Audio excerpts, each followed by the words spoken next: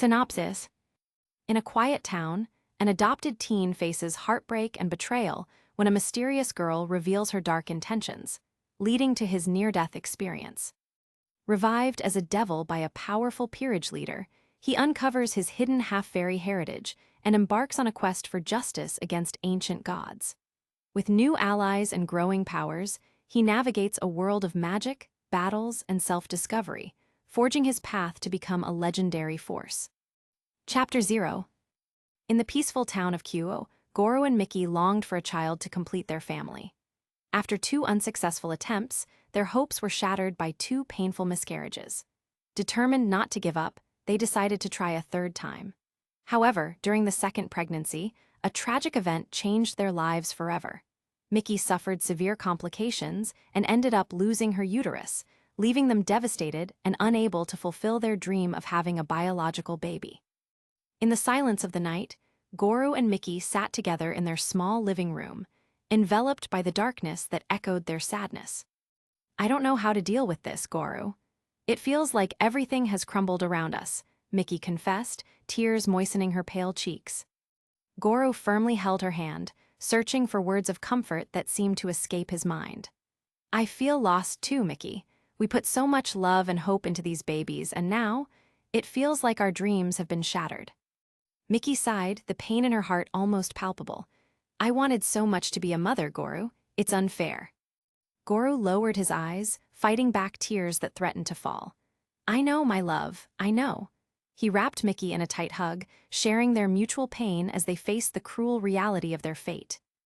Knock, knock, knock. Goro and Miki exchanged confused looks, surprised by the unexpected sound at that hour of the night. Goro slowly stood up, with Miki gripping his hand anxiously as he headed to the door. Goro cautiously opened the door, finding a carefully placed basket on the ground. His heart raced when he saw the sleeping baby inside, wrapped in soft blankets. Beside the basket, there was a letter with the word Kaito written in delicate letters. Miki approached in disbelief, holding the letter with trembling hands. She opened the envelope and began to read, her eyes filling with tears as the words touched her heart. "Goro, look," exclaimed Miki, her voice choked with emotion. "It's a letter from the baby's parents. They can't take care of him and want us to adopt him." Goro was speechless, his eyes fixed on the innocent face of the baby. A ray of hope broke through the darkness of their despair, filling their hearts with a new promise of love and family. With tears of happiness streaming down their faces, Goro and Miki knelt beside the basket, gently stroking the baby who was now theirs. In the silent night, a new journey of love and hope began for Goro and Miki's family, with little Kaito as their precious treasure. 16 years later. Q Academy. Kaito stood before Nanami, a beautiful schoolgirl, his heart pounding as he tried to gather the courage to express his feelings. "Nanami, there's something I need to tell you," Kaito began, feeling heat rise in his cheeks. Nanami looked at him with curiosity, her brown eyes shining with interest. "What is it, Kaito? You seem nervous." Kaito took a deep breath, gathering his determination. "I've liked you for a while now, Nanami. I know it might seem sudden, but I can't get you out of my head. I was wondering if you'd like to go out with me. Maybe, on a date." Nanami couldn't help but let out an adorable giggle at Kaito's confession. She placed a gentle hand on his shoulder and smiled tenderly. "Oh, Kaito, you're so sweet," she began, her smile lighting up her face. "But you're just an ordinary boy like all the others. Don't bother me, but with your crazy dreams, my heart already belongs to someone else." Kaito felt a knot form in his throat as he heard Nanami's words. He wondered why she accepted the chocolates he brought if she had no interest in him. So you just like the chocolates?" he asked, struggling to maintain his composure. Nanami shrugged nonchalantly, her playful smile never leaving her face. "Of course not, Kaito. I like sweets. And you're a good little puppy, bringing more to me. Keep it up, and maybe I'll consider teaching you some tricks." She let out a giggle, leaving Kaito feeling more downhearted than ever. He watched as she walked away, wondering how his hopes could have been so easily shattered. Kaito was desolate, feeling as if he had been hit by a truck. He tried to gather what little dignity he had left and murmured to himself, "Good little puppy, tricks." However, a familiar voice interrupted him. It was his childhood friend, Hiro, who appeared by his side with a sympathetic smile. "Hey man, are you okay?" asked Hiro, placing a comforting hand on his shoulder. Kaido sighed, shaking his head. "Not really. I just got rejected, Hiro. She only sees me as a chocolate supplier, apparently." "And who told you that?" Hiro asked, raising an eyebrow curiously. Nanami," Kaido replied, still feeling a bit shaken. "You're lucky, man," Hiro responded with a smile. "Lucky? I don't get it," said Kaido, frowning. "You really don't know?" Hiro asked, raising an eyebrow curiously. "I have no idea," admitted Kaido, shaking his head perplexedly.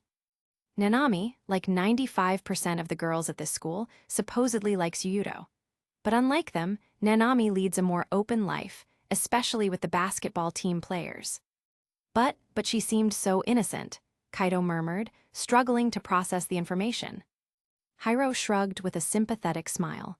"Sometimes, people aren't what they seem, Kaido, and hey, at least now you know the truth, right? Better than feeding false hopes." Kaido nodded, still feeling a bit dazed. He looked towards where Nanami had disappeared, wondering how he could have been so naive. "You're right, Hiro. Thanks for telling me," he said, forcing a smile. Hiro gave Kaido an encouraging pat on the shoulder. "No problem, man. Now, how about we go grab a drink and forget this mess?" Kaido agreed, grateful to have a friend like Hiro by his side. Chapter 1. As Kaido and Hiro returned to the classroom after the break, they found their classmates already taking their seats, some still chatting animatedly. Among them were Ayumi, an outgoing girl with long black hair, and Ren, an athletic guy with a captivating smile. The room was filled with laughter and lively conversations, but the teacher had not yet arrived. Some students were flipping through their notebooks, while others exchanged jokes and gossip. Kaido felt a chill run down his spine when he noticed some students pointing at him and laughing. He exchanged worried looks with Hiro, wondering about the reason for the sudden attention. "What's going on?" Kaido whispered to Hiro, his tone laden with apprehension. Hiro shrugged, sharing his friend's confusion. "No idea, man. Maybe it's best to ignore it and hope it's just some misunderstanding." Kaido nodded, though he still felt uncomfortable about the situation.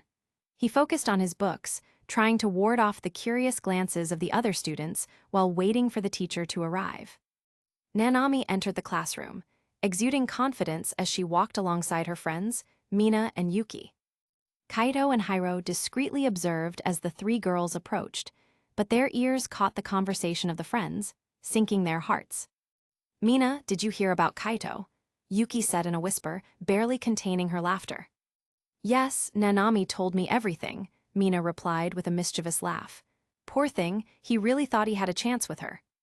Nanami let out a soft laugh, her eyes dancing with amusement. "Poor Kaido. I really didn't know he took that whole chocolate thing seriously. I guess he was looking for some kind of attention." "A frog wanting to eat swan meat," Yuki added with a laugh, as the friends shared a moment of fun. Kaido felt his face burn with shame as he heard Nanami's words. He wondered how she could be so cruel, revealing his confession to the entire classroom. Hiro placed a comforting hand on Kaido's shoulder, noticing how uncomfortable he was with the situation. "Hey, don't worry about it, man.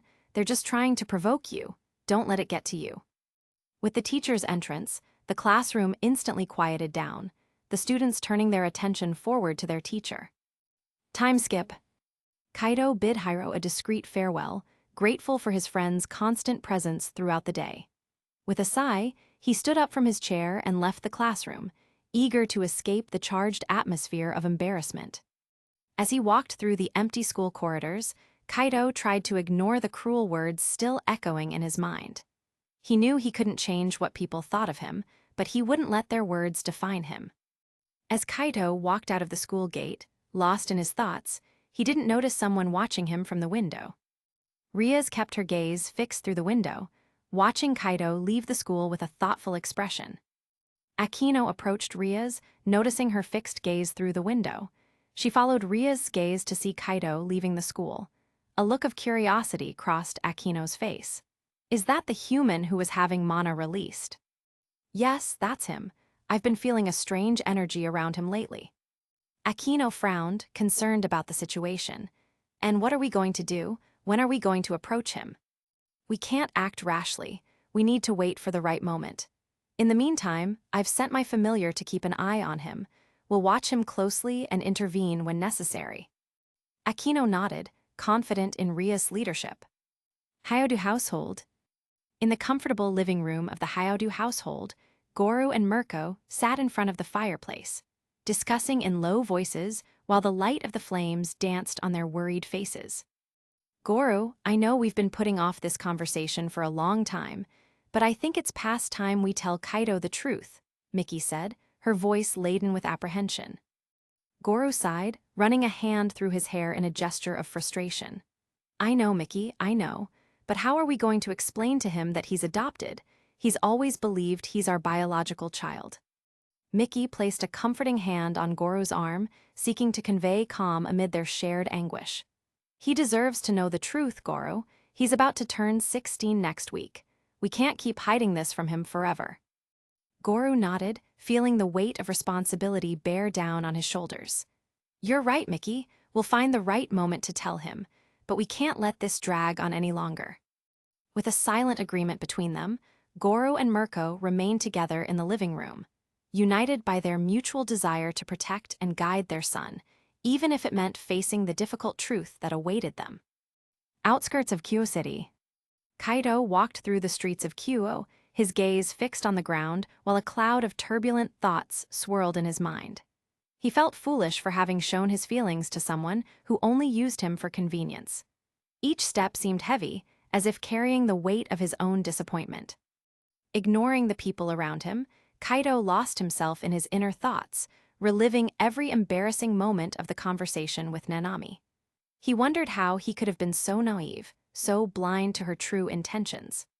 Suddenly, a gentle voice interrupted his thoughts, causing him to stop in the middle of the street. He looked up, finding the kind eyes of a girl staring at him with compassion. Are you okay? The girl asked, her voice soft and concerned, cutting through the silence around them. Kaido blinked a few times, surprised by the unexpected encounter. He shook his head, trying to shake off the shadows of his thoughts as he tried to compose himself. I'm fine, thank you, he replied, his voice slightly hoarse from contained emotion. My name is Yuma Amano, she said, her voice soft and warm. I'm sorry for intruding, but I've been admiring you from a distance for a while. You have? Kaido asked, his eyes meeting hers in search of confirmation. Yuma nodded, a slight blush coloring her cheeks.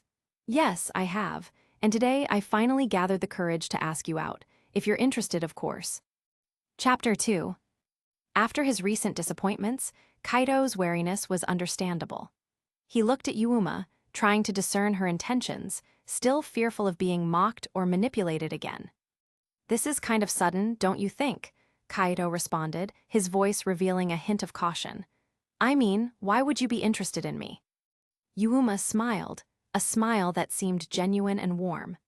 I know it might seem strange, but I've always seen you as someone special, Kaido.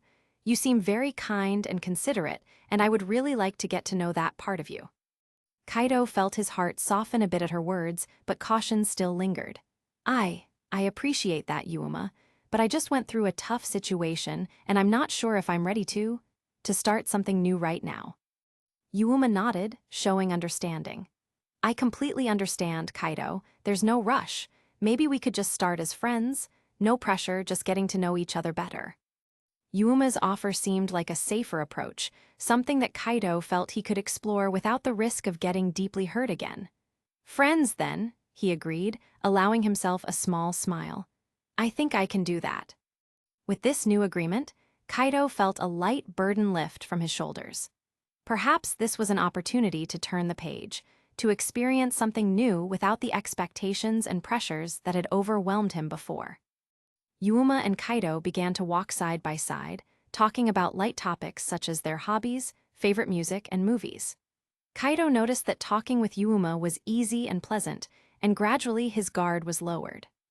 After a relaxed stroll through the park, the conversation between Kaido and Yuma naturally flowed, covering topics from their favorite TV series to dreams for the future.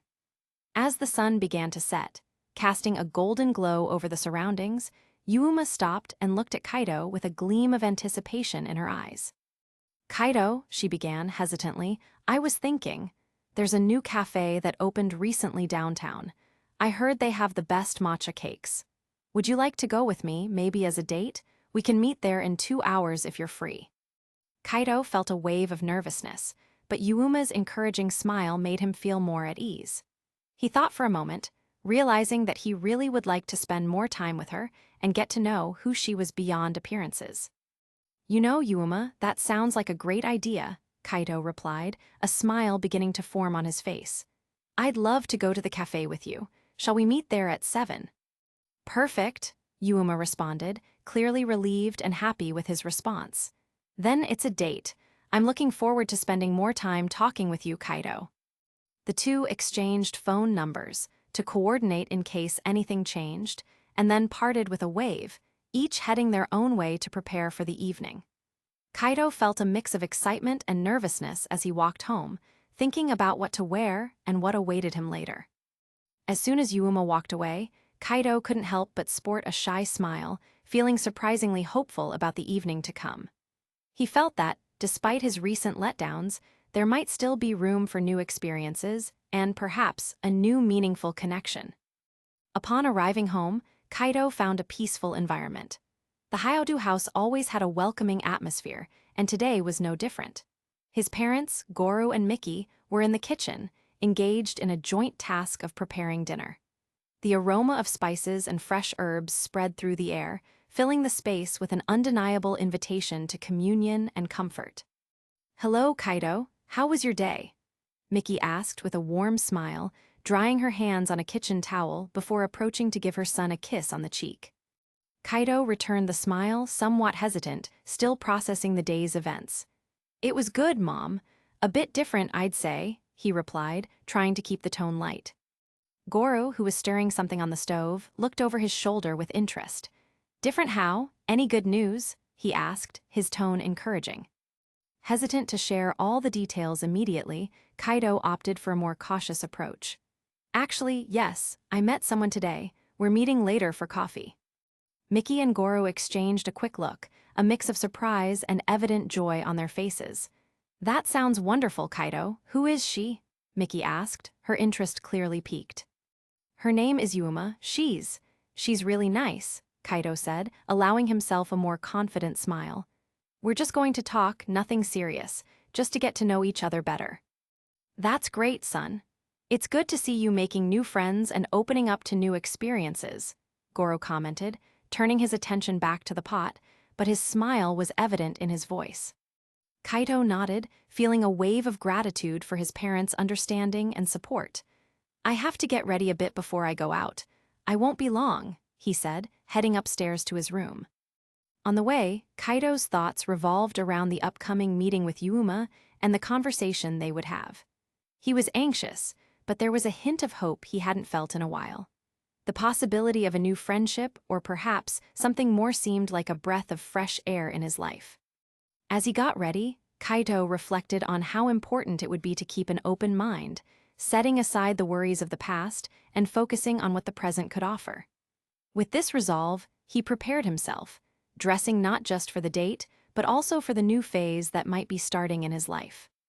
After Kaido went upstairs, Goro and Miki exchanged a significant look, both recognizing the importance of the moment their son was about to experience. With a discreet gesture, Goro led Miki to the living room, where they could talk more privately, away from Kaido's ears. Sitting on the couch, Miki took a deep breath, the concern etching her face. "Goro, do you think we should tell him about the truth now? He seems to be starting something new, something that could really be good for him." Goro ran his hand through his hair, visibly torn by the situation. "I know, Miki, it's something we need to do, but I don't want it to affect what he's building. He seems so hopeful, so happy with this new friendship, or maybe something more." Miki nodded, her eyes reflecting the same doubt and concern. "Yes, I felt that too. Kaido needs this time, this chance to explore this new relationship without the weight of our secret. Maybe it's better to wait a little longer, to give him this space to breathe and be happy." Goro agreed, taking Miki's hand in his. Let's give him that time. When it seems right, and when he's more settled, we can tell him everything. For now, the support we can offer is to let him live this moment without more complications. Mickey sighed, relieved by the decision. You're right, Goro. It's the best we can do for him now. He's been dealing with so much lately, and seeing that smile again, it means everything to us. Goro offered a half smile, squeezing Mickey's hand. Let's protect that smile, no matter what. And when the time comes, we'll be here to help him face anything. With the decision made, the couple remained in the living room, immersed in a comfortable silence. Both knew that the future would bring challenges and revelations, but for now, they chose to focus on Kaido's present happiness, allowing him the chance to discover the world and relationships for himself, without the burden of family secrets. Chapter 3. In the dim light of an abandoned church, where the echo of footsteps resonated between peeling walls and shattered stained glass, Yuuma was gathered with two other girls, Midelt and Calawarner. The atmosphere was charged, not only by the abandonment of the place, but by the malevolence that permeated the trio's conversation. Yuuma, whose face reflected a mix of cruel amusement and anticipation, exchanged complicit glances with her companions. You should have seen his face, thinking he had a chance. It's hilarious how pathetic these humans can be, she mocked, a cold laugh escaping her lips. Midelt, the youngest and most impetuous of the group, rolled her eyes with disdain. Dressed in an outfit that blended Gothic style with provocative touches, she twirled a strand of her blonde hair while laughing. Ugly and pathetic, yes. It's amazing how easily he fell into our trap. I can't wait to see the despair on his face when he realizes it was all a game for us. Calawarner, whose presence was marked by an air of authority and maturity, nodded, her blue hair almost luminous under the faint light that seeped through the broken window. Human naivety never ceases to amaze me. They cling to any crumb of affection as if it were their salvation. Yuuma smiled maliciously, her eyes shining with a sinister glow. I will relish mocking him before ending it all. The expression on his face will be the cherry on top. It will be delicious fun. The three laughed among themselves, sharing a moment of disdain and anticipation for the suffering they planned to inflict. In this abandoned church, the trio plotted not just the humiliation, but the tragic end of Kaido, feeding off the cruelty that seemed rooted in their beings. The plan was clear. Lure Kaido into a trap under the guise of an innocent date, and then reveal their true cruel nature, reveling in his pain before delivering him to a grim fate. In this godforsaken setting, Yuuma, Midelt, and Calawarner wove their dark web, ready for the next act of their perverse game. Occult Research Club. In the somewhat calmer and brighter environment of the Occult Research Club, Ria's Gremory and her vice president, Akino Haimjima, were engaged in a serious discussion. Akino, my familiar, saw Kaido setting up a date with Yuuma, whom we believe to be a fallen angel. Akino, whose demeanor always reflected a mix of calm and authority, slightly furrowed her brow upon hearing the report. Fallen angels, she murmured with a slight expression of disgust. What do you plan to do? I've sent my familiar to closely observe and intervene if necessary. She has taken a human form and will stay near Kaido's house. Additionally, she will deliver a pamphlet from the House of Gremory. And when is the meeting? Asked Akino. At 7, we have only an hour and a half left. Riaz checked the clock, feeling the pressure of time. The conversation took a more serious tone as Akino questioned the ethics of the plan. Riaz, this plan, are we really going ahead with it, allowing Kaido to face mortal danger only to then bring him back as a devil? Riaz took a deep breath, her face showing the reluctance and internal conflict she felt. I know how it sounds, Akino, and I would never consider this option under normal circumstances. She paused, her gaze distant, reflecting the weight of her responsibilities. But I'm desperate. I'm being pressured into a marriage contract that I don't want, which could alter the course of my life and our peerage in ways I cannot accept. Akino listened attentively, understanding better the complicated situation of her friend and leader.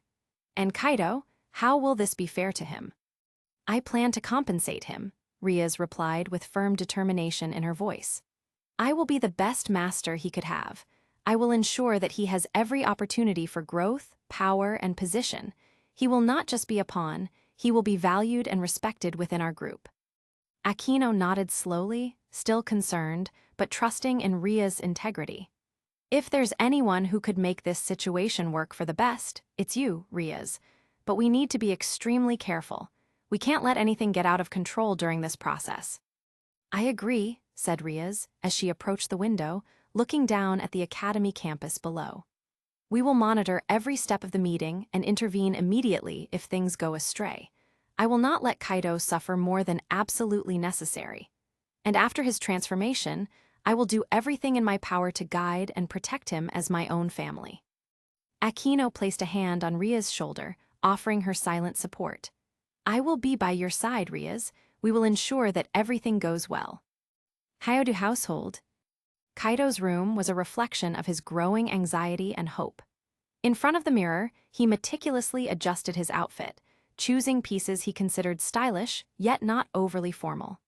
The young man was visibly excited, with a gleam of expectation in his eyes, which rarely manifested. Kaido had chosen a light-colored button-down shirt and dark jeans, a balance between casual and neat, suitable for a nighttime cafe. He ran his hands through his hair, trying to style it as best as possible, occasionally casting anxious glances at the clock. Each minute that passed, the reality that he really had a date with Yuma seemed to become more tangible. As he got ready, his thoughts soared. He remembered every smile Yuma had given him and every look they had exchanged. It was hard to believe that, after the disaster with Nanami, someone as impressive as Yuma could be interested in him. He couldn't help but compare. Yuma is really prettier than Nanami, he thought, and seems to be much kinder too. Optimism blossomed in his heart. For the first time in a long time, Kaido felt that his luck was finally changing. He sketched a smile as he imagined what the date would be like, what they would talk about, and how far it could lead them. Maybe, just maybe, he could really start to hope that not just the night, but his entire love life was taking a turn for the better. With one last look in the mirror, Kaido gave a slight smile of approval to his reflected image. He felt good, confident, and most importantly, happy. Chapter 4. Kaido, still in front of the mirror, picked up his cell phone with slightly trembling hands, excitement mixed with nervousness as he typed a message to Yuma. He wanted to confirm their meeting, ensuring everything was as planned. Kaido, hi Yuma. Just wanted to confirm, we're meeting at the cafe at 7 p.m., right? He hesitated for a moment before sending the message, his finger hovering over the send button. Taking a deep breath to calm his nerves, he finally pressed send and placed his phone on the table, anxiously awaiting a response. The seconds seemed to stretch into minutes. Almost immediately, the phone vibrated with a new message, making his heart jump. It was Yuma, and the quickness of the reply only served to heighten his pleasant nervousness. Yuma, yes. But how about we meet a little earlier at the park near the cafe? We can take a walk while we talk before getting something to drink. Kaido read the message a few times, a smile forming on his face. The idea of spending more time with her, even just walking, seemed perfect. Kaido, great idea, I'll be there. Can't wait to see you. He sent the message with a growing sense of anticipation. Messaging Yuma was easy, natural, and each of her responses increased his excitement for the evening. Kaido imagined their walk through the park, the tranquil setting, and the conversation flowing freely, away from the noise and pressure of a busy cafe. Quickly gathering his things, he grabbed his wallet, keys, and made sure he had everything he needed for the date. Giving himself one last look in the mirror, he adjusted his shirt collar and left his room. Passing through the living room, he quickly informed his parents about the change of plans. I'm meeting Yuma at the park before the cafe, he said, trying to contain the excitement in his voice. Be careful and have fun, Kaido, Mickey replied, giving him an encouraging smile. Goru, noticing the sparkle of enthusiasm on his son's face, called him back as Kaido was almost out the door. Kaido, wait a second, he said, getting up from the sofa and walking towards a small drawer in the living room. Kaido turned around, curious, watching as his father opened the drawer and took out some cash. Here, take this with you. Just in case you guys decide to do something extra, Goru explained, extending the money towards Kaido. Oh no, Dad, it's okay. I have enough money with me. Kaido began to refuse, shaking his head as he stepped back, the hesitation clear in his voice. However, Goro insisted, pushing the money a bit more towards Kaido. I insist, son. I don't want you to worry about anything other than having a good night. Plus, you never know when a little extra might come in handy. Kaido looked at the money, then at his father's serious face, and understood that refusing again might seem disrespectful. With a slight sigh, he reached out and took the money, folding it carefully and putting it in his pocket. All right, Dad, thank you, he said, a grateful smile forming on his face. Have fun, and remember, your mother and I are here if you need anything, Goro added, giving Kaido a light pat on the shoulder. Kaido nodded, feeling a mix of gratitude and relief. I will, don't worry, see you later. With those words, he headed for the door, feeling a bit more secure with his parents' unconditional support. Kaido opened the door, the fresh night air welcoming him as he took his first steps towards meeting Yuma. The twilight gave the landscape a golden hue, and he felt invigorated, ready for whatever the night might bring. As he closed the door behind him, a figure caught his attention. Before him, a girl with brown hair and a serene expression was handing out flyers on the sidewalk.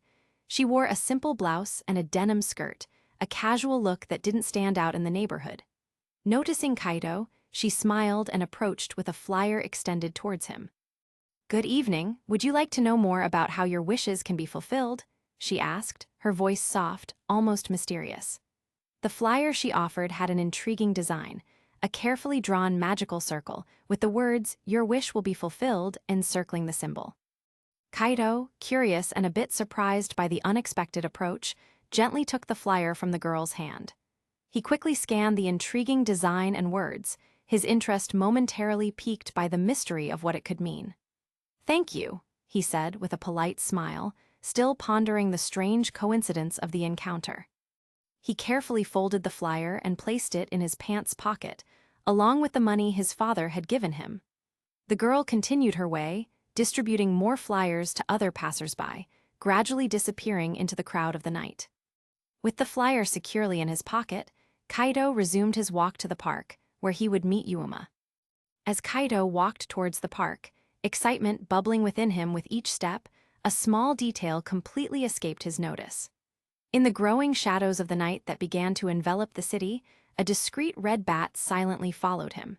Its movements were almost imperceptible, a mere fleeting shadow in the corners of the eyes of those who might notice it. The bat, with its deep red fur and eyes that seemed to absorb the dim light of the street lamps, was not a common animal.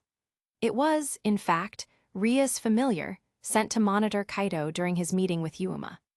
Kaido approached the park with a pounding heart, each step charged with a mix of nervousness and anticipation. The twilight light gave the park an almost magical air, with the shadows of the trees dancing gently in the night breeze. As he entered the park, his eyes eagerly sought out Yuma's figure. There she was, near the entrance to the park, dressed casually in a simple blouse and jeans, which enhanced her natural beauty. Her hair was loose, gently swaying in the breeze, and when she saw Kaido approaching, her face lit up with a radiant smile. Hi Kaido, I'm glad you came, Yuma greeted him, her voice sweet echoing in the calm of the park. Kaido, charmed by her smile, felt a wave of relief and happiness. Hi Yuma, I was looking forward to our meeting, he replied, his smile as genuine as hers seemed to be. Inside, Yuma maintained a perfect facade. Despite her charming smile and warm greeting, she felt a deep disdain, viewing Kaido as nothing more than a pawn in her cruel game. However, none of this showed. She was the embodiment of kindness and interest. Shall we? I thought we could start with a walk. It's such a beautiful night, Yuma suggested, gesturing towards one of the tree-lined trails in the park. Absolutely, I'd love to, Kaido agreed, and they began to walk side by side. Chapter 5. As Kaido and Yuma walked along the winding paths of the park, the atmosphere was filled with pleasant tranquility. The trees swayed gently in the night breeze, and the distant sound of a water fountain added a relaxing melody to the surroundings. The conversation flowed easily between them, punctuated by laughter and curious glances at each other. Kaido, feeling increasingly comfortable, reached out his hand towards Yuma, who accepted it with a charming smile. They interlaced their fingers, and a comfortable warmth spread through Kaido's heart. He thought to himself that perhaps his luck was really starting to turn around. After enjoying pleasant moments in the park, they decided to go to the cafe that Yuuma had mentioned earlier. The establishment had a cozy atmosphere, with soft lighting and ambient music creating a welcoming space for couples and friends. Seated in a discreet corner, they ordered 2 coffees and continued to talk about everything from favorite movies to future dreams. Kaido was impressed not only with Yuuma's beauty, but also with her sharp mind and sense of humor. Inspired by the pleasant cafe environment, they decided to extend the evening by going to the cinema. They chose a movie that both wanted to see, and during the session, they exchanged glances and smiles whenever a funny or emotional scene occurred. Kaido felt as if he were living a dream, one where he was the protagonist of his own romantic story. After the movie, as they walked through the illuminated city streets, they passed by a jewelry store that displayed a collection of charming accessories. Something in the window caught Kaido's attention, a delicate silver bracelet with small crystals that sparkled under the light. He looked at Yuuma, whose eyes also seemed captivated by the shimmer of the crystals. "Would you like to go in and take a look?" Kaido asked, and Yuuma nodded in agreement. Inside the store, they admired various pieces until Kaido decided to buy the bracelet for Yuuma as a gift. "To remember this night," he said as he paid at the cashier. Yuuma accepted the gift with a smile, but for a brief moment, when Kaido turned to put his wallet back in his pocket, her smile gave way to a look of disdain. She quickly adjusted her expression back to one of gratitude before Kaido could notice. As she put the bracelet on her wrist, Yuuma returned to being the enchanting companion of the evening. As the night progressed, Kaido reflected on how everything seemed perfect.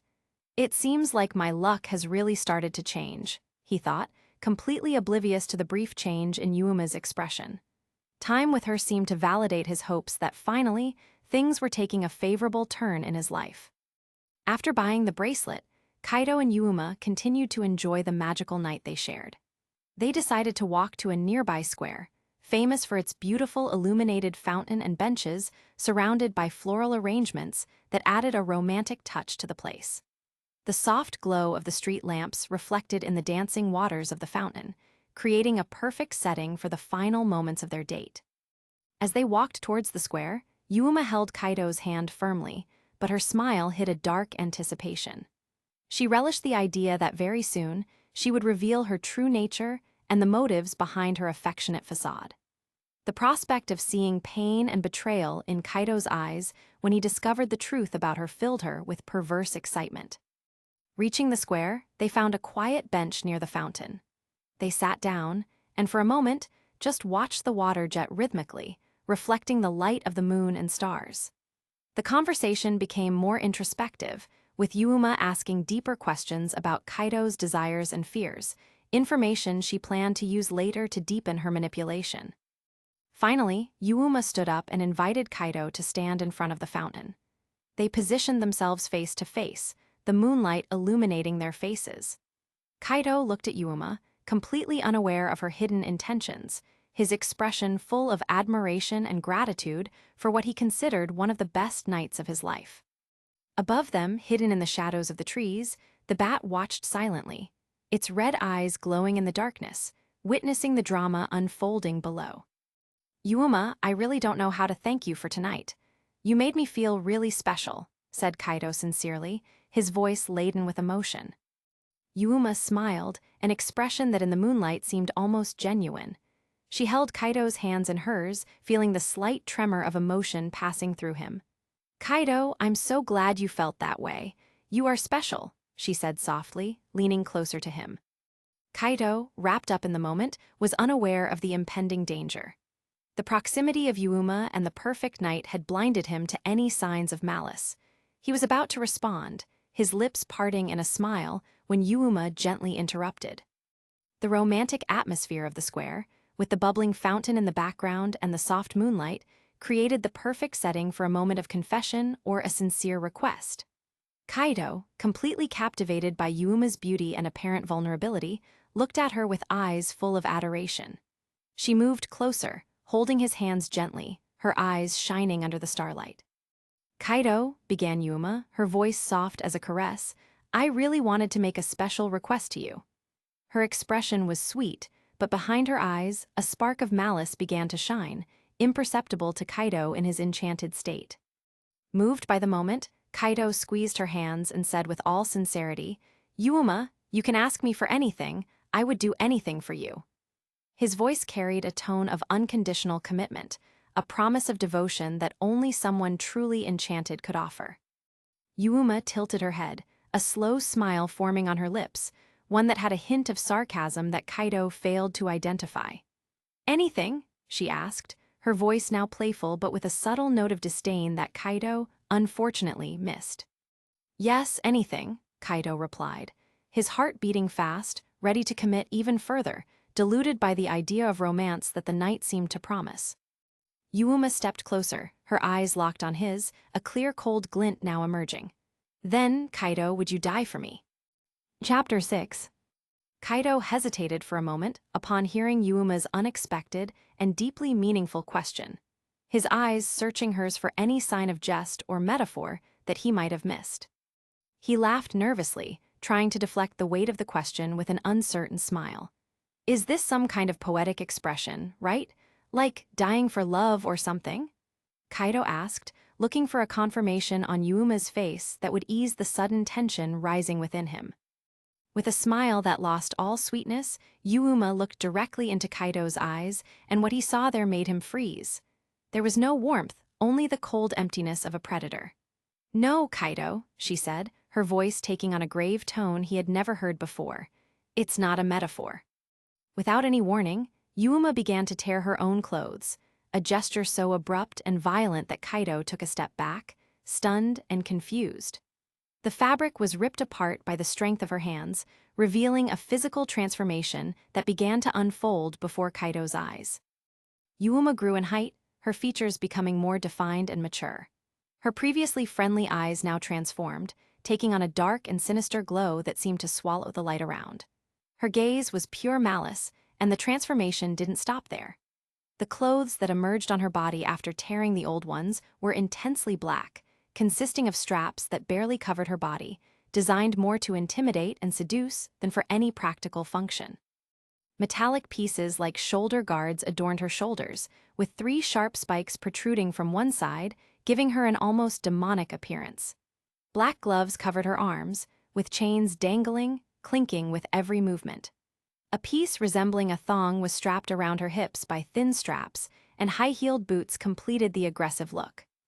Then, with one last dramatic flourish, a pair of black wings unfolded from her back, flapping once in the air and sending a gust of wind that made the surrounding leaves flutter. Kaido, completely astonished and now terrified, could barely form words. Yuma, what? Who are you? With a cruel smile, Yuma replied, her voice now imbued with a new dark power. I am a fallen angel. With a fluid and gracefully predatory motion, Yuma raised one hand to the night sky. The darkness around seemed to condense, forming a spear made of pure light, bright and blinding. Kaido, unable to withstand the light's intensity, raised his arms to cover his eyes, a futile gesture to protect himself from a power he knew to be lethal. I was going to tell you my true name, said Yuma, her cold voice cutting through the night breeze, but a failure like you does not deserve to know. The coldness in her words was as harsh as the weapon she wielded. Without hesitation, Yuma threw the spear of light towards Kaido. He barely had time to lower his arms before feeling the brutal impact against his abdomen. The sharp tip of the spear pierced his skin, muscles, and bones with terrifying ease, and pain exploded in his body like 1,000 burning suns. Kaido fell to his knees, his hands clutching the wound in a vain attempt to stem the bleeding that now stained his clothes and spread across the cold ground of the square. The shock of betrayal mixed with physical agony, leaving his mind in a whirlwind of despair and anger. Cursed life, cursed girl, he thought, as the metallic taste of blood invaded his mouth. If I survive this, I swear I'll take revenge on every person who ever wronged me. Each breath was a struggle, and his thoughts became increasingly blurred and distant. Yuma watched Kaido with disdain, her wings still open in a gesture of absolute power.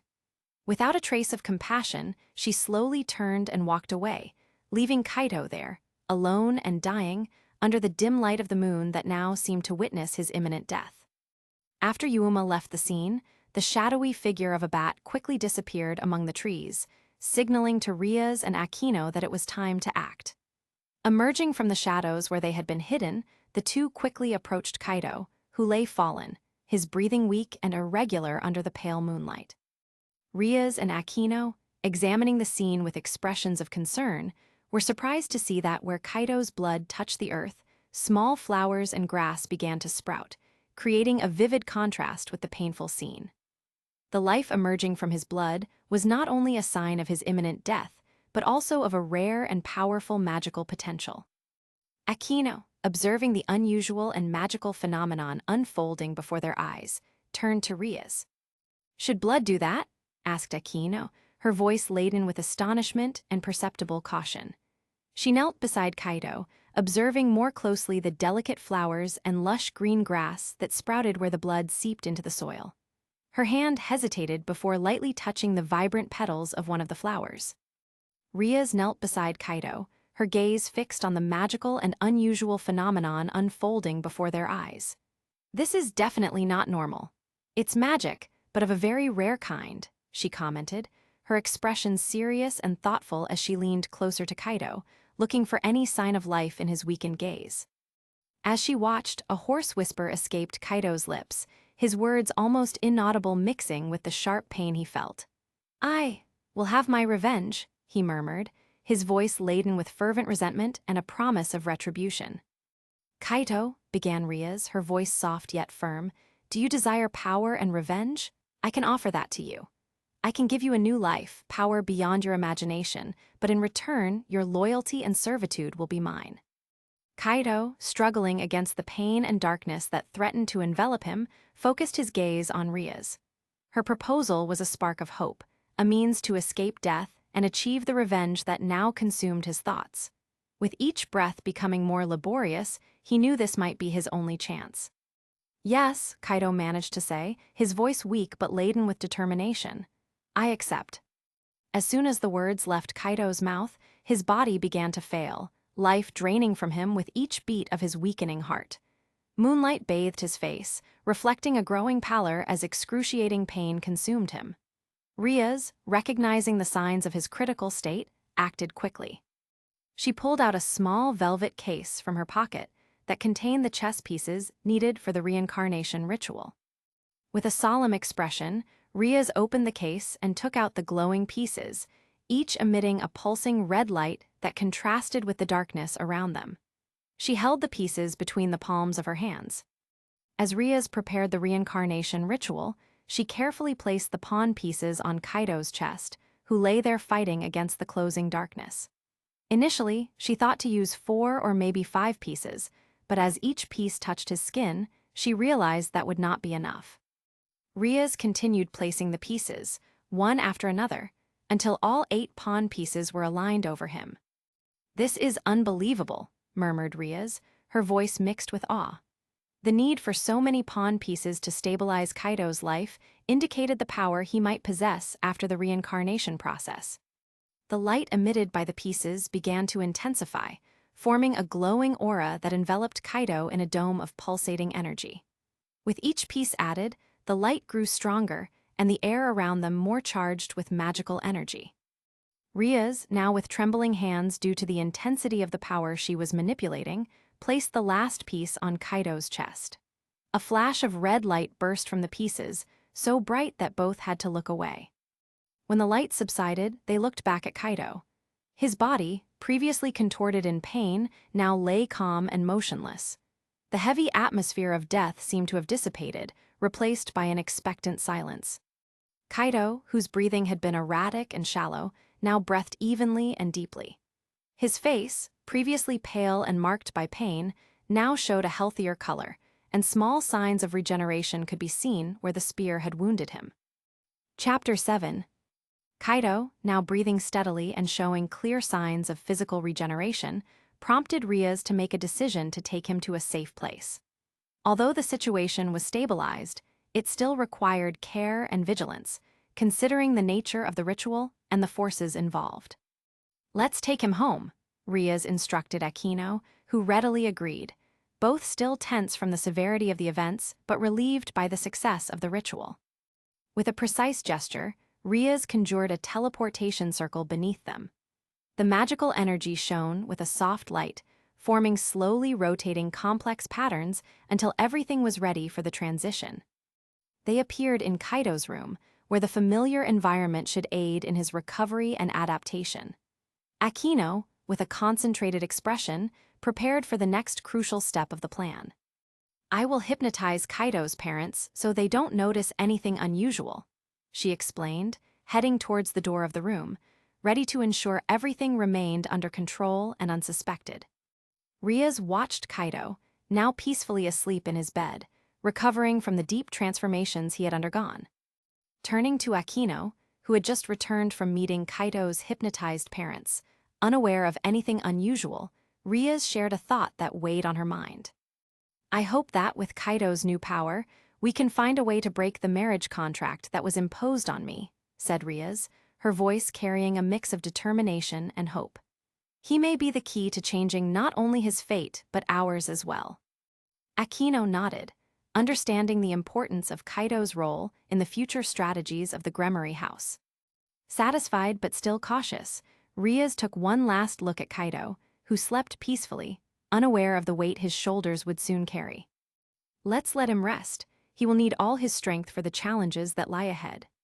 With one last glance around to ensure everything was in order, Riaz and Aquino left Kaido's room, softly closing the door behind them. As Riaz and Aquino left Kaido to rest, the magic still pulsed around the room, weaving more changes into the newly transformed devil. Unbeknownst to anyone else, within Kaido's subconscious, a completely different scenario was unfolding, marked by a significant revelation. In Kaido's dream world, he found himself in a place that seemed like it was from a painting. A peaceful grove, with a crystal-clear lake reflecting the soft light of a full moon, tall trees gently swaying in the wind, and peaceful animals wandering without fear.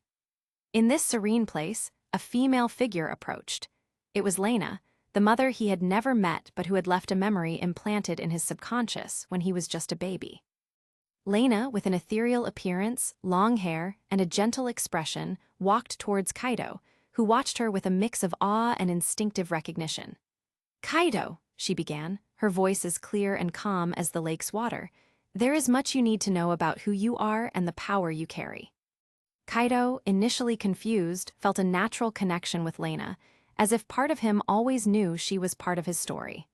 "Mother?" he asked timidly, still unsure how to proceed. "Yes, my dear," Lena replied with a sad but loving smile. "I left you to protect you from forces that not even I could control. But now, you have grown, and it is time for you to understand your true heritage and the responsibilities it brings." She reached out and, touching Kaido's forehead, images and knowledge began to flow into him, memories of his true origin, the meaning of his transformation, and the role he was destined to play. Kaido saw glimpses of ancient magics, battles between beings of immense power. Kaido, absorbing the avalanche of information, felt a piece fit into the puzzle of his own identity. "Am I a fairy?" "Half human, half fairy," Lena corrected with a tender smile, explaining that while his father was human, she herself was a fairy. "Then let me guess," Kaido began, trying to piece together what his mother was telling him. When a human and a fairy got together, both sides didn't agree with this union and went to war. No, the humans didn't know I was a fairy, and the fairies had no law against involving themselves with humans. Then why? Kaido insisted. "Dear, there are many things that still need to be explained, but for now, focus on your path and the strength you possess. And yes, we have always loved you, and I wanted to be here to personally wish you a happy 16th birthday," she said, her voice laden with emotion. "It's in a few days, but thank you. Just don't try to change the subject. Please tell me, what happened that you needed to leave me at the door of a stranger's house when I was just a baby?" Kaido insisted, his voice showing a mix of resolution and vulnerability. Lena looked surprised to hear Kaido mention that he had not yet turned 16.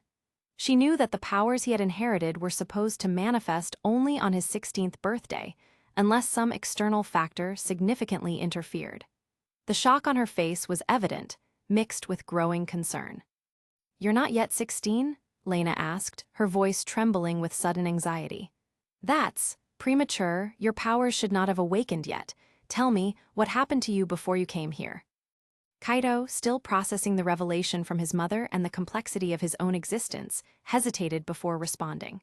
I was on a date," he began, his mind spinning as he tried to recall every detail that might be relevant. "It was going well, until the girl I was with turned into something terrible.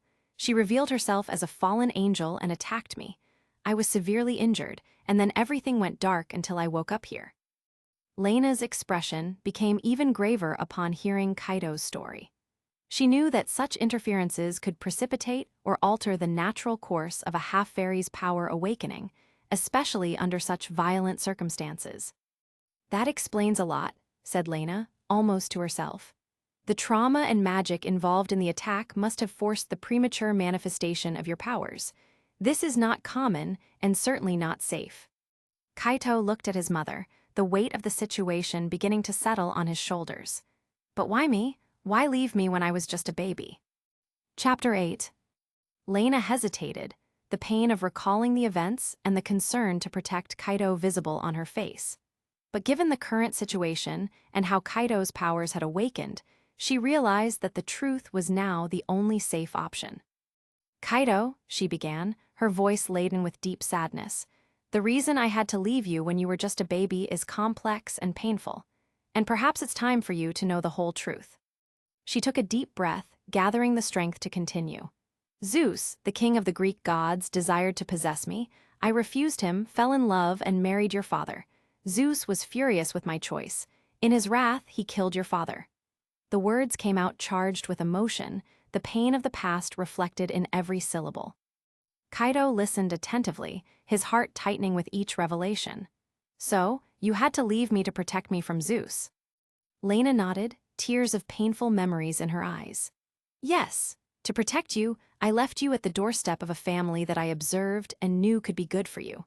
I knocked on the door and performed a ritual that passed all my magical power to you. Without magical power, a fairy cannot survive, and that is how I died." Kaito felt a lump in his throat. The pain of knowing his mother had sacrificed her life to save him was overwhelming. "So you are just a memory now?"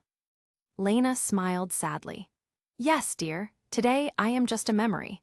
And soon, even this memory will disappear. I wanted you to know that I have always loved you, and everything I did was to ensure that you had a chance to live." Kaito, with tears streaming down his face, looked at his mother with a mix of gratitude and sadness. "Mother, I don't know what to say." "You don't need to say anything, Kaito, just live. Use the powers I passed on to you wisely and justly. Be strong and courageous.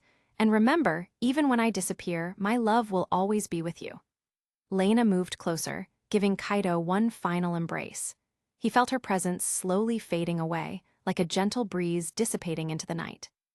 "I love you, Kaito," were Lena's last words before she completely disappeared, leaving Kaito alone in his dream world, but now with a new determination and renewed purpose. Awakening in the real world, Kaito opened his eyes, feeling stronger and more aware than ever before. He knew he had a new life ahead, full of challenges and responsibilities, but also possibilities and power. He promised himself that he would honor his mother's sacrifice, using his powers to protect those he loved. Kaito lay in his bed, his eyes fixed on the ceiling as his mind processed the avalanche of information and emotions he had just experienced. The memories of his life as a human and the revelations about his true heritage as a half-fairy intertwined in a whirlwind of thoughts and feelings. He mentally revisited the most important moments of his human life.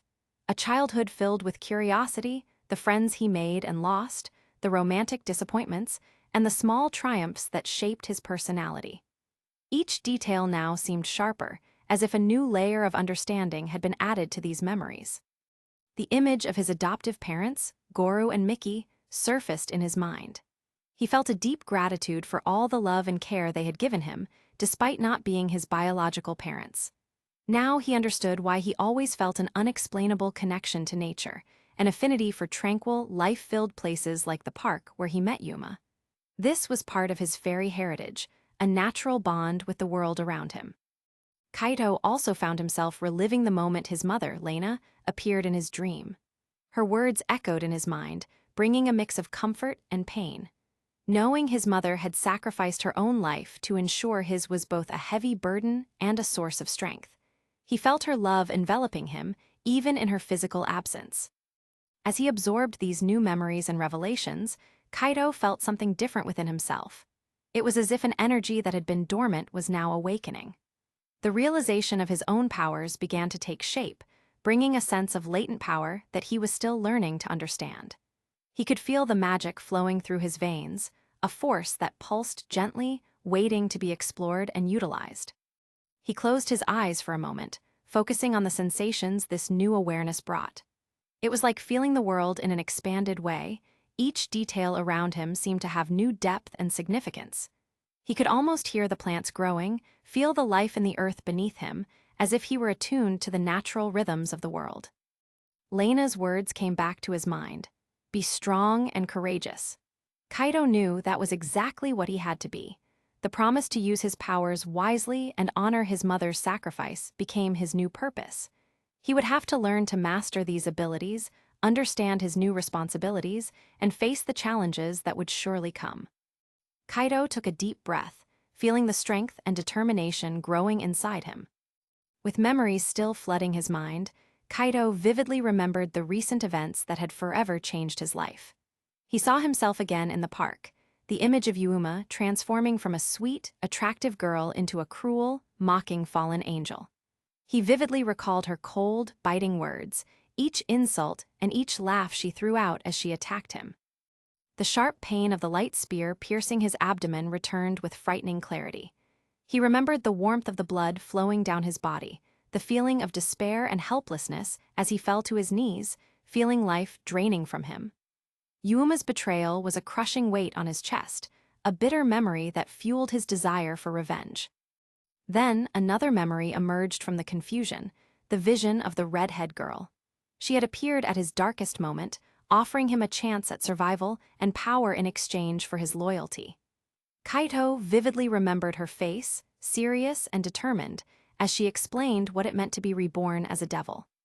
Her words still echoed in his mind. I will be the best master he could have. I will ensure that he has every opportunity for growth, power, and position. He recalled the agreement he had made with her, the promise to serve and learn under her tutelage in exchange for the life he now possessed.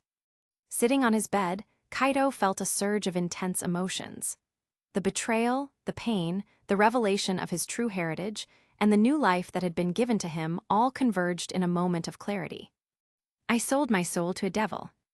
Chapter 9. I sold my soul to a devil. Knock, knock, knock. Kaito, can you talk a little quieter? Your dad is sleeping.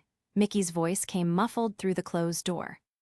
Kaito immediately stopped talking, feeling a touch of embarrassment for disturbing the tranquility of the house. Sorry, Mom, he responded, trying to control the emotion in his voice. From the other side of the door, Mickey sighed, her concern evident. It's okay, dear, just try to get some rest too, okay? Yes, Mom, I'll try, Kaito replied, his voice now calmer and more controlled. He heard Mickey walk away from the door, and a comforting silence took over the room. Kaito took a deep breath, trying to calm the internal storm of thoughts. That girl who made the deal with me? She's from my school. The most beautiful girl, Ria's Gremory. Is she really a devil? I need to go early to find out. Determined, he got up from the bed and walked to the bedroom door, trying to make as little noise as possible. He slowly opened the door and peered through the hallway, making sure his parents were not around. He walked to the bathroom, opened the door, and entered. He turned on the light and closed the door behind him, approaching the mirror above the sink. As he raised his head and looked at himself in the mirror, he froze, surprised. The reflection in the mirror showed a Kaito he barely recognized. His skin was paler, almost ethereal, and his eyes glowed with an otherworldly intensity.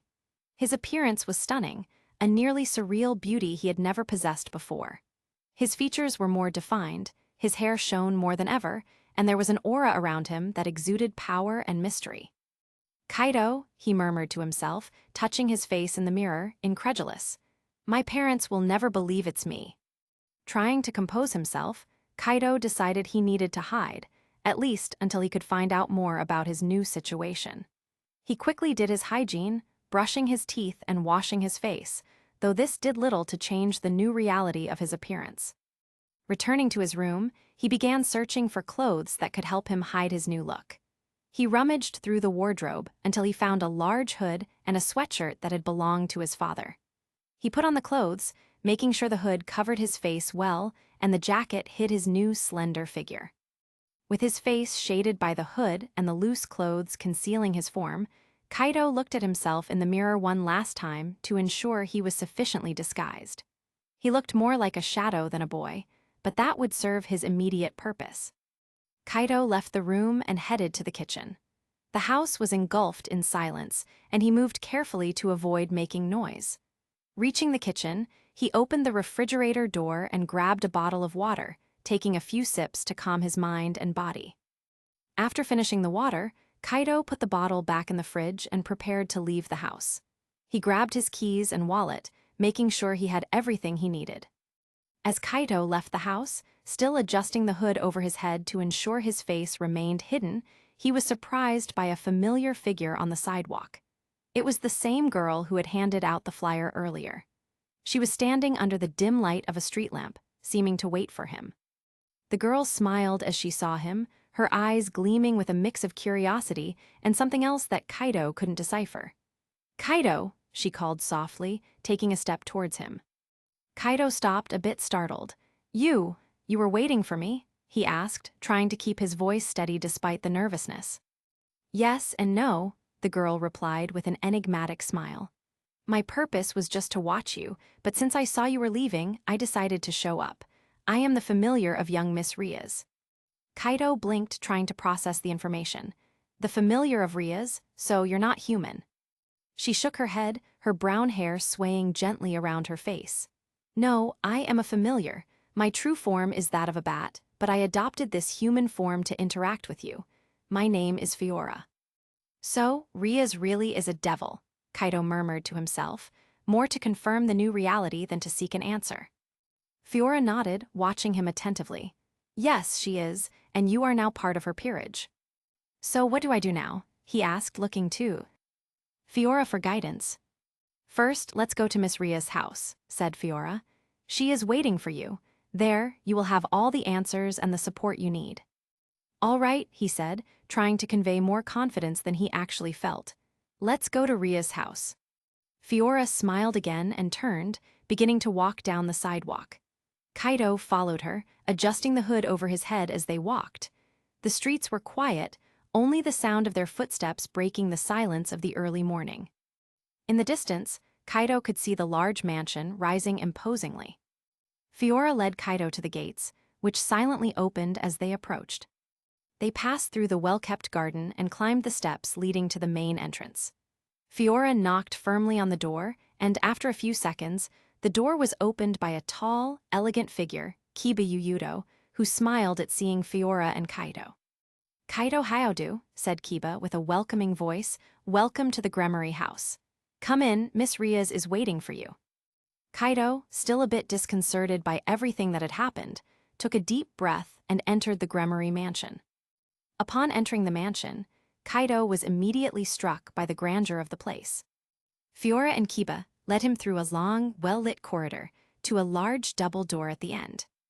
Kiba pushed one of the doors open, revealing a spacious living room where Ria's Gremory was seated on a leather sofa. She stood up as she saw Kaido enter, a welcoming smile on her lips, but with a serious and attentive look in her eyes. "Kaido," Rias began, her voice calm but firm, "I'm glad you decided to come here. We have a lot to discuss." Kaido nodded, removing his hood and revealing his new appearance. Chapter 10. Beautiful. That was all Rias said upon seeing Kaido's face, her eyes widening slightly in admiration. Kaido blushed slightly, unaccustomed to receiving such direct compliments. He looked at Rias, still feeling a bit insecure, but comforted by the warm reception. Thank you, he murmured, still a bit surprised by her reaction. I'm still trying to understand all this. Ria's turned as red as her hair upon realizing she had voiced her thoughts aloud. She quickly averted her gaze, trying to regain her composure. I apologize, Kaido. I didn't mean to make you uncomfortable. Kaido gave a small smile, appreciating the sincerity and momentary vulnerability of Ria's. It's okay, Ria's, this is all very new to me. Ria's nodded, still a bit flushed but with a warm smile on her lips. Who knew that behind all that hair you were hiding this face? Kaido was confused. He knew his face hadn't looked like this before. Initially, he thought the transformation had to do with accepting to be Ria's servant, but he soon realized it might be related to him being half-fairy. Ria's, what do you know about me? Kaido asked, the doubt evident in his voice. That you were a human with immense magical power that probably possessed a powerful sacred gear, Ria's responded, watching him intently. But there seems to be more to it, isn't there? Kaido sighed, feeling a bit more comfortable to share his story. Yes, there's much more. To start, I'm adopted. I never knew my biological parents. Ria's looked at him in surprise, but before she could respond, Akino entered the room, carrying a tray with a teapot and some cups. I brought some tea for us, she said with a smile, beginning to serve the cups. Kaido thanked her as he took a cup, feeling the comforting warmth of the tea in his hands. My biological parents were of different species. Akino, who was serving the tea, paused for a moment, her curiosity clearly piqued. Different species? She commented, interested in Kaido's story. Yes, my mother was a fairy and my father was human. I never met them, but I recently found out that I inherited my mother's powers. She sacrificed her own life to protect me. Akino and Ria's exchanged looks, both with expressions of tension. The silence in the room became palpable, the magnitude of Kaido's revelation echoing in the air. Kaido noticed the change in Ria's expression, a mix of concern and something deeper that he couldn't fully decipher. Is there a problem with being half-fairy and being reincarnated as a devil? He asked, feeling a knot forming in his stomach. Ria's hesitated for a moment, exchanging a significant look with Akino before turning back to Kaido. Kaido, there's something you need to know about fairies, she began, her voice serious and laden with sorrow. The fairies were all executed by the gods of the Greek pantheon in a war that occurred almost 16 years ago. Kaido was shocked, his hands trembling slightly as he held the teacup. All the fairies, executed, but why? Ria sighed, the pain evident in her eyes. We're not sure of all the details. What spread was that the fairies had disrespected Zeus, and because of this blasphemy, they were exterminated. It was an act of unparalleled cruelty. Kaido listened attentively, his mind processing the information. He knew the official explanation was a farce. There was no disrespect or blasphemy by the fairies. The real reason was much more personal and dark. Zeus, in his arrogance, couldn't handle the rejection of his mother and decided to destroy everything she represented. Kaido held this information to himself, aware that revealing it now would bring no benefit. The room fell silent again, the weight of the revelation hanging in the air. Rias and Akino watched Kaido, concerned about his reaction and how he would process the information. Kaido finally broke the silence, his voice firm despite the emotional storm he felt. I understand. My mother sacrificed her life to protect me from that fury, and now I've inherited her powers. Rias looked at Kaido with determination, her voice firm but filled with empathy. Kaido, you don't have to be afraid. You are part of my peerage now, and I treat my peerage like a family. I won't let anyone touch a hair on your head. Kaido was surprised by Ria's declaration. As a half-fairy, he had innate abilities, one of which was to instantly know if someone was telling the truth. This was one of the fairy's secrets that Kaido would never reveal. He knew, without a shadow of a doubt, that Rias would keep her promise. Feeling more secure, Kaido decided to change the subject, trying to lighten the tension still lingering in the air. Rias, I heard you mention something about sacred gears earlier. What exactly is a sacred gear? Rias smiled, pleased to see Kaido taking an interest in the world to which he now belonged. A sacred gear is an artifact created by God to grant special powers to humans. There are many different types of sacred gears, each with its own unique abilities. Akino added, as she served more tea to everyone. Sacred gears can vary greatly in terms of power and ability. Some can grant healing abilities, others can enhance physical strength or manipulate elements. They are a fundamental part of the balance of power among humans, angels, demons, and other supernatural races. Kaito absorbed the information, his mind working to understand everything. So, is it possible that I have a sacred gear? If you were a pure-blooded fairy, it would be impossible for you to have a sacred gear. However, since you are half human, there is a possibility. We need to test to confirm. At that moment, Kaneko appeared at the door, her expression calm and serene. Riaz, it's almost time for us to go to school. Riaz nodded, turning back to Kaito. We'll continue this conversation later. We need to get ready for school. Kaito frowned, confused. Why would a devil care about school? Riaz gave a soft laugh. Why not? Besides, it's a great way to observe humans and recruit new members for the peerage. Kaito glanced at his reflection in a nearby mirror and grimaced. But what am I going to do about my appearance? I look very different. Akino smiled gently. Don't worry, Kaito. To all humans, it will be as if you just cut your hair. They won't notice anything unusual. Kaito was relieved but still had one doubt. And my parents, they won't notice either. Akino shook her head. Even your parents won't notice anything different about you. The magic we use ensures that. Kaito sighed with relief. I left my backpack in my room. I need to grab it before we go. Akino approached him, offering to help. I can teach you to use teleportation magic to go to your house and get the backpack. Let's go together. With that, Akino and Kaito prepared for the teleport. Akino began explaining the basic principles of teleportation magic, showing how to concentrate energy and visualize the destination. Kaito, although nervous, followed Akino's instructions, and together, they successfully teleported to Kaito's room. In Kaito's room, he quickly grabbed his backpack, feeling more confident with Akino's guidance.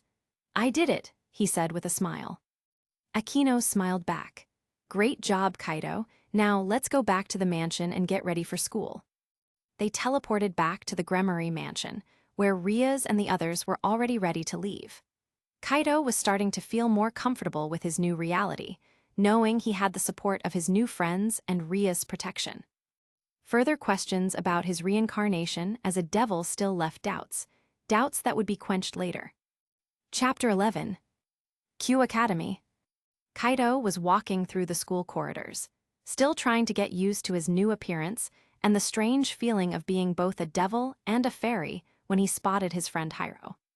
Hey Kaito, Hiro called out, approaching quickly. Man, did you cut your hair? Kaito smiled, relieved to realize that the magic really worked and his appearance didn't seem strange to others. Ah, yes, decided to change it up a bit. What do you think? It looks great, Hiro responded, giving him a light slap on the shoulder. You look like a new man. Hiro looked at Kaito with a twinkle in his eyes and a mischievous smile. I have to admit, I'm jealous of your look now. Who knew a haircut could make such a difference? Kaito laughed, feeling more at ease. Maybe you should cut your hair too, Hiro. Who knows, you might discover a model's face hidden there. Hiro shook his head, laughing as well. Ah, but I don't hide a model's face underneath my hair, nor do I have hair for that. Sure, Kaito said, still smiling. But it doesn't hurt to try, right? I'll leave that to you, buddy, Hiro replied, still laughing. But seriously, I'm happy for you. This change seems to have done you good. Kaito noticed the sincerity in Hiro's words and felt grateful to have such a good friend. Thanks, Hiro. It means a lot to hear that from you. Before they could continue the conversation, Yura appeared, interrupting the moment with a serious expression. Is the sentimental moment over? You two need to get to class before you're late. Hiro turned to Yura, slightly bowing in an apologetic gesture. Sorry, Yura-senpai, we're going. As Kaito looked at Yura, he realized she was also a devil. Instinctively, he released mana and began exerting pressure on her, without really understanding what he was doing. Yura was visibly nervous and paralyzed, her body tense under the sudden pressure. Hiro, not realizing what was really happening, called to Kaito. Come on, Kaito, we don't want trouble with the student council. Hiro's voice brought Kaito back to reality, causing him to stop exerting pressure on Yura. Without further questioning, Hiro pulled Kaido toward the classroom, scolding him. "What are you doing staring down a member of the student council like that? Do you want to get in trouble?" Kaido didn't answer, just followed Hiro in silence, still processing what had just happened. He had no intention of causing trouble, but something inside him had automatically reacted to the presence of another devil. Meanwhile, Yura knelt on the ground, sweating and panting. "I need to inform the president as soon as possible," she muttered to herself, struggling to her feet. With trembling steps, she headed to the office of the student council president, determined to report the incident. Kaido continued following Hiro through the school corridors, his mind still spinning with what had happened. As they walked, Hiro looked at Kaido concerned. "Are you okay? You seem a bit distant." Kaido shook his head, trying to focus. "Yes, just a little distracted by all this." As they arrived in the classroom, Kaido tried to concentrate on the lessons, but his mind kept returning to the incident with Yura. He knew he needed to talk to Riaz about this and learn to better control his new abilities. Meanwhile, Yura finally reached the office of the student council president, still shaken by what had happened. Upon entering, she was greeted by Sona, the president, who observed her with a worried expression. "Yura, what happened?" Yura took a deep breath, trying to calm herself before speaking. "Sona, something strange happened. I was in the corridor and I encountered Kaido. He exerted immense pressure on me, as if he were an extremely powerful devil." Sona observed Yura, who was still trembling slightly. "Calm down, Yura. Kaido is a new member of Ria's peerage. I'll speak to Riaz about this and ensure he receives appropriate punishment." Despite the apparent calm, Sona hated when someone threatened her peerage. She was already planning to charge Riaz for explanations and appropriate punishment. Yura, still nervous, tried to justify herself. "I was just doing my job as a member of the student council when he did that." "I understand, Yura, and that's why he needs to be punished. As president of the student council, it's my responsibility to maintain order and justice." Yura hesitated for a moment before speaking again. "Actually, there's no need to punish Kaido." Sona frowned, surprised. "And why not?" Yura blushed, averting her gaze. "It was scary, but it was also manly, and I kind of liked it." Sona sighed slightly, disappointed. "Yura, even so, he needs to be punished, and stop having those perverted thoughts." Yura lowered her head, embarrassed. "Yes, President, sorry." Sona observed Yura for a moment before standing up. "I will speak with Riaz now. Go back to your work and try to calm down." Yura nodded and left the office, still flushed and embarrassed. Sona, meanwhile, left the office with a determined purpose. She needed to resolve this situation with Riaz and ensure that Kaido learned to control his abilities. Kaido entered the classroom and headed to his seat, trying to concentrate on the lessons.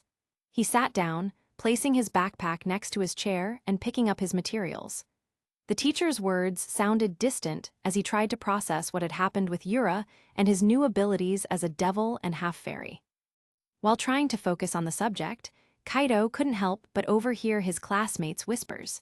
They seemed to revolve around his appearance. "Have you seen Kaido? He looks so different." "Yes, he cut his hair. It looks great." "Not just the hair. It seems like he got more handsome out of nowhere." Kaido felt slightly uncomfortable with the sudden attention, but also relieved that no one suspected his true nature.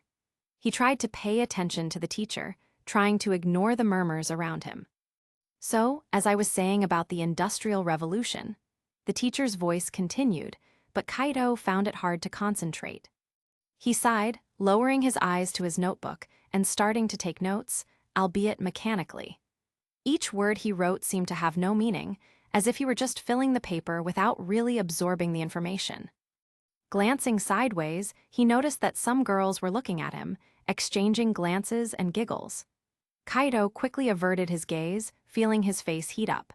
He wasn't used to so much attention, especially female attention. "Hey, Kaido," Hiro whispered beside him, giving him a light nudge. "You're really drawing attention today." Kaido just smiled back, trying to act casually. "Guess cutting my hair made more of a difference than I thought." Hiro chuckled softly. "Definitely, you're looking like a movie star now." Kaido shook his head, still trying to absorb everything. Let's see how long this lasts. What Kaito didn't know was that, as he tried to get used to his new reality, Nanami was not pleased with the attention he was receiving. Watching from afar, she felt a mix of jealousy and irritation at seeing so many girls interested in Kaito. Who do these girls think they are? Nanami murmured to herself, her eyes fixed on Kaito. They don't know he already has an owner. Chapter 12. The bell rang, signaling the end of the teacher's class. The students began chatting among themselves, enjoying the break while waiting for the next teacher to arrive. Kaito was organizing his materials when he noticed Nanami approaching. Nanami, with a determined look, stopped next to Kaito's desk. "Hi, Kaito." Kaito looked up, surprised to see Nanami. "Hi, Nanami, what's up?" Nanami crossed her arms, a smug smile on her lips. "It's good to see that you're trying to impress me." Kaito frowned, confused. "What are you talking about?" Nanami let out a loud laugh, attracting the attention of the surrounding classmates, including Hiro, Ren, and Ayumi, who now listened to the conversation with interest. "Don't play dumb, Kaito. You know what I mean, this new look. It's obvious you're trying to impress me." Kaito stared at Nanami, incredulous. "I'm not. This has nothing to do with you." Nanami ignored his response, continuing in an even more arrogant tone. "Anyway, I'll give you a chance. You can buy me sweets after school, and if I'm in a good mood, maybe I'll let you take me out." Kaito was momentarily stunned, trying to process Nanami's attitude. He could hardly believe what he was hearing. A mix of anger and disappointment boiled inside him. How could he have ever liked someone like her? It made no sense at all. He took a deep breath, trying to stay calm. "Nanami, I'm not interested. Sorry, but I think you're misunderstanding things." Nanami's eyes widened, surprised and offended. "What? You're rejecting me?" Kaito looked her straight in the eye, his expression firm. "Yes, I am. I think you should find someone who actually cares about these things." Hiro, Ren, and Ayumi continued to watch the scene, visibly impressed by Kaito's stance. Nanami, on the other hand, was speechless for a moment, her face turning red with anger. "You'll regret this, Kaito," she said before turning and storming out of the room, still visibly upset. Hiro approached Kaito, a wide smile on his face. "Dude, that was awesome. I can't believe you said that." Ren and Ayumi also joined in, expressing admiration for Kaito's courage. "That was really brave," Ayumi commented, smiling. Kaito shrugged, still processing the situation. "I just told the truth." "Well, whatever the reason, it was great," Ren said, patting him on the back. "You deserve someone better than her." Kaito sensed a falseness in Ren and Ayumi's words. He made a mental note not to trust these two and thanked them with a smile as fake as theirs. "Thanks, guys. I appreciate the support." Meanwhile, in the corridor, Nanami met Kenji, who was leaning against the wall. He looked up as she approached. "Nanami, what are you doing talking to me in public?" Kenji asked, visibly uncomfortable. Nanami gave him a cold look. "Shut up and listen." Kenji immediately fell silent, knowing it was unwise to contradict Nanami. "I want you to talk to Todoroki and tell him to gather the basketball team to beat up Kaito. And if Hiro is with him, they can hit him too," Nanami ordered, her voice filled with determination. Kenji looked at her, surprised. "Why, what did he do?" "The reason doesn't matter," Nanami replied, impatiently. "Just do what I'm asking. If they don't, the basketball team will lose their biggest source of fun." Kenji realized she was referring to herself as the source of fun and knew Nanami had significant influence over the boys on the team. He sighed, resigned. "All right, I'll talk to Todoroki." Nanami gave a satisfied smile. "Good, don't disappoint me." With that, she walked away, leaving Kenji to carry out his task. He knew what he was about to do wasn't right, but Nanami's influence was too powerful to ignore. Class 3B. The atmosphere was relatively calm, with students chatting among themselves during the break between classes. Riaz was sitting next to Aquino. Suddenly, the door to the classroom opened, and Sona walked in with firm steps, followed by Tsubaki, her vice president. The air around her seemed tenser than usual, and Sona's eyes were fixed on Riaz. Riaz looked up, surprised by the unexpected visit, but maintained her composure. "Sona, what can I do for you?" Sona approached Riaz's desk, wasting no time on formalities. "We need to talk, Riaz, now." Aquino, sensing the seriousness of the situation, stepped back to give the two leaders space to discuss privately. I'll leave you two alone. Riaz nodded, turning her attention back to Sona. What's wrong, Sona? You seem serious. Sona crossed her arms, her expression stern. It's about the new member of your peerage, Kaido. There was an incident earlier today. He exerted significant pressure on Yura, a member of my peerage. She was extremely shaken. Riaz frowned, concerned. Kaido did that. He's still adjusting to his new abilities, but I don't believe he would do something like that intentionally. Sona shook her head, her voice firm.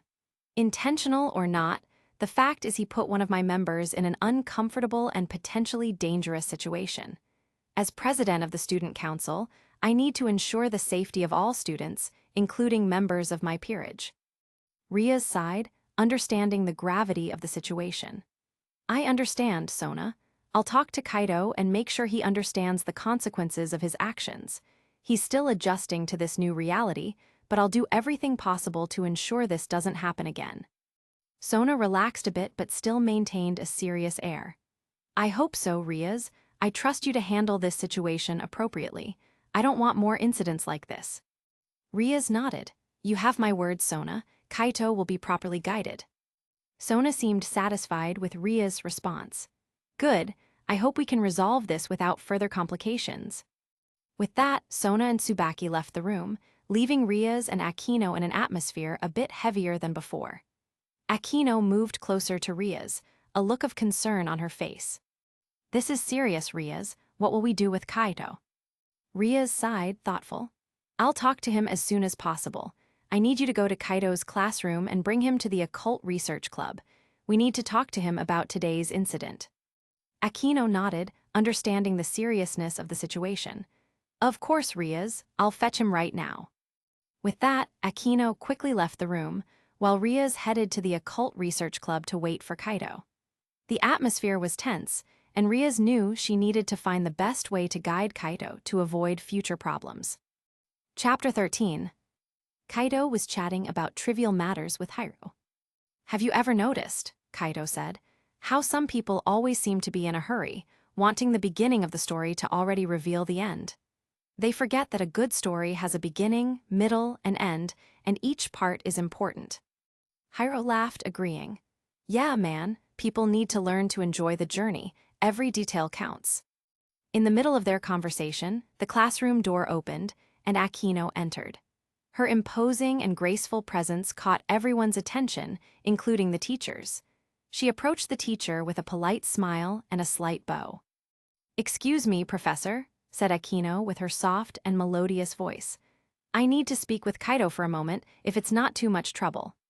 Of course, Aquino. Kaito, you may go. Hiro couldn't resist making a comment before Kaito stood up. Don't forget the condom, dude. Kaito rolled his eyes and replied with an ironic smile. Stop it, Hiro. As Kaito stood up and walked towards Aquino, he heard murmurs and whispers of envy and jealousy from other students. Why did she call him? He's not that special. How did he get that attention? Kaito thought to himself, trying to understand the situation. What's their problem? She just called me to talk. Aquino gave Kaito a slight smile as he approached, indicating with her head for him to follow. They left the classroom together, leaving the murmurs and envious glances behind. Walking through the school corridors, Aquino maintained a serene expression, but Kaito could feel the urgency in the way she walked. He decided to break the silence. Aquino, what's going on? Why did you come to get me? Aquino looked at Kaito, her expression softening a bit. Riaz wants to talk to you. There was an incident earlier, and we need to sort it out as soon as possible. Kaito furrowed his brow, worried. Incident? What did I do? We'll go to the Occult Research Club. Riaz will explain everything, replied Aquino, her voice calm but firm. When they arrived at the Occult Research Club, Aquino opened the door and gestured for Kaito to enter. Riaz was there, waiting, with a serious expression. Kaito entered. Riaz, what happened? Kaito, we heard that you exerted mana pressure on Yura, a member of Sona's peerage, earlier today. We need to discuss this. Kaito felt a chill. He vaguely remembered what had happened but didn't think it was so serious. I didn't know. It wasn't intentional. Ria's sighed, nodding. I know, Kaido, but we need to make sure you understand what happened and how to prevent it in the future. Sona is quite concerned, and rightfully so. Akino approached, placing a hand on Kaido's shoulder. We'll help you better understand your abilities and how to control them. Riaz, I appreciate the help and support you're giving me, but I have some questions about my reincarnation. Riaz nodded, ready to listen. Of course, Kaido, what are your questions? Kaido looked directly into Riaz's eyes, his expression serious. Riaz, did you know I was going to be killed by Yuma? The room fell silent. Riaz tensed up with Kaido's question, and Akino, though concerned, remained quiet, waiting for her leader's response. Riaz took a deep breath, deciding to be honest. Her name is Rainair, and yes, I did know. Kaido was silent, processing the information. He had suspected the truth, but hearing Riaz confirm it was different. Riaz realized the gravity of the moment and asked to explain her reasons. Kaido, please, let me explain. Kaido looked at her, waiting. Kaido, I was desperate to strengthen my peerage. I knew you had immense latent power, and yes, I knew about Rainair's plan. I used that situation to save you and at the same time strengthen my peerage. Kaido frowned, still processing everything. Why were you so desperate? Riaz looked into Kaido's eyes, her expression serious and filled with emotion. Because I'm trapped in an unwanted marriage contract. My fiancé is a man I despise, and the only way to avoid this marriage is by strengthening my peerage. So, you saved me and brought me to your peerage for that. Yes, Kaido, but there's more. Unlike other families, I treat my peerage as a family. Each of my servants is important to me, and I would never treat them as mere pawns. I truly want you to be part of this family. Kaido was silent, absorbing Riaz's words. He could feel the sincerity in her words, but there was still something bothering him. A well-fed servant is still a servant, he finally said, looking directly at Riaz. Honestly, I can't judge you by human values since you're a devil, but if you really want me to believe you treat your servants well, tell me the truth. Is there anything I can do to get out of this servant status? Yes, Kaido, there is a way. If you are promoted to high-class devil, you get your own set of evil pieces, but you will still be linked to me. However, if you manage to be promoted to ultimate class devil, only the 4 Maoists will have a rank above yours. Kaido considered the answer for a moment. And you would help me achieve that position. Riaz nodded firmly. Yes, Kaido, I will use everything at my disposal to help you reach that position. I believe in your potential, and I know you can become very powerful. Kaido, being half-fairy, had an innate ability to know if someone was telling the truth. He realized that Riaz, unless she was being deceived, fully believed in everything she was saying. This gave him confidence that Riaz would keep her promise. Riaz, could you tell me more about how I can be promoted and about your marriage contract? Riaz nodded, ready to explain everything in detail. They spent the next 2.5 hours discussing promotions within the devil world, as well as the details of the marriage contract. When classes ended, Kaido thanked Riaz for the enlightening conversation. I'm going to see my parents now. Thank you for everything, Riaz. Of course, Kaido, go ahead. I'm glad we had this talk and that you understand the situation better now. Kaido said goodbye and left the Occult Research Club. Riaz watched Kaido leave, a look of hope on her face. She believed that Kaido could be the key to freeing her from the marriage. Chapter 14. Hiro was walking calmly home, enjoying the tranquility of the late afternoon, when he heard rapid footsteps behind him. He turned around, but before he could react, Kenji, Todoroki, and 3 other boys, Ryu, Takashi, and Yusuke, surrounded him, pushing him into a narrow, dark alley. Kenji, with a malicious smile, was the first to speak. Hiro, we have a little problem to settle. Hiro looked around, trying to assess the situation. He knew he was outnumbered, but tried to remain calm. What do you want? Todoroki stepped forward, crossing his arms. This is about Kaido. You and he have been hanging out a lot, and Nanami is not happy with him. Hiro frowned, trying to understand. Nanami, what does she have to do with this? Ryu, a boy with bleached hair and a tough expression, let out a dry laugh. Kaido rejected Nanami, and now she wants revenge.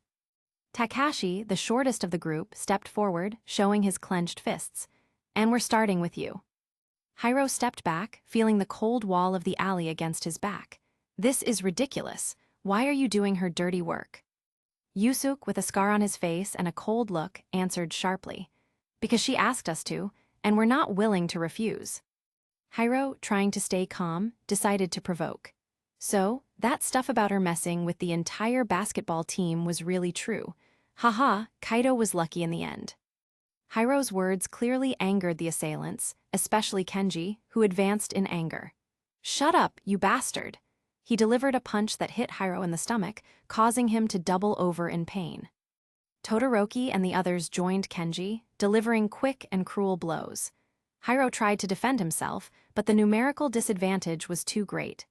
Each punch and kick spread pain throughout his body, but he didn't give up, trying his best to block the hits.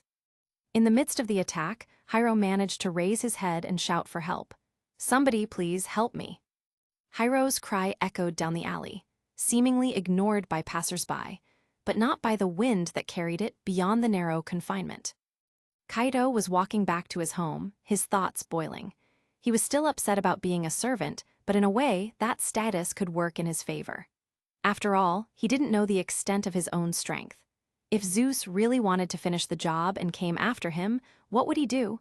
He had a family to protect. The opportunity to grow stronger and the protection of Rias would give him the time needed to prepare. As he walked, an unsettling feeling took hold of him, as if something was wrong. He stopped, trying to figure out where the feeling was coming from, and then he heard a distant cry, carried by the wind. Somebody please help me. Hiro's cry made Kaido stop immediately.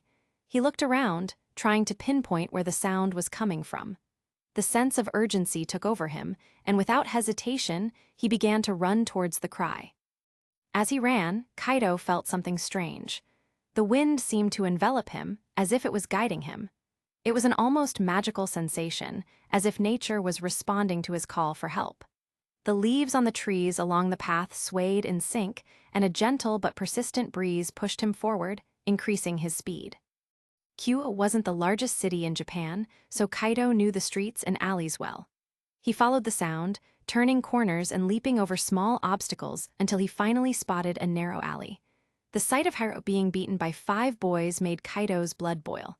Without a second thought, he charged forward. Hey, stop now. The assailants turned to see Kaido, anger evident in their eyes. Kenji, still holding Hiro by the collar, was the first to speak. You shouldn't have come, Kaido. Todoroki stepped forward, a satisfied smile forming on his face. Well, it looks like we don't need to look for you after all. His eyes glinted with contained malice, as if he relished the opportunity to confront Kaido.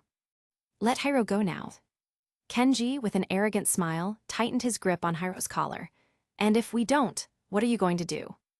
Kaido stared intently at Kenji, his voice filled with determination. Wind, I forbid you from going to their lungs. As soon as Kaido spoke those words, the wind around seemed to respond instantly. A sudden and heavy silence fell over the alley, and the assailants began to feel a strange pressure on their chests. They tried to breathe, but the air seemed to refuse to enter their lungs. Kenji released Hiro, clutching his throat, panic evident in his eyes. What did you do? He managed to whisper, his voice weak and trembling. Todoroki and the others also began to struggle for breath, their expressions shifting from arrogance to fear. They fell to their knees, gasping and desperately trying to draw air. Kaido, maintaining control over the wind, took another step forward, his presence now imposing. I warned you, said Kaido, his voice low but filled with authority. You shouldn't have messed with Hiro.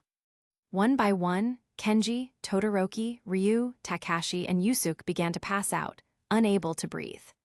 Kaido watched them collapse to the ground, and once they were all unconscious, he released control of the wind, allowing air to circulate in their lungs again. Hiro, still catching his breath, looked at Kaido with a mix of admiration and fear. Kaido, what was that? Kaido approached the 5 unconscious boys, lightly touching their foreheads. Nothing much, he said, trying to downplay the severity of what he had just done. Before helping Hiro, Kaido had placed a magical barrier in the alley, making pedestrians passing by think nothing significant was happening. With a gentle touch, Kaido murmured some magical words, erasing the recent memories of the assailants so they wouldn't remember what had happened. He stood up and looked at Hiro, who was still visibly shaken. Kaido approached Hiro, still trying to process what had just happened. "Hiro, I'm sorry for this. You shouldn't have been involved." Hiro, still panting, looked at Kaido with a mix of confusion and gratitude. "Kaido, what did you do? I can't understand." Kaido took a deep breath, knowing he needed to protect his friend from the truth about his powers and the supernatural world. "Hiro, you'll be fine, but I need to do something to ensure your safety." Before Hiro could respond, Kaido extended his hand and lightly touched Hiro's forehead, murmuring a spell to erase his recent memories. "You won't remember this, Hiro. You'll think it was just a normal day." Hiro blinked a few times, his gaze becoming distant and confused for a moment before he completely passed out. Kaido sighed, using the wind to keep Hiro floating gently in the air. Kaido placed a barrier around himself and Hiro. Before flying through the skies with Hiro, Kaido looked at the unconscious bodies of Kenji and Todoroki, feeling a mix of anger and disappointment. Before flying through the skies with Hiro, Kaido firmly stamped on the right arm of both, hearing the crack of breaking bones.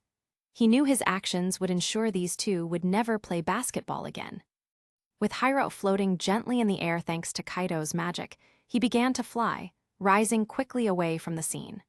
The wind enveloped them, and Kaido used his newfound abilities to ensure the flight was safe and smooth. As they neared Hiro's house, Kaido descended slowly, carefully landing in the front garden. He dissolved the magical barrier and gently placed Hiro on the ground, leaning him against the wall of the house. Kaido whispered a spell to gently awaken Hiro. Hiro opened his eyes, blinking a few times as he tried to understand where he was. "Kaido, what? What happened?" Kaido smiled, trying to keep his voice calm and reassuring. "You fainted, Hiro. I brought you home. Everything's okay now." Hiro frowned, trying to remember. "I don't remember anything, just walking and then nothing." "Don't worry about it now," said Kaido, helping Hiro to stand. "Let's go inside and make sure you're okay." Hiro nodded, still a bit confused but trusting Kaido. They entered Hiro's house, where Hiro's parents were concerned, but relieved to see that he was okay. Kaido explained that Hiro had a minor fainting spell but was recovering. After ensuring Hiro was safe with his parents, Kaido said goodbye and began walking back to his own home. Chapter 15. At the Hyodu residence. In the quiet of his room, Kaido sat on the edge of his bed, the day's events weighing on his mind. The soft light of the evening entered through the curtains, casting long, dancing shadows on the walls. Kaido took a deep breath, feeling the air fill his lungs and then slowly exit, trying to calm his still racing heart.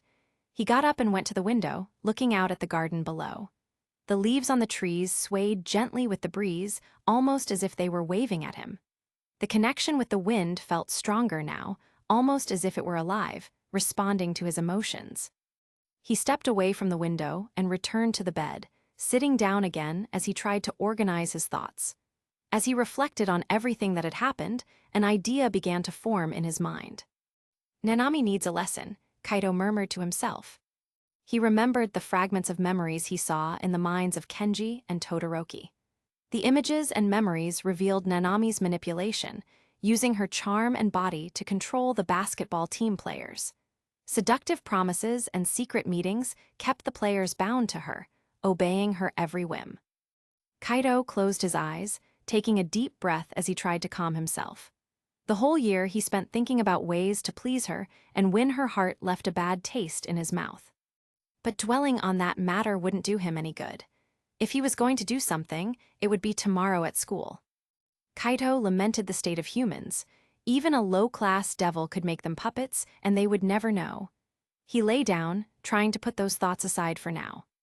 "Dinner's ready, Kaido," called Mickey, her voice comforting from downstairs. Kaido slowly got up, trying to push aside the negative thoughts and focus on the present. "Coming, Mom," he responded, leaving his room and heading downstairs. In the kitchen, the table was set, and the delicious aroma of home-cooked food filled the air. Goro was already seated, reading the newspaper, while Mickey finished the last preparations. "Hi, Dad," said Kaido, taking a seat at the table. "Hi, Kaido, how was your day?" asked Goro, without looking up from the newspaper. Kaido shrugged, trying to sound nonchalant. It was calm, nothing out of the ordinary. Mickey sat at the table, bringing a platter of rice and some side dishes. I hope you're hungry. I made your favorite dishes today. Kaido smiled, feeling grateful for his mother's effort. I'm very hungry, Mom, thank you. During dinner, the conversation revolved around trivial matters, with laughter and everyday stories. The warm presence of his parents and the normality of family routine helped Kaido relax a little. After dinner, Kaido helped his mother clear the table and wash the dishes. Thanks for helping, dear, said Mickey, smiling at him. Of course, Mom, it's the least I can do, replied Kaido, feeling a bit lighter. With the kitchen tidy, Kaido returned to his room. Q Hospital. The atmosphere was tense at Q Hospital. The corridors were filled with anxiety and concern as doctors and nurses treated patients.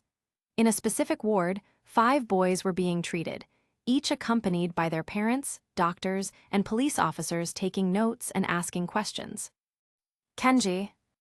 Kenji lay in a bed, his right arm bandaged and a clear expression of pain on his face. Beside him, his father, a tall man with graying hair and a severe expression, was discussing with one of the doctors.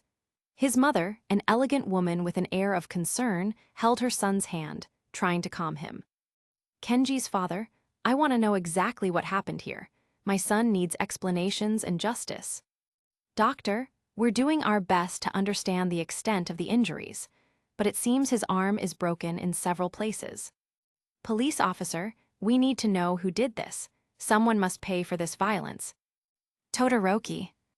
In the next bed, Todoroki sat up, still dazed, with his arm also immobilized. His father, a man of athletic build with a furious expression, was discussing with another police officer. His mother, a woman with an athletic appearance, stood by, arms crossed and a worried expression. Todoroki's father, this is unacceptable. I want whoever did this found and arrested immediately. Police officer, we're investigating, sir. We need cooperation from all involved to understand what happened. Todoroki's mother, we're here to ensure our son gets justice. Ryu. Ryu lay in a bed, his expression confused and disoriented. He had no visible injuries, but was having trouble remembering what had happened. His parents, both doctors, stood by his side, talking to a police officer. Ryu's father, he's experiencing amnesia, can't remember anything. Police officer, we'll need to ask some questions to try to understand what happened. Ryu's mother, we're concerned, we've never seen anything like this. Takashi. Takashi sat in a chair next to the bed, his expression confused and disoriented. His parents, both lawyers, stood by his side, talking to a doctor. Takashi's father, he has no injuries, but he can't remember anything. Doctor, we'll conduct some neurological exams to better understand the situation. Takashi's mother, we're very worried about this sudden amnesia. Yusuke. Yusuke sat in a chair, his expression clearly confused. He also had no visible injuries but was struggling to remember recent events. His parents, both teachers, stood by his side, talking to a doctor. Yusuke's father, he's experiencing memory loss, doesn't remember anything from today. Doctor, we'll monitor him closely and conduct some tests to understand the cause of the amnesia. Yusuke's mother, we're concerned, he's never had memory issues before. As discussions continued, tension in the hospital rose. The police officers tried to get coherent information from the 5 confused boys whose memories were foggy due to Kaido's spell. Investigations were just beginning, but one thing was certain. Everyone wanted answers about what had happened to the boys, answers they would never have. Chapter 16. In the damp darkness of the abandoned church, malevolent laughter echoed off the walls. Rainier was sitting on a broken bench, her expression filled with scorn as she spoke about Kaido. Beside her, Midelt and Calawarner laughed along, their eyes gleaming with cruel satisfaction. You should have seen his face when I attacked him, said Rainier, laughing loudly. He actually believed I was just an ordinary girl. Midelt, with a mischievous smile, shook her head. Ah, Rainier, you're a master of deception, but I still can't believe he fell for it so easily. So pathetic. Calawarner, always poised and elegant, added, It's ridiculous. He should have been easy prey. It was almost no fun. Rainier frowned, but the smirk of disdain never left her face. Yes, yes, but the fun part was seeing the despair in his eyes. He had no idea what was coming. Suddenly, the church door burst open, and Donasik entered, visibly irritated. "I hate this city," he grumbled, walking towards the group. "This place stinks of devils." Rainier raised an eyebrow, curious. "What happened now, Donasik? You seem more annoyed than usual." Donasik stopped in front of them, crossing his arms with a glowering expression. "While patrolling the city, I sensed a significant and unusual magical power in an alley. It didn't seem to be from an ordinary devil." Midelt tilted her head, intrigued. "Different how? Do you think it could be a powerful devil or some other being?" Donasik shook his head, thoughtful. "I'm not sure, but whoever it is, this power cannot be ignored. It could be a threat or an opportunity. We need to investigate." Calawerner crossed her arms, a cold smile on her lips. "Maybe it's a chance to discover something useful. Who knows, it might be something we can use to our advantage." Rainier, feeling a new wave of determination, nodded. "We need to act quickly. If there's such magical power out there, we can't let the devils or any other faction capture it before us." As the fallen angels prepared to leave the church, the atmosphere of conspiracy and urgency hung in the air. They didn't know that Kaido was alive, and the idea of investigating this new magical power filled them with anticipation. Hiatus House. It was a Friday morning when Kaido woke up to go to school. The sun was still rising, casting a soft light through the curtains of his room. He stretched, feeling his muscles relax after a night's sleep. He still had a lot to think about after the incident with Hiro and the conversation with Riaz. Kaido got up and went to the bathroom, washing his face with cold water to fully wake up. He looked at his reflection in the mirror, noticing again the changes in his appearance. His eyes glowed with an unnatural intensity, and his skin was clearer than ever. He sighed, still trying to get used to his new reality.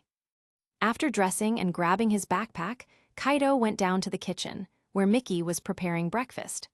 The smell of toast and fresh coffee filled the air, bringing a sense of familiar comfort. "Good morning, Mom," said Kaido, sitting down at the table. "Good morning, dear," replied Mickey with a smile. "How did you sleep?" "I slept well," lied Kaido, trying not to worry his mother with the thoughts that had kept him awake for much of the night.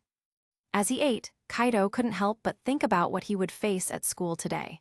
Nanami's reaction and the problems with Kenji and his friends still weighed on his mind. He knew he needed to be prepared for anything. After finishing breakfast, Kaido said goodbye to Mickey and left the house, walking towards school. As he walked through the streets, he tried to keep his mind focused, but the feeling of being watched lingered. Q Academy. Upon arriving at school, Kaido found Hiro at the entrance. Hiro looked a bit down but smiled when he saw Kaido. "Hey Kaido," Hiro greeted. "Everything okay?" Kaido nodded, trying to appear confident. "Yes, everything's fine. How about you? How are you feeling?" Hiro shrugged, looking a bit confused. "I'm okay, just a bit tired, I guess, but thanks for helping me yesterday." Kaido smiled, placing a hand on Hiro's shoulder. "No problem, Hiro. We're friends, right?" "Ah, Kaido, I forgot to tell you," said Hiro, laughing nervously. "I set up a double date for us last night. I thought it would be fun." Kaido raised an eyebrow, confused. "A double date? With who?"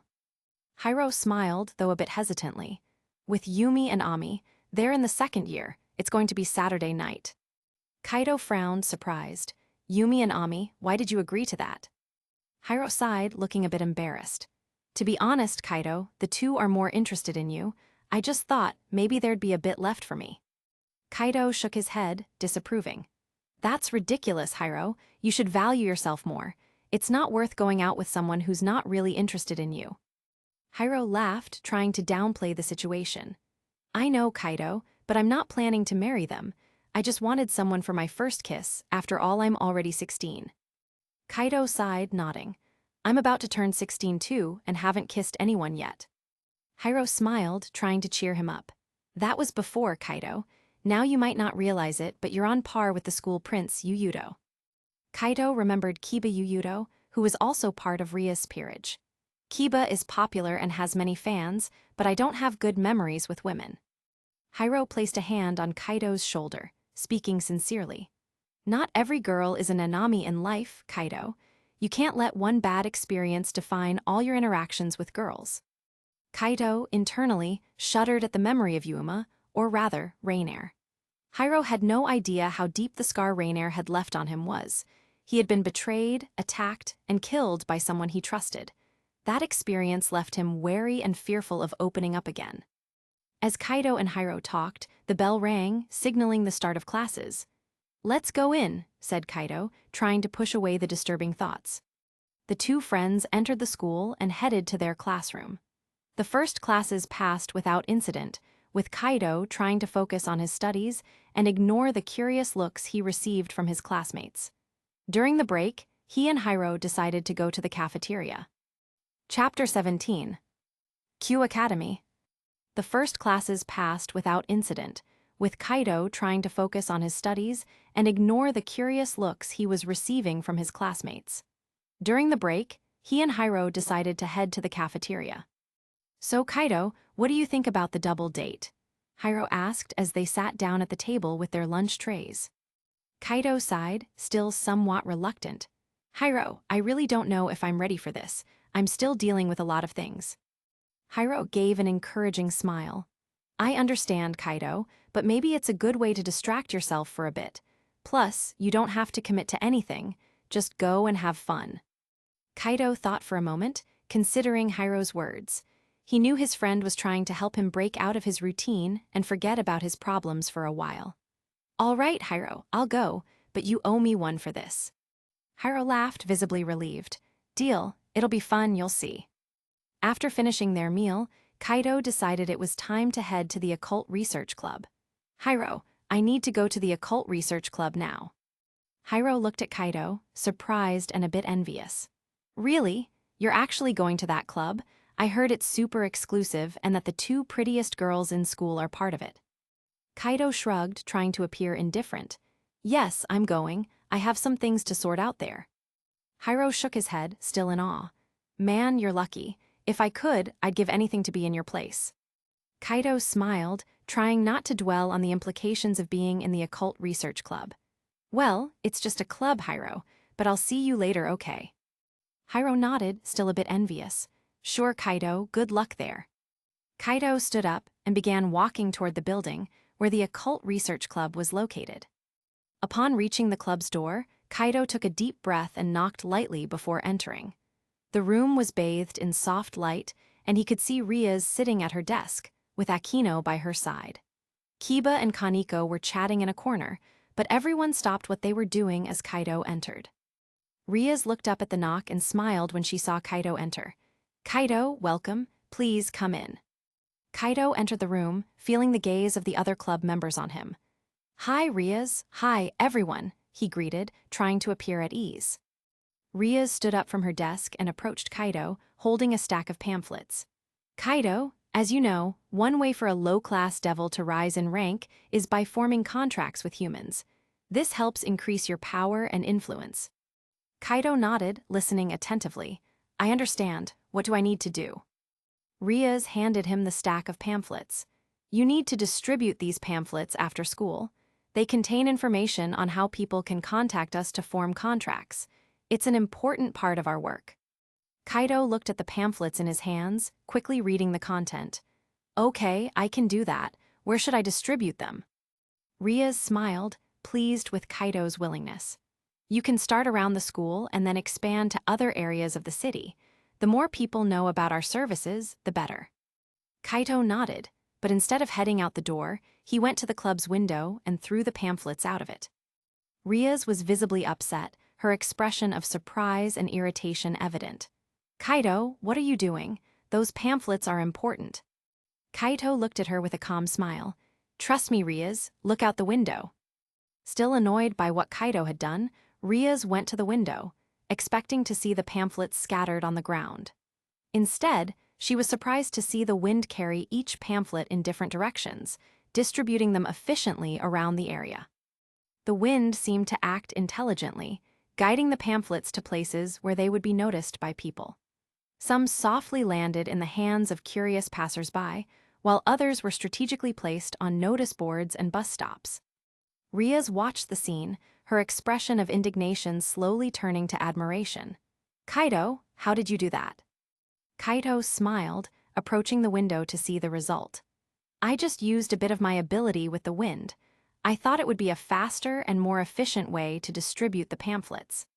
Akino, Kiba, and Kaneko joined them, also impressed by the sight. "Incredible," Akino commented, a smile on her lips. "You really have a special talent, Kaito." Kiba nodded in agreement, impressed. "That was well thought out, a smart way to use your abilities." Kaneko, always calm and reserved, gave a small nod of approval. Riaz turned to Kaito, a genuine smile on her face. "I admit, Kaito, you surprised me. It was a brilliant idea." Kaito responded playfully, "Of course it was."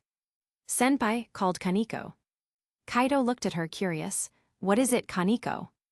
Kaneko stepped a bit closer, leaning slightly to sniff the air around Kaito. "You smell like flowers." Kaito was surprised and a bit embarrassed. "Ah, thank you, Kaneko." Akino laughed softly, her melodic voice filling the room. Ara, that's adorable." Akino thought that by taking a bath with Kaito, she too would smell like flowers. Riaz also laughed, and Kiba gave a discreet smile, enjoying the lightness of the moment. Riaz thought this was one of the perks of being a fairy. Kaneko, maintaining her composure, continued. "Kaito, you're a fairy, aren't you?" Kaito hesitated for a moment before confirming. "Yes, Kaneko, I'm half fairy." Kaneko's eyes sparkled with rare animation. "Can you show your wings? I want to see what you look like." Kaito tensed up at Kaneko's request, his expression hardening slightly. I can't show my wings, Kaneko." Kaneko pouted, looking at Kaito with curiosity. "Why not?" Kaito sighed, trying to find the right words. "Because I'm a devil now. The demonic powers interfered with my transformation. It wouldn't be like the fairy from the children's books you imagine." Riaz, noticing Kaito's discomfort, intervened. "Kaneko, leave Kaito alone. He has his reasons." Kaneko nodded, her face returning to its usual calm expression. "Sorry, Kaito, I didn't mean to make you uncomfortable." Kaito smiled, trying to ease the tension. "It's okay, Kaneko. Just don't be disappointed in the future when I show my true form. It might not be what you expect." Kaneko nodded, her interest still evident but respecting Kaito's boundaries. "I understand. Thank you for telling me." Akino, trying to change the subject, smiled and said, "Kaito, you really did a great job with the pamphlets. I think you'll do very well in your new responsibilities." Kaito smiled, feeling more at ease. "Thank you, Akino. I'll do my best." Chapter 18. Q Academy. The final class of the day finally ended, and the sound of the bell echoed through the school corridors, signaling the end of school activities. The students began to pack their backpacks and get up from their chairs, eager to enjoy the rest of the day. Kaito and Hiro met near the classroom door, ready to leave. "So, Kaito, are you ready for the double date tomorrow?" Hiro asked, still enthusiastic about the idea. "Yes, I'm ready. It will be interesting for sure." Kaito and Hiro walked together to the school gate, still discussing the details of the double date for the next day. The afternoon sun shone softly, creating a pleasant atmosphere as they crossed the courtyard. As they approached the gate, where several students were gathered in small groups, chatting and laughing, Kaito noticed Nanami standing, clearly waiting for someone. Upon seeing Kaito and Hiro, she began to walk toward them with a cold smile on her face. "Kaito, can I talk to you for a moment?" Nanami said, completely ignoring Hiro's presence. Hiro looked at Kaito, uncertain about what to do. Kaito nodded slightly, indicating that he would talk to Nanami. "It's okay, Hiro. I'll meet you in a minute." Hiro nodded and gave Kaito a friendly pat on the shoulder. "All right, Kaito. See you tomorrow." He then walked away in the opposite direction, leaving Kaito with Nanami. Nanami waited until Hiro was out of sight before getting closer to Kaito. She crossed her arms, maintaining the cold smile on her face. "So, Kaito, you finally decided to give me attention." Kaito looked at her, remaining calm. "What do you want, Nanami?" Nanami narrowed her eyes, still smiling. "I just wanted to know if you've reconsidered my offer from yesterday. We could go out after school today if you'd like." Kaito looked at Nanami, trying to understand her intentions. His thoughts were confused, a whirlwind of emotions and questions. Why did Nanami, who had rejected him so cruelly and sent people to beat him up, still want to go out with him? Was this all just a game of wounded ego? He remembered all the times he had tried to get close to Nanami, only to be spurned or ignored. She always seemed out of reach, as if she was playing with his feelings. And now, here she was, apparently interested in spending time with him. The situation didn't make sense. She must be messing with me, Kaito thought. Or maybe it's just an attempt to regain control after being rejected. Is she so obsessed with having everyone at her feet that she can't stand the idea of someone saying no to her? Kaito was about to give his response to Nanami, feeling the anger boiling inside him when he suddenly felt a pair of soft and firm arms around his body. The sensation of Akino's breasts pressing against his back was instantly recognizable. She hugged him from behind, her presence strong and comforting. "Hi, Kaito," Akino said in her melodious voice, a playful smile on her lips. "Is everything okay here? It looks like something is going on." Nanami was left speechless, incredulous to see the second most popular girl in the school, Akino Himejima, hugging Kaito. Her eyes widened in surprise and anger, unable to believe what she was seeing. Around them, the students began to whisper among themselves, murmurs of envy and hatred directed at Kaito filling the air. How did he manage that? It's not possible. Why is Akino hugging him? Were some of the questions echoing in the courtyard. Kaito, still feeling the soft pressure of Akino's breasts on his back, tried to keep his composure. "Yes, Akino, everything's fine. We were just discussing a few things." Akino looked at Nanami, who was still in shock, and then turned her attention back to Kaito, giving him a reassuring squeeze. "If you need anything, Kaito, I'm here." Kaito nodded, feeling grateful for Akino's intervention. "Thank you, Akino. I think we've resolved everything here." Akino smiled again, her gentle gaze softening the tension in the air. "Great, let's go then. We have some things to discuss about the club." As Akino gently pulled Kaito away from Nanami, the students' murmurs continued, growing more intense. Some looked on with envy, others with disbelief, but Kaito was more concerned with why Akino had intervened that way. When they reached a quieter area, Kaito turned to Akino, still a bit confused. "Akino, why did you do that?" Akino smiled mischievously. "Nanami made a point of talking about some idiot she was stringing along. When I saw her there, I couldn't resist teasing her a bit." Kaito blushed intensely, his face almost as red as Ria's hair. Aye, thanks, Akino. But actually, I was planning to mess with Nanami's mind so she wouldn't bother me or Hiro, my friend, anymore." Akino shook her head, her smile gentle but firm. "Leave that to me, Kaito. I'll take care of her. Don't worry." Kaito looked at Akino, still curious. "Why are you being so kind to me, Akino?" Akino paused for a moment, her gaze softening. "One day you'll know, Kaito, but not today." As they walked, Akino noticed they had reached the street leading to the shrine. She stopped and turned to Kaito, smiling gently. "I'll say goodbye here. Take care, Kaito." Kaito watched as Akino walked away, her graceful figure disappearing in the distance. He felt a mix of gratitude and curiosity, still trying to understand the reason behind Akino's kindness.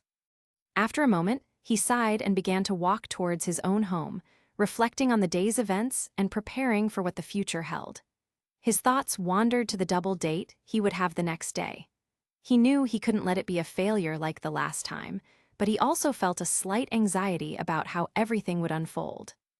As he walked, Kaito started to notice that something was off.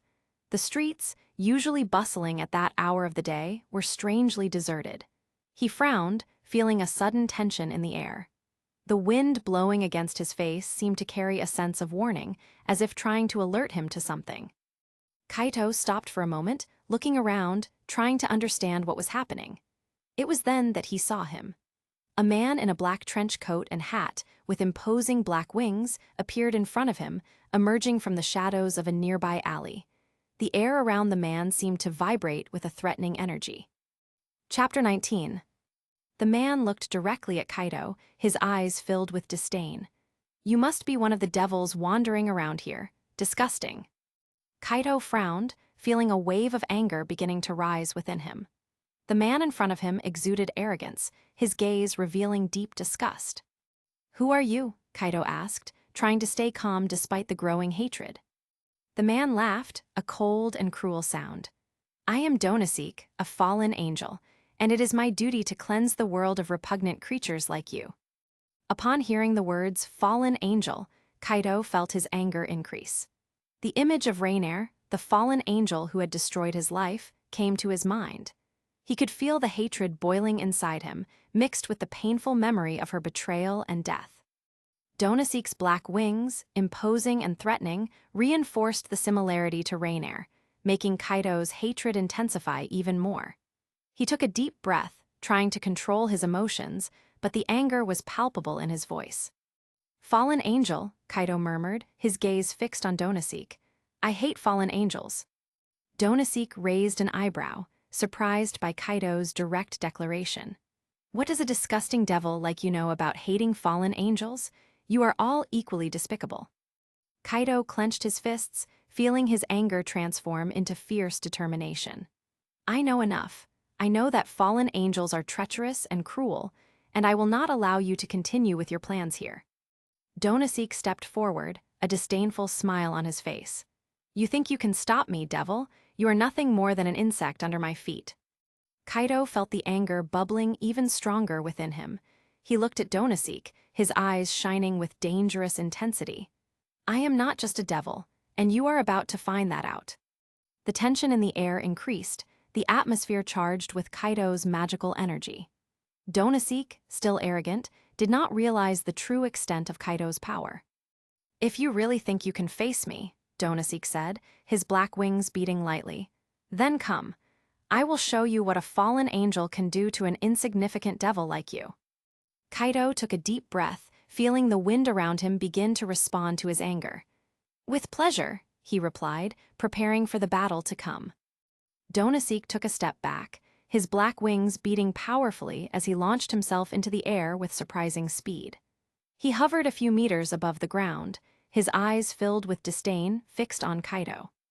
"Let's see how you handle this, disgusting devil," Donaseek said, his voice dripping with arrogance. He raised a hand, and a spear of light began to form, shining intensely with lethal energy. The light pulsed and crackled, reflecting the hatred Donaseek felt for devils. With a quick and decisive movement, Donaseek threw the spear of light towards Kaido. The spear cut through the air with a blinding glow, tracing a straight and deadly path towards Kaido. The moment the spear of light was about to reach him, Kaido manipulated the wind around him, creating a powerful current of air that propelled him to the side. His movement was quick and fluid, the wind obeying his commands with surprising precision. The spear of light passed within inches of Kaido, hitting the ground with an explosive impact that sent fragments of concrete flying everywhere. Kaido, now in a safe position, looked at Donaseek with a fierce determination. "You'll have to do better than that," Kaido said, the anger in his voice clearly audible. Donaseek, visibly irritated by the failure of his attack, gritted his teeth and began to form another spear of light in his hand. "You will pay for your insolence, devil," he growled, preparing to launch another attack. Kaido, feeling the anger and determination boiling within him, raised both hands to the sky. At the same instant, the ground began to tremble slightly, as if something were stirring beneath the surface. "You have no idea who you are dealing with," Kaido said, his voice firm and full of power. Suddenly, thick and robust roots began to emerge from the ground around Donaseek. They moved quickly, like living serpents, towards the fallen angel. Donaseek, surprised by the sudden appearance of the roots, tried to dodge them, but they were too fast. The roots wrapped around his legs and wings, holding him firmly in place. Donaseek struggled against them, trying to break free, but the roots only tightened, restricting his movements. Donaseek, now trapped by the roots, looked at Kaido with pure hatred. "How dare you challenge me, you worm? I will destroy you and everything you love." Kaido made the wind around Donaseek turn into sharp blades, cutting his wings and body. Donaseek screamed in pain, feeling the devastating power of Kaido. "This is for what you fallen angels did to me," Kaido said, his voice full of fury and vengeance. "And this is just the beginning." Donaseek, now gravely injured and too weak to fight, looked at Kaido with a mix of hatred and fear. Even in his weakened state, he tried to use his last card, threatening Kaido with his boss's name. "You don't know who you are messing with, disgusting devil. Azazel, my boss, will not let this slide. He will hunt you and all your allies. You will pay dearly for this." Kaito looked at Donaseek, his expression hardening. The mention of Azazel, the leader of the fallen angels, only intensified his anger. He raised his hand, and the wind around him began to stir violently. "You think you can scare me with Azazel's name?" Kaito said, his voice cold and full of determination. "I am not afraid of you or your boss, and I will make sure you know that." With a quick movement, Kaito extended his hand, releasing several sharp wind blades. The blades cut through the air with impressive speed, hitting Donaseek's body in multiple points. The fallen angel screamed in pain as the blades tore his flesh, leaving deep cuts that bled profusely. Donaseek's blood began to stain the ground, and he fell to his knees, unable to withstand the pain and blood loss. His eyes were wide with fear and despair as he looked at Kaito, now completely powerless. Kaito approached, his gaze firm and relentless. "This is the consequence of your actions," he said, his voice laden with vengeance. "And if Azazel or any other fallen angel comes after me, I will be ready." Donaseek, too weak to respond, just stayed there, bleeding and defeated. Kaito looked at Donaseek, lying and bleeding on the ground. The fury inside him had not dissipated, and he knew he needed to end this once and for all. He approached the fallen angel, and with a quick movement, grabbed Donaseek by the neck, lifting him off the ground. Donaseek, weak and unable to resist, only groaned in pain and fear, his black wings wilted and bloody. Kaito felt the weight of the fallen angel's body in his hand, but did not falter. Suddenly, a magic circle with the Gremory family symbol appeared on the ground beneath Kaito's feet. The circle shone intensely, and the magical energy enveloped both of them, preparing for teleportation. Kaito looked directly into Donaseek's eyes, his expression implacable.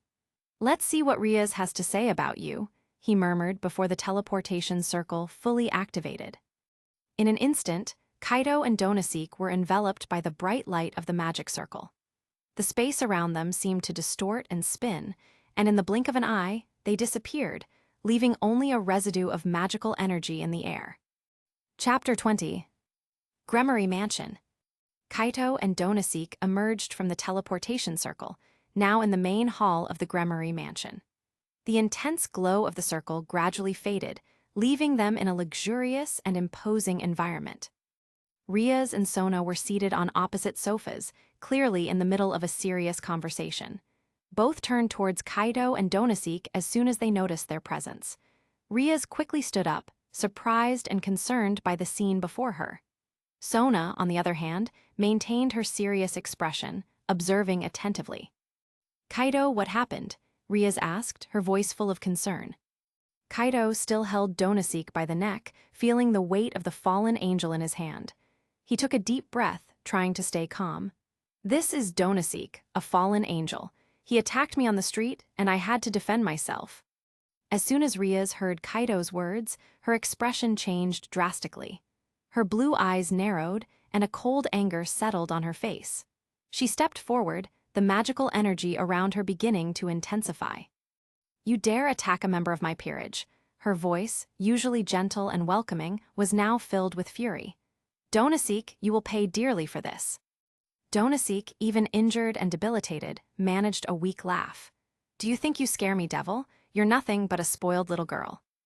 Donaseek's response only further inflamed Ria's anger. She raised her hand, and a bright red sphere of energy began to form in her palm. "You have no idea the mistake you've made." Sona, observing the scene with her usual seriousness, remained silent, but her eyes continued to analyze every detail. She knew Rias was in control of the situation, but was ready to intervene if necessary. Rias took another step forward, the sphere of energy growing in intensity. "You don't deserve the mercy of the Gremory. Your presence here is an affront, and I will make sure you never threaten my peerage again." Kaito, still holding Donaseek, felt the intensity of Ria's energy. As he observed the anger in her eyes, an internal confusion began to take hold of his mind. He couldn't understand how someone who had planned to take advantage of his state between life and death for her own benefit when he was human, now emanated such genuine fury for someone who attacked him now that he was part of her peerage. Kaito's thoughts were tangled. He clearly remembered the moment when he was on the brink of death, when Riaz appeared and reanimated him as a devil. At that moment, he felt he had been transformed only to serve Riaz's interests, to strengthen her peerage and avoid the marriage contract. The calculating coldness he perceived in those actions contrasted sharply with the sincere anger she now displayed. Maybe I misinterpreted, Kaito pondered internally. Maybe Riaz really sees her peerage as a family, as she said. Maybe her anger isn't just for her own interest, but for genuine concern for me. Donasik, despite his debilitated state, continued to laugh weakly, trying to hide his growing fear. Do you really think you can do anything against me, you spoiled devil? Azazel. Before he could finish his sentence, the sphere of energy in Riaz's hands shone intensely, cutting off his words. Kaito, feeling the urgency of the situation, released Donasik and stepped back, letting Riaz take control. Riaz, with the sphere of energy pulsing in her hand, stepped forward. Her gaze was fixed on Donasik, the anger shining in her eyes. You have no idea who you're facing, she said, her voice firm and full of authority. I am Riaz Gremory, and Kyo is my territory. No one can harm my peerage without facing the proper punishment. Donasik, despite his weakened condition, tried to maintain his arrogance, but fear was evident in his eyes. He couldn't speak, only staring at Riaz with a mix of despair and hatred. Riaz raised her hand, the sphere of energy growing even more, ready to deliver the final blow. But before she could launch the attack, Sona intervened. Riaz, wait, said Sona, her voice serious and authoritative. Don't kill him. We can use this fallen angel to get valuable information. Riaz stopped, her expression still full of anger, but now mixed with caution. She looked at Sona, considering her words. Information? What do you suggest, Sona? Sona stepped forward, her eyes fixed on Donasik. We can interrogate him and find out more about the fallen angel's plans. He might have information that will be useful to us, and killing him now would waste that opportunity. Riaz took a deep breath, trying to control the anger still boiling inside her. She knew Sona was right. Killing Donasik might bring momentary satisfaction, but the information he possessed could be far more valuable in the long run. You're right, Sona, Riaz finally said, lowering her hand and dissipating the sphere of energy. Let's interrogate him and see what we can find out. Donasik, realizing his life had been spared, sighed in relief, but he knew he was still in an extremely dangerous situation. Riaz approached him, her eyes still shining with contained anger. You will tell us everything you know, Riaz said, her voice cold and authoritative. And if you lie or try to deceive us, the punishment will be much worse than death. Sona nodded, satisfied with Riaz's decision. Let's take him to a secure cell and begin the interrogation immediately. Kaito, observing the scene, felt a mixture of relief and exhaustion. He knew Donasik's interrogation was in good hands with Riaz and Sona. With a sigh, he stepped forward, attracting Riaz's attention. Riaz, I'm going home now, Kaito said, his voice a bit tired but firm. Riaz, noticing Kaito's fatigue, looked at him with concern. Are you all right, Kaito? Did you suffer any injuries during the confrontation? Kaito shook his head, trying to appear calm. No, I'm fine. I didn't suffer any injuries. I'm just a little tired. Riaz nodded, understanding the situation. I'm glad to know you're okay. Rest assured, Kaito. This fallen angel will be dealt with as soon as we get the necessary answers. You did a great job bringing him here. Kaito gave a slight smile, feeling a bit more relieved by Riaz's words. Thank you, Riaz. I appreciate you taking care of this situation. Riaz returned the smile, a bit more relaxed. Rest, Kaito, you deserve it. With a final nod, Kaito bid farewell to Riaz and Sona in the same way he had arrived, activating the teleportation circle. The light enveloped his body, and in an instant, he disappeared from the Gremory mansion, returning home. Chapter 21. With Kaito's departure, Riaz and Sona remained in the room, staring at the fallen angel wounded on the floor. Donasik groaned in pain, his body covered in cuts and blood, while he tried to regain some semblance of dignity. Riaz crossed her arms, observing Donasik with coldness. Sona, do you know how to torture to extract answers? She asked, her voice laden with seriousness. Donasik, hearing the word torture, felt a chill run down his spine. His eyes widened in fear, the pain in his body seeming insignificant compared to the prospect of being subjected to torture. He tried to move, but the magical roots still binding him held him firmly in place. Sona shook her head, her expression serious and calm. No, Riaz, I have no experience in that sort of thing. We can call Grafia, she can show us how it's done. Donasik felt his stomach turn. The mention of Grafia, Surzech's Lucifer's queen, and her reputation as an implacable torturer heightened his despair even more. Sona frowned, considering Riaz's proposal. I prefer to handle this ourselves, Riaz. This is our territory, and it's our responsibility to deal with it. But, as it's the first time, I think it would be wise to call Grafia to guide us. Riaz nodded, satisfied with the response. I'll call Grafia and Aquino too. She should learn how to handle situations like this. Sona picked up her cell phone and began dialing quickly. I'll call Tsubaki, she should be here to learn as well. While Sona was busy on the phone, Riaz prepared to invoke communication magic to summon Grafia. She walked to an open space in the room and extended her right hand. With her eyes closed and her breathing controlled, she began to murmur words in an ancient demonic language, channeling her magical energy. Servant of Gremory, I summon you, Grafia Lucifuge, Riaz intoned, her voice firm and full of authority. A complex magic circle appeared in the palm of Riaz's hand, glowing with intense red light.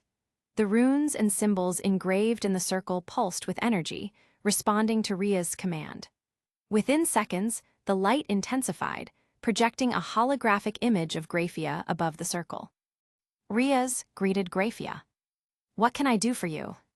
We urgently need your help. We have a wounded fallen angel here, Donasik. He attacked my pawn, Kaido, and we need to interrogate him to obtain information about the fallen angel's plans. Grafia nodded, her expression serious and professional. I understand the situation. I will be there shortly. Prepare an appropriate room for the interrogation and ensure he cannot escape. Riaz looked at Sona, who was still on the phone with Tsubaki, and then returned her attention to Grafia. Thank you for coming, Grafia. We will be ready for your arrival. Grafia gave a slight nod before the holographic image disappeared. The light from the communication circle gradually dissipating until the room was again lit only by the ambient light. Riaz closed her hand, making the magic circle disappear completely. She turned to Sona, who was still on the phone, and then looked at Donasik, who still groaned on the floor, his expression a mixture of pain and fear. She knew that Grafia, with her experience and authority, would extract the necessary information from that fallen angel. You have no idea what's coming, Riaz murmured, her voice cold and implacable. Hiatus residence. Kaido was lying in his bed, the room bathed in a soft twilight, illuminated only by the dim light of the bedside lamp. He looked at the ceiling, trying to calm the thoughts swirling in his mind after the tumultuous day. He felt the need to distract himself and decided to pick up his phone to exchange messages with Hiro. He unlocked the phone and opened the messaging app, starting to type. Kaido, hey Hiro, how's it going? After a few seconds, the phone vibrated with Hiro's response.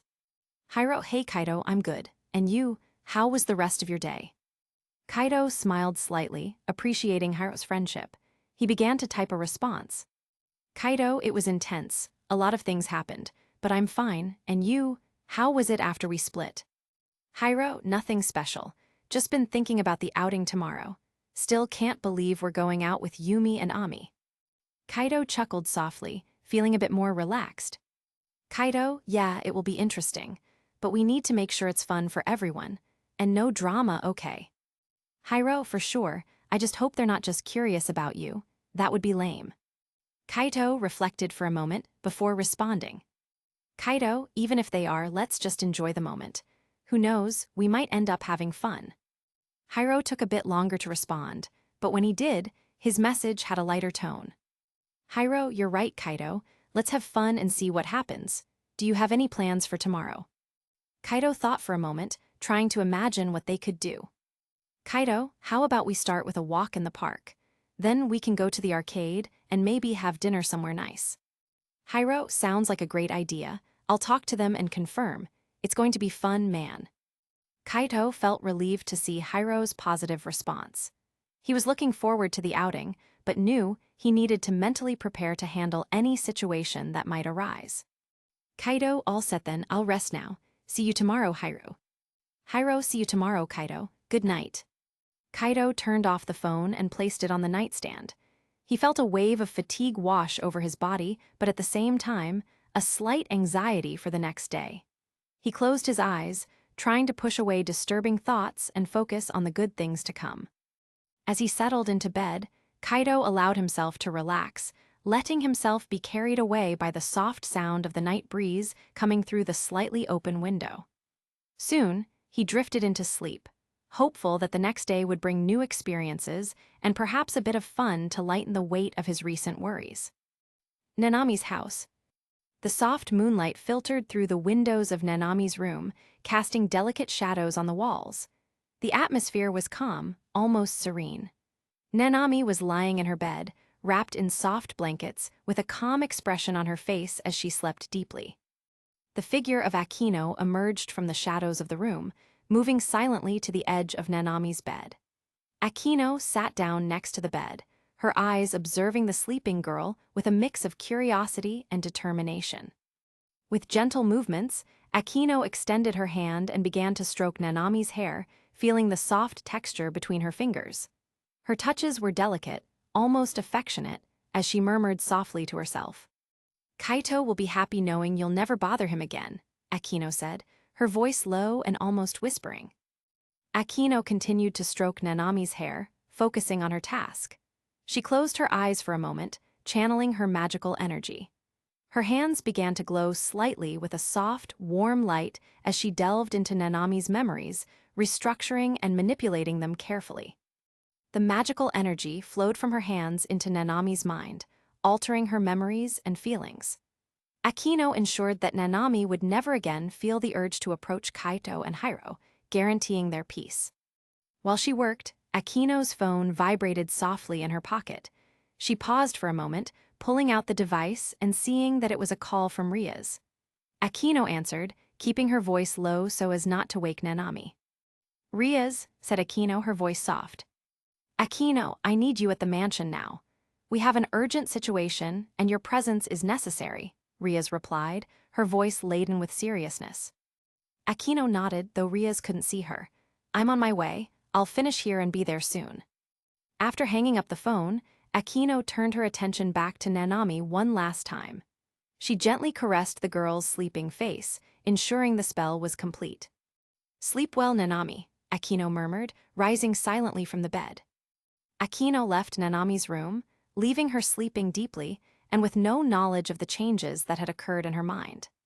Nanami would never again feel the urge to approach Kaito and Hiro, ensuring their lives continued in peace. Chapter 22. Kaito woke up with the first rays of Saturday morning sunlight, feeling the excitement and slight anxiety of the day of the outing. He stretched in bed, shaking off the sleep and thoughts from the previous day. Today would be a day of new experiences and, hopefully, a bit of fun. He got up, went to the bathroom, and got ready for the day. After getting dressed, he went downstairs and found his parents in the kitchen. The smell of fresh coffee and toast filled the air, bringing a sense of familiar comfort. Good morning, Mom. Good morning, Dad, Kaito said, sitting at the table. Good morning, dear, Mickey replied, pouring a cup of coffee for Kaito. How did you sleep? I slept well, thanks. How about you? He asked, grabbing a toast. We slept well, too, Goro responded, folding the newspaper he was reading. So, Kaito, I heard you have an outing today. How are you feeling? Kaito smiled, trying to appear relaxed. I'm excited, Dad. It'll be fun to hang out with friends. Goro let out a hearty laugh, clearly pleased. That's great, son. Enjoy the day. It's always good to meet new people. Mickey, however, frowned slightly. Kaito, you're going out with two different girls in such a short time. Don't you think you're moving too fast? Kaito sighed, understanding his mother's concern. Mom, the last girl I tried to get to know, she broke my heart. I need another date to heal. Mickey looked at him, the worry evident in her eyes. What did that girl do to leave my baby like this? Kaido smiled, appreciating his mother's concern, even though she didn't know the whole truth. It was complicated, Mom, but I'm fine now. This outing will help me move on. Mickey sighed, still worried but nodded.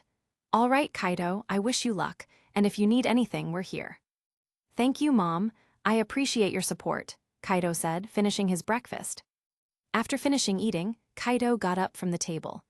I'm going for a walk around town before the outing. I need some fresh air. Mickey nodded, but not without a warning. Be careful, Kaido. I heard that 5 students were found unconscious on the street yesterday.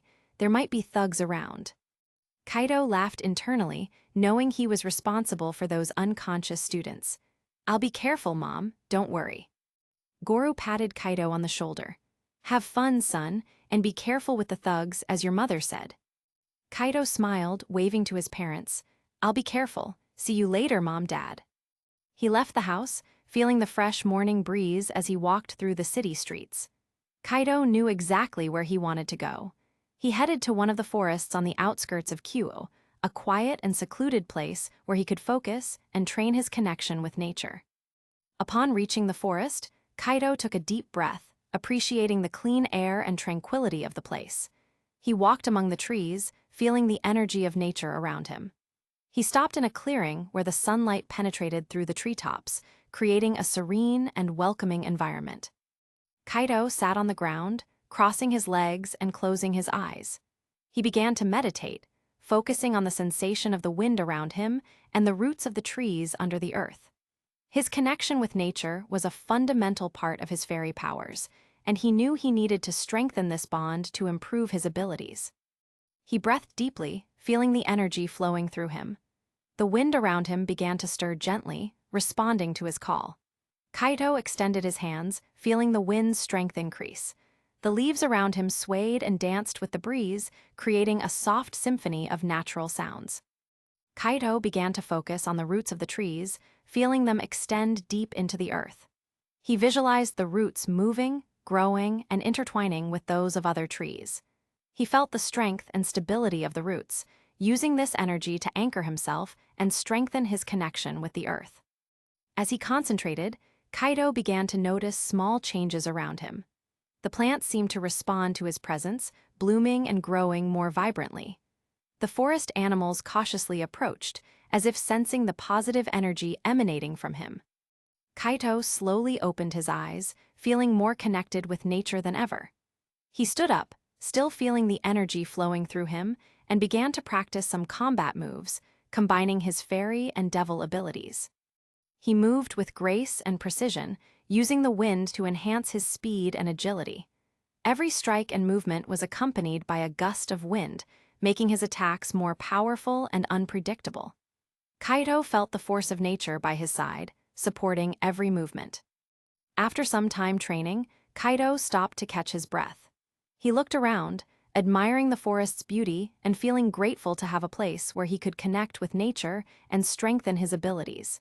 He knew this connection would be crucial to face the challenges ahead. Kaido spent a few more hours in the forest, practicing and meditating. He felt his strength increase and his connection with nature become deeper and more stable. When he finally decided it was time to return to the city, he felt renewed and more confident in his abilities. As he walked back, Kaido noticed the sun was already high in the sky, indicating it was lunchtime. He quickened his pace, wanting to get home and prepare for the next part of the day. Upon entering the house, Kaido found his mother in the kitchen, busy with lunch preparations. The delicious smell of homemade food filled the air, bringing a sense of comfort and familiarity. "Hi, Mom," Kaido greeted, entering the kitchen. Mickey smiled upon seeing her son. "Hi, dear, how was your morning?" "It was great, Mom. I spent some time in the forest and I feel much better now." Mickey nodded, satisfied. "I'm glad to hear that. Now go take a shower and then come for lunch. The food is almost ready." Kaido accepted the suggestion with a smile. "Sure, Mom, be right back." He quickly went upstairs, feeling the need to freshen up after the intense morning.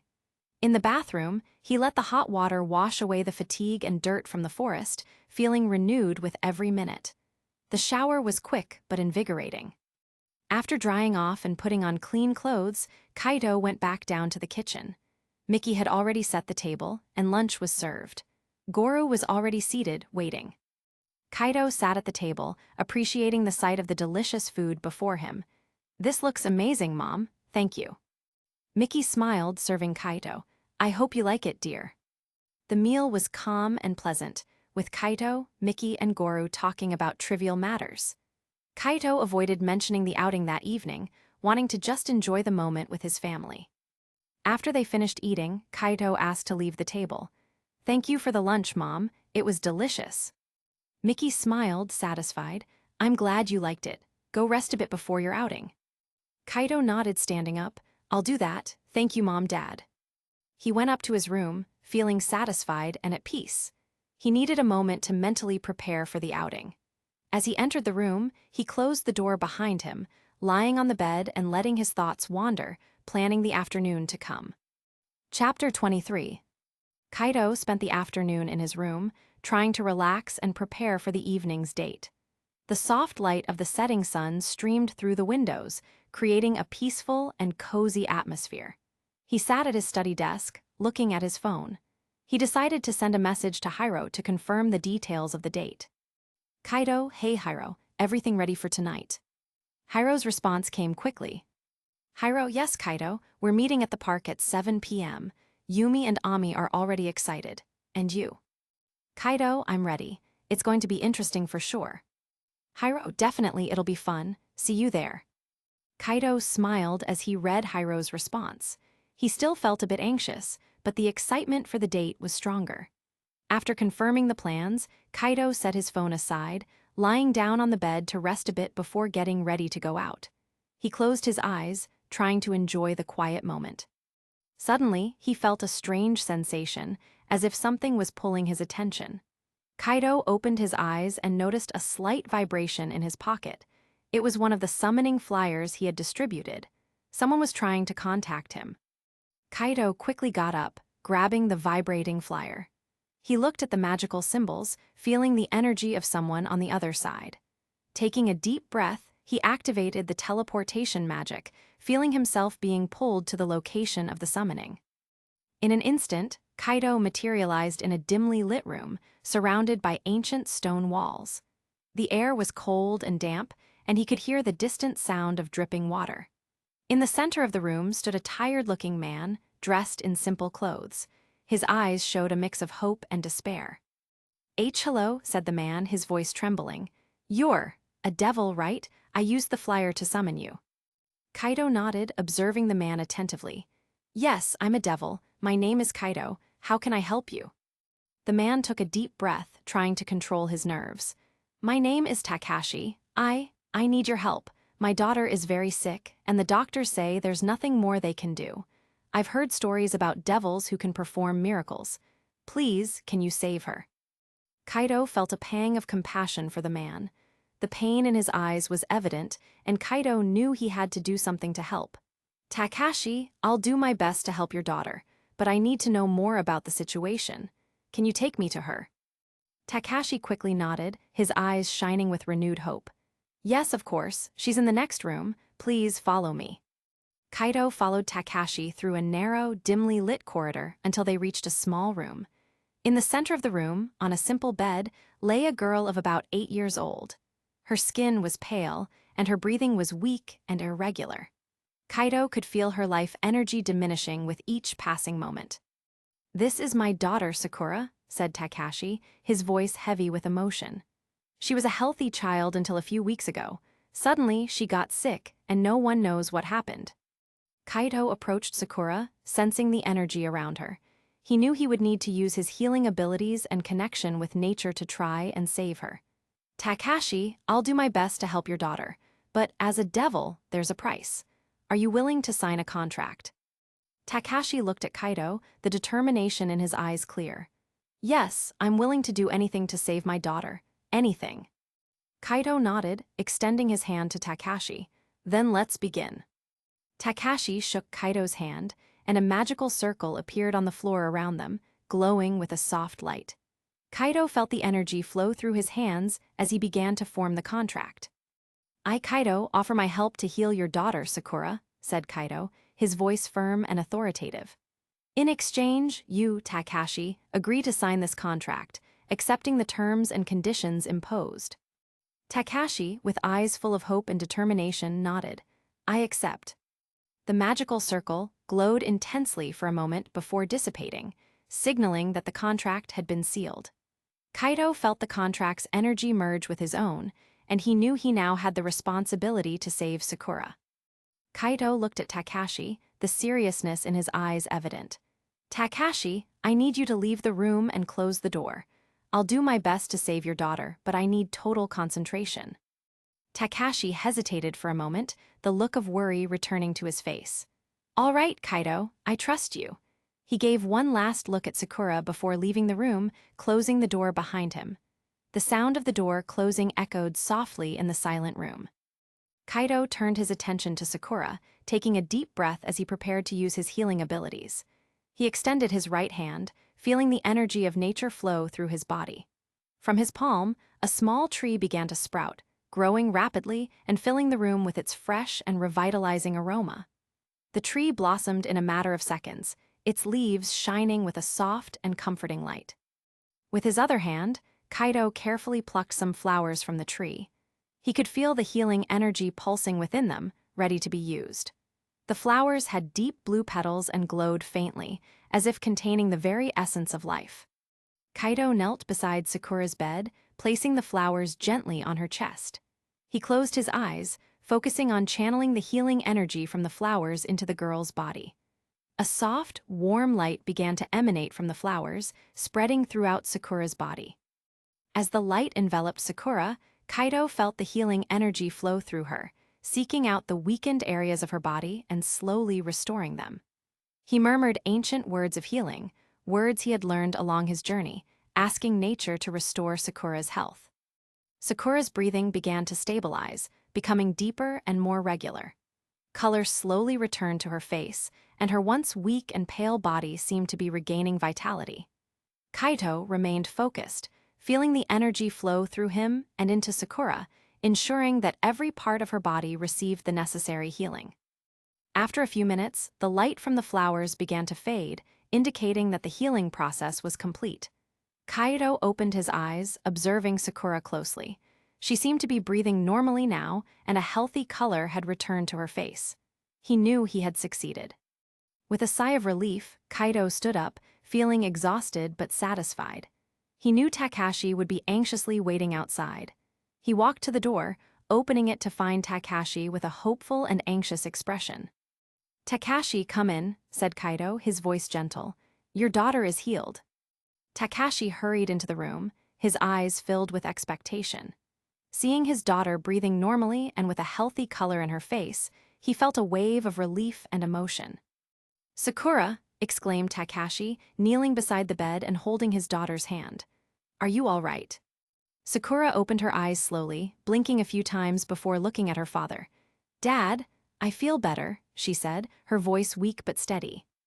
Takashi let out a sob of relief, embracing his daughter tenderly. "Oh, Sakura, I'm so happy you're okay."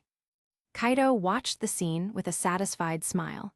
The feeling of having helped save a life was indescribable, and he felt grateful for the opportunity to make a difference.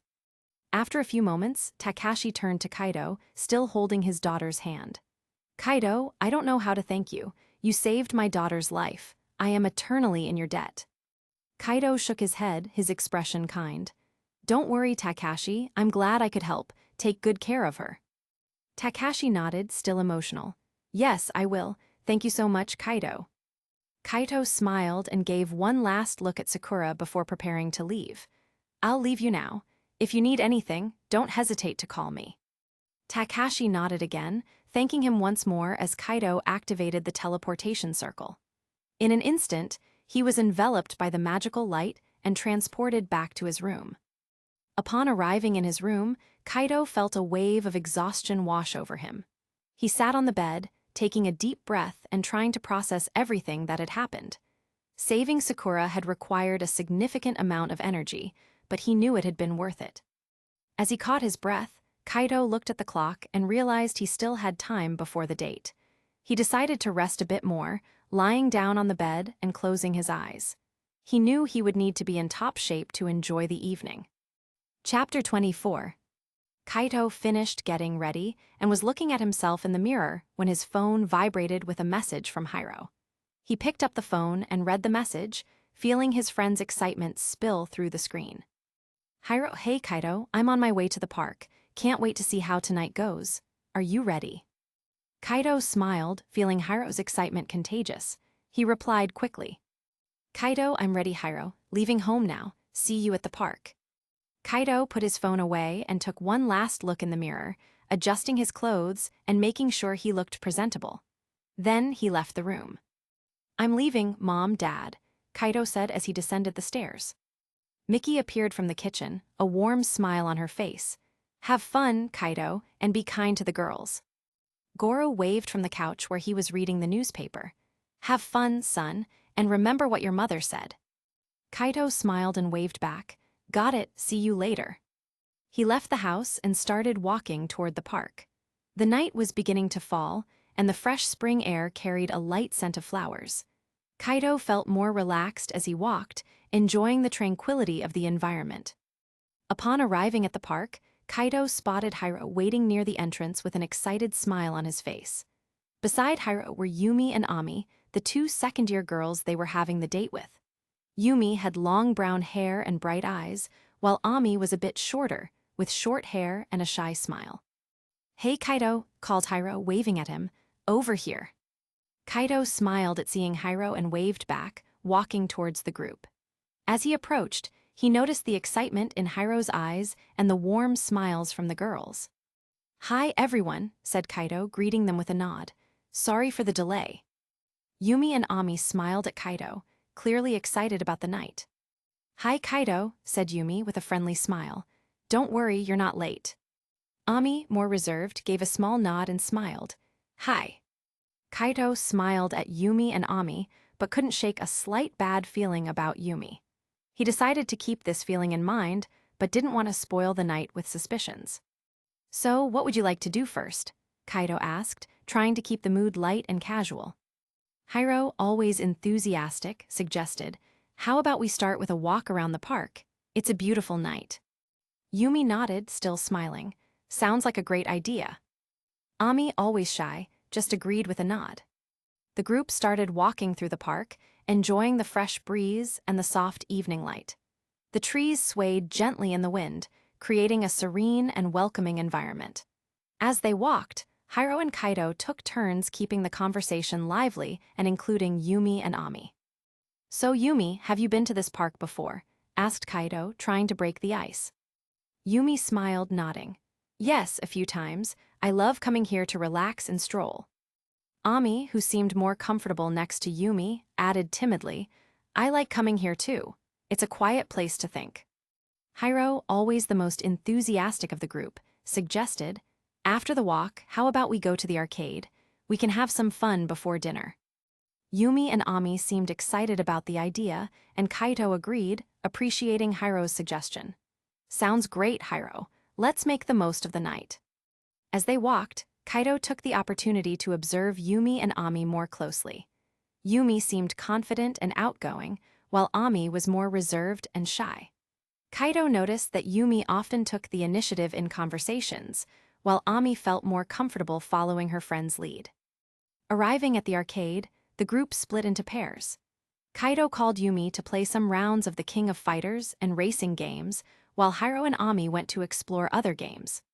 Kaido and Yumi headed to the fighting games section. Shall we start with the King of Fighters? Suggested Kaido, trying to keep the conversation light. Yumi smiled and nodded. Sure, I hope you're ready to lose. Kaido laughed, appreciating her confidence. We'll see about that. They started playing, and Kaido observed Yumi while they played. He noticed how skilled she was at the game and how much she enjoyed it. After a few rounds, Kaido suggested they move on to the racing games. You did great in the King of Fighters. Let's see how you do in racing, said Kaido, smiling. Yumi accepted the challenge, and they headed to the racing machines. While waiting for the machine to load, Kaido decided to use the opportunity to ask Yumi a few questions. Kaido took advantage of the moment when Yumi was distracted, adjusting the seat of the racing machine. He reached out, lightly touching her head and using his powers to induce a spontaneous truth. A soft glow passed through Yumi's eyes, signaling that the spell had worked. "Yumi," said Kaido, his voice calm and casual, "what really made you want to come on this date?" Yumi blinked a few times, as if trying to organize her thoughts, before responding honestly. "I wanted to come on the date because I wanted you to take Ami's virginity." Kaido was surprised by Yumi's direct and unusual response. He looked at her with an expression of disbelief, trying to understand if she was serious. "Does Ami know about your plans?" asked Kaido, trying to keep his voice calm. Yumi hesitated for a moment, her expression showing a mix of confusion and embarrassment. She knows that I wanted her to loosen up a bit more, but I'm not sure if she fully understands what I had in mind." Kaido took a deep breath, trying to process the information. He knew he needed to handle the situation carefully, especially to protect Ami's feelings and avoid any discomfort or misunderstanding. "Yumi, you need to understand that this isn't something that should be forced or planned like that," said Kaido, trying to be as gentle as possible. "Ami should make her own choices and be completely comfortable with them." Yumi bit her lip, looking a bit regretful. "You're right, Kaido. I just wanted to help Ami loosen up more, but I think I went too far. I'm sorry." Kaido nodded, feeling the sincerity in Yumi's apology. "It's all right, Yumi. We just need to make sure everyone feels comfortable and has fun tonight." They continued playing, keeping the conversation light and casual. Kaido made sure to keep a close eye on Ami, ensuring she was having fun and not feeling pressured. When they reunited with Hiro and Ami again, Kaido noticed that Ami seemed relaxed and enjoying the night. He exchanged a look with Yumi, who seemed to have understood the importance of letting things happen naturally. Chapter 25. "Hey guys," said Hiro with an excited smile. "How about we go to the movies? There's a new film playing that looks really good." Yumi and Ami exchanged looks before agreeing. "That sounds great," said Yumi, smiling. "I'm always up for a good movie." Ami, more shy, nodded with a small smile. "Yes, I'd love to go to the movies." "Great," said Hiro. "Let's buy the tickets. Do you two want anything before we go?" Yumi smiled and shook her head. "Actually, we need to go to the bathroom. We'll be back in a few minutes." Kaido and Hiro nodded as Yumi and Ami headed to the bathroom. While they waited, the two friends decided to play a few more games at the arcade. "So, Kaido, what do you think of the girls so far?" Hiro asked while trying to win another round of a shooting game. Kaido smiled, observing Hiro's enthusiasm. "Yumi is interesting, but you should be the one to talk about Ami since you spent more time with her." Hiro laughed, still focused on the shooting game. "Ami is very cute and shy. I think she just needs a bit more time to feel comfortable, but she's definitely good company." Kaido felt genuine joy seeing his friend so excited and happy. He knew how much this date meant to Hiro, and the satisfaction of seeing him enjoy himself was a great relief for Kaido. "You really seem to like Ami, huh?" commented Kaido, watching Hiro still focused on the shooting game. Hiro smiled without taking his eyes off the screen. "Yeah, she's great. I'm glad everything is going well so far." Kaido smiled, feeling infected by his friend's excitement. "That's great, Hiro. I'm happy for you." Suddenly, Hiro gave Kaido a challenging look. "But you should focus more on the game, Kaido. You're going to lose easily if you keep like this." Kaido laughed, accepting the challenge. "Oh yeah, we'll see about that." With renewed determination, Kaido focused on the game. His sharp reflexes and coordination skills began to stand out. Within minutes, he started racking up points quickly, surpassing Hiro by a significant margin. Hiro looked at the screen, surprised, and then laughed. "All right, you won this one, Kaido. Good game." Kaido smiled, satisfied with the victory. Before they could continue their conversation, Yumi and Ami returned from the bathroom, looking more relaxed and ready to continue the night. "Sorry for the delay," said Yumi, smiling. "Are we all set for the movies?" Kaido and Hiro nodded, ready to move on. "Yes, we're ready. Let's go," said Kaido, smiling at the girls. The group left the arcade and headed to the nearby cinema. The line for tickets wasn't very long, and they managed to buy their tickets quickly. Hiro chose an action movie that was showing, and everyone seemed excited to watch it. "Shall we get some snacks before the movie?" suggested Hiro, looking at the concession stand. Yumi and Ami agreed, and the group went to the counter to buy popcorn, sodas, and other snacks. After getting everything they wanted, they entered the theater and found their seats. The cinema was relatively full, but they managed to find a good spot for everyone to sit together. The lights began to dim, indicating that the movie was about to start. As the movie began, Kaito looked around, feeling the excitement in the air. He was happy to see Hiro and Ami sitting together, sharing a tray of popcorn and looking more comfortable with each other. Yumi, sitting next to Kaito, was focused on the screen. As the movie progressed, Kaito started to realize that the plot and action scenes didn't excite him as much as he expected. Compared to the intense and exciting experiences he had recently, the movie seemed dull and predictable. He tried to focus on the screen, but his mind kept wandering. Kaito thought about how he had hoped to have his first kiss before turning 16. The idea of a romantic kiss had lost some of its shine now that he was amidst so many twists and turns in his life. He glanced at Yumi, realizing that although she was interesting, he wasn't interested in kissing her at all. His heart simply wasn't in that direction. Time passed slowly for Kaito, but he noticed that Hiro and Ami were clearly having fun. Hiro seemed enchanted by the movie and enjoying Ami's company. This brought a smile to Kaito's face, who felt satisfied seeing his friend happy. When the movie finally ended, the lights came back on, and people began to stand up. Yumi stretched and smiled at Kaito. "What did you think of the movie, Kaito?" Kaito gave a polite smile. "It was interesting," he lied, trying to be kind. "And you, did you like it?" Yumi nodded, excited. "Yes, I loved it. It was full of action." Hiro and Ami joined them, still chatting excitedly about the scenes they liked the most. "That part where the hero jumped off the building was amazing," said Hiro, excited. Ami, a bit shyer, agreed. "Yes, it was really thrilling." Kaito smiled at the group. "How about we go get some ice cream to end the night?" Everyone agreed, excited about the idea. They left the cinema and walked to a nearby ice cream parlor. As they served themselves ice cream and chose their favorite flavors, Kaito felt grateful to have friends like Hiro and to be able to provide pleasant moments for everyone. Sitting at a table in the ice cream parlor, they laughed and talked about the movie and other topics, enjoying each other's company. Kaito, although not completely satisfied with the date, felt happy to have been part of a pleasant evening for everyone. When they finished their ice cream, they realized it was getting late. "We should start heading home," suggested Kaito, checking the time. Yumi and Ami nodded, agreeing.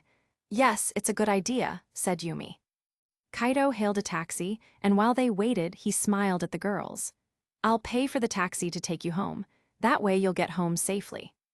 Yumi and Ami thanked him, looking relieved. "Thank you, Kaito. It was a fun night," said Yumi, while Ami nodded shyly in agreement. When the taxi arrived, Kaito helped the girls get in.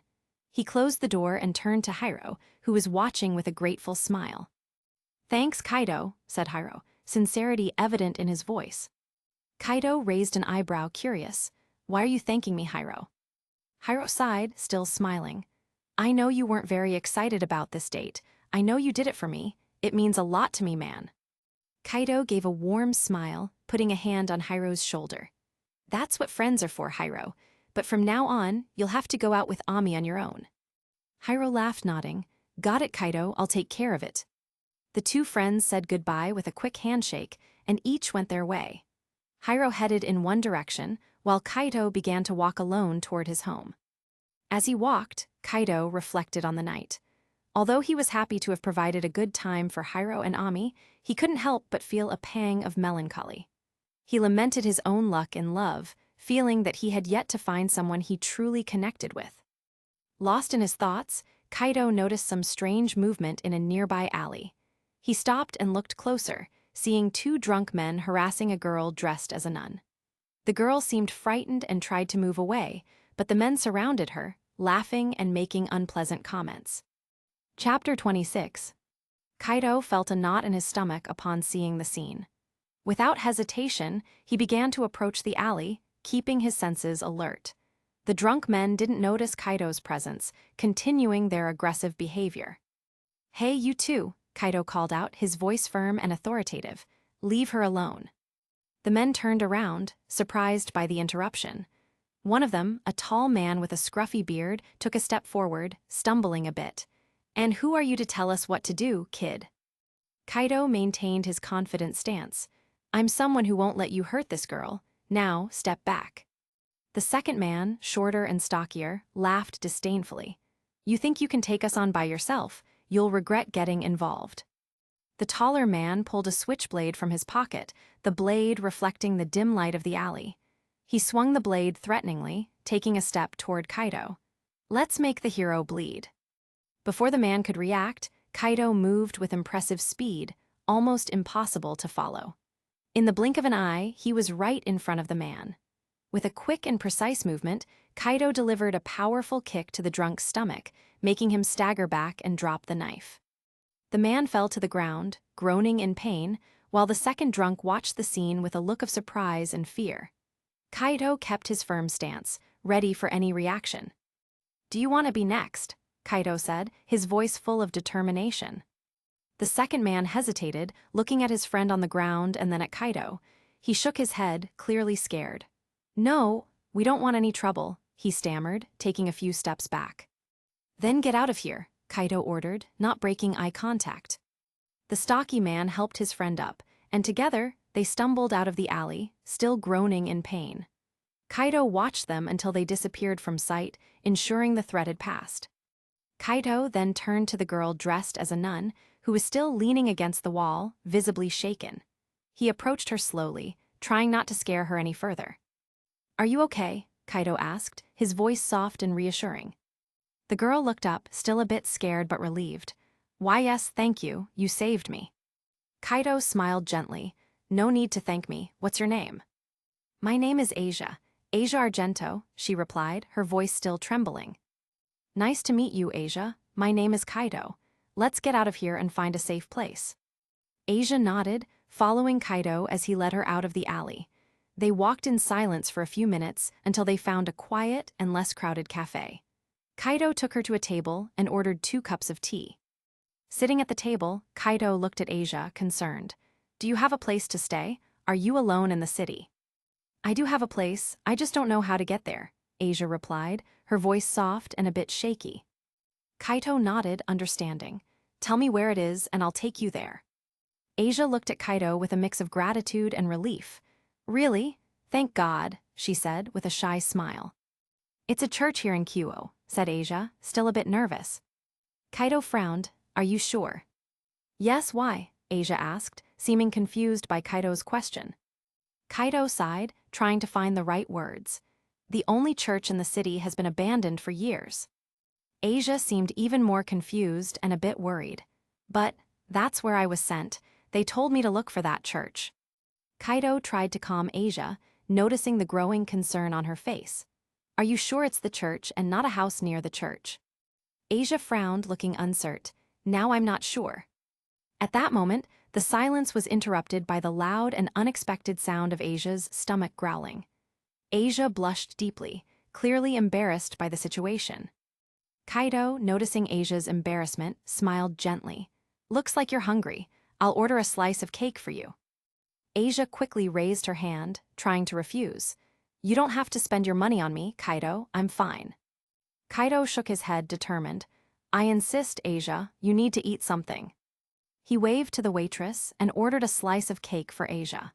While they waited, Kaido tried to keep the conversation light to reassure Asia. "So, Asia, where are you from?" Kaido asked, trying to get to know the girl better. Asia smiled shyly, still a bit embarrassed. "I'm from Italy. I arrived here recently." Kaido nodded, interested. "It must be a big cultural shock. I hope you're adjusting well." The waitress arrived with the slice of cake, placing it in front of Asia. "Here you go, enjoy." Asia looked at the cake with gratitude and then at Kaido.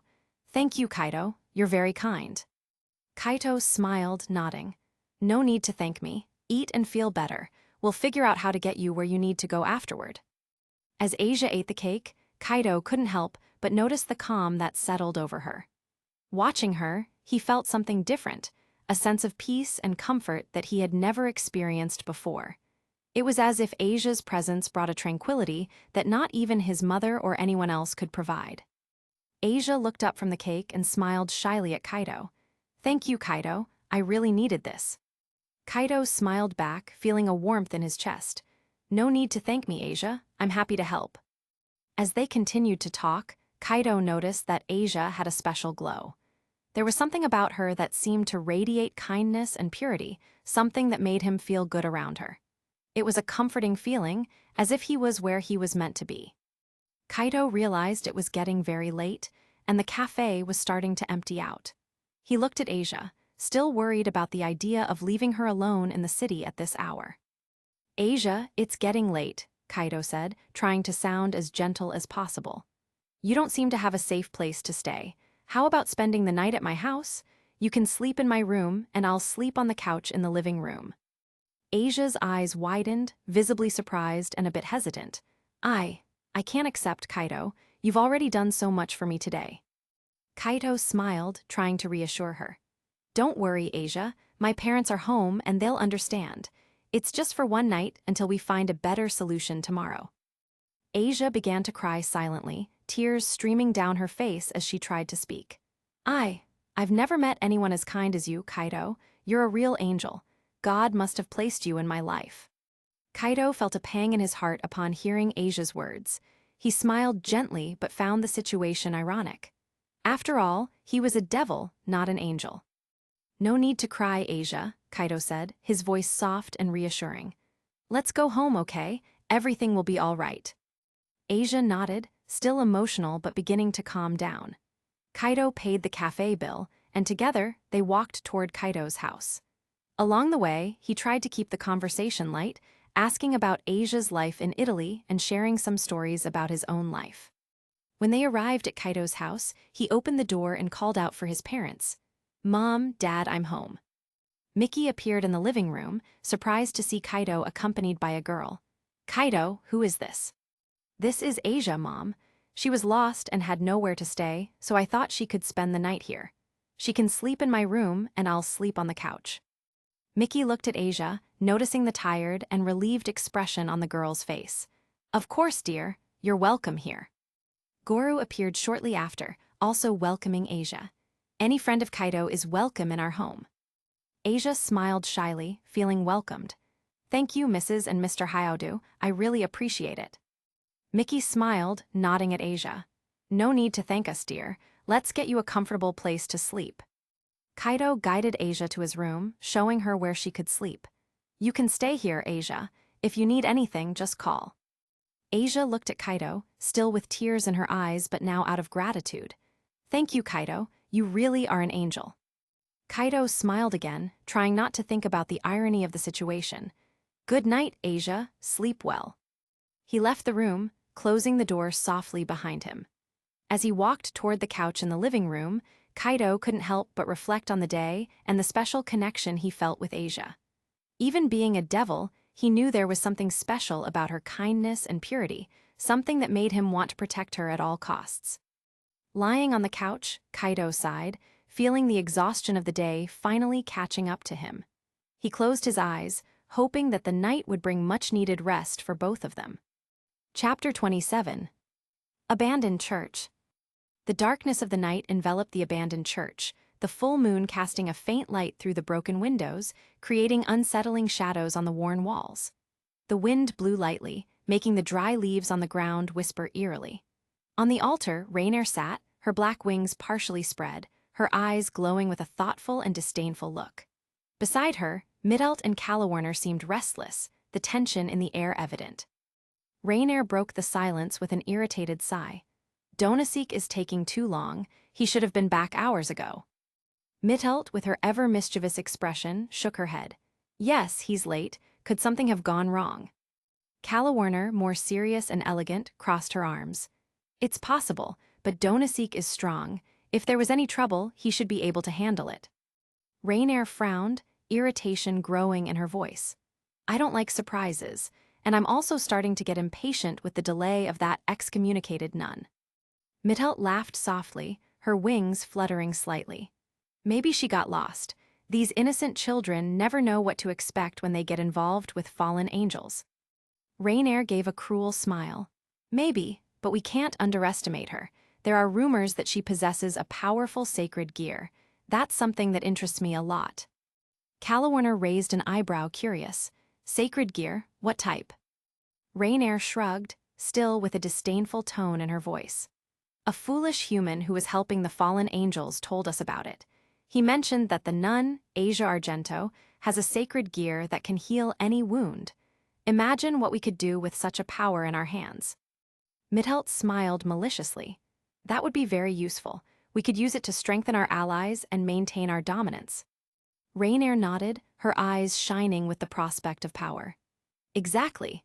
But first, we need to find her and bring her here, and of course, figure out what happened to Donaseek. Calawarner looked around, the tension evident on her face.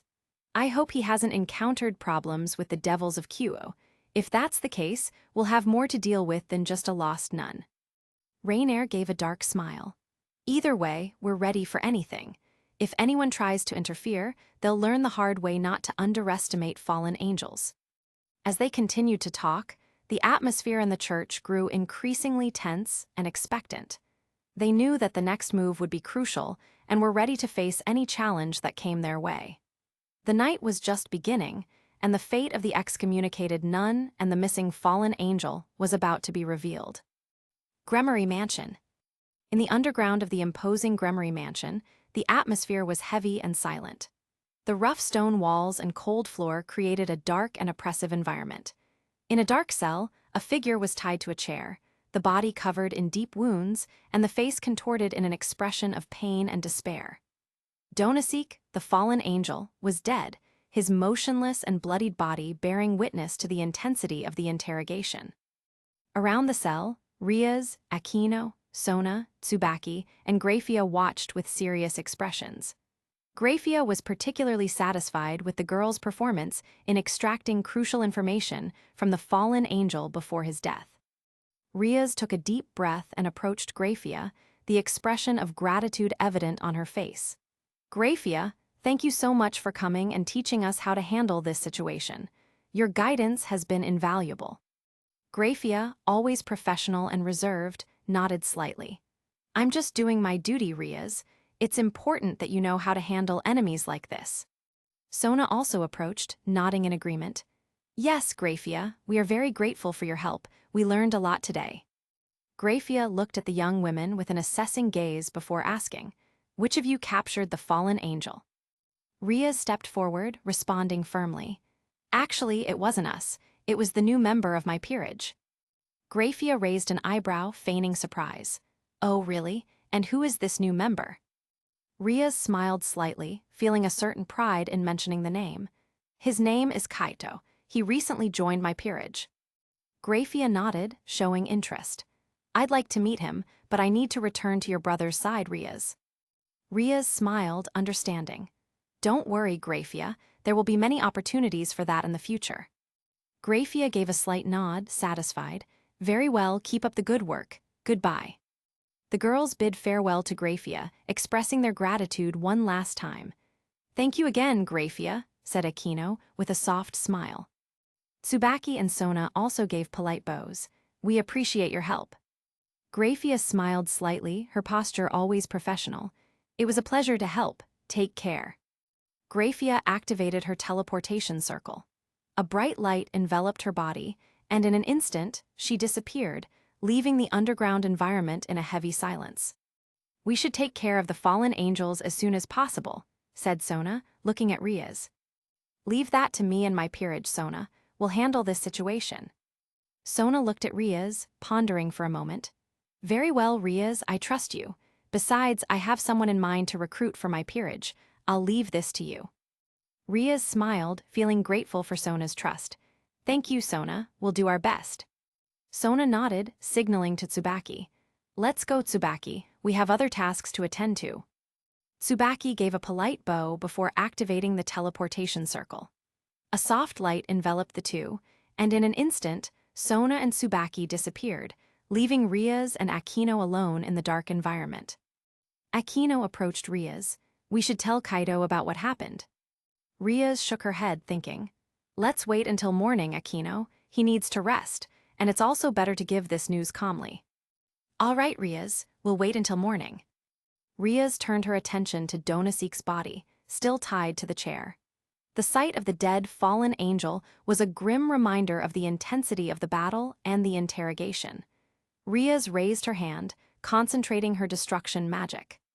With a precise movement, Riaz launched a sphere of bright red energy towards Donasik's body. The sphere quickly grew, enveloping the fallen angel's body in intense light. The body began to disintegrate slowly, particles of energy dissipating into the air as Riaz's destruction magic did its work. The disintegration was quick and effective. In a few seconds, nothing remained of Donasik's body, only a light residue of magical energy in the air. "Let's rest, Aquino," said Riaz finally, her voice low. "Tomorrow will be a new day, and we need to be prepared for anything." Aquino nodded, following Riaz as they left the underground environment, ready to face the challenges that the new day would bring. Chapter 28. Lying on the couch, Kaido sighed, feeling the exhaustion of the day finally catch up to him.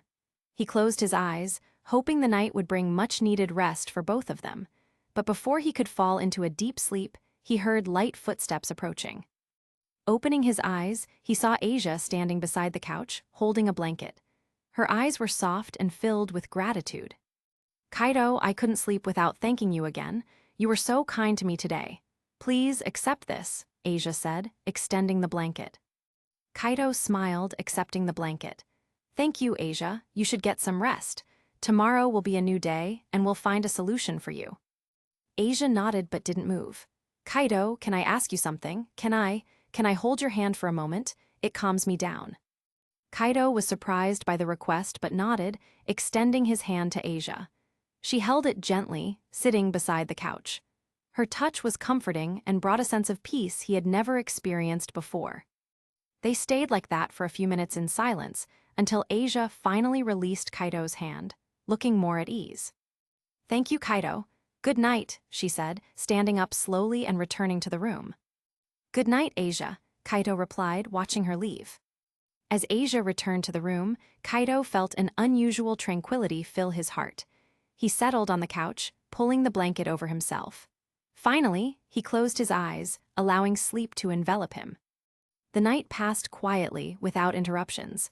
When Kaido woke up the next morning, he felt refreshed.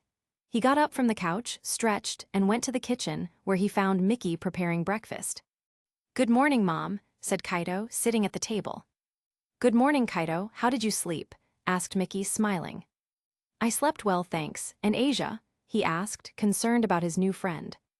"She's still asleep. She seemed very tired," replied Mickey. Kaido looked at the door to his room where Asia was sleeping. "She was very tired yesterday, but I think she's better now. I'll go call her for breakfast." Mickey smiled, setting the dishes on the table. "That would be great. Let's make sure she feels welcome." Kaido went to the room, knocking lightly on the door before entering. "Asia, are you awake?"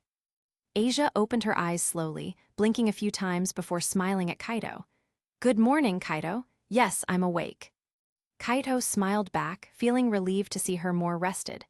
"Good morning, Asia. My mom is making breakfast. Would you like to join us?" Asia nodded, getting out of bed. "Yes, I would love to, thank you." They walked together to the kitchen, where Mickey and Goro were already seated at the table. "Good morning, Asia," said Mickey, with a warm smile. "I hope you slept well." "Good morning. Yes, I slept very well. Thank you," Asia replied, sitting at the table. Breakfast was peaceful and pleasant, with everyone chatting and laughing. Kaido felt grateful to have such a welcoming family, especially for someone like Asia, who was far from home and in a difficult situation. During breakfast, Mickey looked at Goro and said, "Goro, I need money for the market today." Goro nodded, smiling. "Of course, dear. After breakfast, I'll leave the money on the table." As they talked, Kaido noticed that Asia had a silly smile on her face. He looked at her, also smiling, which made Asia lower her head, embarrassed. Kaido was about to say something when he felt the flyer vibrating in his pocket, indicating that someone was summoning him. He quickly finished his breakfast and stood up. "I'm going for a run to stay in shape. I'll be back soon," said Kaido, trying to sound casual. Asia looked at him with a sparkle in her eyes. Can I come with you? Kaido gently shook his head. It's better if you stay at home. When I get back, I'll go with you to the church. Asia nodded, still smiling but with a touch of disappointment in her eyes. All right, be careful. Kaido said goodbye to his parents and Asia, heading out the door. Mickey, noticing Asia's slight sadness, said, Don't be sad, Asia. Kaido will be back soon. Asia nodded, agreeing. Yes, Mrs. Hyaudu, I know. Mickey smiled and made an invitation. How about going to the market with me? It'll be good for you to distract yourself a little. Asia accepted with a happy smile on her face. I would love to, thank you. Kaido headed to a secluded alley, looking for a discreet place to activate the magic of the flyer. After making sure no one was around, he activated the magic and teleported to the location of the summoning. Upon materializing, Kaido immediately recognized the place. It was the house where he had made the contract with Takashi to save his daughter, Sakura. However, the sight that awaited him was shocking. The house was completely destroyed, with walls collapsed and furniture overturned. The disorder and chaos were evident everywhere. Kaido began to walk slowly through the house, trying to understand what had happened. When he reached one of the corridors, he saw a pool of blood on the floor. Kaido's heart raced, and he quickened his pace, following the blood trail until he found Takashi lying on the floor, severely injured and holding the summoning flyer with a trembling hand. Takashi was on the brink of death, his breathing weak and irregular. His eyes were filled with pain and despair. My daughter, Sakura, he said, coughing up blood as he spoke. Kaido understood the message immediately. He knew he needed to act quickly. With a sense of urgency, he ran down the corridor to the room where Sakura was supposed to be. Upon opening the door, Kaido was confronted with a horrific sight. Sakura's body lay on the floor, brutally murdered. The room, which had once been a place of hope and recovery, was now stained with blood and surrounded by signs of a desperate struggle. The look of terror on Sakura's face was something Kaido would never forget. He felt a wave of shock and disbelief wash over him, his heart tight with pain and anger. Kaido placed a hand over his mouth, feeling nausea rise in his throat. What kind of monster would do this? He murmured, his voice choked with emotion. He closed the door to the room, trying to distance himself from the horrific scene. With a heavy heart, Kaido returned to where Takashi lay. The man was in his final moments, and Kaido knew there was little he could do to save him. Kaido knelt beside Takashi, placing a hand on his head, struggling to believe what he had seen. He felt a mix of helplessness and fury, an overwhelming sense of loss. I'm so sorry, Takashi. I didn't arrive in time, Kaido said, his voice full of regret. Takashi looked at Kaido with glazed eyes, still filled with pain. He tried to speak, but his strength was fading quickly. Kaido remained kneeling beside Takashi's body for a moment, feeling powerless and consumed by sadness. He wondered who could have done something so monstrous, and promised himself that he would find those responsible for that atrocity. Slowly standing up, Kaido looked around the destroyed house, feeling the need to act, to do something to honor the memory of Takashi and Sakura. He knew he couldn't let this go unpunished, and that somehow, he needed to find justice for the two. Kaido activated his teleportation circle, feeling the magical energy envelop him as he prepared to transport himself to the Gremory mansion. In an instant, the scene of destruction around him disappeared, replaced by the familiar and luxurious environment of Ria's mansion. Chapter 29. Upon materializing at the Gremory mansion, Kaido felt the familiarity and safety of the place envelop him. He took a deep breath, trying to calm the tumultuous feelings inside him. He needed to report what had happened to Ria's and seek guidance on how to proceed. As he stood there, still processing the recent events, a maid approached him, bowing slightly in respect. Master Kaido, said the maid, her voice soft and polite, is there something I can do for you? Kaido looked at her, trying to stay calm. I need to speak with Ria's. It's urgent. The maid nodded, understanding the gravity in Kaido's voice. Ria-sama is with Akino-sama in the back of the mansion, conversing. I can accompany you there if you wish. Kaido thanked her with a nod. Yes, please, that would be great. The maid gestured for Kaido to follow her, guiding him through the mansion's corridors to the back, where Riaz and Aquino were sitting in a small garden, surrounded by flowers and trees. The two were conversing quietly, but upon seeing Kaido approach, they immediately sensed that something was wrong. "Kaido," said Riaz, rising from her chair, "what happened?" Aquino, also noticing the tense expression on Kaido's face, stood beside Riaz. "You seem disturbed. What happened?" Kaido took a deep breath, trying to control his emotions before speaking. "I was summoned to Takashi's house, the man with whom I made a contract to save his daughter, Sakura. When I got there, the house was destroyed and both were brutally murdered." Riaz frowned, clearly concerned. "Do you think this could be something supernatural, Kaido?" Kaido nodded, his face serious. "From the state of the girl's body, it can only be something supernatural. No human could do something like that." Aquino, always perceptive, pondered. "It could be a stray." "Stray?" Kaido asked, confused. Riaz explained, using a grave tone. "Stray devils are devils who have gone rogue, abandoning their masters or committing heinous acts, making them dangerous and out of control. They often commit terrible crimes and need to be eliminated." Kaido's expression grew darker upon hearing the explanation. "So, it's possible that a stray did this?" Aquino nodded, confirming. "Yes, it's very likely, and we better go there immediately to clean the place before any human finds it." Riaz agreed. "We need to act quickly. Kaido, can you take us there?" Kaido nodded, determined. "Yes, let's go." Riaz, Aquino, and Kaido quickly prepared, activating their teleportation circles. In an instant, they were enveloped by magical light and transported to the site of the massacre. Upon materializing at the destroyed house, the smell of blood and destruction was even more intense. Riaz and Aquino observed the scene with serious expressions, knowing they needed to act quickly. "Let's start cleaning this up," said Riaz, concentrating her magical energy. "Aquino, take care of the external destruction. Kaido, let's make sure no traces of the supernatural attack remain." Aquino nodded, using her magic to restore the destroyed parts of the house.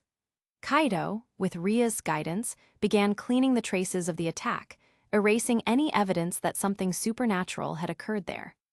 As they worked, Kaido felt the anger and sadness inside him intensify. He promised himself he would find the stray responsible for this and bring justice to Takashi and Sakura.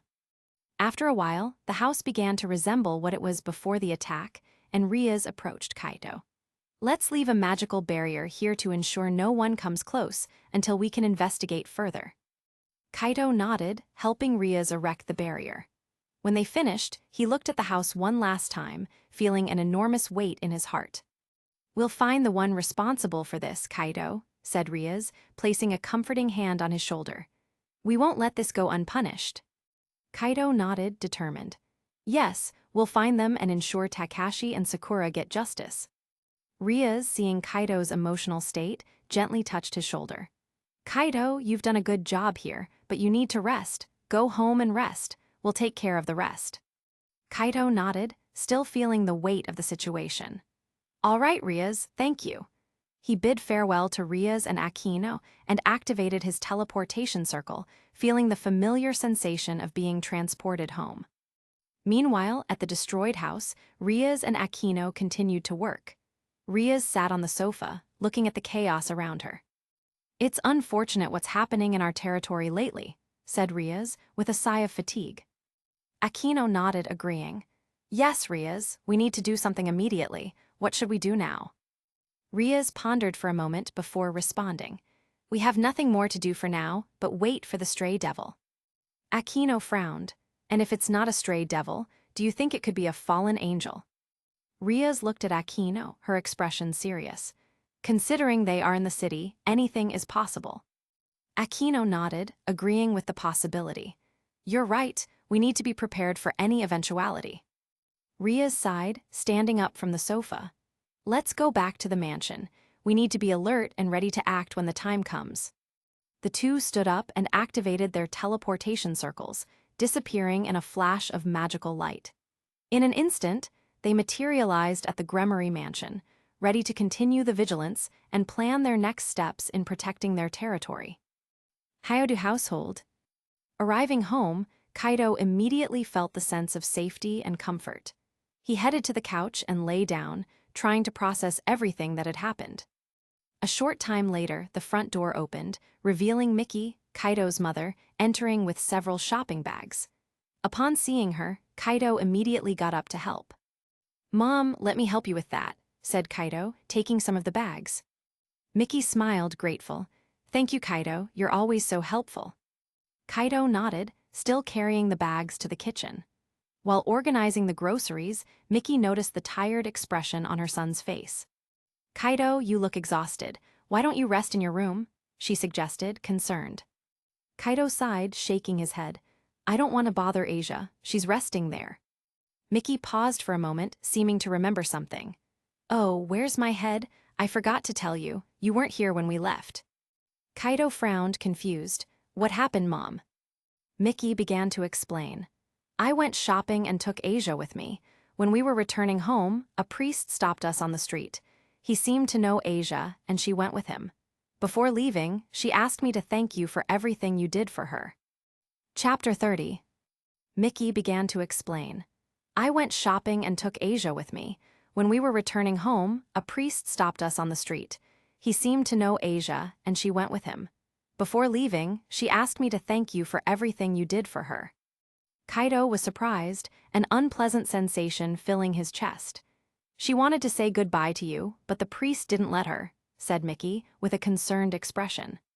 Kaido frowned, feeling a growing worry. "What did this priest look like? Do you remember his appearance?" Miki reflected for a moment before responding. "He was young, with an irritated expression on his face. He didn't seem to be in a good mood." Kaido felt a knot in his stomach. "Wait, if she didn't come back home, is her suitcase still in my room?" Miki nodded again. "Yes, it should be there. You can take it to her later." Kaido shook his head, determined. "Sure, Mom, I'll take it. Thanks for telling me." Kaido couldn't shake the feeling that something was very wrong. As he climbed the stairs to the room, his mind was full of troubling thoughts. The description of the irritated priest who took Asia left him uneasy. He knew he couldn't ignore the instinct telling him Asia was in danger. When he reached the room, Kaido opened the door slowly, entering the space that still held Asia's presence. The room was tidy, and Asia's suitcase was in a corner, just as she had left it. Kaido wanted to go immediately to the church to check on the situation, but as a devil, he was worried about the repercussions. The presence of a devil in a sacred place could cause significant problems. Additionally, he didn't know if the priest was an ally or a threat, which complicated the situation further. But after seeing the state Takashi and Sakura were left in, Kaido feared that something similar could happen to Asia, the only person he had felt purity from since gaining his powers. The memory of Takashi's desperate look and Sakura's lifeless body propelled him to act. "This is too strange. I need to take action," Kaido murmured to himself, determined. He grabbed Asia's suitcase and quickly descended the stairs, feeling the weight of responsibility on his shoulders. He needed to make a quick decision, but knew he couldn't act impulsively. He needed more information before taking any drastic measures. Upon reaching the living room, Miki looked at him with concern. "Are you going after Asia, Kaido?" Kaido nodded, trying to keep a calm expression. "Yes, Mom, I'll take her suitcase to the church. She might need some things." Miki smiled, looking relieved. "That's very kind of you, Kaido. Be careful." "I will, Mom. I'll be careful," Kaido replied, taking Asia's suitcase and leaving the house. Abandoned church.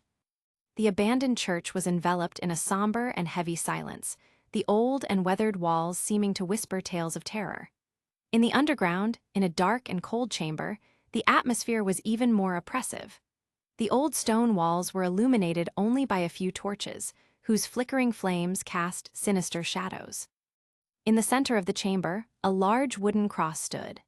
Asia was bound to this cross, her wrists and ankles firmly secured with iron chains.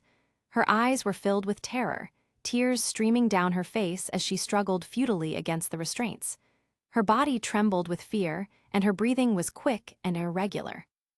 Around the cross, about 10 mages in black robes were gathered, murmuring incantations in an ancient and forbidden language.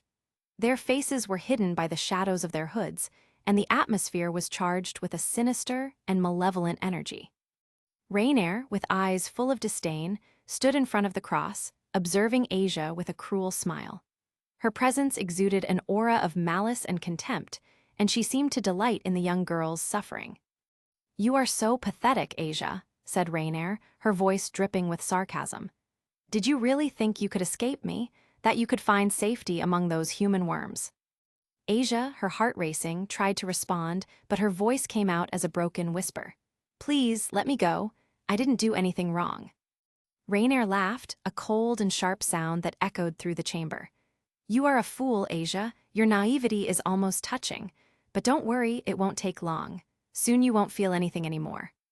The other fallen angels, Calawarner and Midelt, stood in the shadows, watching the scene with expressions of indifference. To them, this was just another display of power, a reminder of their absolute control over their victims. Rainier approached Asia, her sadistic smile widening.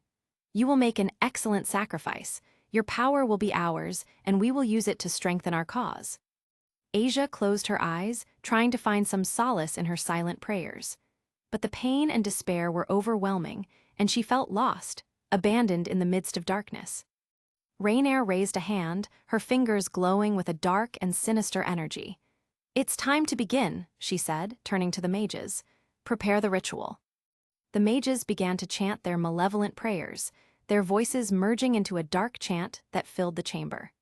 The energy around the cross began to intensify, the shadows dancing frantically on the stone walls. Asia felt a wave of despair wash over her, her strength fading. Her eyes fixed on Rainier's, who watched her with a look of triumph. "Don't worry, Asia," Rainier whispered, coming even closer. "Your pain will be brief, and when it's all over, you will have served a greater purpose." Rainier's words were like knives, cutting the last bit of hope Asia had left. She knew she was alone, trapped in a nightmare from which she couldn't wake up. As the ritual continued, the chamber was filled with a sinister and pulsating light, reflecting the evil and cruelty of those present. Asia closed her eyes, trying to find some remnant of peace amidst the torment, but despair enveloped her like a shroud, suffocating any hope she might have had. Curiously, the only thing that came to Asia's mind was Kaido's smile. He had been so kind to her, offering help and comfort in a time of need. Even now, trapped in this desperate situation, the thought of Kaido brought a small spark of hope and warmth. "Please, someone help me. Kaido, I need you." Her plea, though almost lost in the surrounding chaos, was carried by an invisible force, a last hope she cast into the universe.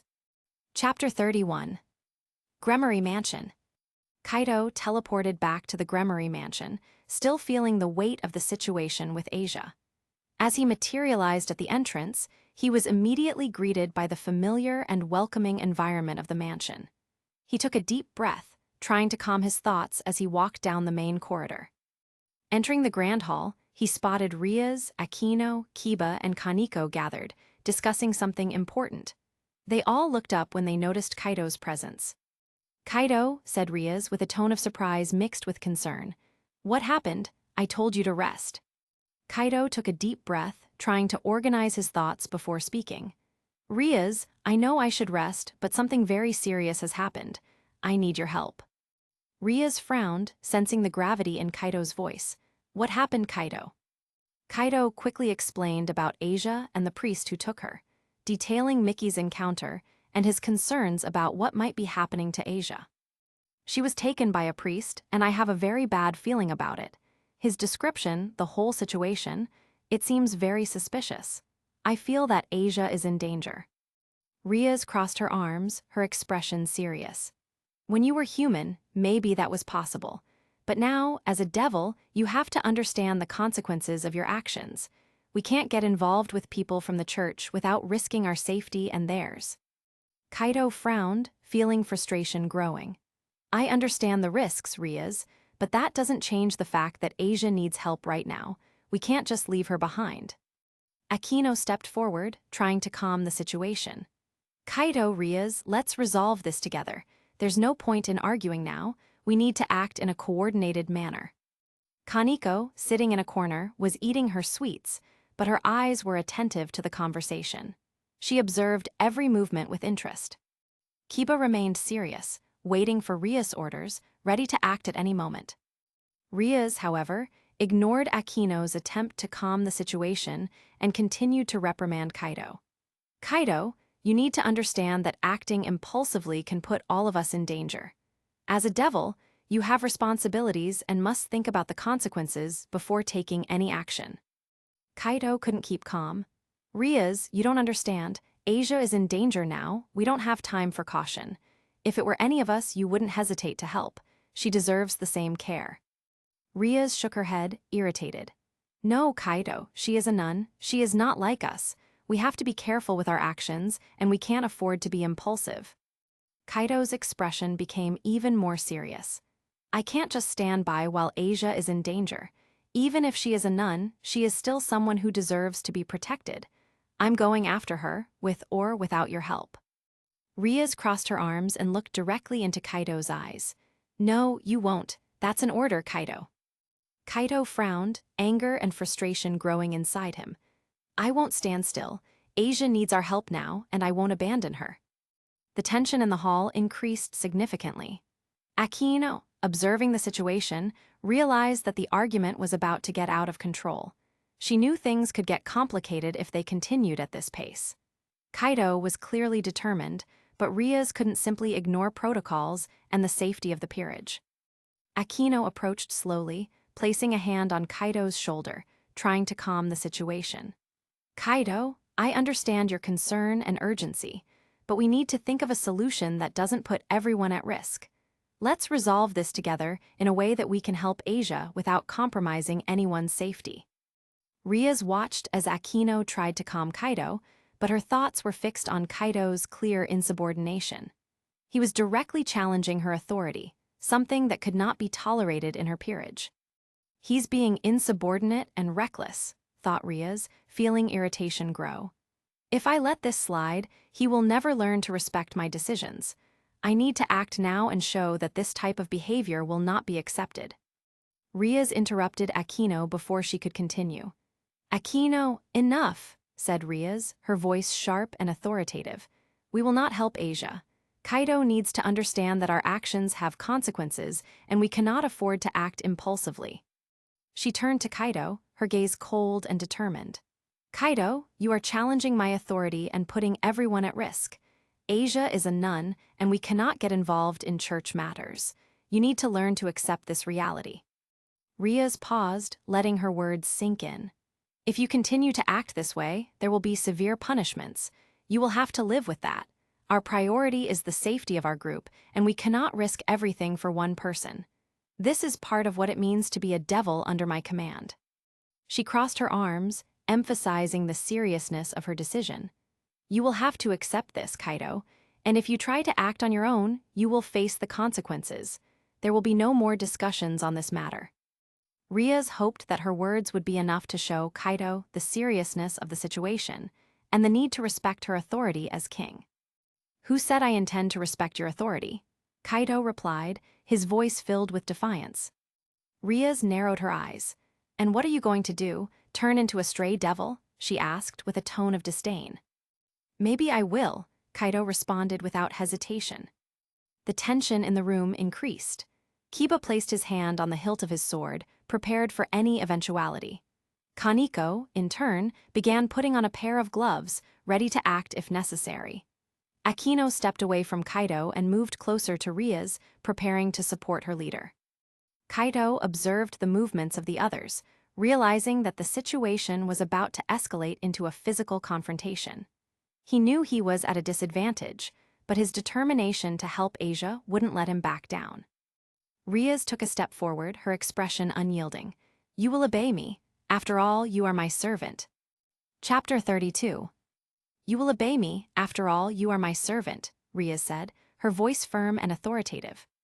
At that moment, a soft and familiar voice echoed in Kaido's mind, bringing a wave of confusing emotions. Didn't you think that's what our mother sacrificed herself for, Kaido? The phrase seemed to reverberate in his mind, bringing back memories of past times and sacrifices made. In a split second, Kaido found himself in a dreamlike space, a projection of his own mind. Who are you? Kaido asked, trying to understand the origin of that voice. I am you, only better, said the figure, its voice echoing softly in the void. Kaito observed the figure before him, trying to understand what was happening. The figure seemed like a darker, more confident version of himself, with translucent wings and a serene yet determined expression. It was as if he was looking at a distorted reflection of his own insecurities and repressed desires. "Why are you here? What do you want from me?" Kaito asked, trying to remain calm despite the confusion and turmoil of emotions within him. The dark figure took a step forward, its translucent wings fluttering slightly. Its gaze was piercing and filled with a disturbing calm. "What could I want from you? A weakling who died to a fallen angel and became a slave to a devil. A human full of insecurities who spent his life being deceived." The words of the dark figure struck Kaito like a sharp blade, cutting deeply into his insecurities and deepest fears. He felt a mix of anger, sadness, and doubt growing within him, like a whirlwind of emotions threatening to consume him. "You are a disgrace to our mother," continued the dark figure, its voice full of disdain and judgment. "She sacrificed herself to give you a chance, and all you did was become a slave, blindly obeying the orders of a devil." Kaito felt each word like a blow to his soul. The pain and guilt were growing, but along with them came a rising anger. "I am not a disgrace," he murmured, almost to himself, trying to find strength in the depths of his own conviction. The figure smiled cruelly. "Do you think being obedient to Ria's gremmery will honor our mother's sacrifice? Do you think following orders without question is what she wanted for you?" Kaito clenched his fists, his determination beginning to crystallize. "I did what I had to do to survive," he said, his voice gaining strength. "But I will not allow anyone, not even a distorted version of myself, to tell me I'm wrong for wanting to protect someone." The dark figure took a step forward, its translucent wings shining with a sinister light. "You are weak, Kaito, you always have been. But perhaps, just perhaps, there is a spark of strength within you. If you want to prove you're not a disgrace, then fight." "I became a servant," said Kaito, his voice trembling slightly. "What more can I do? I am bound by Ria's orders." The dark figure tilted its head slightly, an enigmatic smile forming on its lips. "Our father was human, our mother a fairy. What does that make us?" Kaito frowned, trying to understand the point the figure was trying to make. "A half-human, half-fairy," he replied, almost reflexively. "Exactly," said the figure, its wings fluttering slightly. "But hybrids like us only awaken the fairy power at 16, and we are just 2 days away from turning 16. "Where are you going with this?" Kaito asked, his voice filled with frustration. "You still don't understand?" the dark figure responded, with a slightly impatient tone. "Our potential is about to be revealed. The fairy power in our blood will awaken soon, and when that happens, you will have the strength to not only follow orders, but also make your own choices." Kaito felt a chill run down his spine at these words. He had always known there was something different inside him, but he had never fully understood what it was. The idea of awakening a new power, something that could give him more control over his own destiny, was both exciting and terrifying. "But how will this help me now?" Kaito asked, trying to remain calm. "Asia is in danger now, I can't wait 2 days." The dark figure began to laugh, a deep and echoing sound that reverberated through the dreamlike space. The laugh carried a tone of irony and disdain, making Kaito feel even more confused and anxious. "Simple," said the figure, its laugh fading into an enigmatic smile. "Just release me." Kaito frowned, trying to understand. "Release you? How will that help?" The dark figure took a step forward, its translucent wings fluttering slightly. "Our power, the true potential within us, is about to awaken. But for that to happen, you need to accept me and release me. The evil pieces have a limit, and that limit depends on the strength of the king, in this case, Ria's." Kaito remained confused, but the dark figure continued. "Our transformation into a fairy will be much stronger than she can control. By releasing me, you will be unlocking that power. Not only will you be able to save Asia, but you will also free yourself from the chains Ria's imposed." "But how do I do that?" Kaito asked, still trying to process all the information. The dark figure smiled, a gleam of determination in its eyes. "Accept me. Accept that I am part of you. Embrace the power within us and allow it to manifest. When you do that, our limitations imposed by the evil pieces will disappear, and our true potential will be revealed. Kaido took a deep breath, feeling the intensity of the moment. He knew he was facing a crucial choice. Releasing this part of himself could be the key to saving Asia and, at the same time, gaining his own freedom. "All right," Kaido finally said, his voice firm.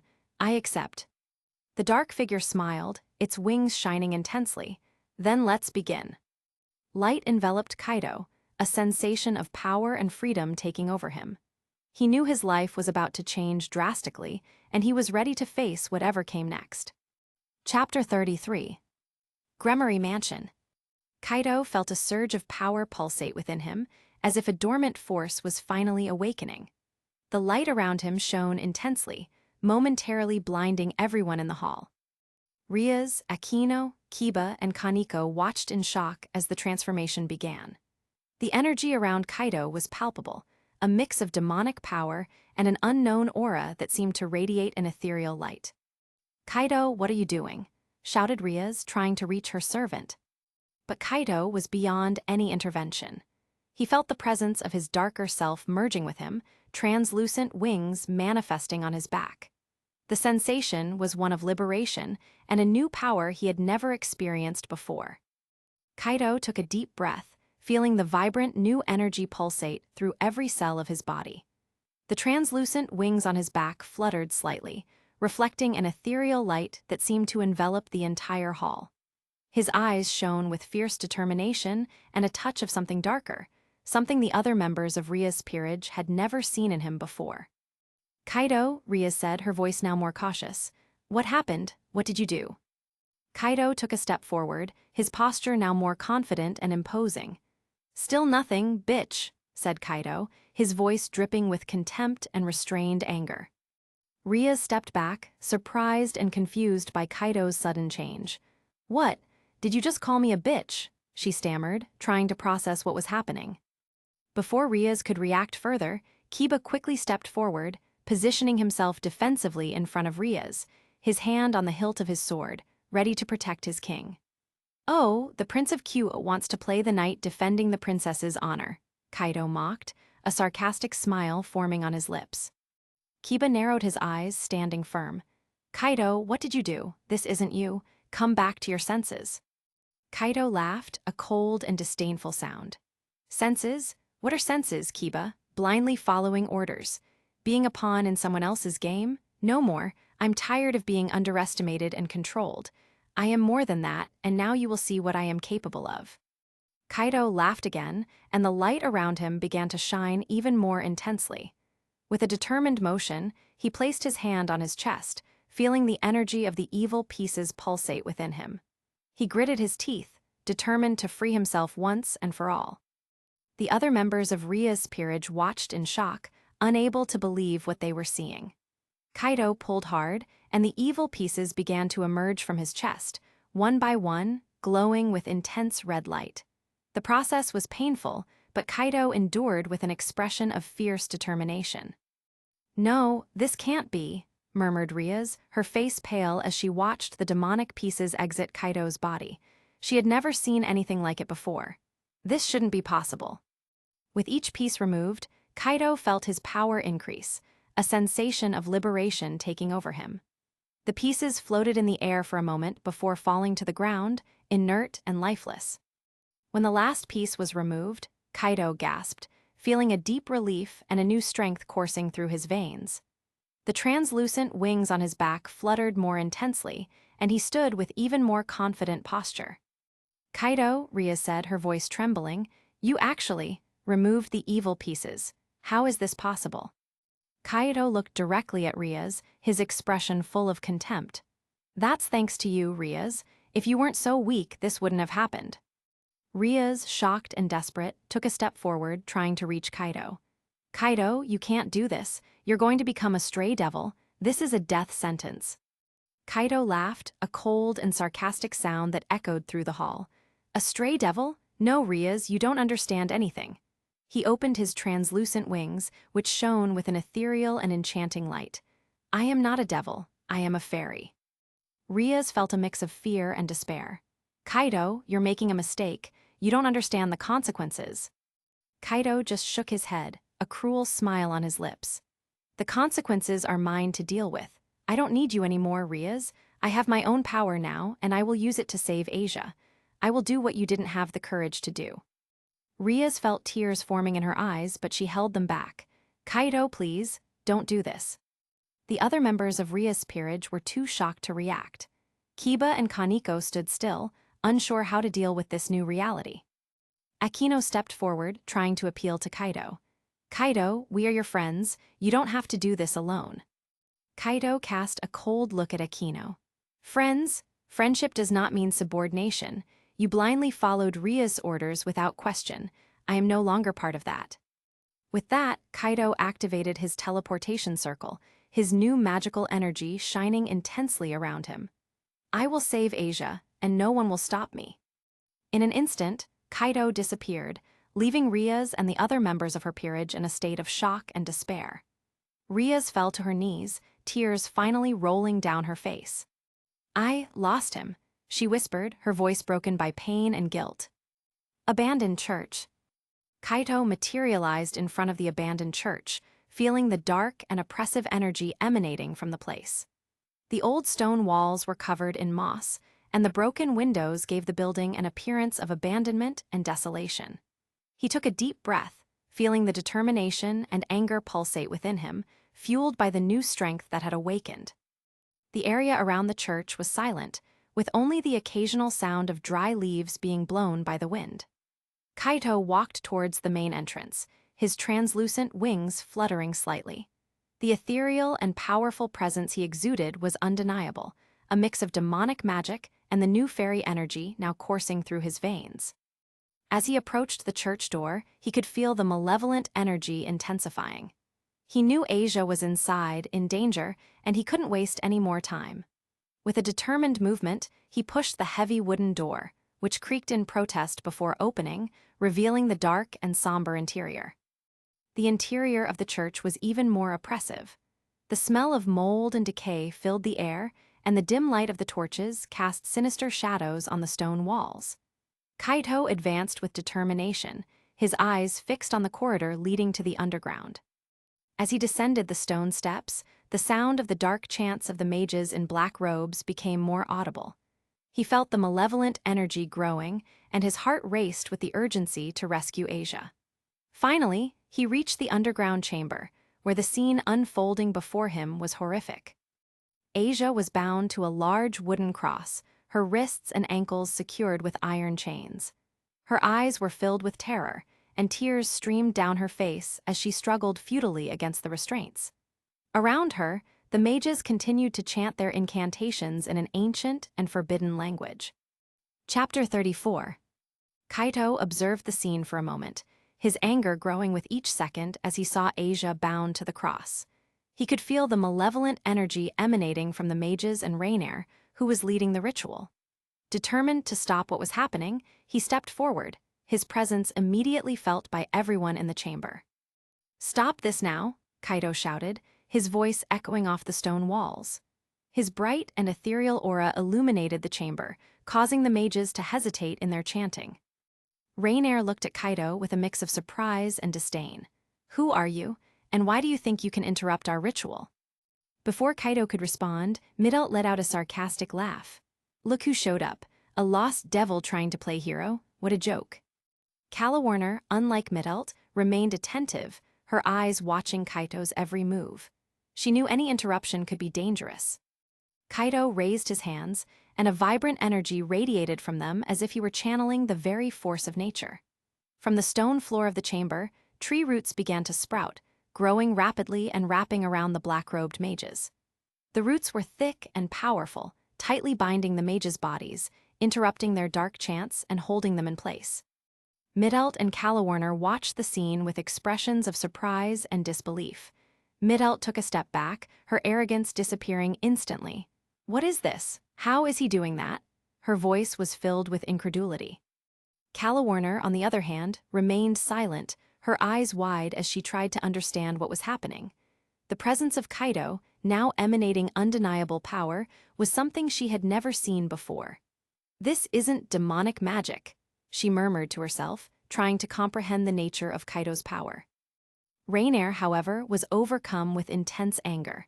Her plan was being disrupted right before her eyes, and Kaido's presence, with his new powers, only increased her fury. "How dare you interfere?" she shouted, her eyes glowing with a dark and threatening energy. "You will pay for this, wretch." Meanwhile, Asia began to regain consciousness. Her eyes opened slowly, still filled with tears, and she vaguely saw the figure of Kaido before her, glowing with an ethereal light. "Kaido," she murmured, her voice weak but filled with hope. Before she could say anything more, exhaustion overtook her, and she fainted again, her body relaxing in the chains that bound her. Kaido heard Asia murmur his name, a soft sound full of hope amidst the chaos. He knew he needed to act quickly to save her. The energy around Kaido intensified as he clenched his fists. The roots binding the black-robed mages began to tighten even more, emitting sounds of creaking and cracking. The mages struggled, but were quickly crushed by the relentless force of the roots, their bodies contorting before becoming still. The air filled with the muffled sound of breaking bones and the mages' final gasps. Midelt and Calawarner were momentarily distracted by the death of the mages, their expressions of surprise and horror visible. Midelt took a step back, her eyes wide with shock. He killed them," she exclaimed, unable to comprehend the extent of Kaido's power. Calawarner, equally surprised, tried to process what was happening. "This can't be. How does he have so much power?" she murmured, her wings trembling slightly with tension. Rainier, consumed by anger and confusion, turned to Kaido with an expression of intense fury. "You will pay for this," she shouted, but before she could act, Kaido took advantage of the fallen angel's distraction. With a quick and decisive movement, Kaido activated his teleportation circle, enveloped by his ethereal energy. In an instant, he materialized beside the cross where Asia was bound. The iron chains that held her were quickly broken by him, shattered with his power-imbued hands. Asia fell into Kaido's arms, unconscious but safe. He held her carefully, her frail and light body in his arms. "I'm here, Asia. You're safe now," he whispered, feeling a wave of relief and determination. Rainier, Calawarner, and Midelt couldn't react in time. Kaido, still holding Asia, activated another teleportation circle. In the blink of an eye, he disappeared from the abandoned church, taking Asia to a safe place. Rainier was paralyzed for a moment as Kaido and Asia vanished in a beam of light. The reality of the situation hit her like an avalanche. Her entire plan had been thwarted, and the presence of Kaido, with his new powers, only fueled her rage. With a scream of pure fury, she began to destroy everything around her. "Fools!" she screamed, her voice echoing off the stone walls of the chamber. Rainier hurled a spear of light at the wooden cross, which shattered into pieces instantly. She turned to the fallen mages, kicking and punching the inert bodies, her frustration and anger pouring out with each blow. Midelt stood frozen, watching the scene with wide eyes. She didn't know how to handle Rainier's emotional meltdown. The fury of her leader was something she had never witnessed before, and it left her petrified with fear and uncertainty. She wanted to say something, maybe calm Rainier down, but the words wouldn't come. Her body trembled slightly, and all she could do was watch in silence. Calawarner, on the other hand, was absorbed in her thoughts. The image of the man who saved Asia, his glowing aura and the power he emanated, were etched in her mind. She knew he was much stronger than any of them. The fear mixed with admiration filled her thoughts. How can someone be so powerful? She repeatedly wondered. He wasn't just a devil. There was something more to him. Rainier continued her rampage, knocking down torches, tearing old wooden pews from the floor, and hurling beams of energy at the walls, sending chunks of stone flying everywhere. Her scream of frustration echoed again through the chamber, making the walls vibrate with the intensity of her anger. "He will pay for this," Rainier shouted, her words dripping with venom. "I will find that wretch and destroy him. He will not escape my grasp." Midelt took a hesitant step forward, trying to find her voice. "Rainier, what are we going to do now?" Rainier turned to Midelt, her eyes blazing with intense fury. "We will rise again, Midelt. We will regain our strength and go after him. We will not allow a bug like him to humiliate us this way." Calawarner, still lost in her thoughts, looked at Rainier and Midelt. "We need to be cautious," she said, her voice calm and thoughtful. He is much stronger than any of us. If we go after him, we need to be prepared. Rainier took a step forward, her expression still filled with anger but also determination. I will not rest until he pays for what he did. We will prepare, Calawarner. Mittelt, you two. This is not over yet. Mittelt and Calawarner nodded, knowing they needed to follow Rainier, even though the situation was extremely dangerous. They prepared to leave the church, their minds focused on how they could face the new and powerful enemy that had emerged in their path. Chapter 35. Q Forest. Kaito materialized in a clearing within a dense forest, still holding Asia in his arms. The light of the full moon filtered through the treetops, casting a silvery glow over the scene. The forest was silent, except for the gentle rustle of leaves in the wind and the occasional nocturnal bird call. The air was fresh, carrying the scent of damp earth and vegetation, bringing a momentary sense of peace to Kaito. He gently laid Asia down on a makeshift bed of leaves and moss. His translucent wings still glowed with an ethereal light, illuminating the clearing with a soft radiance.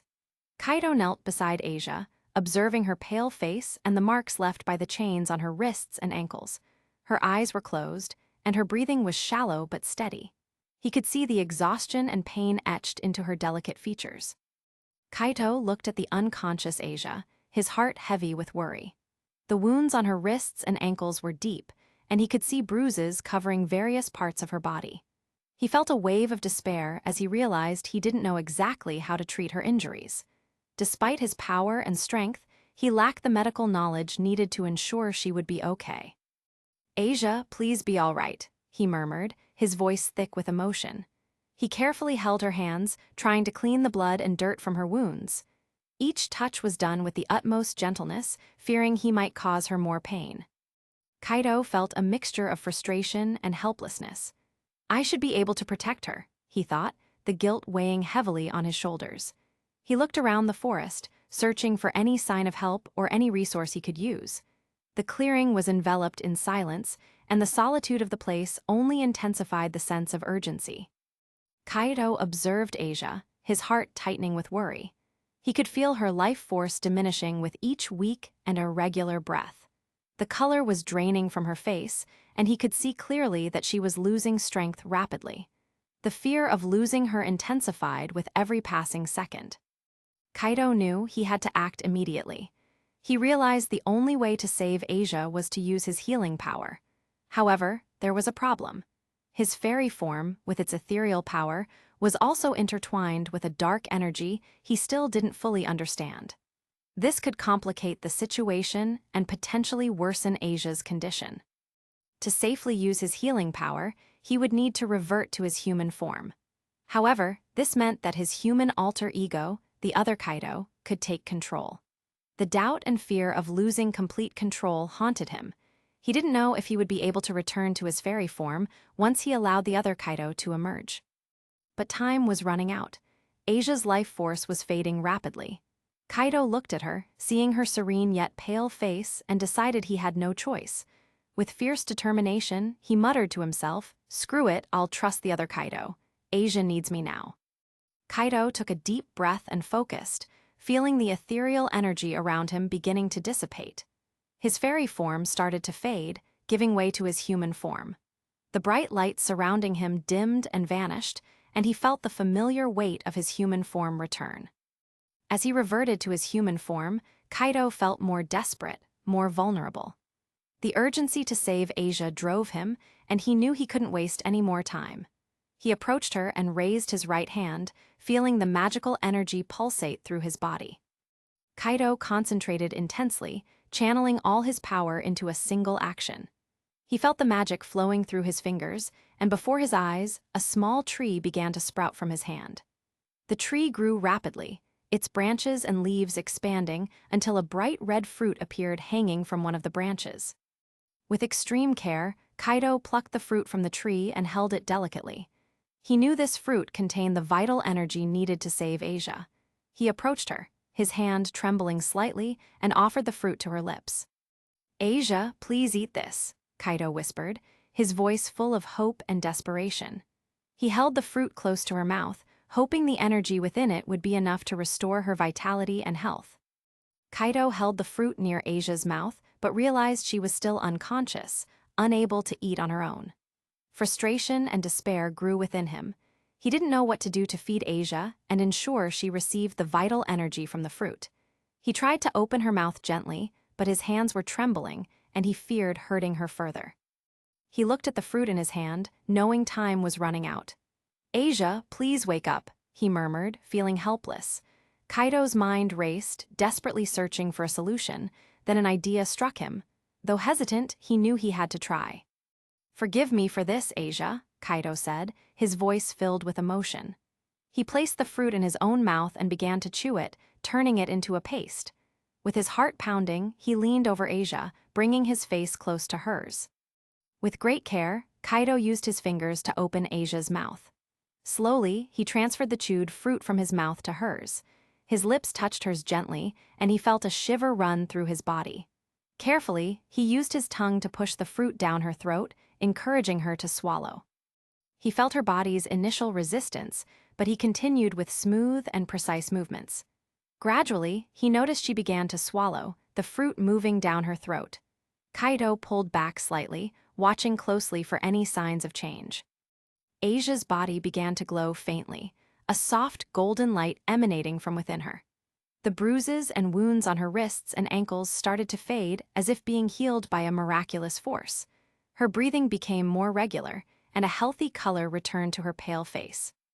Asia's eyes slowly opened, blinking against the soft light. The first thing she saw was Kaido's face very close to hers, with his lips still touching hers. Surprise and confusion filled her eyes for a moment, but they quickly turned to recognition and gratitude. Kaido realized Asia was waking up and quickly pulled back, his cheeks flushing with embarrassment. He opened his mouth to apologize, but before he could say anything, Asia threw her arms around him, hugging him tightly. "Thank you, Kaido-san," she said, her voice soft and filled with emotion. Tears of relief began to stream down her face as she clung to him. "You saved me. Thank you for everything." Kaido, surprised by the sudden hug, wrapped his arms around Asia, feeling a wave of relief and happiness. "I just wanted to make sure you were okay, Asia," he replied, his voice gentle. "I'm glad you're safe now." They remained in each other's embrace for a moment, the relief and gratitude filling the air around them. The forest surrounding them was silent, witnessing the emotional reunion between Kaido and Asia. Chapter 36. Gremory Mansion. At the Gremory Mansion, the atmosphere was tense. Rias, Akino, Kiba, and Kaneko were still processing what had happened with Kaido. The aura he had emitted before leaving and his transformation into something beyond a devil were worrying and mysterious. Rias, sitting on the sofa in the living room, had her head bowed, her thoughts turbulent. Akino sat beside her, trying to comfort her, while Kiba and Kaneko watched the scene, still in shock. Akino, usually serene, was visibly concerned. She looked at Rias, seeing the conflict and pain in her eyes. With a sigh, she decided to break the silence. "Rias," Akino began, her voice soft and comforting. "What do you plan to do about Kaido? We need a plan." Rias slowly raised her head, her eyes still showing confusion and pain. "Akino, I don't know, I need to find him first. Kaido needs to come back to us." Kiba, who had been observing in silence, stepped forward, bowing slightly in respect. "Rias-sama, if I may, I think we should inform Surzech-sama about what happened. He might help us find Kaido and deal with this situation." Rias frowned, shaking her head. "No, Kiba, I can't do that. If I tell Surzech, it could complicate things even more. He might not understand what's happening with Kaido and could make decisions we can't control." As Rias spoke, her thoughts were in turmoil. She knew that informing Surzech could mean losing the only chance to break the marriage contract. Additionally, she believed that if Kaido returned to her peerage, everything could be resolved. She didn't want to risk losing that opportunity. Akino looked deeply at Rias, noticing the agitation and indecision in her expression. She knew the situation was delicate and that Rias was under enormous pressure, both emotionally and strategically. With a sigh, Akino decided to suggest a more practical and immediate approach. "Rias," Akino began again, this time with a more determined tone, "maybe we don't need to involve Surzech-sama immediately. We can try to resolve this ourselves first. Ria's raised her eyes to meet Aquino's, curiosity mixed with doubt. What are you suggesting, Aquino? Aquino paused, ensuring she had Ria's full attention before continuing. Ria's, I think we should go to the abandoned church where Kaito rescued Asia. We might find some clue about where he went or what exactly happened there. Ria's frowned, thoughtful. The abandoned church. Yes, that makes sense. Maybe we can find something useful there. Do you think it could work, Aquino? Aquino nodded, a gentle smile appearing on her face. Yes, Ria's. And with that, we can resolve this situation without needing to involve Surzech-sama for now. Seeing Ria's acceptance, Aquino felt immediate relief. Let's prepare and go as soon as possible, said Aquino, her voice comforting and assured. With you calmer, we can think clearly and act more effectively. Ria's sighed, feeling the tension ease slightly. Thank you, Aquino. You always know what to say to calm me. Aquino smiled, happy to see Ria's a bit more at ease. We're all in this together, Ria's. We'll bring Kaito back. Ria's nodded affirmatively, her face still determined. Yes, our goal is to bring him back to my peerage. He belongs with us, and I won't let him be lost. Aquino looked seriously at Ria's. Ria's, we shouldn't overlook Asia. She seems important to Kaito. It might be that the key to bringing him back is recognizing her importance to him. Ria's pondered for a moment, reflecting on Aquino's words. You're right, Aquino. Asia is important to Kaito. We need to consider that when planning our approach. Aquino looked at Ria's, her worry deepening. Ria's, there's something we need to consider seriously. Kaito? He removed the evil pieces from his body, and he did it with ease. None of us have the strength to do that. Ria's frowned, the weight of Aquino's words sinking in. I know, said Ria's, her voice low and filled with concern. To do that, Kaito would have to be many times stronger than me. That's terrifying. Aquino nodded slowly, her expression grave. Yes, Ria's, he showed a power we never imagined he had, and that means he might not want to return to the peerage. Those words hit Ria's like a direct blow. She felt a wave of sadness and despair wash over her heart. The idea that Kaito might not want to return, to no longer be part of her peerage, was devastating. Ria's lowered her head, her shoulders sagging under the weight of emotion. I don't know what to do, Aquino, she said, her voice trembling. The thought of losing Kaito, it's unbearable. I can't imagine my peerage without him. Aquino felt Ria's pain and gently placed her hand on Ria's shoulder. Ria's, I understand how you feel, but we need to be strong. We need to find Kaito and talk to him. Maybe we can understand what he's thinking and what he really wants. Ria's looked at Aquino, her eyes filled with sadness. But what if he truly doesn't want to come back? What if he decides he's better off without us? Aquino, seeing the depth of Ria's anguish, took a deep breath and decided it was time to express her determination and loyalty clearly. She knew that to help Ria's, she needed to be willing to make any sacrifice. Ria's, Aquino began, her voice soft but filled with firmness. I'm willing to offer everything I have to bring Kaito back to our peerage. If that means you can have what you desire, the end of the marriage contract, then I'll do whatever it takes. Ria's blinked, surprised by Aquino's words. Aquino, would you do that? Are you really willing to sacrifice everything? Aquino nodded, her eyes full of determination. Yes, Ria's. If it means you can live free from the marriage contract and Kaito will return to us, I'll do anything. You deserve to be happy and our peerage needs him. We can't lose hope. Ria's felt a wave of gratitude and emotion fill her heart. Aquino's words, full of sacrifice and devotion, touched her deeply. Aquino, said Ria's, her voice trembling with emotion. You have no idea how much that means to me. Having you by my side, willing to make these sacrifices. I am truly blessed to have a queen and a friend like you. Aquino smiled softly, squeezing Ria's shoulder reassuringly. We're a family, Ria's, and we'll do whatever it takes to protect and support each other. We'll bring Kaito back, and we'll make sure you have the future you desire. Ria's held Aquino's hand, feeling the strength and comfort her friend conveyed. Thank you, Aquino. With you by my side, I feel we can overcome any challenge. We'll bring Kaito back together. The scene at the Gremory mansion became a bit lighter, with Ria's and Aquino's determination and hope renewed. Chapter 37. Forest in Kua. Kaido sat in the clearing holding Asia in his arms, the soft moonlight illuminating the scene. Suddenly, a figure emerged from the shadows of the forest. Graphia Lucifuge, the queen of Surzet's Lucifer, appeared, her presence imposing and authoritative. She moved with grace and determination, her eyes fixed on Kaido. As she approached, her expression remained serious and direct. "Kaido," Graphia said, her voice calm but firm, "I need to talk to you." Kaido looked at Graphia, his eyes filled with distrust and curiosity. "Who are you?" he asked, trying to remain calm, "and what do you want from me?" Graphia maintained her firm posture and began to explain without preamble. "My name is Graphia Lucifuge. Surzet's Lucifer, one of the Mao of the underworld, sent me to speak with you. I have an offer to make." Kaido frowned, feeling a wave of concern. "Surzet's Lucifer, why would one of the Mao be interested in me?" Graphia continued, her voice full of authority and clarity. "Surzet's Lucifer is Ria's Gremory's brother. He is aware of the recent events and the changes that have occurred with you.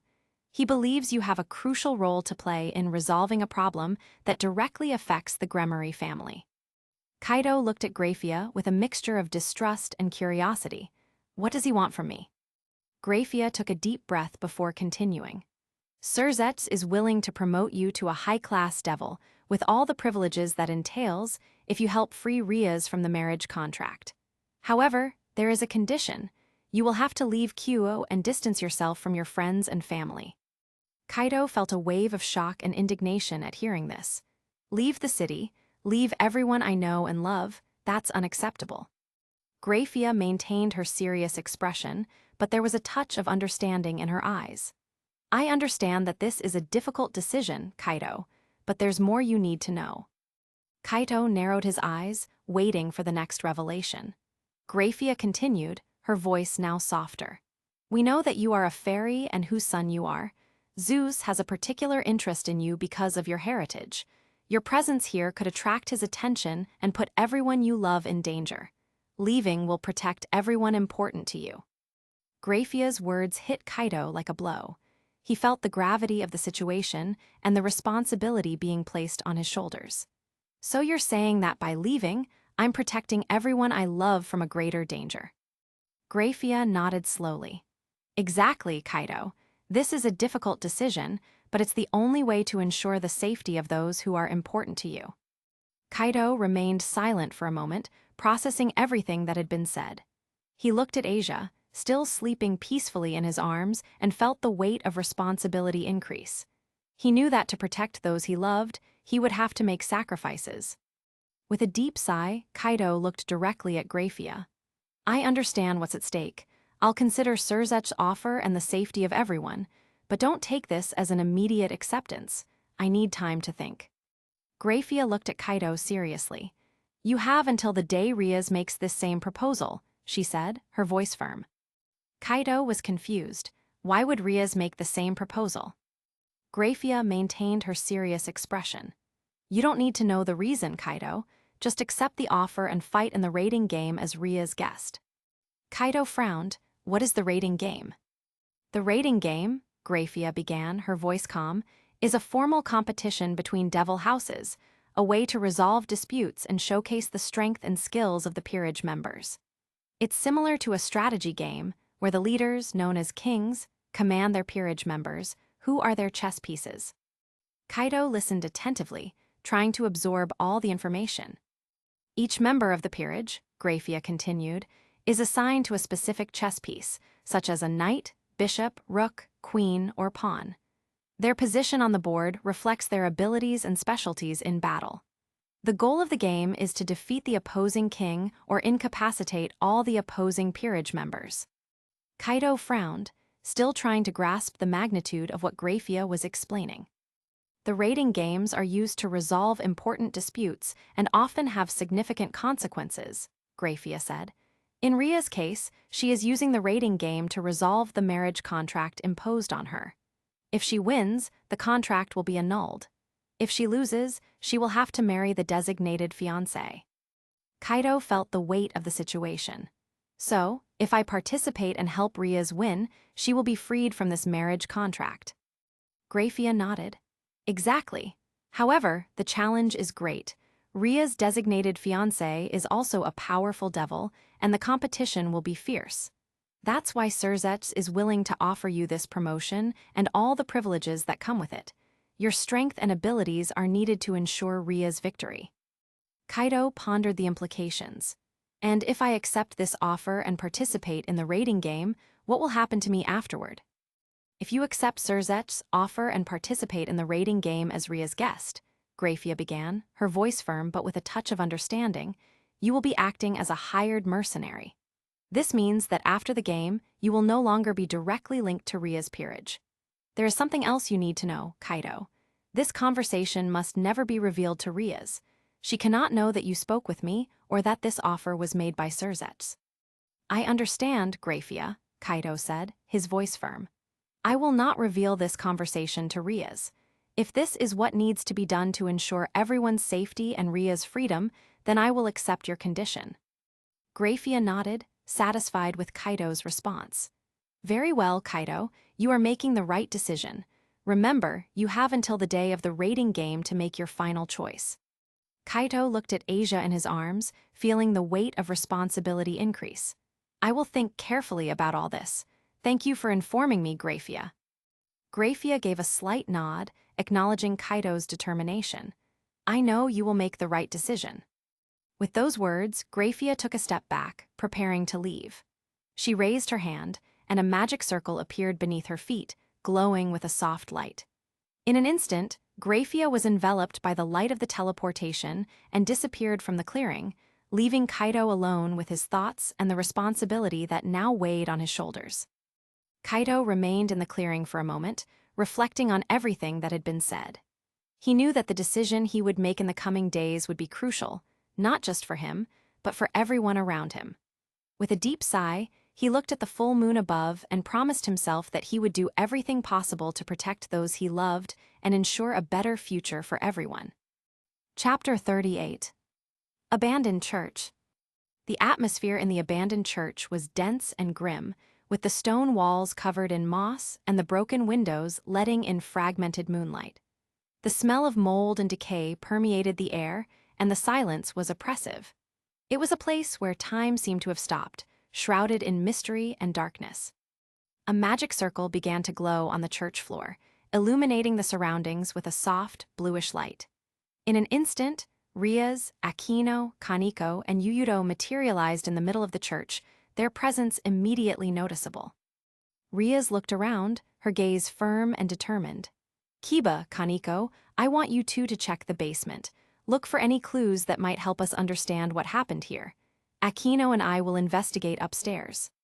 Kiba nodded, drawing his sword with a fluid motion. Understood, Rias-sama. Let's go, Kaneko. Kaneko, with her usual serious expression, also nodded. Yes, Rias-sama. Without wasting any time, Kiba and Kaneko headed for the stairs leading to the basement, moving quickly and cautiously. Rias and Akino began to explore the upper part of the church. The environment was empty, but every corner seemed charged with a dark and malevolent energy. They walked slowly, their eyes alert to any sign of activity or clues. This place is enveloped in darkness, commented Akino, her voice low and careful. We can feel the presence of the evil that occurred here. Rias nodded, feeling the same. Yes, Akino, we need to find any indication that might lead us to Kaido. We can't let anything go unnoticed.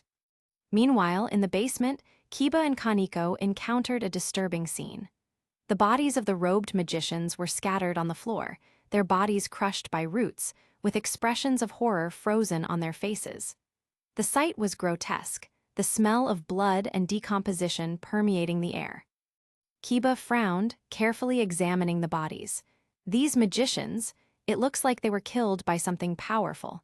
The roots that trapped them are incredibly strong. Kaneko looked around, her expression impassive but with a touch of concern. Kaido did this. He used a power we've never seen before. Kiba nodded in agreement. Yes, Kaneko, we need to report this to Rias-sama immediately. They quickly went back upstairs, finding Rias and Akino at the altar. Rias turned to them, her eyes reflecting worry. Kiba, Kaneko, did you find anything? Asked Rias. Kiba nodded, his face serious. Yes, Ria-sama. In the basement, we found the bodies of the magicians that Kaido faced. They were killed by roots, something Kaido apparently used as a weapon. Riaz immediately realized that this could only be Kaido's doing. Roots. This can only be Kaido's work. He used a power I've never seen before. Akino placed a hand on Ria's shoulder. We need to find Kaido as soon as possible. He's changing, and we need to understand what's happening to him. Riaz nodded, reflecting on the situation. Kaido's house is a good place to start. If he returned there, we can try to talk to him and find out what's happening. Riaz, it might be better to wait for him at school first. Kaido might show up there, and we can try to approach him in a more controlled environment. If he doesn't appear, then we can visit his house, suggested Akino. Riaz considered Akino's suggestion and, after a moment of reflection, agreed. You're right, Akino. We'll wait for him at school tomorrow. If he doesn't show up, we'll visit his house. We need to find Kaido and understand what's happening. With that, the group decided to return to the Gremory mansion and prepare for their search for their friend the next day. Forest in Kua. Kaido sat in the clearing of the forest, the soft light of the full moon illuminating the surroundings.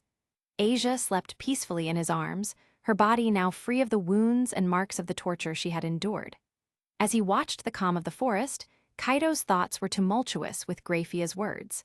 Surzech's Lucifer's offer and the implications of his decision weighed heavily on his mind. If I accept the offer, I'll be able to protect everyone I love, but I'll have to leave everyone behind. And what would my alter ego think of me? He thinks I'm weak for blindly following orders. Would he consider me a traitor if I accept? Kaido's confusion and internal conflict were palpable. He knew he had to make a decision, but the uncertainty about what the best path was tormented him. However, he also knew he couldn't just stay there. Asia needed to be taken back home, and his parents couldn't remain worried. Kaido looked at Asia, still asleep, and sighed. He knew he needed to wake her up to explain the situation and ensure she knew what to tell her parents. Gently, he shook her lightly, calling her name softly. Asia, Asia, wake up. We need to go home. Asia opened her eyes slowly, blinking against the soft moonlight. She looked at Kaido, still a bit disoriented but recognizing him immediately. Kaido-san, she said, her voice soft and sleepy. What happened? Where are we? Kaido smiled gently at her, trying to calm her. We're in the forest, Asia. I brought you here to heal you. Now we need to go back home before my parents get worried. Asia nodded slowly, still processing everything. Thank you for saving me, Kaido-san. I was so scared. Kaido held her hand gently. You're safe now, Asia, but I need you to do something for me. When we get back home, we need to keep what happened a secret. Just agree with whatever I tell my parents, okay? Asia looked at Kaido, her eyes filled with trust and gratitude. Of course, Kaido-san, I'll do whatever you ask, I trust you. Kaido smiled, feeling relieved to see that Asia was willing to cooperate. Thank you, Asia. Now let's get ready to go back home. He stood up, helping Asia to her feet. With a quick motion, Kaido activated his teleportation circle, creating a soft, ethereal light around them. Asia watched with curiosity and a touch of admiration as the magic circle formed beneath their feet. Hold on tight, Asia. We're going to teleport to an alley near my house, said Kaido, his voice firm and reassuring. Asia held onto Kaido's hand, feeling safe by his side. In an instant, the light of the teleportation circle enveloped them, and they disappeared from the forest clearing. Alley near Kaido's house. Kaido and Asia materialized in a dark and quiet alley, not far from Kaido's house. The brick walls around them were covered in moss, and the faint light of a street lamp illuminated the path. We're almost there, Asia. Remember, just agree with whatever I say to my parents, Kaido said, looking around to make sure the coast was clear. I understand, Kaido-san. I trust you. Kaido smiled at her, feeling a bit more relieved. Let's go then. We don't want my parents to be worried. With that, Kaido and Asia began to walk towards his house. Chapter 39. Hiatus Residence. Kaido and Asia arrived at the Hiatus residence, where the lights were on, warmly illuminating the entrance of the house. Kaido carefully opened the door, helping Asia inside. Mom, Dad, we're back, Kaido announced, trying to keep his voice calm. Mickey and Goro Hyaudu were in the living room, and both quickly stood up upon hearing their son's voice. Mickey ran towards them, her eyes filled with concern. "Kaido, Asia, are you all right?" Mickey asked, looking from one to the other, the worry evident on her face. "What happened? Why did you take so long?" Goro approached, observing the situation with a serious expression. "Kaido, we were worried. What happened?" Kaido looked at his parents, trying to maintain calm in his voice. "Mom, Dad, I know you're worried. It's a long story, but the truth is, Asia was taken by a priest who turned out not to be a good person." Mickey frowned, still concerned. "That priest who approached Asia and me when we were shopping." "Yes, Mom, but please, don't ask questions now. I don't want to make Asia any more upset than she already is." Mickey looked at Asia with even more concern. "Asia, are you all right?" Asia, still a bit scared, looked at Mickey and Goro and nodded timidly. "Yes, I'm fine, thanks to Kaido-san." Kaido felt the urgency of the situation and decided to act quickly. "Mom, Dad, I have a request. Asia doesn't have a safe place to stay. She's been through a lot and needs a place to recover. I'd like to ask for your permission for her to stay with us, at least for a while." Mickey looked at Asia, seeing the fragility and need for protection in the young girl. She felt a wave of compassion and affection.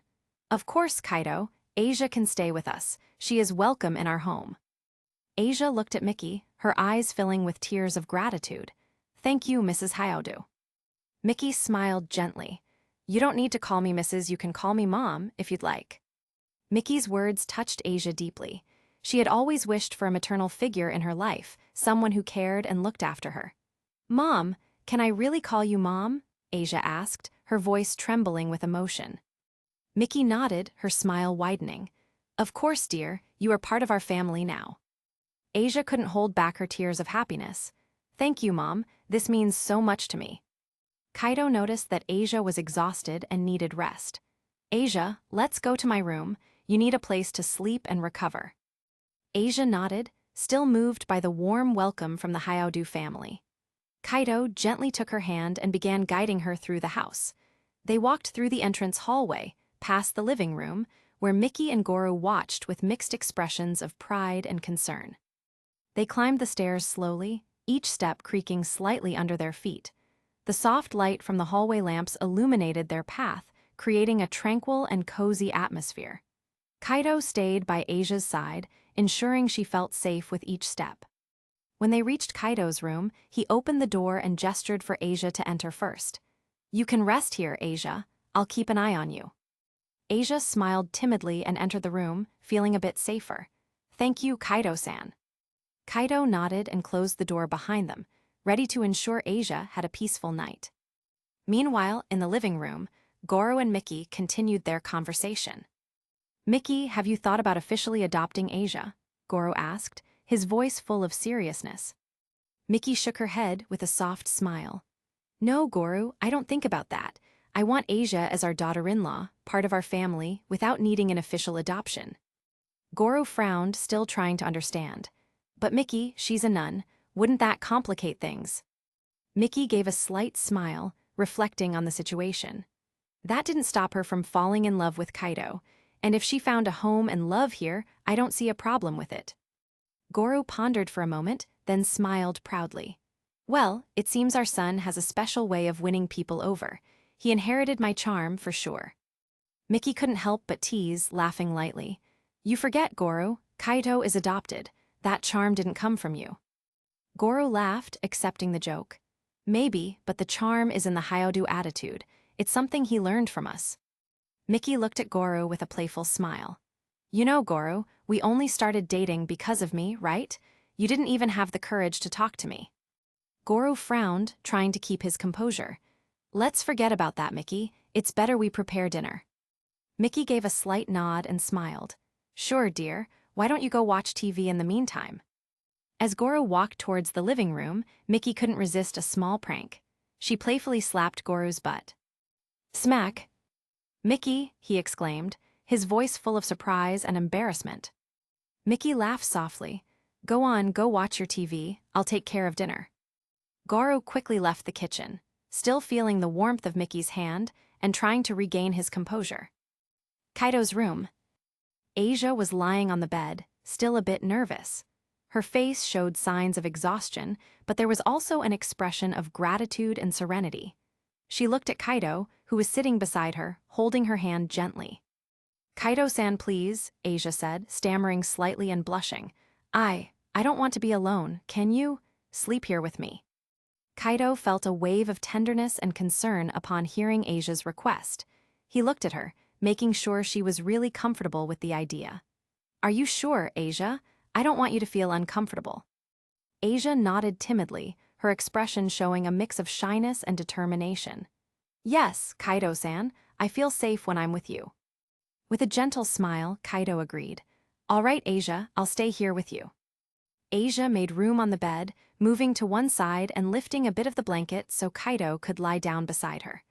Kaido lay down next to Asia, trying to be as gentle as possible. He pulled the blanket over them, ensuring Asia was comfortable and warm. Asia, still blushing, snuggled into Kaido's chest, feeling the warmth and security he provided. Kaido wrapped an arm around her, holding her with care and affection. The room fell silent, interrupted only by the soft sound of their breathing.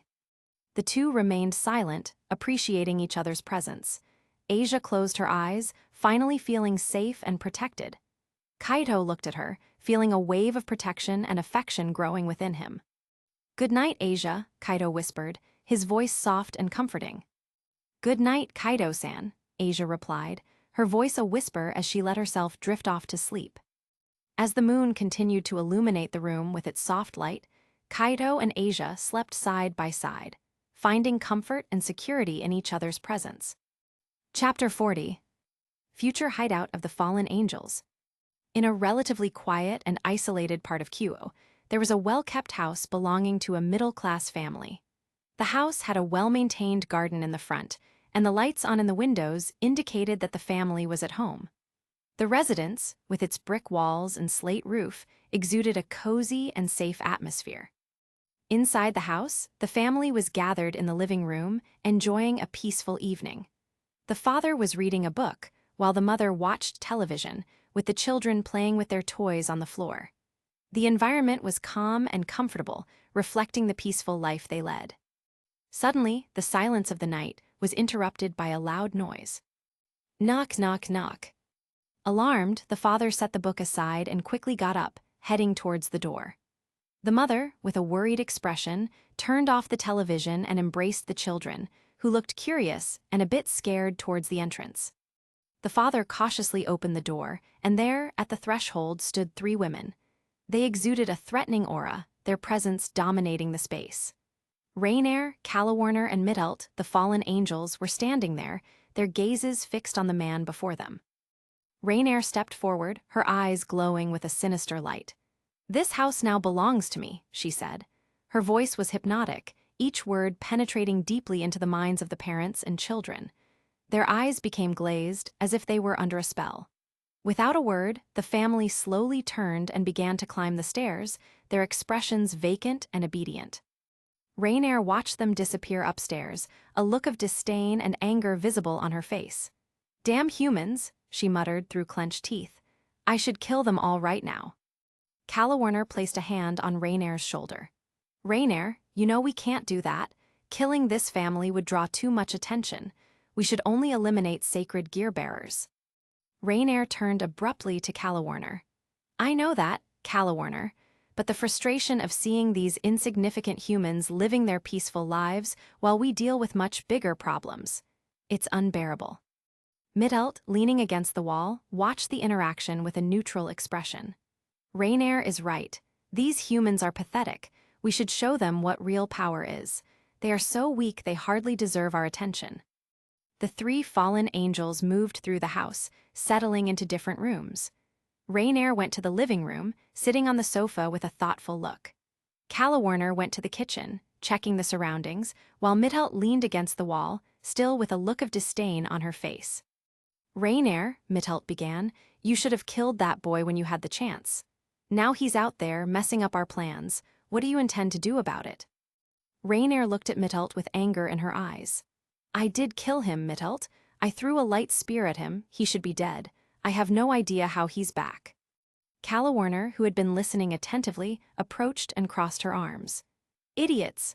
Obviously, some devil brought him back. If he's alive and stronger, it's because he was reincarnated as a devil. Rainier frowned, pondering the idea. A devil? That makes sense, but that just complicates things further. If he really was reincarnated as a devil, we'll need to be much more careful. He'll have the support of a peerage. Mithelt snorted. Those devils and their power games. Still, we can't underestimate that boy. He's already caused us enough trouble. Rainier nodded slowly, feeling the anger and determination grow within her. We need to find him and ensure he doesn't interfere with our plans again. And this time, there will be no second chances. We need to be extremely cautious, said Calawarner, concerned, looking at her colleagues. If he belongs to Ria's Gremory's or Sona Citri's peerage, we're dealing with much more powerful enemies than we imagined. They are influential and powerful families in the underworld. Kaido, with their support, won't be an easy opponent. Rainier narrowed her eyes, aware of the implications. So, you're saying we can't defeat him alone? Calawarner nodded, her expression serious. Yes, Rainier, we need more information and maybe more allies. Facing Kaito directly, without knowing the extent of his power and without proper preparation, would be madness. Rainier snorted in anger, turning sharply to Calawarner. Coward, she said with disdain. I admit Kaito has become stronger, but I don't accept the idea that he's stronger than the three of us together. Calawarner maintained her firm stance, ignoring the insult. Rainier, you saw what he did to the magicians. He might be stronger than we imagined. Rainier crossed her arms, refusing to relent. Even if he has a peerage to support him, Kaito faced us alone. That shows he trusts his own strength. However, that doesn't mean he's invincible. He acted without the support of his peerage, which could be a weakness. Mithelt, observing the discussion, intervened. Remember, the kidnapped girl was a nun. That might have made the other devils not intervene. Kaito is acting alone. Calawarner pondered, thinking about Mithelt's words. It might be that Kaito is a stray devil. That would explain why he's acting alone. Rainier felt a wave of anticipation and relief at hearing this possibility. If Kaito was indeed a stray devil, he would be much easier to deal with. Stray devils were renegades, without the support and resources of peerages. The idea of facing an isolated and unsupported enemy was much more appealing and less intimidating. A stray devil, Rainier murmured, her gaze lighting up with new determination. If that's true, we can face him and eliminate him without much difficulty. Calawarner and Mithelt exchanged looks and nodded, their expressions showing agreement with Rainier's new perspective. The idea of facing a stray devil, even if powerful, was much less intimidating than facing an active member of a peerage. They knew this was an opportunity they couldn't let slip away. Calawarner, always the most pragmatic of the group, was the first to express her agreement verbally. Rainier, you might be right. If Kaito is a stray devil, he won't have the support of a peerage. That means he'll be vulnerable. We can use that to our advantage. Mithelt, leaning against the wall, also showed her agreement with a slight smile. Yes, Rainier. If he doesn't have anyone to support him, it will be much easier to defeat him. We can lure him into a trap and finish him off once and for all. Rainier, realizing that her allies were on board with the plan, felt her confidence grow even more. Exactly. And besides, we can capture the nun and steal her sacred gear. Kaito may have ruined our initial plans, but we can still turn the game in our favor. Chapter 41. Gremory Mansion. In Ria's room, the atmosphere was charged with tension and uncertainty. Ria's was sitting on the edge of her bed, while Aquino was in a nearby chair.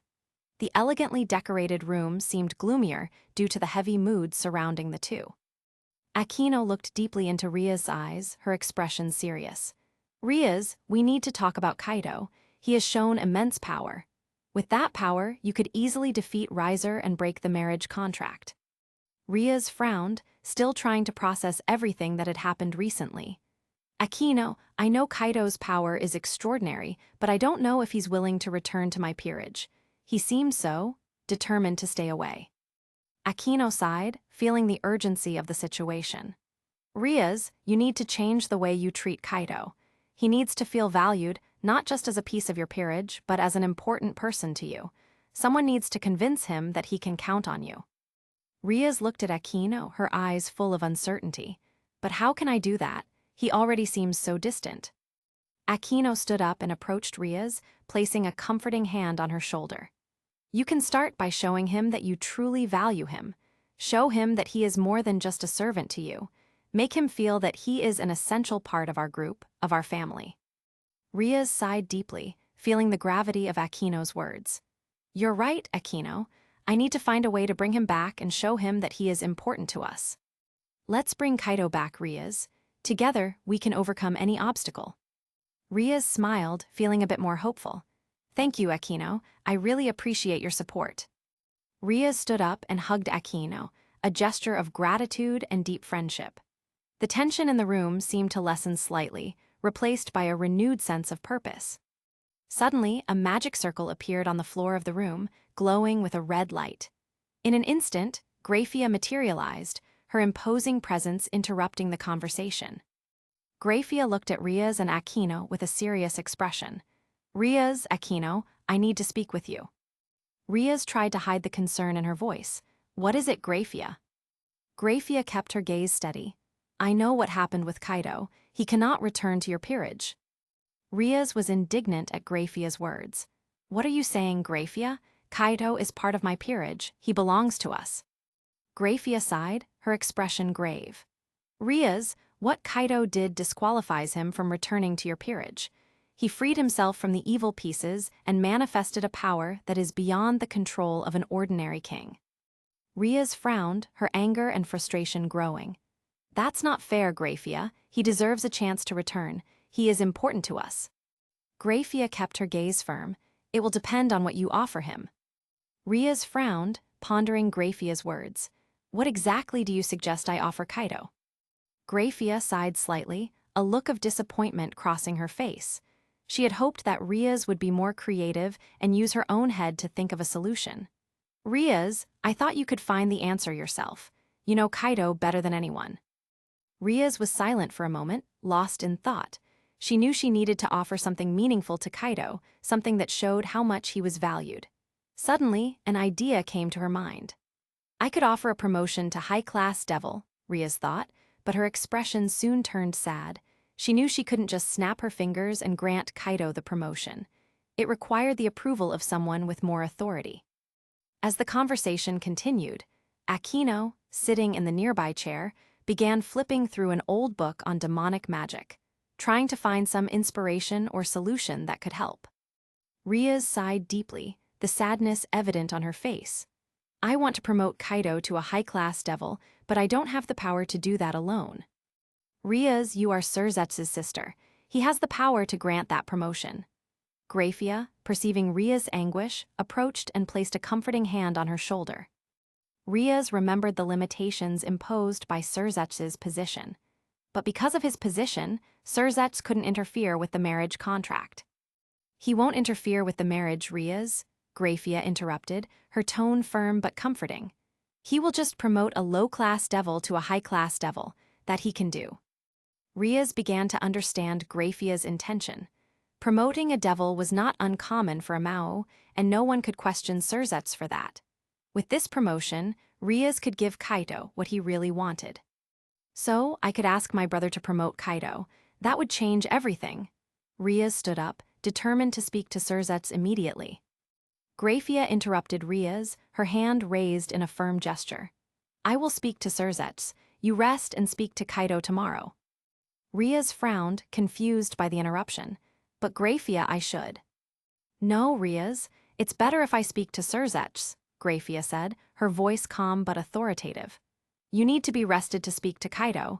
He will need to see your determination and clarity. Riaz hesitated for a moment, but then nodded, recognizing the wisdom in Graphia's words. Thank you, Graphia. I really appreciate your help.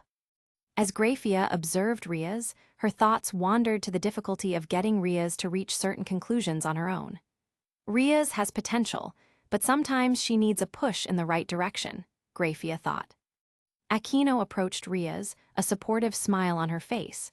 You did well, Riaz. This is the best solution to bring Kaito back. Graphia prepared to leave, maintaining her professional attitude. I will take my leave now. I will return with Surzetz's answer as soon as possible. With an elegant gesture, she began to activate her teleportation circle, a soft light enveloping her body. Surzetz won't regret spoiling Ria's so much. She just needs proper guidance. Good luck, Graphia. We're counting on you, said Aquino, watching the light intensify. Riaz and Aquino bid farewell to Graphia, who nodded slightly before disappearing in a flash of magical light. The room returned to its calm state, the tension slightly eased. Aquino turned to Riaz, noticing a sad expression on her friend's face. Riaz, what's wrong? You look worried. Riaz sighed, her eyes reflecting melancholy. It's not just that I want Kaido participating in the raiding game, Aquino. I want him back in my peerage. I want him to feel that he belongs to us, that he is important to me and to all of us. Aquino placed a comforting hand on Riaz's shoulder. I understand, Riaz. Let's work on this together. Kaido will see how important he is to us. You'll see. Riaz nodded, feeling a bit more consoled by Aquino's words. Thank you, Aquino. Let's bring him back. Chapter 42. Kaido's room. Kaido lay on the bed, with Asia nestled in his arms. Her expression was serene, showing that she had finally found some peace. The room was calm, illuminated only by the soft moonlight coming through the window. The room was simple but comfortable, with a cozy atmosphere. Kaido snored softly, the regular sound of his breathing filling the room. However, while his body rested, his mind was active, trapped in a strange and disturbing dream. Flower field. Kaido found himself in a flower field, but something was wrong. The flowers around him had no color, everything seemed faded and lifeless. The sky above was gray and dull, and the air was heavy with a sense of melancholy. He looked around, trying to understand where he was and what was happening. In the distance, Kaido saw a familiar figure sitting by a river, staring intently at the water. He began to walk towards the figure, feeling a mix of curiosity and apprehension. Each step he took seemed to echo in the oppressive silence of the faded field. As he approached, Kaido recognized his alter ego, the dark and enigmatic version of himself. The alter ego was sitting on a stone, with translucent wings spread out, reflecting the gray light of the environment. He stared fixedly at the river, a look of deep contemplation on his face. Finally, you arrived. I've been waiting for you, said the alter ego, without taking his eyes off the river. Kaido frowned, still trying to understand what was happening. Where are we? The only place we can talk is in your dream, replied the alter ego, his voice calm and enigmatic. Kaido felt a shiver run down his spine. He knew this encounter was not by chance. Do you know about Graphia's proposal? The alter ego finally looked up to meet Kaido's gaze. Yes, I know. She made an interesting offer, didn't she? Promoting you to a high-class devil, but with a cost. Kaido hesitated for a moment, trying to find the right words. I want to know your opinion. What do you think I should do? The alter ego, now more attentive, stood up from the stone and began to walk slowly through the faded flower field. I feel like we're being manipulated, Kaido. We can't be swayed so easily. Then what should we do? Kaido asked, his voice full of uncertainty as he watched the alter ego move through the field. The alter ego stopped and turned to Kaido, his translucent wings reflecting the gray light around them. First, call me king. From now on, I am more than just a reflection of you. I am the part of you that does not fear to do what is necessary. King, then, Kaido nodded in understanding. Regarding Graphia's proposal, I don't want to distance myself from my family and Asia. Asia, you met her yesterday. King looked at Kaido, his expression of skepticism clear. Yes, I know, but I feel I need to protect her, Kaido responded, not seeming to care about the short time he had known Asia. King sighed, shaking his head slightly. Kaido, fairies tend to attach to pure people. Sometimes we confuse these feelings with something deeper. You need to be cautious. Don't let a quick connection cloud your judgment. Kaido remained silent, reflecting on King's words. I understand what you're saying, King, but even so, I feel I need to keep her safe. Kaido finally broke the silence, his voice firm. King sighed deeply, his face reflecting a mixture of frustration and weariness. He closed his eyes for a moment, trying to find the patience needed to deal with Kaido. "You have always been stubborn," King murmured, opening his eyes and looking directly at Kaido. "But that is why I am here, to help you see beyond what is on the surface." "King, be direct," said Kaido, his expression determined. "We don't have time for beating around the bush. What do you really want to tell me?" "You need to accept Graphia's proposal," King replied without hesitation. "This is the best way to protect everyone you love and ensure your own safety." Kaido frowned, trying to process the suggestion. "Accept the proposal, even if it means distancing myself from everyone." King shrugged, his translucent wings fluttering slightly in the breeze. "Take everyone with you, Kaido." Kaido was perplexed, his gaze fixed on the alter ego. "But, to where? I don't even know where to go." King smiled, an enigmatic smile that made Kaido feel uncomfortable. "When you turn 16, you will know. Until then, go with the flow." Kaido didn't like King's smile, feeling irritation growing inside him. "King, don't play with me. I need answers, not riddles." King approached Kaido, his eyes shining with a mixture of determination and serenity. "Kaido, your transformation is near. When that happens, everything will become clear. Trust me. Until then, keep following the flow of events." Kaido, irritated, took a step forward facing King. "Why don't you want to tell me? What is the reason for so much mystery?" King sighed, crossing his arms while looking at Kaido with a patient expression. "I could tell you, but the truth is, you may not like what you will discover." "It's not fair," retorted Kaido, feeling the frustration growing. "I have the right to know what's coming." King shook his head slowly, his wings trembling slightly. "Some truths are too heavy to be carried before the right time. If I tell you now, you might not be ready to handle the consequences." Kaido clenched his fists, his expression hardening. "I prefer to know the truth, no matter how harsh it is, than to live in ignorance." King approached, placing a hand on Kaido's shoulder. "I understand your frustration, but you need to trust me. Sometimes, the best path is the one that forces us to grow before facing the truth." Kaido took a deep breath, trying to calm the anger. "And if I decide that I want to know now, what would you do?" King smiled again, this time with a touch of sadness. "I would refuse, because I know that, deep down, this journey is about more than just knowing the truth. It's about preparing for it." Kaido looked at King, his eyes reflecting a mix of determination and resignation. "So, I have to wait." King nodded, squeezing Kaido's shoulder lightly before stepping back. "Yes, but know that I am here to guide you. When the time comes, you will be ready." The flower field began to disappear, and Kaido felt the reality of the dream fading. King's words echoed in his mind as he slowly awoke, feeling the familiar presence of Asia still nestled in his arms. Chapter 43. Kaido's room. Kaido woke up with the gentle glow of dawn filtering through the window.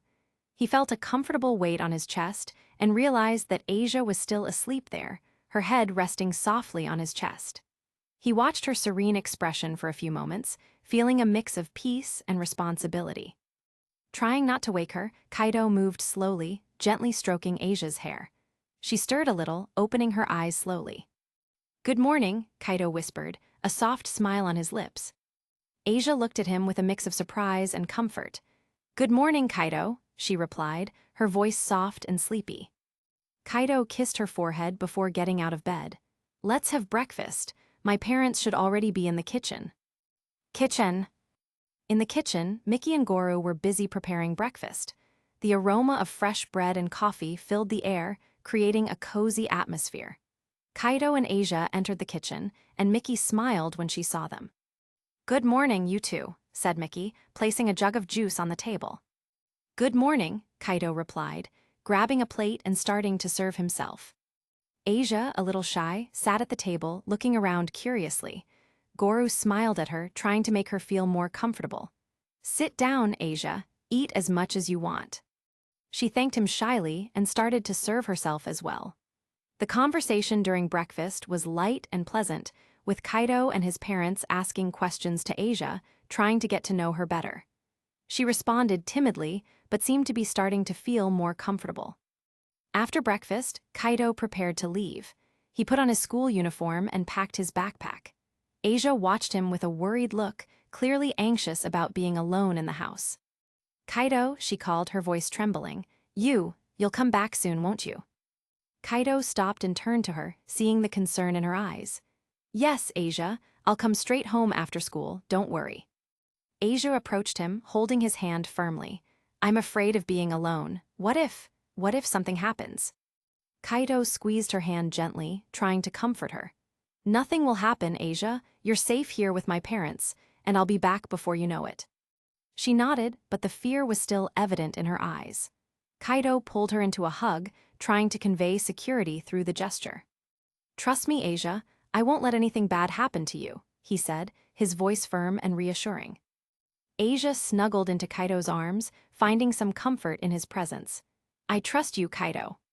Mickey and Goro watched the scene, exchanging looks of understanding and concern. Mickey approached, placing a gentle hand on Asia's shoulder. "We'll take care of you while Kaido is at school. Everything will be fine, dear." Asia smiled shyly at Mickey, feeling a little more at ease. "Thank you, Mrs. Hyaudu." "Asia, you can call me Mom if you like. I've said that before, and I would be happy if you felt comfortable doing so," said Mickey, watching Asia with a warm look. Asia blushed slightly, remembering the affection she felt from Mickey. "Sorry, I forgot, Mom." Mickey smiled, moved by Asia's words, and gave her a comforting hug. "I'm very happy to hear that, dear. Now let's make sure you feel at home." Kaido, watching the scene, felt a mix of pride and gratitude for his mother. He knew Asia was in good hands. After a few moments, he said goodbye to everyone, grabbing his backpack and heading for the door. "I'll be back soon, Asia. Take care," said Kaido, waving to her. "Take care too, Kaido," replied Asia, with a shy but reassured smile. School entrance. Kaido arrived at the school entrance and, to his surprise, found Akino waiting for him. She looked worried, her normally calm and smiling face showing a serious expression. "Kaido," Akino called, walking towards him. "How's Asia? Is she all right?" Kaido was a bit confused by Akino's concern. "Yes, Asia is fine. She's at home with my parents." "I'm glad to hear that. We need to talk. Come with me to the Occult Research Club." Akino took Kaido's hand, intertwining her fingers with his in an intimate gesture, and began to guide him across the campus. As they walked towards the club, some students passed by, casting disdainful looks and muttering malicious comments. "Look at Kaido, thinking he's something special because he's close to Akino," one student muttered to another. "He doesn't deserve to be near her," said another, with evident hatred in his tone. Kaido heard more spiteful comments directed at him but decided to ignore them. He knew it wasn't worth being affected by them. Akino, noticing the tension, squeezed his hand, offering silent comfort. "Kaido," Akino said as they walked, "I know you're going through a lot lately, and Rias and I are worried about you. We need you to accept Ria's deal." Kaido thought about Graphia's words in the forest, remembering the complexity of the situation. "It will depend on what she offers, Akino. I need to ensure my choices are the best for everyone." They arrived at the club, and Akino opened the door, guiding Kaido inside. Occult Research Club. Kaido entered the Occult Research Club, closely followed by Akino. The room was calm, illuminated by soft light streaming through the windows. The faint aroma of incense floated in the air, creating a calm and serene atmosphere. Rias was sitting in a chair by a table, watching their arrival with a pensive expression. Rias looked up as they entered, a slight smile appearing on her lips. "Kaido, good morning. Please have a seat." She gestured to the chairs in front of her. Kaido sat in the chair facing Rias, while Akino went to an adjacent room, leaving them alone. The atmosphere was charged with silent expectation. Rias leaned forward slightly, looking directly into Kaido's eyes. "Kaido, I'd like to discuss something important with you. I want to offer you a contract as a mercenary to participate in the raiding game. The payment would be your promotion to high-class devil." Kaido, who already knew about the proposal through Graphia, smiled slightly. He adjusted himself in the chair, crossing his arms and looking directly at Rias. "I accept, Rias. I'm ready for this responsibility." Rias visibly relaxed, a smile of satisfaction lighting up her face. "I'm glad to hear that, Kaido. With your help, I'm confident we can win." Kaido uncrossed his arms and leaned forward, showing his commitment. I'll do my best to ensure our victory. At that moment, Aquino returned to the room with a tray of tea, surprised to see Riaz so content. She served tea to both before positioning herself next to Riaz, facing Kaido. It seems you two reached an agreement, Aquino said with a smile. Kaido took the cup of tea and sipped it, feeling the soft and comforting flavor. Yes, Aquino, I accepted Riaz's proposal. He stood up, placing the cup back on the tray. Now, I need to go to class, I don't want to be late. Riaz stood and stepped forward, extending her hand. Thank you, Kaido, you're making the right decision. Kaido shook Riaz's hand firmly. I'll do whatever it takes to help. Chapter 44. School Hallway. Kaido walked through the school hallway, his steps echoing lightly against the walls.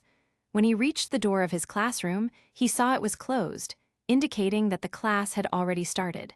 He took a deep breath and knocked on the door. Knock, knock, knock. Classroom. The students inside the classroom were murmuring among themselves, and Kaido could hear fragments of their conversations. Did you see Kaido and Aquino holding hands? Yuki whispered to Mina. He's so full of himself, Mina replied disdainfully. Ren and Ayumi exchanged glances, both curious but not openly commenting. Nanami, on the other hand, seemed completely indifferent to the subject, focused on her studies. The teacher opened the door, looking at Kaido with a gentle expression. Kaido, come in, she said with a protective smile. Kaido entered the room, feeling the stares of his classmates on him. He nodded briefly to the teacher before sitting next to Hiro, who was excessively excited. As the class continued, Hiro leaned towards Kaido, speaking in an excited whisper. Dude, you won't believe it. Ami sent me a romantic message last night. It was incredible. Kaido smiled, happy for his friend. That's great, Hiro, I'm happy for you. Hiro kept talking, unable to contain his excitement. She said she wants to go out again this weekend. I can't wait. Kaido listened patiently, but after a while, he started to grow tired of Hiro's incessant stories about Ami. He wanted to pay attention to the class, but Hiro's excitement was contagious and hard to ignore. When the break finally came, Hiro got up hastily. I'm going to talk to Ami now. See you later. He quickly left the room, leaving Kaido to breathe a sigh of relief. School courtyard. Kaido was in the school courtyard, enjoying the break, when he saw Aquino approaching. She walked with grace and a welcoming smile on her face. Kaido, Aquino called, opening her arms. Come here. She wrapped Kaido in a tight hug, right in front of all the students in the courtyard. The murmurs started again, with the students commenting on the scene. Did you see that? Ren whispered to Ayumi.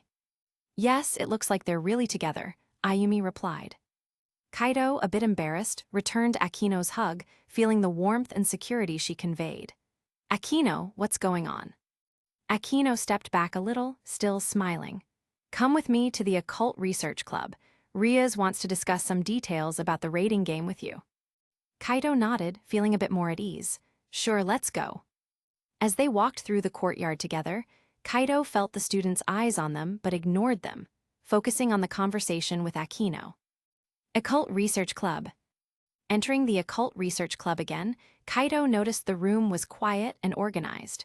Riaz was sitting at the table, focused on some documents spread out in front of her. The soft sunlight streamed through the windows, illuminating the room with a warm glow. Aquino, still smiling, closed the door behind them and went to a bookshelf, picking up an old book. Kaido looked around, absorbing the calmness of the environment, and approached the sofa. He sat on the soft sofa, feeling the immediate comfort of the upholstery. Riaz looked up from the documents and smiled at him, although her smile had a touch of concern. Kaido, thank you for coming. We need to talk about the opponent in our next raiding game, Riaz began, folding her hands over the table. Kaido leaned forward a bit, paying attention. Who is our opponent? Riaz took a deep breath before answering. Our opponent is Riser Phoenix. He is a devil from one of the most powerful families and has the ability to regenerate, which makes him practically immortal. Kaido frowned, absorbing the information. Immortal? How are we supposed to defeat someone like that? Riaz kept her gaze on Kaido, her expression serious. We need to find a way, Kaido. I believe you can help us develop a strategy for this. Kaido was silent for a moment, feeling the weight of the responsibility Riaz was placing on his shoulders. He took a deep breath, trying not to let the anxiety show. "I'll think of a way," he finally replied, trying to sound confident. Riaz smiled slightly, but Kaido could still see the worry in her eyes. "I believe in you, Kaido. I know you can find a solution." As Riaz returned to focusing on the documents in front of her, Kaido couldn't help but feel a slight discomfort with the situation. He stood up from the sofa and walked to the window, looking at the garden outside while his thoughts swirled. Why is Riaz placing such an important responsibility on me? This involves her life, and if I fail, why does she trust me so much for something so crucial? Kaido closed his eyes for a moment, trying to calm his mind. He knew he needed to find a solution, but the pressure of being responsible for it was weighing on him. He took a deep breath and returned to sit on the sofa, looking at Riaz and Aquino, who were now engaged in a discussion about strategies. "I'll think of something, Riaz. I promise," he said, trying to push away negative thoughts. Time skip. The classes finally ended, and Kaido and Hiro were leaving school together. The afternoon sun was still shining brightly, casting long shadows on the ground. Kaido noticed that Hiro was completely absorbed in his phone, sending messages with a goofy smile on his face. As they walked down the street, Kaido respected Hiro's moment of silence, allowing him to enjoy his interaction with Ami.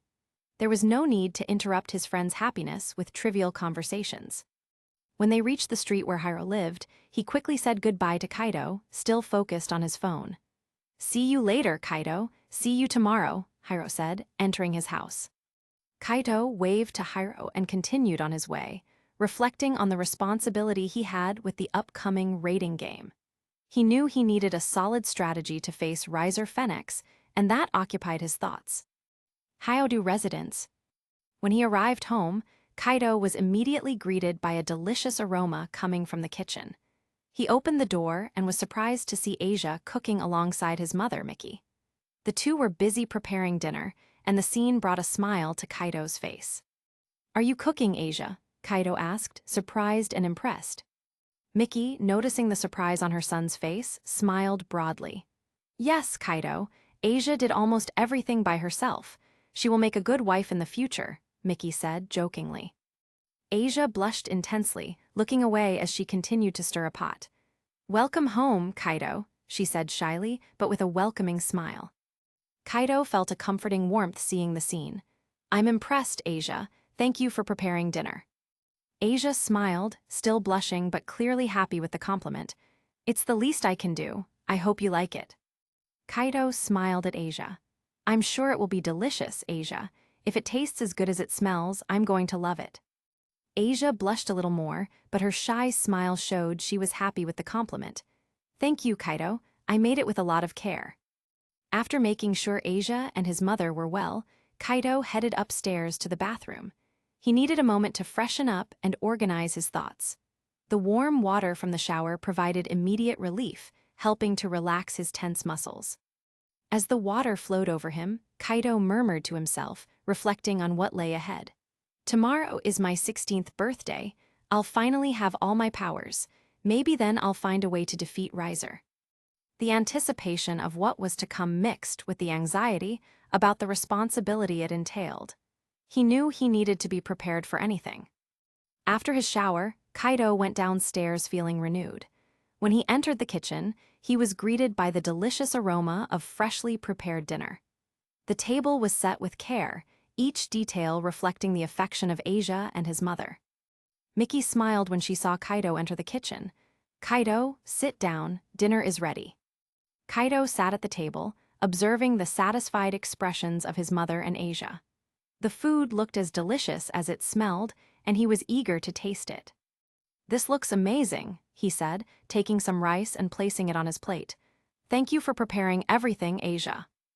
Asia smiled shyly, taking some food for herself. "It was a pleasure, Kaido. I hope you like it."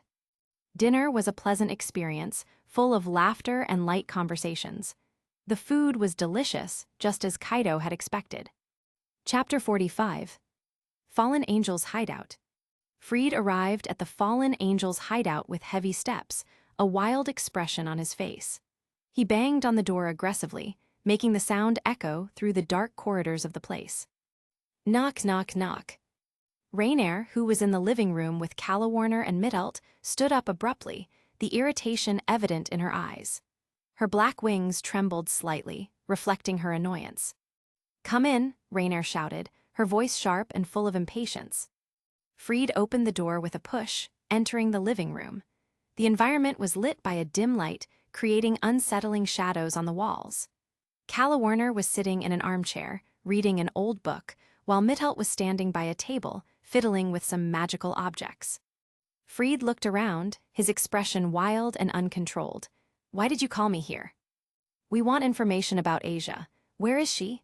Rainier crossed her arms, her eyes fixed on Fried with disdain. Fried snorted, visibly irritated. "I already delivered that girl to you. Why do you want more information?" Rainier took a step forward, her gaze narrowing. "She had help and escaped. We need to know where she might be." Fried punched the wall beside him, frustration evident on his face. "Bunch of useless idiots, how did you let her escape?" Fried's words echoed through the room, and the tension visibly increased. Calawarner lifted her eyes from her book, watching the scene with interest, while Midelt stopped what she was doing, casting a disdainful look at Fried. "Failed human," said Rainier, her voice dripping with contempt. "Do you have the audacity to talk to your superiors like this?" Midelt approached, crossing her arms and looking at Fried with disgust. "Filthy pig, who do you think you are to talk to us like that?" Fried turned to them, his wild eyes burning with anger. "You call me a failure? You're the ones who let a defenseless girl escape." Calawarner, tired of the fruitless argument, closed her book with a decisive movement and stood up from the armchair, walking towards Fried. "Where did you find the girl in the first place?" Fried looked Calawarner up and down, a lascivious smile appearing on his face. "I'll tell you, but you'll have to do me a favor first." Calawarner's gaze hardened, understanding the insinuation in Fried's tone. She crossed her arms, her face showing a mix of disgust and contempt. "Favor? I'm not one of your toys, Fried. Speak now, or I'll make you talk myself." Midelt took a step forward, her black wings trembling with anger. "How dare you treat us like this, you human trash?" Rainier, with an equally disgusted expression, raised her hand, a sphere of dark energy forming in her palm. "We don't have time for your games, Fried. If you don't cooperate, we'll make you regret it." Fried scoffed at the attempt at intimidation, a sarcastic smile spreading across his face. He knew that despite the threats, he was stronger than the three of them combined. "You're lucky I have work to do." He then continued, revealing the information they had asked for. "I found her with a woman in a house near the park in the commercial district. Here's the address." Fried threw a piece of paper with the address written on it onto the table, still smiling smugly. He turned and left the room, closing the door firmly behind him. Midelt watched the closed door with disdain. "I hate having to work with humans, they're so disgusting." Calawarner sighed, returning to her seat in the armchair. "We have to follow orders from our superiors, Midelt. We have no choice." Rainier, eager to go to the address, stood up immediately, but Calawarner warned her. "Wait, Rainier. We need to think of a plan before going after Asia. We can't make the same mistake twice." Rainier snorted but nodded, recognizing the wisdom in Calawarner's words. "All right, but we can't waste time. Let's devise a plan right now." The three fallen angels gathered around the table, starting to discuss strategies as the tension in the room increased. They knew this could be their last chance to capture Asia, and they couldn't afford to fail again. Random humans' residence. In the living room of an ordinary residence, Kaneko was sitting on the floor, holding a video game controller. The environment was simple, with worn-out furniture and a large TV in the center of the room. Beside her, a fat, bald man with glasses was engrossed in the game, smiling enthusiastically. "That's it, Kaneko-chan, let's defeat them," the man exclaimed, pressing the buttons on the controller frantically. "Yes, Oni-sama," Kaneko responded, maintaining a neutral expression while internally rolling her eyes. "Why did I have to accept this contract? Playing this kind of game with him is unbearable." The two were playing a fighting game with girls in bikinis, a clearly perverted choice by the man. Kaneko, despite her reluctance, had to maintain the facade of being his friend, as per the contract he had made.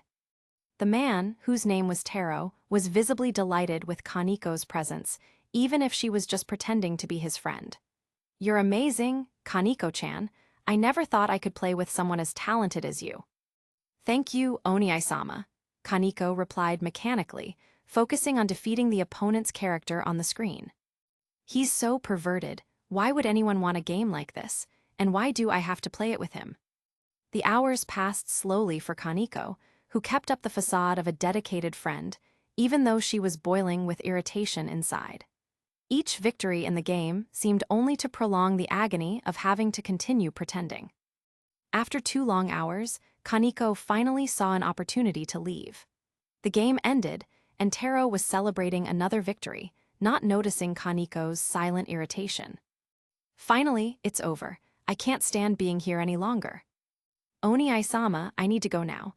It was fun playing with you," Kaniko said, forcing a smile as she stood up. Taro, still with a goofy smile on his face, replied, "Oh, all right, Kaniko-chan. Come back anytime you want." Kaniko just nodded, backing away a few steps to a corner of the room. A magic circle appeared under her feet, glowing with a soft light. "Goodbye, Oni-sama," Kaniko said before disappearing in a bright light, leaving Taro alone in the room. When she materialized in a safer place, far from Taro's house, Kaniko sighed in relief. "What a pervert. I never want to accept a contract like that again. It was unbearable." She then began walking back to the Gremory mansion, eager to shake off the unpleasant feeling from that contract and return to her usual environment, where she felt more comfortable and respected. Kaido's room. Kaido was sitting on his bed in his room, with Asia by his side. The soft moonlight entered through the window, creating a calm and cozy atmosphere. The room was quiet except for their low voices as they talked about the day Asia had spent with his mother, Miki. "It was so fun spending the day with your mother, Kaido," Asia said, a bright smile on her face. "She taught me how to make several dishes and told me many stories about you when you were a child."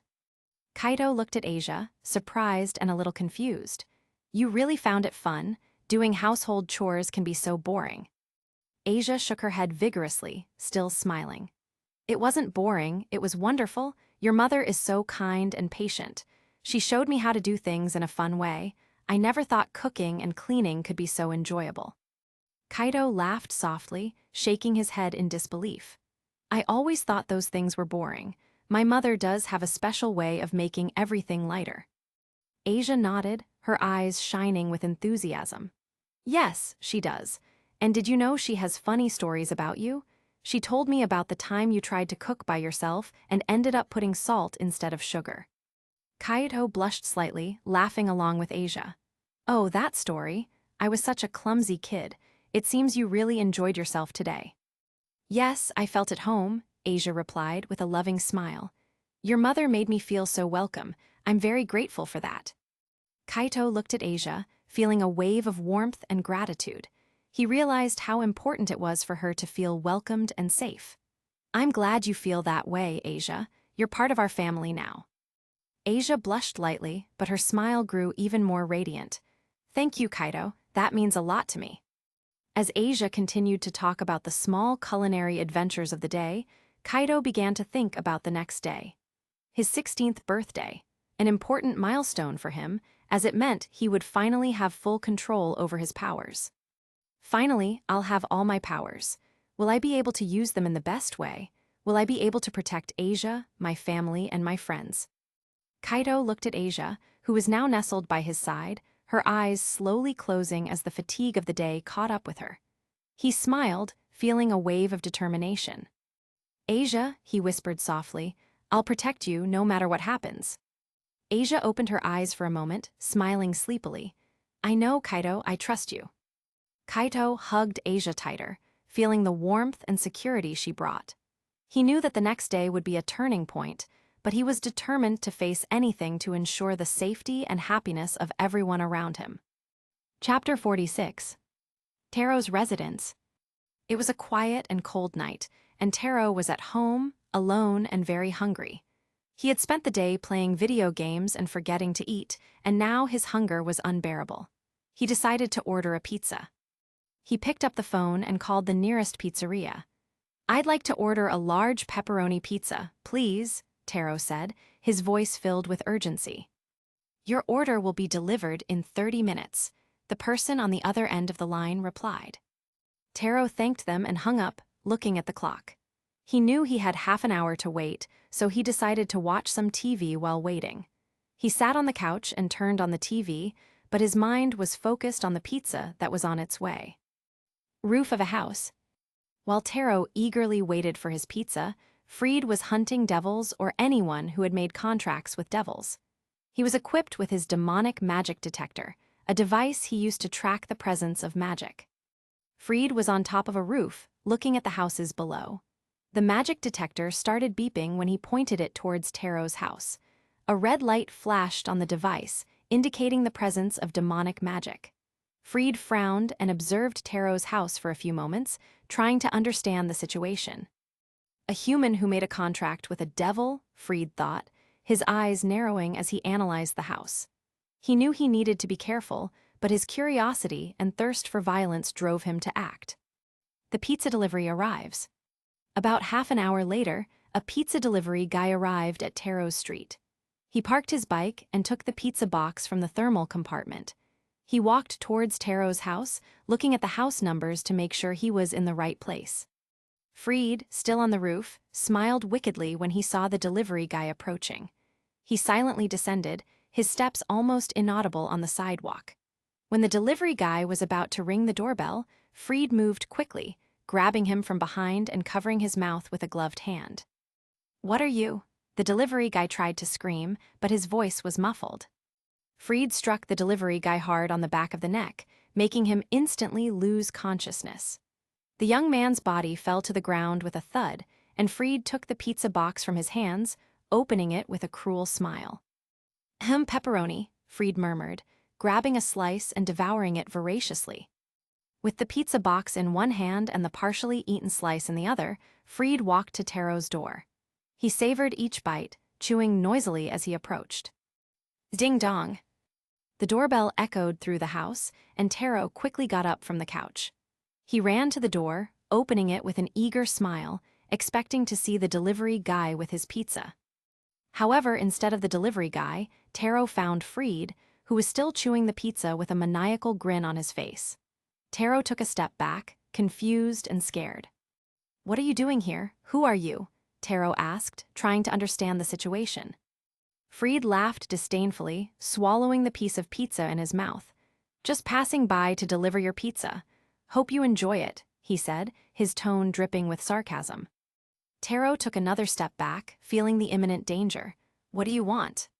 "To punish a human who sided with the devils," Freed said, his voice dripping with contempt. "Correct." The sound of Taro's teeth breaking echoed through the room as Freed punched him violently in the mouth. Taro staggered back, feeling his mouth fill with blood as he fell to the ground. He tried to speak, but the pain and shock left him speechless. Freed smiled wickedly, watching Taro writhe on the floor. "Pathetic. You thought you could ally with the devils and get away with it." Taro tried to crawl away, but Freed drew his sword, gleaming under the dim light of the room. He approached slowly, savoring the fear in Taro's eyes. "Pee, please," Taro tried to beg, but his voice came out weak and choked. "You don't deserve mercy," Freed said before plunging the sword into Taro's chest, piercing his heart. Taro twitched and then went still, blood spreading across the floor. Freed pulled the sword back, watching Taro's lifeless body with a look of satisfaction. "One less," Freed murmured, wiping the sword's blade on Taro's clothes. He grabbed the last slice of pizza from the box, biting into it with a triumphant smile. Leaving Taro's house, Freed chewed the pizza as he walked down the street, satisfied with the punishment he had inflicted. Kaito's room. Kaito was lying in his bed, with Asia nestled in his arms. The soft moonlight illuminated the room, creating a calm and cozy atmosphere. The clock on the wall read 11:50 p.m., indicating that only 10 minutes remained until the next day, Kaito's 16th birthday. He was deeply asleep, breathing in a regular and gentle manner. Snore, snore. The light sound of Kaito's snoring filled the room, mixed with Asia's tranquil breathing. She was snuggled against him, her presence offering mutual comfort that calmed their minds and bodies. Kaido's dream. In his dreams, Kaido was in a vast and desolate field, where the sky was overcast and dark clouds hovered menacingly. In the center of the field stood an imposing tree, its black leaves swaying gently in the wind. On the trunk of the tree was a mysterious door with a strangely shaped lock that Kaido couldn't identify. In front of the door stood King, Kaido's alter ego. His translucent wings glowed with an ethereal light, and he seemed to be in deep contemplation, observing the lock on the door. Kaido approached cautiously, feeling a mix of curiosity and apprehension. "King, what is this door?" King lifted his eyes to meet Kaido's gaze, his expression serene and enigmatic. "An example." Kaido frowned, confused. "An example of what?" King took a step forward, his wings trembling softly. "The door to the world of fairies, where Asia and your parents can stay safe." Kaido was surprised, his eyes widening slightly. "A place like that really exists? How can we get there?" "In a few minutes, you'll be able to get there anytime you want," King said, a slight smile on his lips and a soft light shining in his eyes. "When I gain my powers," Kaido murmured, finally understanding. "Yes, Kaido, but there's something you need to know. With the awakening of your powers, I will disappear forever. We will become one, and you will never be the same." Kaido was perplexed, absorbing the information. "Disappear? What exactly does that mean?" King looked deeply into Kaido's eyes, his expression loaded with seriousness. "The merging of our beings means you'll have full control over your powers, but it requires total control of the mind. You will need to master all aspects of your consciousness. I was a separate part of you to help you grow, but now it's time to become whole." Kaido felt a wave of concern. "And if I can't handle everything without you, what if I get lost in this power?" King smiled slightly, placing a reassuring hand on Kaido's shoulder. "You won't be alone. By absorbing me, you will integrate my personality, my strengths, and my wisdom. It's not the end of our journey together, but a new beginning. You'll become Kaido too, an improved version of yourself." Kaido frowned, still processing King's words. "But you've always been an important part of me. How will I manage without this separation?" King took a step back, his wings trembling softly. "Remember, Kaido, King is not a name but a position. By merging with me, you will become the King of Fairies, with all the responsibilities and powers that entails. This is your true essence." Kaido felt a mix of fear and determination growing inside him. "So, I'll become the King of Fairies? Kaido, the Fairy King. It sounds surreal." King nodded, his wings glowing with renewed intensity. "Yes, and you'll have the power needed to protect Asia and everyone you love. But with that power comes immense responsibility. Trust yourself and always remember who you are and what is important to you." Kaido took a deep breath, feeling the weight of King's words.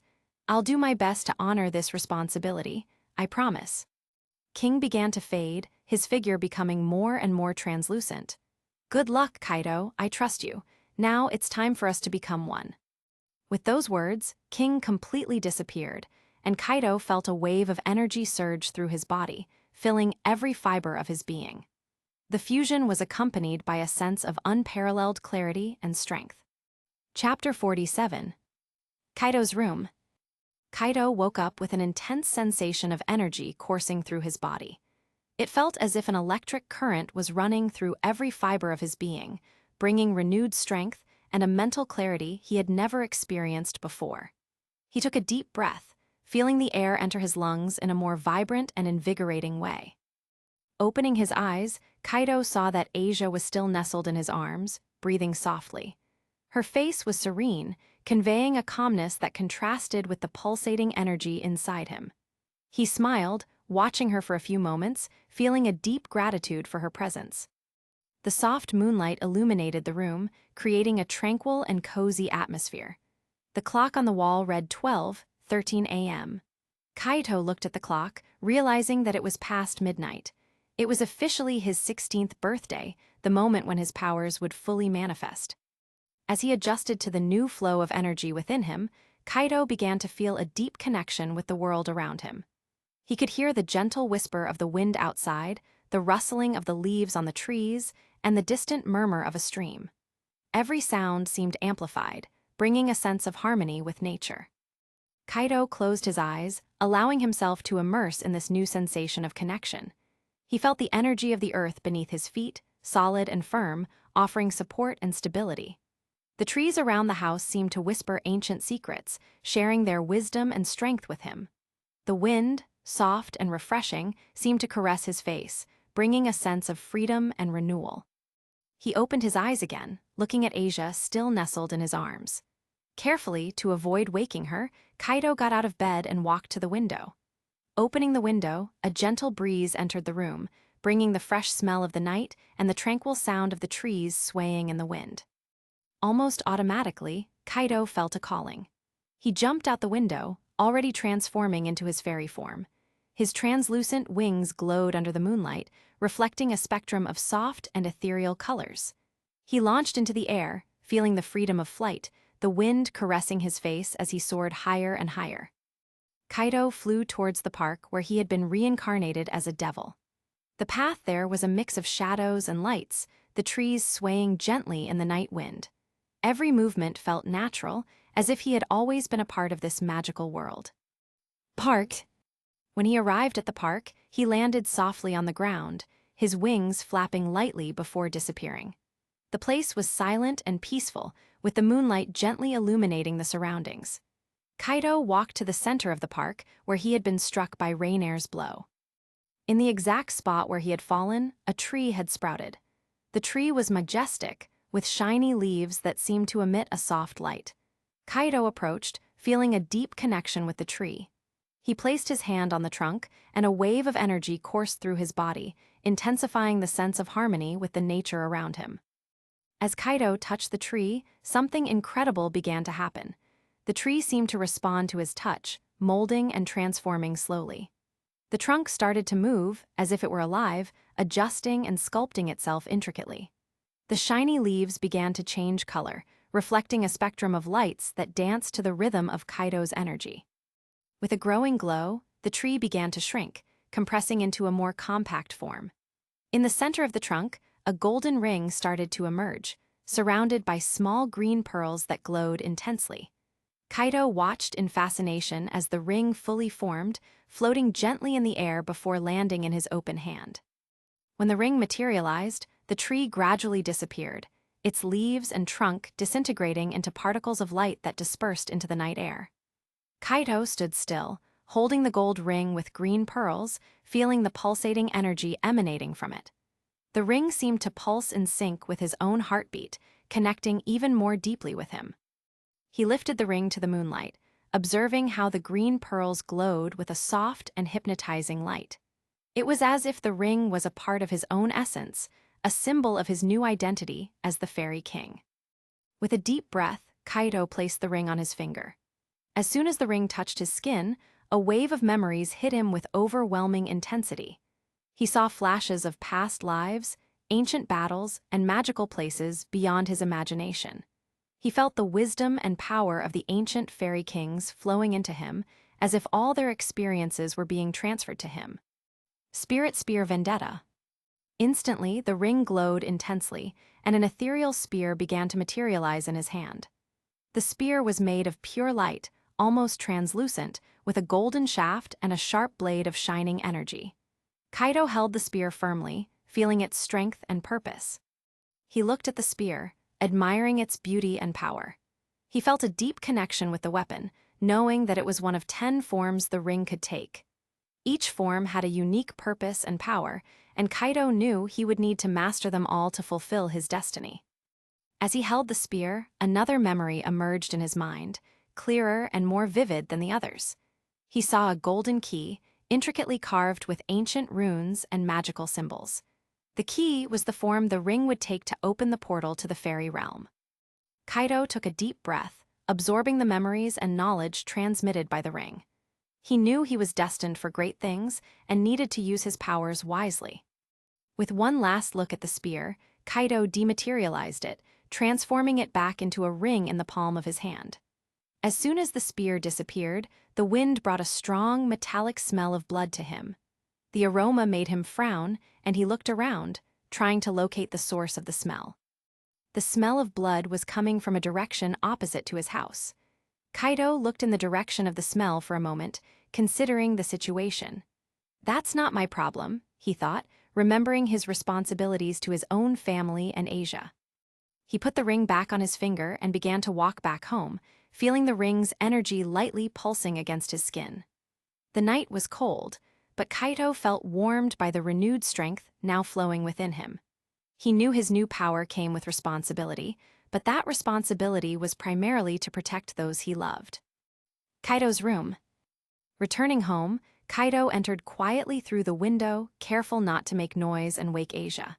He found her still sleeping peacefully in bed, her face serene in the soft moonlight. He approached the bed, watching her for a moment, admiring Asia's tranquil and angelic expression. Kaido lay down beside her carefully, feeling the tranquility of having her close.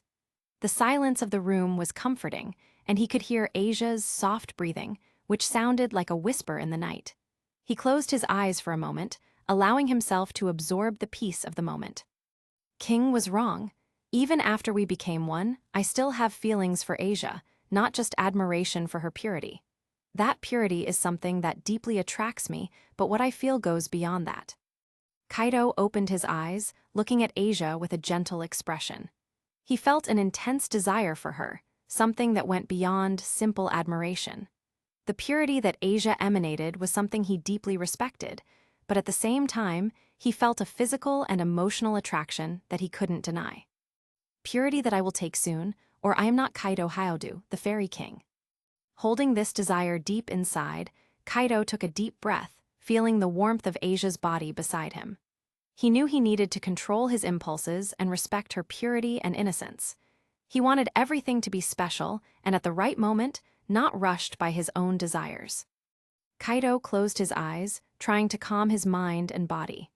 Asia's presence beside him brought a comfort he hadn't felt before, and it helped him relax. With his mind finally at ease, he allowed himself to succumb to the accumulated fatigue of the day. Chapter 48. Street in front of Tero's house. It was early morning, and the first rays of the sun began to appear on the horizon, painting the sky in soft shades of orange and pink. The street was quiet, with few people awake and an almost absolute silence hanging in the air. The houses around were still immersed in darkness, with only a few faint lights visible in the windows. A middle-aged man, wearing exercise clothes, was jogging down the sidewalk, breathing rhythmically as he exercised. His steps were quick and determined, lightly echoing on the deserted street. He enjoyed running in the early hours of the morning, taking advantage of the calm and serenity before the day truly began. As he ran, he noticed something strange at Tero's house. The door was ajar, which was unusual for that hour. The man slowed his pace, frowning as he approached the house. Curiosity and concern led him to stop completely, taking a closer look. "This isn't right," he murmured to himself, feeling a chill run down his spine. He took a few hesitant steps toward the door, which was slightly open. The man pushed the door slowly, making it creak lightly. When the door fully opened, he was met with a horrific sight that made his stomach churn. Tero's body was lying on the living room floor, with a pool of blood around him. The expression of pain and surprise on the dead man's face was unmistakable. There were clear signs of a struggle, with overturned furniture and blood splattered on the floor and walls. "My God," the man exclaimed, instinctively stepping back. The horror of the scene made him feel nauseous, and he brought his hand to his mouth, trying to control the nausea. Recovering quickly from the initial shock, he took his phone out of his pocket and dialed the emergency number, his hands trembling slightly. "Hello, police, I found a body in the house on. I think it's a murder. Please come quickly," he said, his voice shaky and filled with urgency.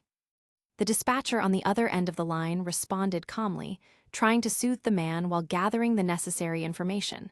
"Sir, please stay where you are and don't touch anything. The police are on their way." "Okay, I'll wait outside," he replied, taking a few steps back until he was again on the sidewalk, away from the horrible sight inside the house. Minutes later, the police arrive. A few minutes later, police sirens echoed through the quiet street. Several patrol cars arrived quickly, parking in front of Tero's house. The officers got out of the cars, moving quickly and purposefully. They cordoned off the area, ensuring no one approached the crime scene. The man who had found the body stood on the sidewalk, still visibly shaken. One of the officers, a woman with a firm expression, approached him. "Sir, were you the one who called emergency services?" she asked, trying to keep calm in her voice. "Yes, I was," he replied, still trembling slightly. "I was jogging and saw the door open. I found the body inside." The officer nodded, taking notes. "Very well, we'll need your statement, but first, we'll ensure the area is secure." While the officer spoke with the man, other officers entered Taro's house, carefully assessing the scene. They photographed the body and the area around it, collecting evidence and looking for any clues that might help understand what had happened. One of the officers came out of the house, walking directly to the woman speaking with the man who found the body. He looked serious, with a grave expression on his face. "Confirmed, it's a homicide. The victim was killed with a bladed weapon, and there are signs of a struggle. We'll need a full forensic examination," he said. The officer nodded, turning to the man who found the body. "Thank you for alerting us, sir. Can you accompany us to the station to give your full statement?" The man nodded, still shaken but understanding the necessity. "Yes, of course, I'll help in any way I can." He was escorted to one of the patrol cars, while the police continued their work at the crime scene. The calm of the morning had been violently interrupted, and now the investigation was just beginning. The street, once quiet, was filled with activity and tension as the first rays of sunlight illuminated the tragedy that had been discovered. Police station. The police chief had just arrived for his shift when he received news of a homicide in town. He immediately headed to the interrogation room, where an officer and the elderly man who had found the body were waiting. The police chief, a robust man with a serious expression, entered the room and sat behind his desk. He looked at the elderly man and the officer, gesturing for them to start the narrative. The officer began to speak, detailing the crime scene. "We found the victim, a man named Taro, dead in the living room. There were clear signs of a struggle, and the cause of death appears to be a stab wound to the chest. The body was discovered by this man during his morning exercise." The elderly man, still visibly shaken, confirmed the story with a nod. "I was jogging and saw the door open. When I looked inside, I saw the body and called the police immediately." The police chief listened attentively, his gaze becoming increasingly thoughtful and concerned. After the full narrative, he took a deep breath, assimilating the information. "Very well, thank you for your help, sir. We'll take it from here." He signaled to the officer, who stood up and helped the elderly man out of the room. As soon as the door closed, the police chief took his phone out of his pocket, his hands trembling slightly. He knew he had to inform his master, Sona Citri, about the incident, though he was a bit apprehensive about disturbing her so early. Sona's mansion. Sona Citri, the young master of the police chief, was already awake, sitting in her living room at her mansion in Kyuo. She had a habit of waking up very early to prepare for school. Beside her, Tsubaki, her loyal servant, was organizing some documents. Sona's phone vibrated and she looked at the screen, seeing the police chief's name. With a curious expression, she answered the call. "Yes." On the other end of the line, the police chief spoke in a tense voice. "Master Sona, I apologize for disturbing you so early, but we had a homicide in Kyuo that may have supernatural involvement. The victim is a man named Taro." Sona frowned, feeling the gravity of the situation. "Understood. Thank you for informing me. We will head there immediately." She hung up the phone and looked at Tsubaki. "It seems we have a problem. We need to go to Taro's house. There might be something supernatural involved." Tsubaki nodded, preparing quickly. "Yes, master, I'm ready." Sona and Tsubaki positioned themselves in the center of the room, and a magic circle began to glow under their feet. With a soft glow, they disappeared from the mansion, teleporting to the crime scene. Taro's house. When Sona and Tsubaki materialized in front of Taro's house, they were greeted by the sight of several police cars and the area cordoned off with isolation tape. The scene was bustling, with police officers and investigators working to collect evidence. The sound of low conversations and the rustling of papers filled the air as the officers documented the crime scene. Tsubaki stepped forward, ready to act. Leave it to me, Kaichu, she said determinedly. Sona nodded, trusting in her servant's efficiency. Tsubaki began to move silently among the police officers and curious onlookers, her eyes glowing with a hypnotic light. One by one, the officers and onlookers began to appear disoriented, their eyes glazed as they obeyed Tsubaki's hypnotic commands. "Return to your homes. Forget what you saw here," she whispered, and like puppets, everyone began to disperse, leaving the area clear for Sona and Tsubaki. With the area finally deserted, Sona approached Tero's body. She knelt beside the corpse, carefully observing the details of the scene. The body was in a position indicating a struggle, with a pool of blood around the fatal wound in the chest. Sona closed her eyes and extended her hand over the body, concentrating on the residual energy in the area. She felt a faint magical signature, remnants of a demonic contract. Opening her eyes, she analyzed the scene more carefully, looking for any indication of magic. "Interesting," Sona murmured, her expression serious. "It wasn't a direct attack from a supernatural being, but there are traces of magic. This man made a contract with a devil." As she continued to examine the area, Sona felt a familiar presence, a distinctive magical signature that she immediately recognized. "Kaneko," she said softly, frowning. "She was here." Tsubaki approached, observing her master. "What did you find, Kaichu?" Sona stood up slowly, wiping her hands. Tero wasn't killed by something supernatural, but the magical signature of the contract is still present. Additionally, I feel Kaneko's energy here. "So, what do we do now?" Sona sighed, looking at the sky, which was beginning to brighten with the first rays of sunlight. "We'll have the difficult task of waking Riaz early. She needs to know that her servant is involved, in some way, in this situation." Tsubaki nodded, aware of the importance of informing Riaz as soon as possible. "Yes, Kaichu, let's prepare the teleportation circle." Sona and Tsubaki positioned themselves in the center of the deserted street, and a magic circle began to glow under their feet. With a soft glow, they disappeared, leaving the crime scene empty and enveloped in an unsettling silence. Chapter 49. Gremory Mansion. Sona and Tsubaki materialized at the entrance of the Gremory Mansion. The environment was quiet, indicating that most residents were still asleep. They were greeted by one of the maids, a middle-aged woman with a cordial smile on her face. "Good morning, Sona-sama, Tsubaki-sama," the maid said, bowing slightly in respect. "How can I help you?" Sona responded with a nod. "Good morning, we need to speak with Riaz immediately. It's urgent." The maid frowned slightly, showing concern. "Riaz-sama is still asleep. She usually wakes up a bit later." Sona sighed, feeling the pressure of the situation.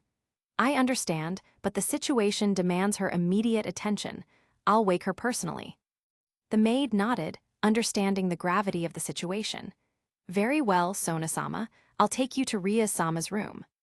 Sona and Tsubaki followed the maid through the mansion's corridors, the atmosphere still filled with morning tranquility.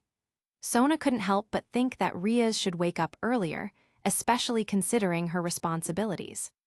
When they arrived at Riaz's room, the maid stopped, looking at Sona. "Here we are. Do you need anything else?" Sona shook her head. "No, thank you. I'll take it from here." The maid respectfully stepped back as Sona prepared to enter the room. She knocked lightly on the door before opening it and stepping inside. Riaz's room. Riaz's room was softly illuminated by the first rays of sunlight streaming through the windows. The luxurious and cozy decor created a comfortable atmosphere. In the center of the room, Riaz was lying on her large bed, sleeping naked under the red silk sheets. This was not new to Sona, who was already familiar with her friend's habits. Sona approached the bed with silent steps, trying not to startle Riaz with a sudden awakening. She stopped beside the bed and, with a gentle touch on Riaz's shoulder, began to wake her. "Riaz, wake up," Sona said softly, her voice calm and gentle. Riaz stirred slightly under the sheets, her face still serene from sleep. After a few seconds, she slowly opened her eyes, blinking to adjust to the soft light entering the room. "Sona," Riaz murmured, her voice sleepy as she stretched lightly. "What happened?" "Riaz, there was another murder. Another human who made a contract was killed." Riaz woke up completely, sitting up in bed, still covered by the silk sheets. "Another one? That's the third one, she said, worried. We have to solve this. Sona nodded. Yes, and there's more. The victim was a client of Kaneko. Ria's eyes widened, surprised and alarmed. Kaneko, that complicates things even more. Ria sighed, throwing the sheets aside and getting out of bed. She was completely naked. I need to get dressed quickly. Ria's walked to her closet, grabbing clean clothes while Sona looked away for a moment, respecting her friend's privacy.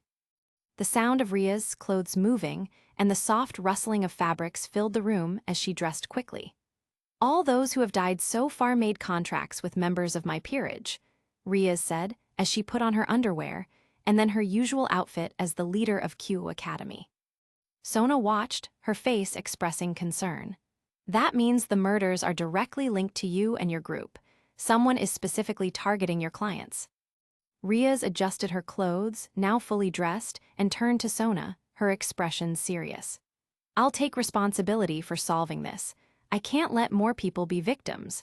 We'll investigate thoroughly and find out who's behind these attacks. Sona nodded, recognizing Ria's determination. Very well, I'll leave you to handle the murders. If you need any help, I'll be available. Ria stepped forward and briefly hugged Sona. Thank you, Sona. I really appreciate your support. Sona returned the hug, feeling the connection of friendship and trust between them. You're welcome, Riaz. I know you'll handle this in the best way possible. Riaz released the hug and looked directly into Sona's eyes. Sona nodded one last time before stepping back. Take care, Riaz. Keep me informed about any progress. Riaz watched Sona leave the room, her mind already working on a plan to resolve the situation. Time skip. Kaido's room. Kaido woke up to a noise coming from downstairs.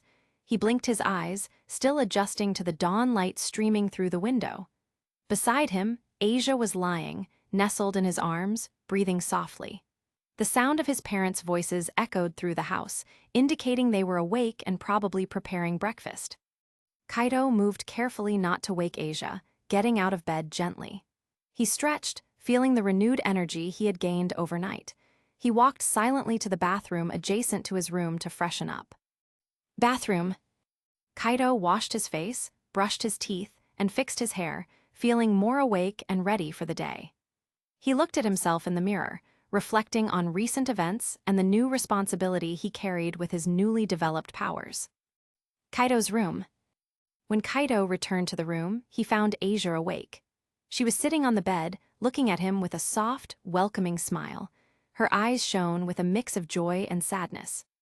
Good morning, Kaido, Asia said, her voice soft and affectionate. Happy birthday. Kaido smiled, feeling the warmth of her words. Thank you, Asia. It means a lot to me. Asia lowered her gaze slightly, a touch of sadness visible in her expression.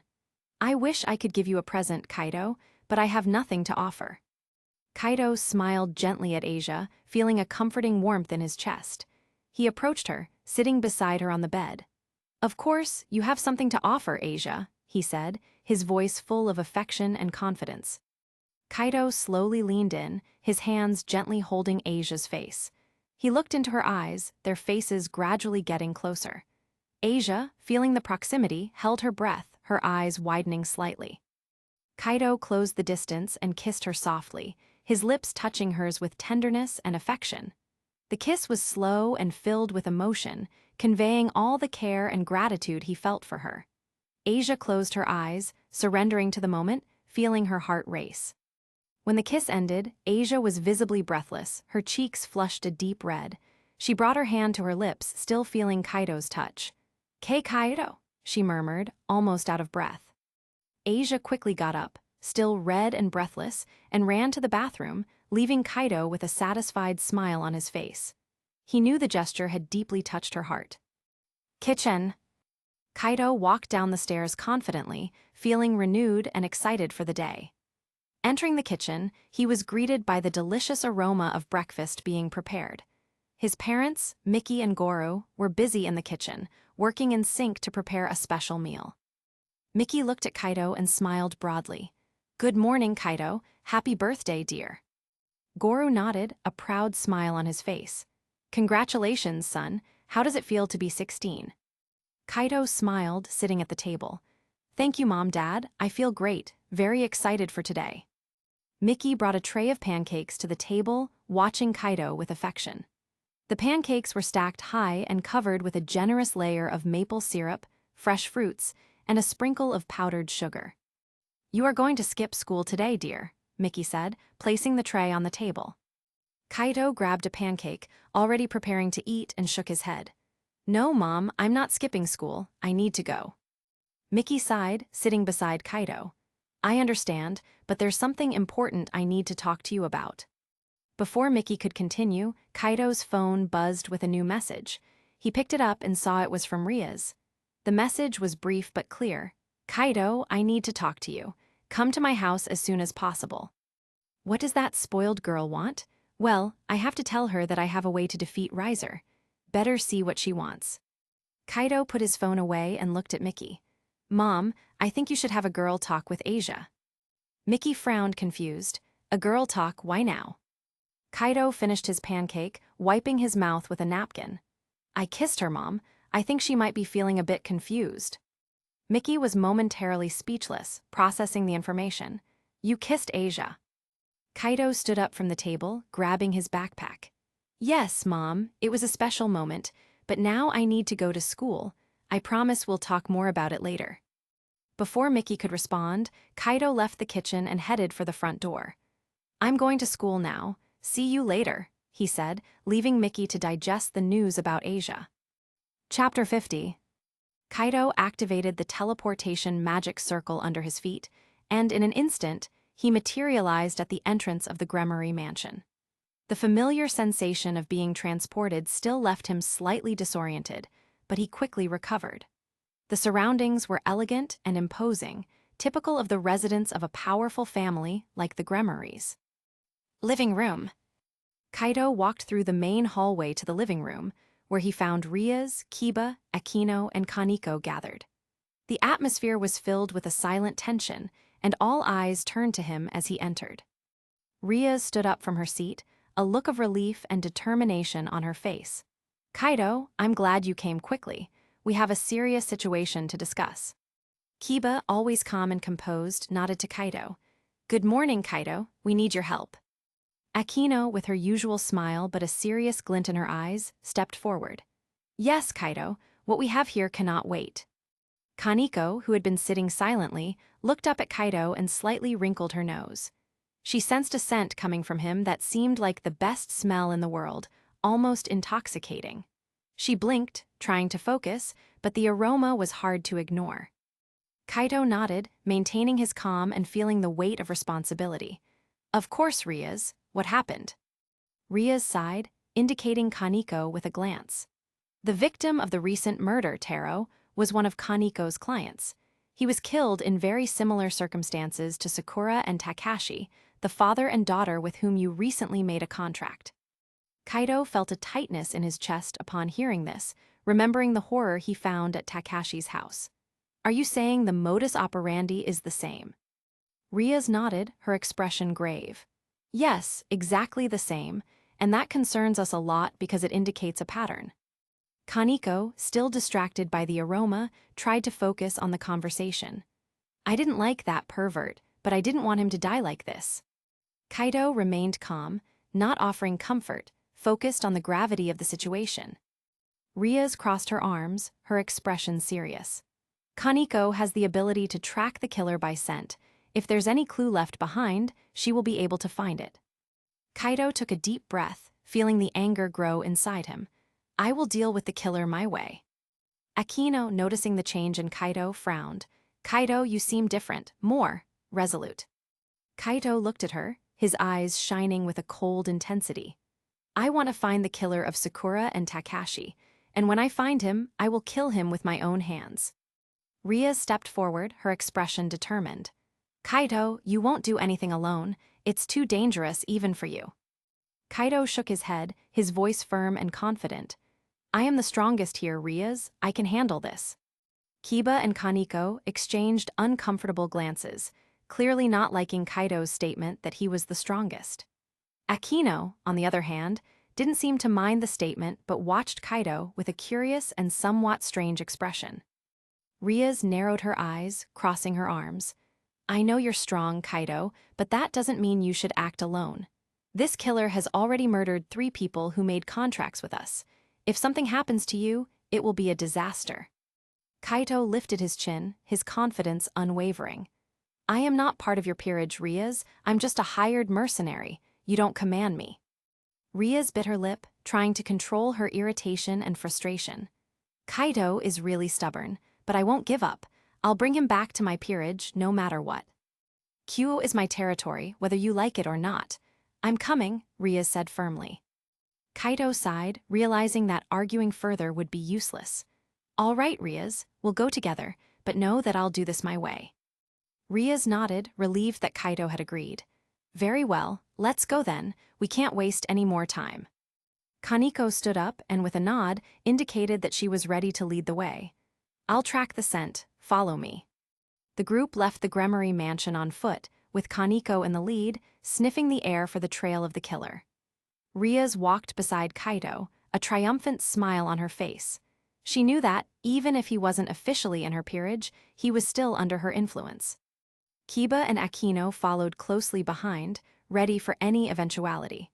The atmosphere was tense, but everyone's determination was palpable. As they walked through the streets of Kyo, Kaneko sniffed the air several times until she finally found a lead. This way, she said, pointing in the direction of the trail.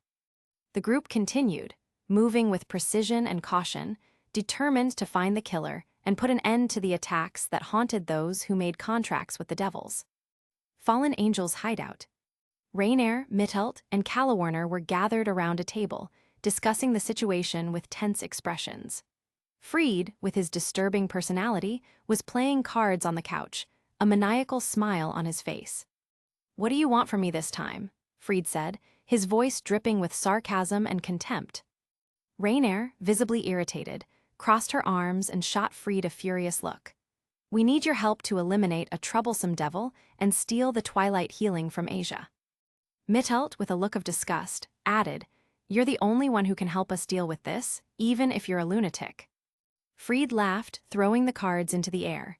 You all are so incompetent that you need me to solve your problems? How pathetic. The cards fell to the floor, scattering around the room. Calawarner, trying to stay calm, approached the table and explained the plan. Freed, we know you think we're incompetent, but together we have a better chance of success. Our idea is to attack Kaito and steal the Twilight healing from Asia. Rainier huffed, clearly dissatisfied with the plan but knowing she had no other choice. I hate this plan, but it's what we have. We'll go through with it. Freed laughed again, his expression full of contempt. So you want me to fix your failures? How convenient. Rainier stared at Freed, her eyes blazing with anger. Calawarner intervened, keeping her cool. Are you going to help us, yes or no? You're lucky I'm in the mood to kill some devils, so I'll help. Freed responded, his maniacal smile never leaving his face. The plan will go down tonight, Calawarner said, trying to maintain control of the situation. Freed gave a perverted smile to Mithelt. Hey, Mithelt, want to join me to pass the time? Mithelt made a face of disgust, moving away from him. I'd rather die. I can make that happen, Freed murmured, his voice dripping with malice. Streets of Kyo. Meanwhile, Kaneko led the group of Rias, Kaito, Akino, and Kiba through the streets of Kyo. The group was silent, focused on the mission ahead. Kaneko, with her keen sense of smell, followed the trail left by the killer, leading them directly to the house where the fallen angels were hiding. Rias walked beside Kaito, her expression serious and determined. She glanced at him, noticing the intensity in his eyes. Kiba and Akino followed closely behind, both on alert and ready for any eventuality. Kaneko continued to follow the trail with precision, her nose guiding them through the quiet streets of the city. When they arrived in front of the seemingly ordinary house, Kaneko stopped, pointing to the entrance. This is it. The smell is stronger here. Rias looked at the house, her eyes narrowing.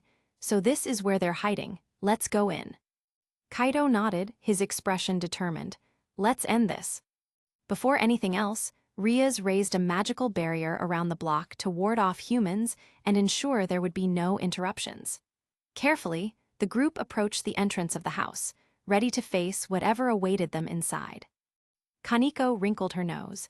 I smell humans upstairs and downstairs. Kaido, sensing the magic of the fallen angels, frowned. I sense the presence of fallen angels. This reminds me of Rainier, the fallen angel who tried to kill me. I think it's time to return the favor. What is our priority? Rescuing the humans or dealing with the fallen angels? Kiba asked. Kaido thought for a moment. First, we need to know which side the humans are on. Akino frowned, pondering the difficulty. It's going to be hard to know which side they're on in the middle of a fight. Kaido smiled, an idea forming in his mind. Not if they're all standing still. Riaz looked curiously at Kaido. What are you planning, Kaido? Kaido closed his eyes for a moment, concentrating, and then increased his magic, placing intense pressure on the house. Chapter 51. Inside the house. Inside the house, the atmosphere was tense and filled with fear. As soon as Kaido increased his magic, an intense and suffocating pressure fell upon everyone present, preventing any movement. Upstairs, the innocent humans were in complete despair. 3 people were trapped in a small room, trembling with fear and not understanding what was happening. A woman cried silently, hugging 2 visibly frightened children. An older man was paralyzed with terror, his eyes wide and fixed on the door. Downstairs, Fried, Rainier, Calawarner, and Midelt were equally paralyzed. Fried, always arrogant and confident, now felt powerless, his wild eyes filled with rage as he struggled futilely against the pressure. Damn idiotic devils, he muttered, his voice full of hatred. Rainier was visibly scared, her eyes wide and full of fear. She had never felt such overwhelming pressure before. What's happening? She murmured, her voice trembling. Calawarner and Midelt were in a panic, trying to move but feeling as if they were bound by invisible chains.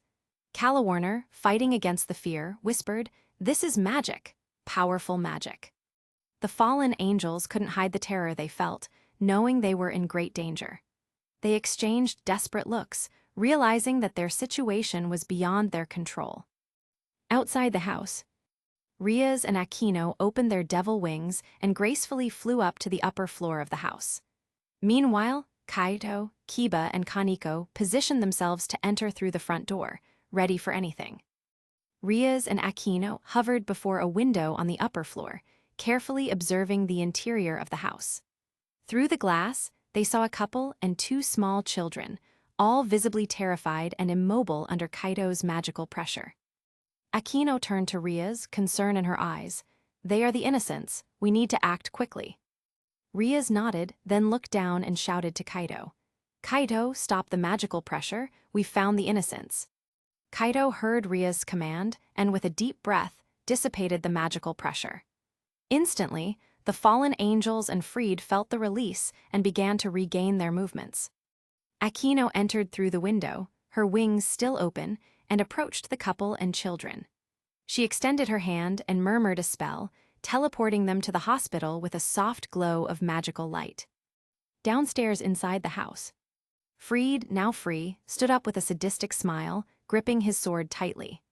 Rainier, Calawarner, and Midelt also stood up, their eyes filled with determination and hatred. "Damn devils," growled Fried, preparing for battle. "You will pay for this." Outside the house, Kaito prepared to break down the door, his eyes glowing with intensity. He could feel the enemy's energy recovering inside and knew he needed to act quickly. "Let's end this," murmured Kaito, placing his hands on the door. Kaito, Kiba, and Kaneko entered the house quickly, their eyes alert to any movement. The environment was dark and silent, with palpable tension in the air. Inside the house, Rainier, hearing the door being broken down, turned with a look of fury. "You should have been dead a long time ago," she shouted, her voice filled with hatred. Kiba, beside Kaito, drew his sword, the blade shining under the dim light. He noticed that Fried was also armed with a sword, making him a perfect opponent. "Looks like I'll finally have a worthy fight," said Kiba, his voice calm but full of determination. Fried laughed, a sound full of contempt. "A devil trying to fight me? You'll regret crossing my path, boy." Kiba ignored Fried's taunts, focusing on the fight ahead. He knew Fried was dangerous, but also trusted his abilities. Kaito looked around, quickly analyzing the situation. He knew that fighting 3 fallen angels inside the house would be dangerous for both them and anyone nearby. "I don't want to fight here," he said firmly. House entrance. Riaz appeared at the entrance, her imposing presence bringing a sense of relief. "Kaido, the humans have been taken to a safe place," she informed, her voice calm but firm. Kaido did not immediately react to Riaz's words. He fixed his gaze on Rainier, the determination in his eyes evident. "I will fight you elsewhere," he declared.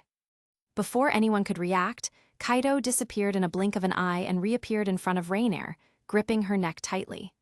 "We won't fight here," he said coldly, before teleporting with her, leaving a void in their place. Upstairs. Meanwhile, Akino, who had erased the humans' memory and taken them to a safe place, returned to the house. She descended the stairs, intending to retrieve something she had left downstairs. Riaz, seeing Kaido disappear with Rainier, turned her attention to the remaining fallen angels. "Now that Kaido is gone, let's finish this. Kaneko, are you ready?" Kaneko nodded, her sharp claws ready for battle. "Yes, Kaichu." Calawarner was visibly irritated, her anger directed at both herself and the situation. "How did we let things get to this point?" she murmured, her voice full of frustration. Akino, silently descending the stairs, saw the perfect opportunity. She made a gesture for silence to Riaz, indicating that she had something in mind. Riaz nodded slightly, understanding Akino's message. Akino raised her hands, concentrating her lightning magic. With a swift motion, she unleashed a bolt of electricity directly at Calawarner and Midelt, who were distracted. The bolt hit Calawarner and Midelt, catching them by surprise. They screamed in pain as the electricity coursed through their bodies, making them collapse to the floor, electrocuted and incapacitated. Freed was exchanging sword strikes with Kiba, each movement quick and precise. The sound of clashing blades filled the room, creating an intense and deadly rhythm. Clang, clang, clang. Freed, with a maniacal smile on his face, glanced quickly at Calawarner and Midelt lying on the floor, still recovering from Akino's attack. "You useless idiots, can't even handle an electric bitch," he shouted, his voice dripping with contempt. Akino, maintaining her calm and confident posture, shot a disdainful look at Freed. "You'll be the next to fall, Freed." Freed laughed, a sound full of madness. "Ah, electric bitch, I'll have a lot of fun before that happens." As Kiba continued exchanging blows with Freed, he maintained his composure, his movements agile and calculated. Kaneko observed the fight, her eyes narrowing. "Let's finish off this perverted priest." Kiba nodded to Kaneko. The fight between Kiba and Freed intensified, with both demonstrating their skills. Freed, with his experience and brutality, had a slight advantage over Kiba, his strikes being stronger and more unpredictable. Clang, swish. Freed took advantage of a moment of distraction and jumped through the window with an agile leap, shattering the glass into 1,000 pieces.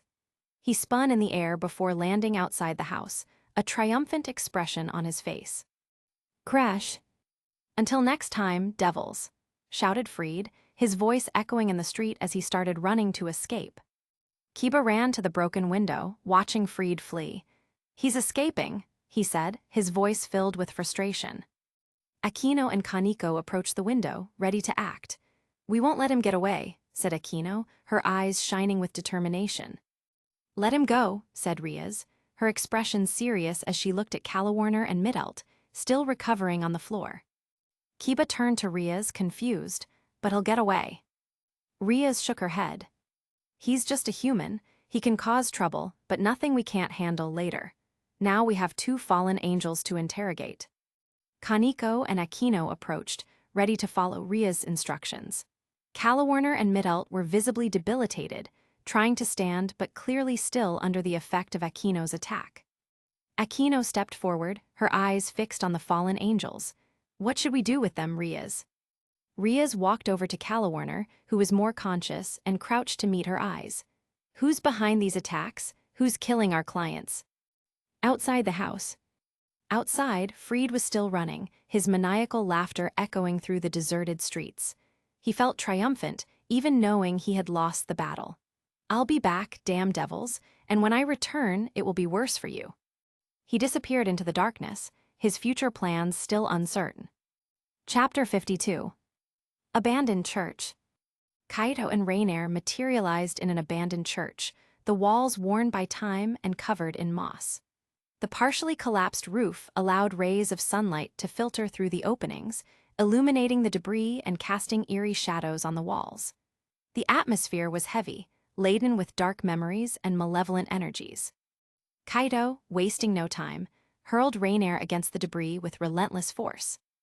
Crash! Rainier crashed into the debris with brutal impact, groaning in pain as the intense agony spread through her body. "Curse you!" she screamed, cursing Kaito, her voice laden with hatred and frustration. Kaito remained unfazed, his eyes fixed on Rainier, his expression cold and resolute. "Do you recognize this place? This is where you imprisoned Asia," he said, his voice echoing through the empty space as he gazed at the cross in the center of the church. Rainier looked up, following Kaito's gaze to the cross that still stood, a dark symbol of her cruel act. Her mind began to race, realizing she had no chance against Kaito in a direct fight. "I need to buy time. Think of something," Rainier thought, desperately trying to find a way out of this situation.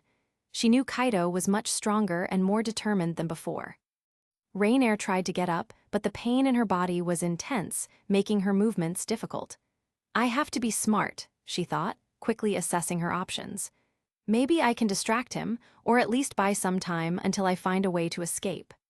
She looked at Kaito, trying to maintain her composure despite the growing fear. "Do you think this will change anything? Killing me won't bring peace to your little friend," she said, trying to sound confident. Kaito gave a cold, cruel smile, his eyes shining with a disturbing intensity. "Peace?" he asked, tilting his head slightly. "Everything that happens in this church is just personal enjoyment." His voice was low, but laden with an implicit threat. Rainier felt a chill run down her spine, her confident facade quickly crumbling. She realized Kaito wasn't there just to avenge Asia, but also to satisfy a dark need for vengeance and punishment. Kaito took a few steps towards Rainier, each of his movements calculated and full of intent. He was savoring the moment, watching her every reaction with a cold, relentless gaze. Rainier tried to move back, but the debris prevented her from standing up fully. "You're insane," she murmured, trying to control the rising panic. "This won't change anything." Kaito stopped a few meters from Rainier, his eyes fixed on hers. "Do you think I care about that?" he asked, his voice dripping with disdain. "All I want is to see you suffer for what you did." Rainier felt her breath quicken, her heart pounding wildly. She knew Kaito wasn't joking and that her life was in grave danger. Fear gripped her, making her realize the gravity of the situation. "Please," she tried to plead, her voice trembling. I can help you. We can make a deal." Kaito laughed, a cold, humorless sound. "A deal? After everything you've done? No, Rainier, there are no deals here, only justice." Kaito raised his hand, and the wind began to concentrate in his palm. The air around them was drawn in, creating a feeling of suffocation and intense pressure. In desperation, Rainier tore her own clothes, exposing her breasts in a desperate attempt to divert Kaito's attention. "You can take me any way you want," she said, squeezing her breasts with her hands, her voice full of lascivious desperation. Kaito paused the attack, the wind around them calming. He observed Rainier for a moment, a confident smile forming on his face. "You've given me an idea," he said, his voice laden with malice. "Have you ever heard of a carnivorous plant?" Rainier continued squeezing her breasts, not understanding where Kaito was going with this. Her mind was confused, desperately trying to find a way to escape the situation. Kaito stomped his foot on the ground, and a giant carnivorous plant emerged from the soil, its jaws full of sharp teeth. The plant bit Rainier, lifting her into the air and starting to chew on her. Chomp crunch. Rainier screamed in pain and horror, her screams echoing through the abandoned church. "Alia." Kaito watched the scene with a cold, disdainful look. "Didn't you want me to take you?" he asked, mocking her as the plant continued to chew on Rainier. When the screams finally ceased, Kaito made a gesture with his hand, and the plant began to retract into the ground, taking Rainier's remains with it. The church fell silent again, with only the echoes of Rainier's screams slowly fading away. Kaito remained where he was, feeling the dark satisfaction of having finally avenged Asia. Fallen Angel's hideout. Inside the hideout, the atmosphere was tense and filled with a sense of despair. Midhelt's lifeless body lay in a corner of the room, the expression of terror still visible on her face.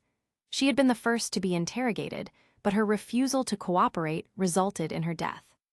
Rhea stood in front of Calawarner, who was kneeling on the ground, her hands cuffed behind her back. Rhea's expression was severe, her eyes glowing with relentless resolve. Beside her, Aquino watched the scene with an equally grim expression, clearly unsympathetic to the fallen angel. "Do you swear you have nothing to do with the murders of the humans who made contracts with the devils?" Rhea asked, her voice cold and incredulous. Calawarner looked at Rhea, her face pale with fear. "I swear, I have nothing to do with it. We're only here for the sacred gear wielders." Rhea narrowed her eyes, her gaze fixed on Calawarner. "And you expect me to believe that, after what you did?" Aquino stepped forward, her gaze fixed on Calawarner. "Your words hold no weight here. We want the truth." Calawarner began to tremble, tears of despair streaming down her face. "Please, believe me, I have nothing to do with the murders. Please, show mercy." Rhea crossed her arms, her expression implacable. "Mercy? After what you and your companions did, I see no reason to spare your life." Calawarner sobbed, her words filled with desperation. "I was just following orders. I didn't know this would happen. Please don't kill me." Outside the house. Kaito materialized outside the house, finding Kaneko and Kiba on guard. Kaneko, with her ever-watchful eyes, noticed Kaito's arrival and nodded slightly at him. "Kaito," said Kaneko, her voice calm. "Rhea is inside the house, interrogating the fallen angel." Kiba, standing next to Kaneko, nodded. "They've already interrogated Midhelt, but she didn't cooperate and ended up dead. Now it's Calawarner's turn." Kaito looked at the house, feeling the tension in the air. "Understood. I'll go in and see what's happening."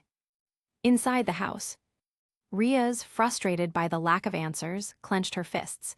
"If you have nothing to do with it, then who is responsible for the murders? Speak, or you'll face the same fate as Midhelt." Calawarner, desperate, shook her head frantically. "I don't know. I swear I don't know. Please believe me."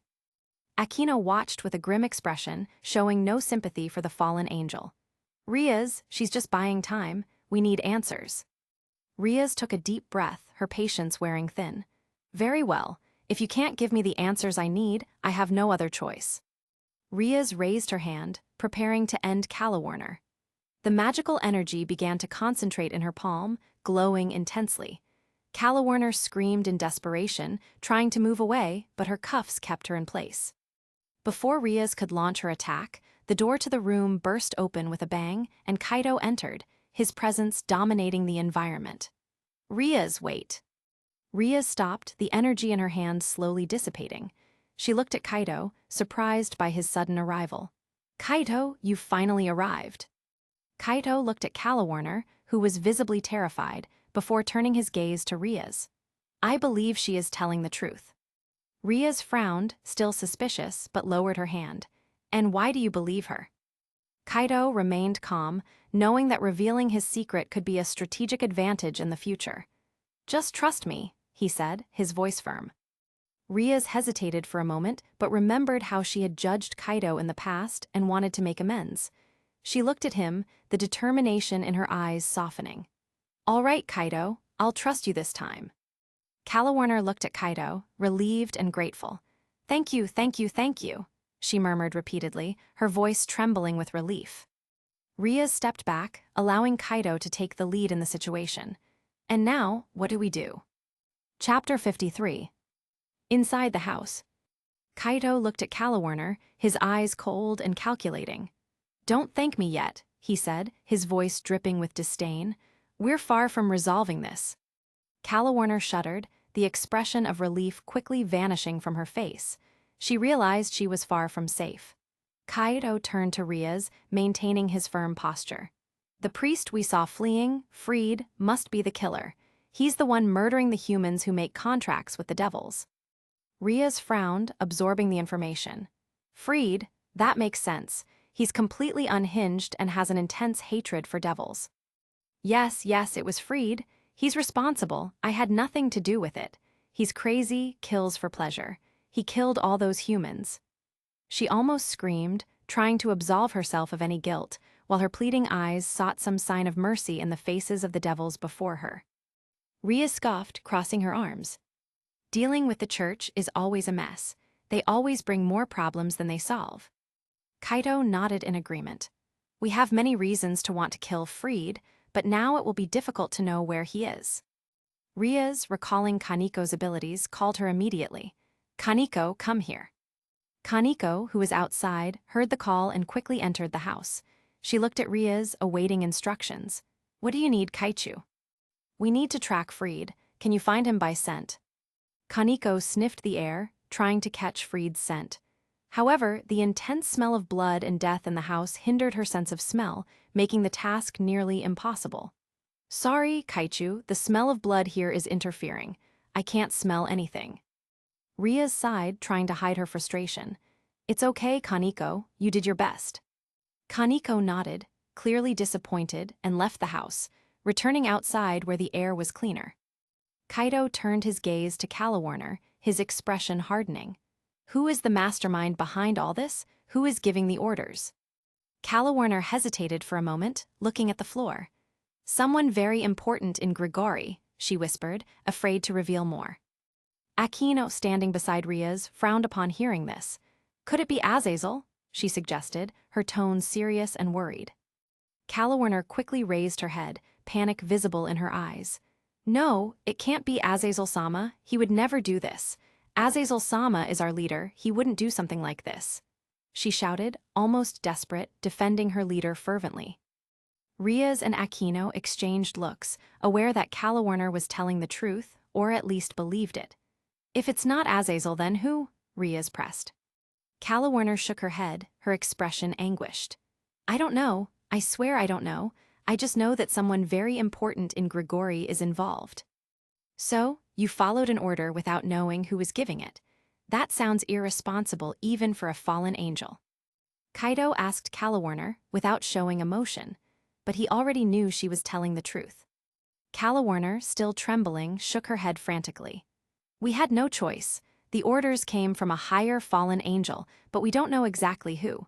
It could be any of the leaders in Grigori, she replied, her voice full of despair and fear. Riaz frowned, considering Calawarner's words. This complicates things even more. If we don't know exactly who is behind this, it will be difficult to track the source. Aquino, standing beside Riaz, seemed visibly frustrated.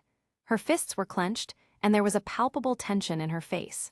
However, she said nothing, just keeping her gaze fixed on the ground.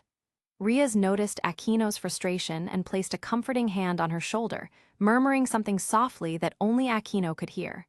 Aquino's frustration seemed to diminish slightly, but it was still present. Kaito noticed the interaction, but decided to ignore it, focusing again on Calawarner. If you don't know who the mastermind is, then your value to us decreases significantly, he said coldly. Riaz, what happens when someone invades your territory? Riaz took a deep breath and stepped forward, her expression severe. When someone invades my territory, it is considered a grave offense. Depending on the circumstances, it can result in severe measures, including execution. We cannot allow our territory to be threatened or disrespected. She looked firmly at Calawarner, making the seriousness of her statement clear. Calawarner, realizing the gravity of her situation, began to cry desperately. Please, I only know that the orders came from a higher fallen angel. I don't know who specifically, but someone with a lot of power and influence. Aquino, observing the situation with an impassive look, stepped forward. Maybe we should just kill her, like we did with the others, she suggested, her voice cold and devoid of emotion. Calawarner began to cry desperately, her voice full of fear. Please, no, I swear I'm telling the truth. I had nothing to do with the murders. It was all Freed's doing. I was just following orders. Kaito would normally have agreed with Aquino, given the history of fallen angels and the threat they posed. However, he realized that the situation was more complex, involving a leader of another powerful faction. He knew that if they acted rashly, they could trigger a series of even more dangerous events. Kaito, don't you agree? asked Aquino, a little surprised by his hesitation. Kaido took a deep breath, pondering the situation. I would normally agree with you, Aquino, but considering this involves a leader from Grigori and could have larger repercussions, we need to act cautiously. He turned to Riaz, his gaze serious. Riaz, we need confirmation about the identity of this Grigori leader, and if it involves Azazel, as we suspect, we need someone with authority to deal with it. Riaz frowned, clearly pondering her options. I understand, Kaido, said Riaz, her voice hesitant. I can call my brother Surzetz. He has the authority and strength needed to deal with this situation. Kaido crossed his arms, his expression hardening. Then, why are you hesitating? We have humans dying while you ponder pride and ego. Riaz bit her lip, struggling internally. She wanted to resolve this on her own to prove she could take care of her own territory, but Kaido's words made her reconsider. She knew she couldn't let her pride put more lives at risk. Riaz took a deep breath, her decision made. You're right, Kaido. We can't let more people die because of our ego. I'll call my brother. Kaido nodded, satisfied with her response. Very well, I'll leave you with Calawarner. Before anyone could respond, Kaido teleported, disappearing in a flash of light. Riaz watched the spot where Kaido had disappeared, feeling a mixture of frustration and admiration for him. She turned to Calawarner, who was still trembling on the floor. You got lucky, said Riaz, her voice softer than before. I'm trying to regain Kaido's trust, so I'll act more cautiously. Calawarner breathed a sigh of relief, realizing her life was temporarily safe. Aquino, beside Riaz, remained silent, but her mind was filled with worries. What if the higher fallen angel is my father? How will I deal with that? She kept these feelings to herself, knowing she had to focus on the present situation. Riaz approached Aquino, placing a comforting hand on her shoulder. We'll figure this out, Aquino. Whoever it is, we'll find out and deal with it together. Aquino nodded, a weak smile on her lips. Yes, Riaz, we'll figure this out. Riaz took a deep breath, turning to the door and calling for Kiba and Kaneko. Kiba, Kaneko, come in. Kiba and Kaneko entered the house, their expressions serious and ready to act. Riaz, what will we do now? Asked Kiba, his gaze fixed on Calawarner. We'll teleport back to the mansion, Riaz replied. Riaz gathered everyone around her, extending her hands to form a magic circle. The magical energy began to pulse around them, creating a soft, constant glow. Gremory Mansion. With a flash of light, Riaz, Aquino, Kiba, Kaneko, and Calawarner materialized in the living room of the Gremory Mansion. Calawarner, visibly frightened, looked around the room, realizing that any attempt to escape would be futile. Riaz, wasting no time, focused her magical energy and cast a communication spell. A magic circle appeared in her hand, and the holographic image of Graphia emerged in the center of the circle. Graphia, Riaz began, we need your help. We have a captured fallen angel, and there are suspicions that a leader of Grigori is behind the recent murders of humans in our territory. Graphia observed Calawarner for a moment before responding. I understand, Riaz. This is a serious situation. I'm on my way. Graphia's image disappeared, and a few moments later, a magic circle glowed in the room, and Graphia materialized in front of them. Her presence brought a sense of authority and security to the environment. Graphia looked at Calawarner, her expression cold and calculating. Is this the fallen angel you captured? Riaz nodded. Yes, Graphia. She claims to be killing humans with sacred gear and that the orders came from a higher fallen angel in Grigori. I understand, Riaz. This is a serious situation, she said calmly. I will handle everything from here on. Calawarner began to tremble, realizing she was about to be taken by someone much more powerful. Please, believe me, I was just following orders, she pleaded, her voice trembling with fear. Graphia ignored Calawarner's pleas, maintaining her impassive expression.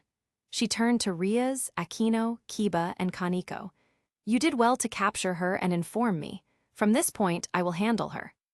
Riaz nodded, feeling a bit relieved to have Graphia taking control of the situation. Very well, Graphia. We trust you to resolve this.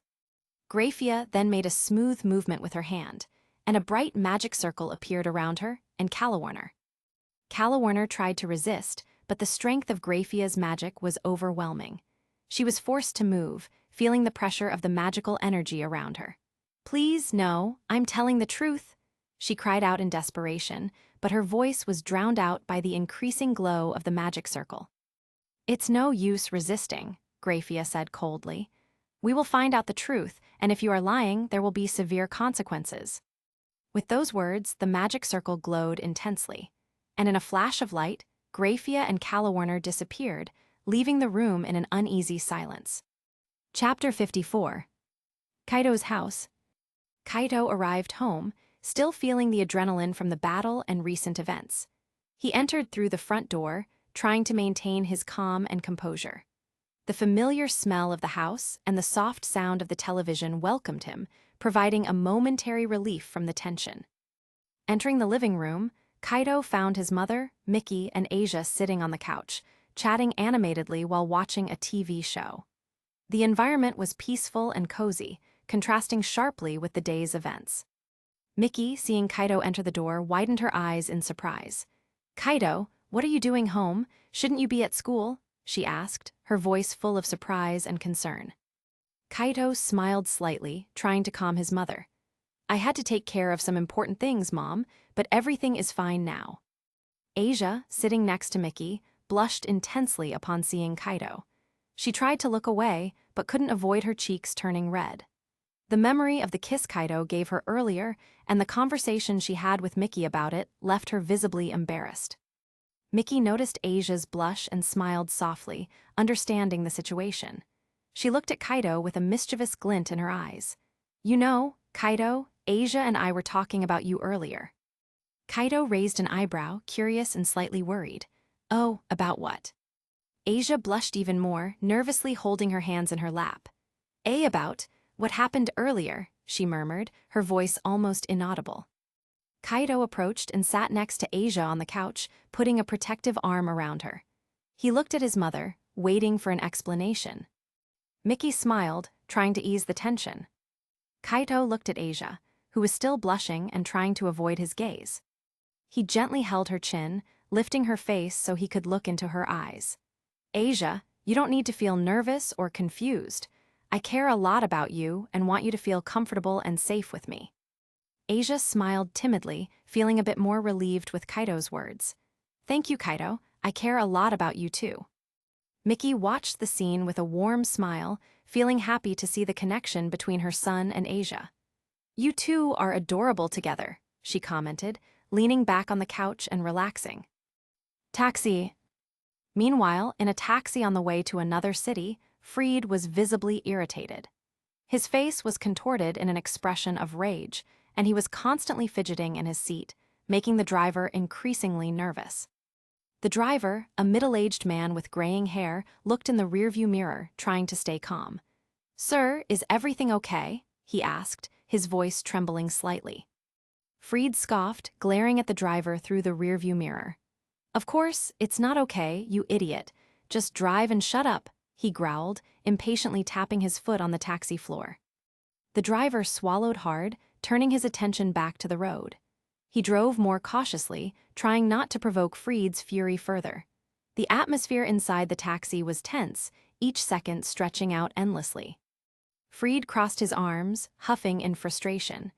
"Those damn devils will pay for this. I'll find a way to finish them all," he muttered to himself, hatred burning in his eyes. The driver continued to drive in silence, praying for the journey to end soon. Fried's presence was oppressive, and he wanted to get rid of this passenger as quickly as possible.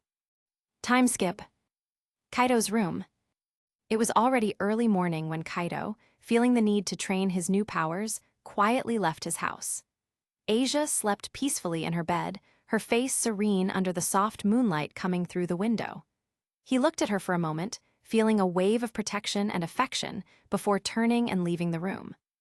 Kaito descended the stairs carefully to avoid making noise and waking his parents. Upon reaching the front door, he looked back one last time, making sure everything was in order. With a deep sigh, he activated the teleportation magic circle under his feet, a soft glow enveloping his body before disappearing in a flash of light. Cue Forest. Kaito materialized in an isolated clearing in the middle of Kyoto Forest. The full moon shone brightly in the sky, illuminating the area with a silver light. The trees around swayed gently in the wind, creating a calming sound that contrasted with the internal tension he felt. He took a deep breath, feeling the energy of the forest around him. The air was fresh and filled with the aroma of pine and damp earth. Kaito extended his hand and, with a thought, activated the ring on his finger. A soft light emanated from the ring, and it transformed into an ethereal spear vendetta with a golden shaft and a sharp blade that gleamed under the moonlight. Before starting any training, Kaito knew he needed to ensure no humans approached. With a firm gesture, he created a magical barrier around the clearing, an invisible field of energy that would ward off any human intruders. Feeling safer, he turned his attention to the spear in his hand. Kaito concentrated, trying to move the spear with just the power of his mind. He closed his eyes, focusing all his energy on the mental connection with vendetta. Gradually, he felt the spear begin to respond, moving slightly in the air, as if floating on its own. He opened his eyes, watching in wonder as the spear moved around him, controlled only by his mind. A movement caught his attention. A small tanuki, a typical animal of Japanese fauna, was inside the magical barrier, curiously watching Kaito. The tanuki seemed unaware of the potential danger, approaching the clearing further. Kaito looked at the small animal, an idea forming in his mind. He needed to test his ability to turn objects to stone and, more importantly, reverse them to their original form. Feeling a pang of remorse, he pointed the spear at the tanuki, and with a gentle touch, the spear's tip touched the animal's skin. A bluish light radiated from the spear's tip, quickly spreading over the tanuki's body. In seconds, the small animal was completely petrified, turned into a stone statue. Kaito observed the result, feeling a mix of satisfaction and concern.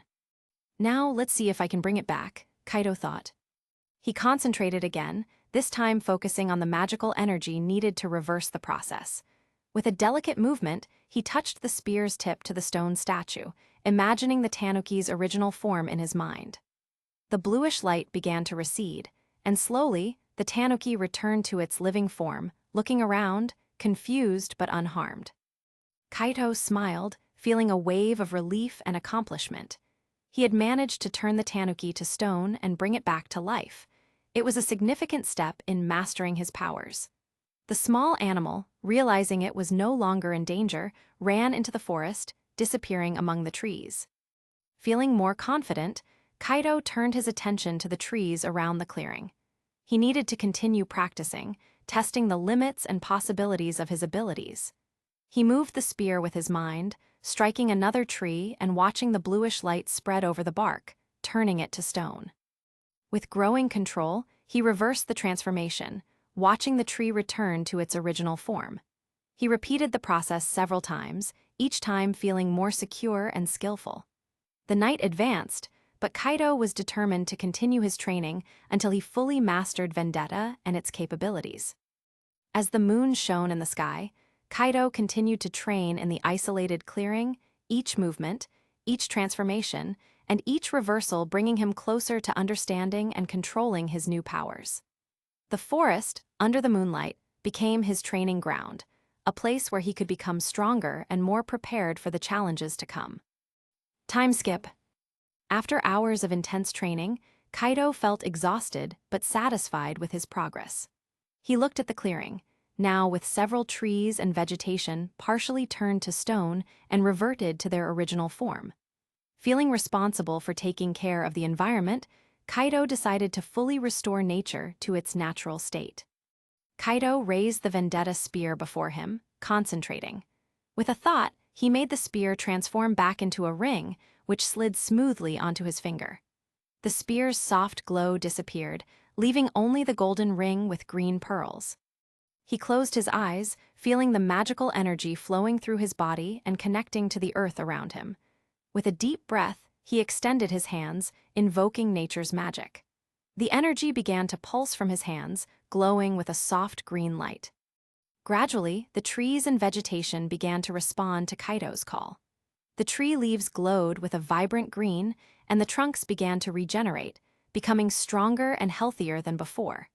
The plants around the clearing bloomed, their bright and vibrant colors contrasting with the moonlight. The sounds of nature filled the air, the rustling leaves and the soft whisper of the wind creating a harmonious melody. Kaido maintained his concentration, feeling in tune with nature as the clearing restored itself. Within minutes, the clearing was completely revitalized, the trees and vegetation grown and lush. Kaido opened his eyes, observing the result with a satisfied smile. Nature had been restored, and he felt at peace with his surroundings. With one last look at the now rejuvenated clearing, Kaido activated his teleportation magic circle. A soft glow enveloped his body, and in an instant, he disappeared from the forest, leaving only the tranquility of nature behind him. Chapter 55. Kaido's room. It was already morning when Kaido woke up, the first rays of sunlight softly illuminating his room. He got out of bed, feeling exhausted from the intense training the night before, but also invigorated by the progress he had made. Kaido headed to the bathroom, where he washed his face and brushed his teeth, preparing for another day of school. As he got dressed, putting on his school uniform, Kaido couldn't help but think about the lack of necessity to go to school with the powers he possessed. Money wouldn't be an issue, considering his abilities, and he had plans that would eventually take him away from normal school life. Why am I still going to school? Kaido thought as he adjusted his tie. With my powers, I can ensure everything I need. But at the same time, there's something about the normal routine that keeps a sense of normalcy in my life. Kitchen. Going down the stairs, Kaido headed to the kitchen, where the aroma of breakfast prepared by his mother enveloped him. Mickey was busy in the kitchen, while his father, Goru, read the newspaper at the table. Asia was already sitting, looking at a plate of pancakes with a shy smile. "Good morning," said Kaido, sitting next to Asia. Mickey smiled at her son. "Good morning, Kaido. Did you sleep well?" Kaido shrugged, grabbing a pancake. "More or less, I had a busy night." Goru lowered the newspaper, looking at Kaido with a curious expression. "Something you want to share, son?" Kaido hesitated for a moment, his thoughts turning to when and how he should reveal the supernatural to his parents. Not now, he decided. It's not the right time yet. "No, Dad, just some concerns about school," Kaido replied, trying to divert the topic. As he ate, his thoughts continued to race. He knew that eventually, he would have to leave home and go elsewhere. The responsibilities and dangers that came with his powers meant he couldn't expose his parents and Asia to those risks indefinitely.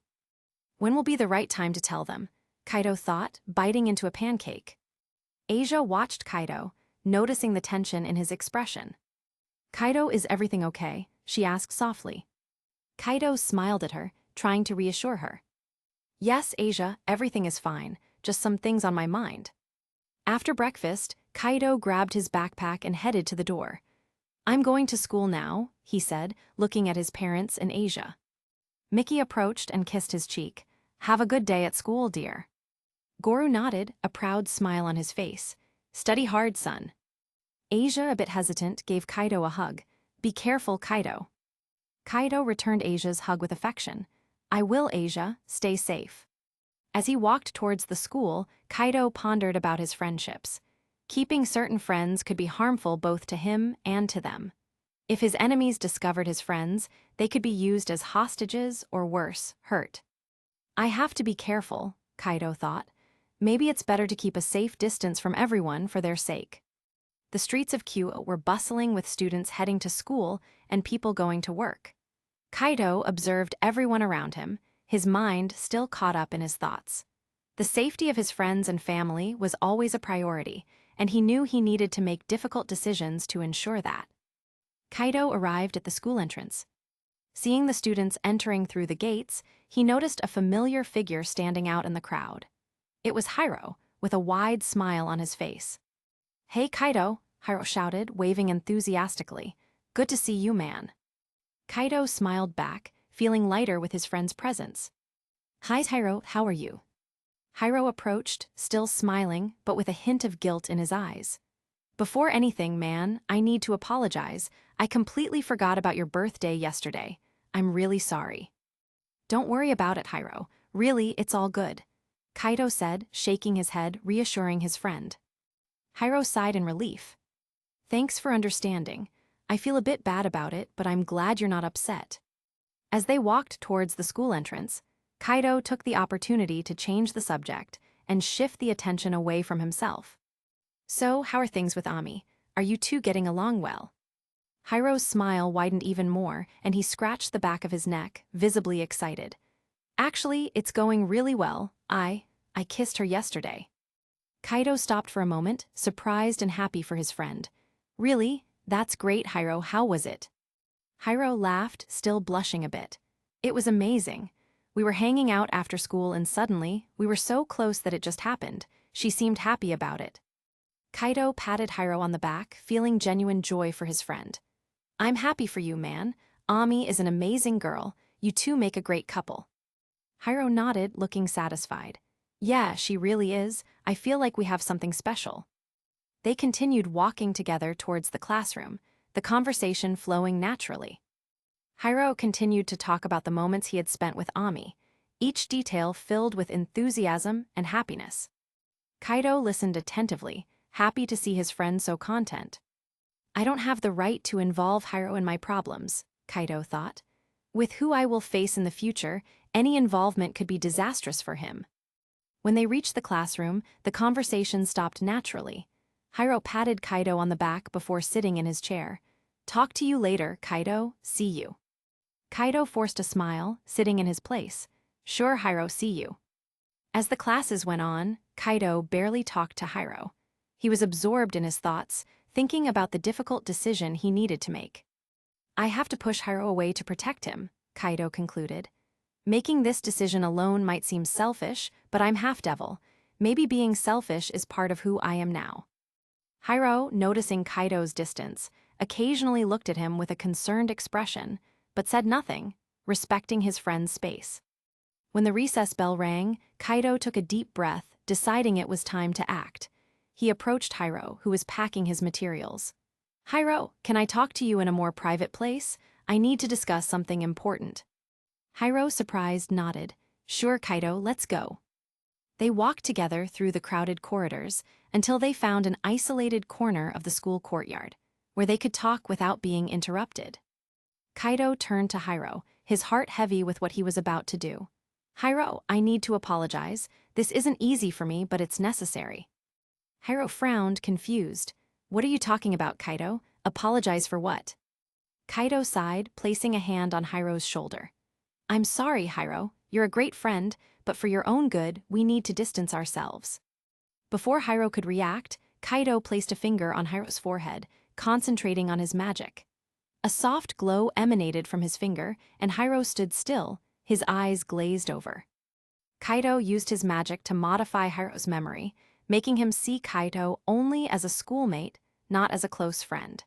He knew he was being selfish, but he believed it was necessary to protect Hiro from the dangers that would inevitably come. When he finished, Kaido stepped back, watching Hiro regain his senses. Hiro blinked, looking around confused. What was I doing here? He asked, with no memory of the previous conversation. Kaido, keeping calm, smiled slightly. You were going to talk to Ami, remember, taking the break to spend some time with her. Hiro, now with a smile of recognition, nodded excitedly. Oh, right. Thanks for reminding me, Kaido. He walked away, already thinking about the conversation he would have with Ami. See you around, he said, waving casually as he headed to meet the girl. Kaido watched Hiro walk away, feeling a mix of relief and sadness. He's safe now, he thought, satisfied with his decision, although he knew he had lost a precious friendship. With his mind still heavy, Kaido decided it was time to focus on other matters. He needed to keep his own routine and continue learning about his powers and responsibilities. Determined, he headed to the Occult Research Club, where he knew he could find answers and perhaps a bit of peace. On his way, Kaido spotted two boys he didn't recognize, trying to peek through the crack of the Kendo Club door. They were crouched, laughing and whispering as they tried to get a better view of what was happening inside. Those boys must be newcomers, trying to spy on the girls from the Kendo Club, Kaido thought, rolling his eyes. Determined to teach them a lesson, Kaido approached silently. When he was a few steps away, he acted quickly, pushing the two boys into the kendo room and closing the door behind them with a swift move. Bam! The boys were caught by surprise, falling awkwardly onto the kendo room floor. The girls from the club, who were training, immediately stopped and looked at the intruders with expressions of shock and irritation. "What are you doing here?" one of the girls shouted, holding a shinai and approaching the boys with a threatening expression. The boys stammered, trying to explain as they got up from the floor. Kaido, on the other hand, was already walking away quickly, hiding behind a nearby tree and watching the scene with a satisfied smile. That should teach them not to spy on the kendo club, Kaido thought, pleased with his action. He continued his way towards the Occult Research Club building, keeping a neutral expression as if nothing had happened. Chapter 56. Occult Research Club. Kaido entered the club. Riaz and Akino were sitting on a sofa, talking quietly. Riaz, seeing Kaido enter, stood up and gave a warm smile. "Kaido, I'm glad you came. We need to discuss some important things." Akino, with her characteristic smile, waved at Kaido. "Welcome, Kaido. Have a seat with us."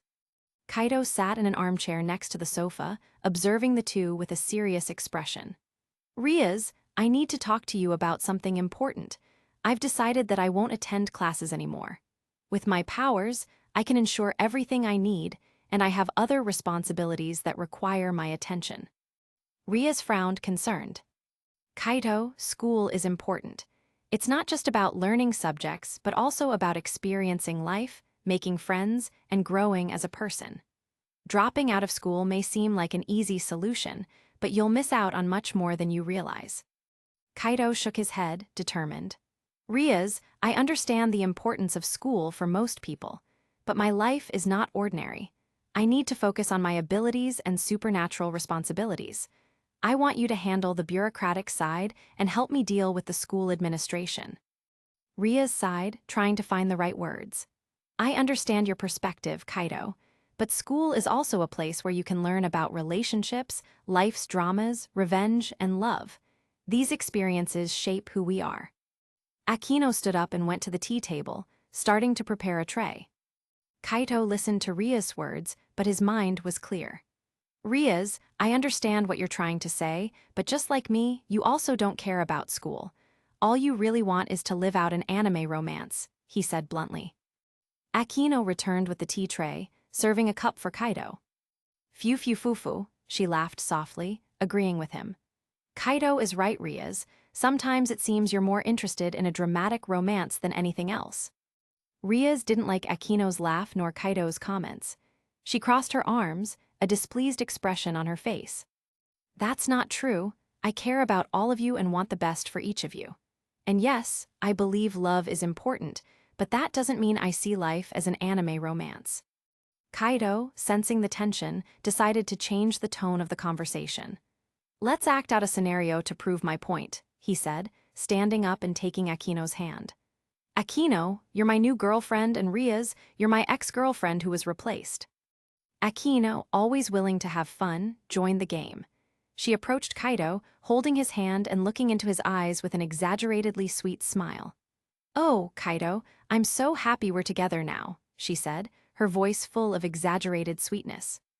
Kaido returned the look, pretending a passionate expression. "Me too, Akino. You're everything I've ever wanted." Riaz watched the scene with a growing expression of anger, her fists clenched at her sides. "This is ridiculous," she muttered, clearly irritated. Akino continued, her voice full of false innocence. "Kaido, how could you stay with Riaz for so long? She never understood you like I do." Kaido smiled, playing along. "I know, Akino. Now I realize I made a mistake. You're the one for me." Riaz couldn't hold back her anger any longer. "Enough! This doesn't prove anything," she shouted, her voice full of frustration. "You two are just playing with my feelings." Akino and Kaido exchanged a conspiratorial look before stepping back, still laughing. "Sorry, Riaz," said Akino, trying to calm her friend. "It was just a joke." Riaz took a deep breath, trying to regain her composure. "Okay, just don't do it again." Kaido looked at Riaz, serious. "Riaz, I respect your opinion and your feelings, but my decision is made. I hope you can take care of the bureaucratic side for me." Riaz, though still irritated, reluctantly nodded. Okay, Kaido, I'll take care of it, but remember, you can always count on us, regardless of your decisions. Kaido thanked her with a nod, feeling a bit lighter. Thank you, Riaz, I appreciate it. Akino, still smiling, served more tea for everyone, trying to ease the remaining tension. Come on, everyone, let's enjoy the tea and relax a bit. As everyone drank the tea, the atmosphere in the room began to calm down. Kaido, sitting comfortably in the armchair, decided to mention something he had been keeping to himself. Oh, by the way, I have a way to defeat immortals, he said casually, as if discussing the weather.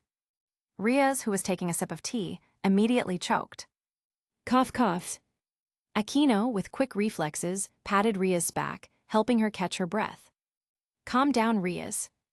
Riaz looked at Kaido, her eyes wide with surprise and excitement. Are you serious, Kaido? You really know how to defeat immortals? Kaido gave a slight smile, nodding affirmatively. Yes, I have no reason to lie about it. It's an ability I acquired recently. Riaz's mind flooded with thoughts, especially related to Riser, her fiancé. The possibility of breaking the marriage contract and finally getting rid of this obligation made her extremely happy. If Kaido can really defeat immortals, that means I can free myself from Riser, she thought, a sense of hope growing in her chest. She looked at Kaido, a radiant smile on her face. Kaido, I'm so happy about this that I could even give you a kiss. Kaido, remembering the earlier scenario, laughed and responded playfully. Riaz, it would be wrong to kiss the ex in front of the current girlfriend, he said, looking at Akino with a conspiratorial smile. Akino immediately joined the joke. That's true, Riaz. It seems you have no shame, she said, pretending a disappointed expression while shaking her head. Riaz blushed as red as her hair, feeling the heat rise in her cheeks. Stop it, you two, she exclaimed, trying to maintain her composure. It's not fair. Kaido and Akino laughed, feeling the tension completely dissipate. Sorry, Riaz, said Kaido, still smiling. We're just playing. Riaz took a deep breath, trying to calm down. Okay, just don't do it again, she said, still a bit red. Riaz then remembered something important, and her expression became serious again. Kaido, we have a problem. For you to participate in the raiding game as a mercenary, I need to convince Riser to allow it. Kaido frowned, confused. But why is that? Aren't mercenaries allowed? Akino took a sip of tea before responding. They are allowed, but the opponent has to agree to the mercenaries' participation. Without Riser's approval, you can't participate. Riaz nodded, her expression showing the difficulty of the situation. It would be unfair to bring someone who is not part of my peerage into the raiding game without the opponent's knowledge. If it were that easy, I would have already asked my sister-in-law to join us. Kaido pondered for a moment before asking, So, how do I get Riser to accept my participation?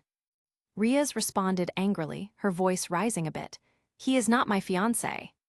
Kaido raised his hands in a gesture of apology. Okay, I'm sorry. Riaz took a deep breath, trying to calm down. Sorry, Kaido, it's a sensitive topic. It would be easier if you came back to my peerage. Kaido shook his head negatively. That's not going to happen, Riaz, but tell me, what is he like? Riaz sighed, frustrated by Kaido's refusal. Riser is arrogant, egotistical, and lazy, she began, her voice filled with disdain. Akino added, with a touch of arrogance in her voice, and also greedy, lustful, envious, wrathful, proud. Kaido listened, as Riaz practically listed the 7 deadly sins to describe Riser.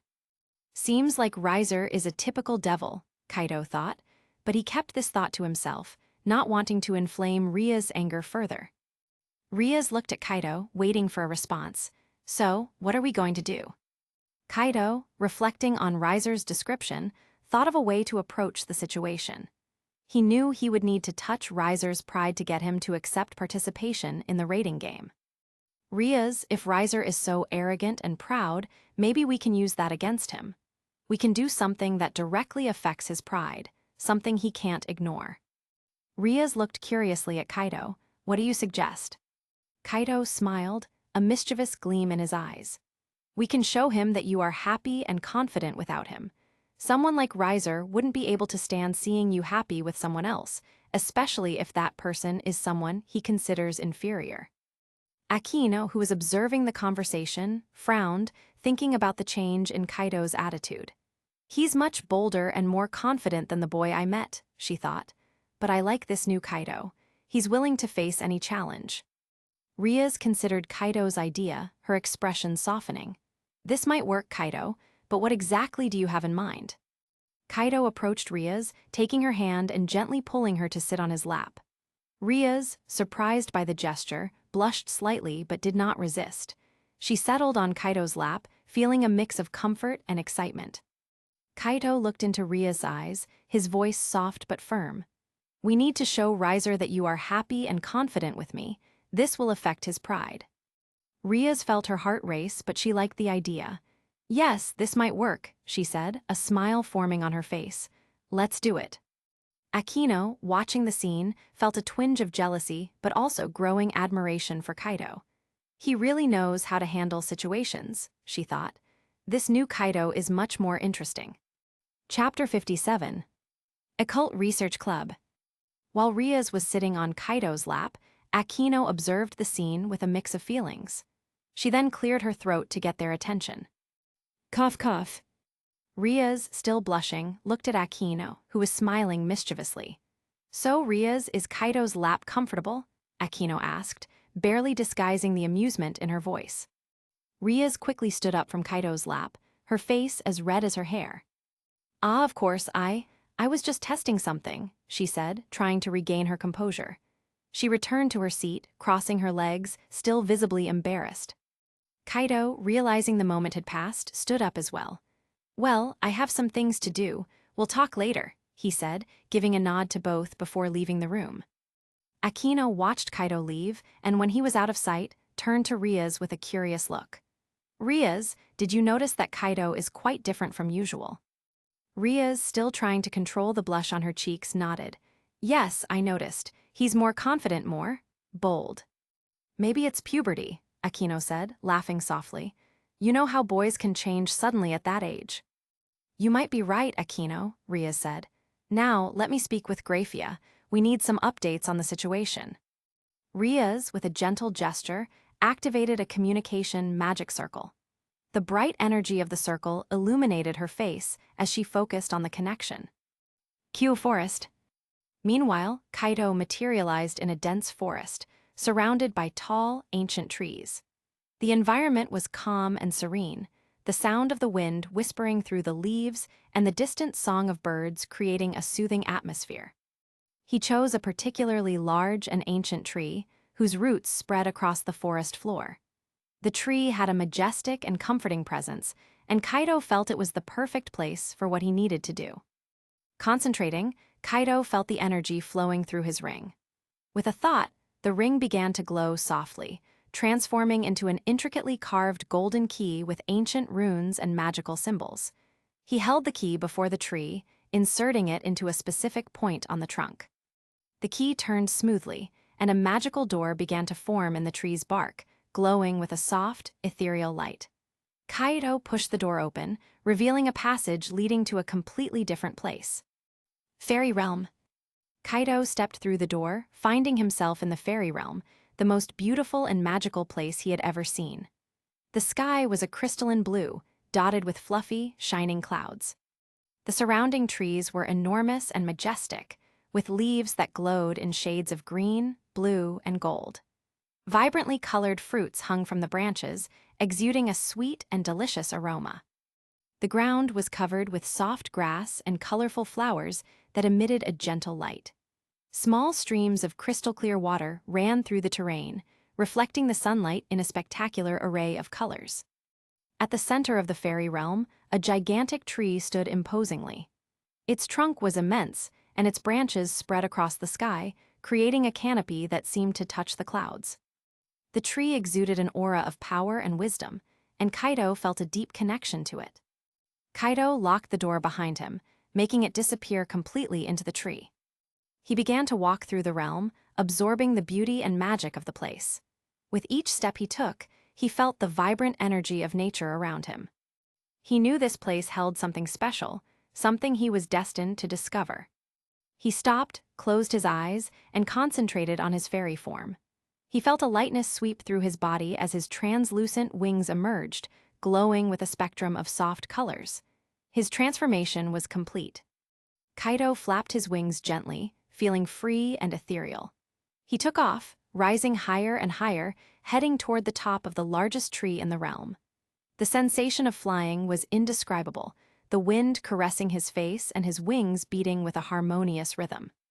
Upon reaching the top of the tree, Kaido landed on a sturdy branch, looking around. There, in the heart of the canopy, he found a majestic throne, carved from wood and adorned with shining jewels and ancient runes. The throne seemed to radiate power and wisdom, as if it had been left there by an ancient fairy king. Kaido approached the throne, touching its surface gently. He could feel the pulsing energy emanating from it, as if it were waiting for someone worthy to occupy it. Sitting on the throne, Kaido looked around, noting the absence of animals or other fairies. The solitude of the place was strange, but at the same time comforting.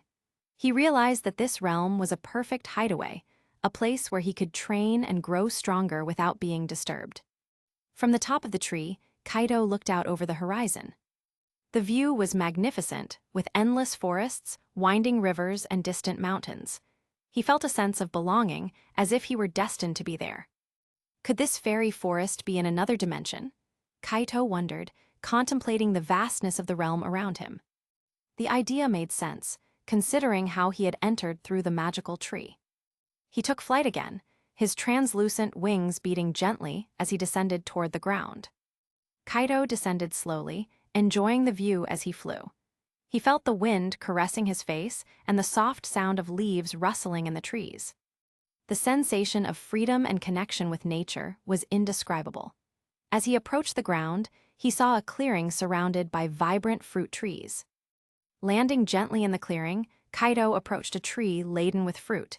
He extended his hand and picked a golden fruit that glowed in the sunlight. The sweet and tempting aroma made his mouth water. He took a bite, and the taste was even more incredible than the smell, an explosion of sweetness and freshness that filled his senses. Kaido tried several fruits, each with a unique and delicious flavor.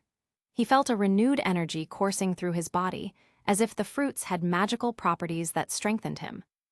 "I feel invigorated," Kaido murmured, tasting a bright blue fruit with a slightly citrus and refreshing flavor.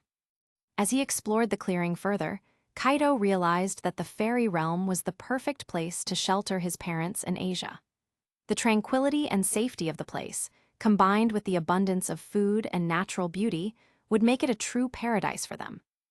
"My parents in Asia would be safe and happy here," Kaido thought, looking at the glowing flowers and crystal-clear streams. They wouldn't have to worry about the dangers of the human world. He knew that, with his powers, he could create a safe and protected refuge for his loved ones, far from any threat.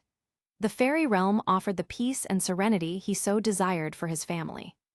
After exploring the place and feeling confident that it was safe, Kaido decided to return to the human world. He walked back to the large tree at the center of the realm and, concentrating, made the magical door reappear.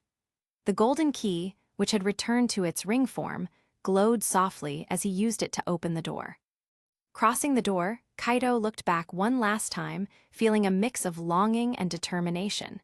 He knew he would return to this place, bringing his loved ones with him. With one last look at the fairy realm, Kaido locked the door behind him, making it disappear into the ancient tree. He took a deep breath, feeling the transition of magical energy to the reality of the human world. Occult Research Club. Ria's sighed, looking at the palm of her hand where a magic circle glowed.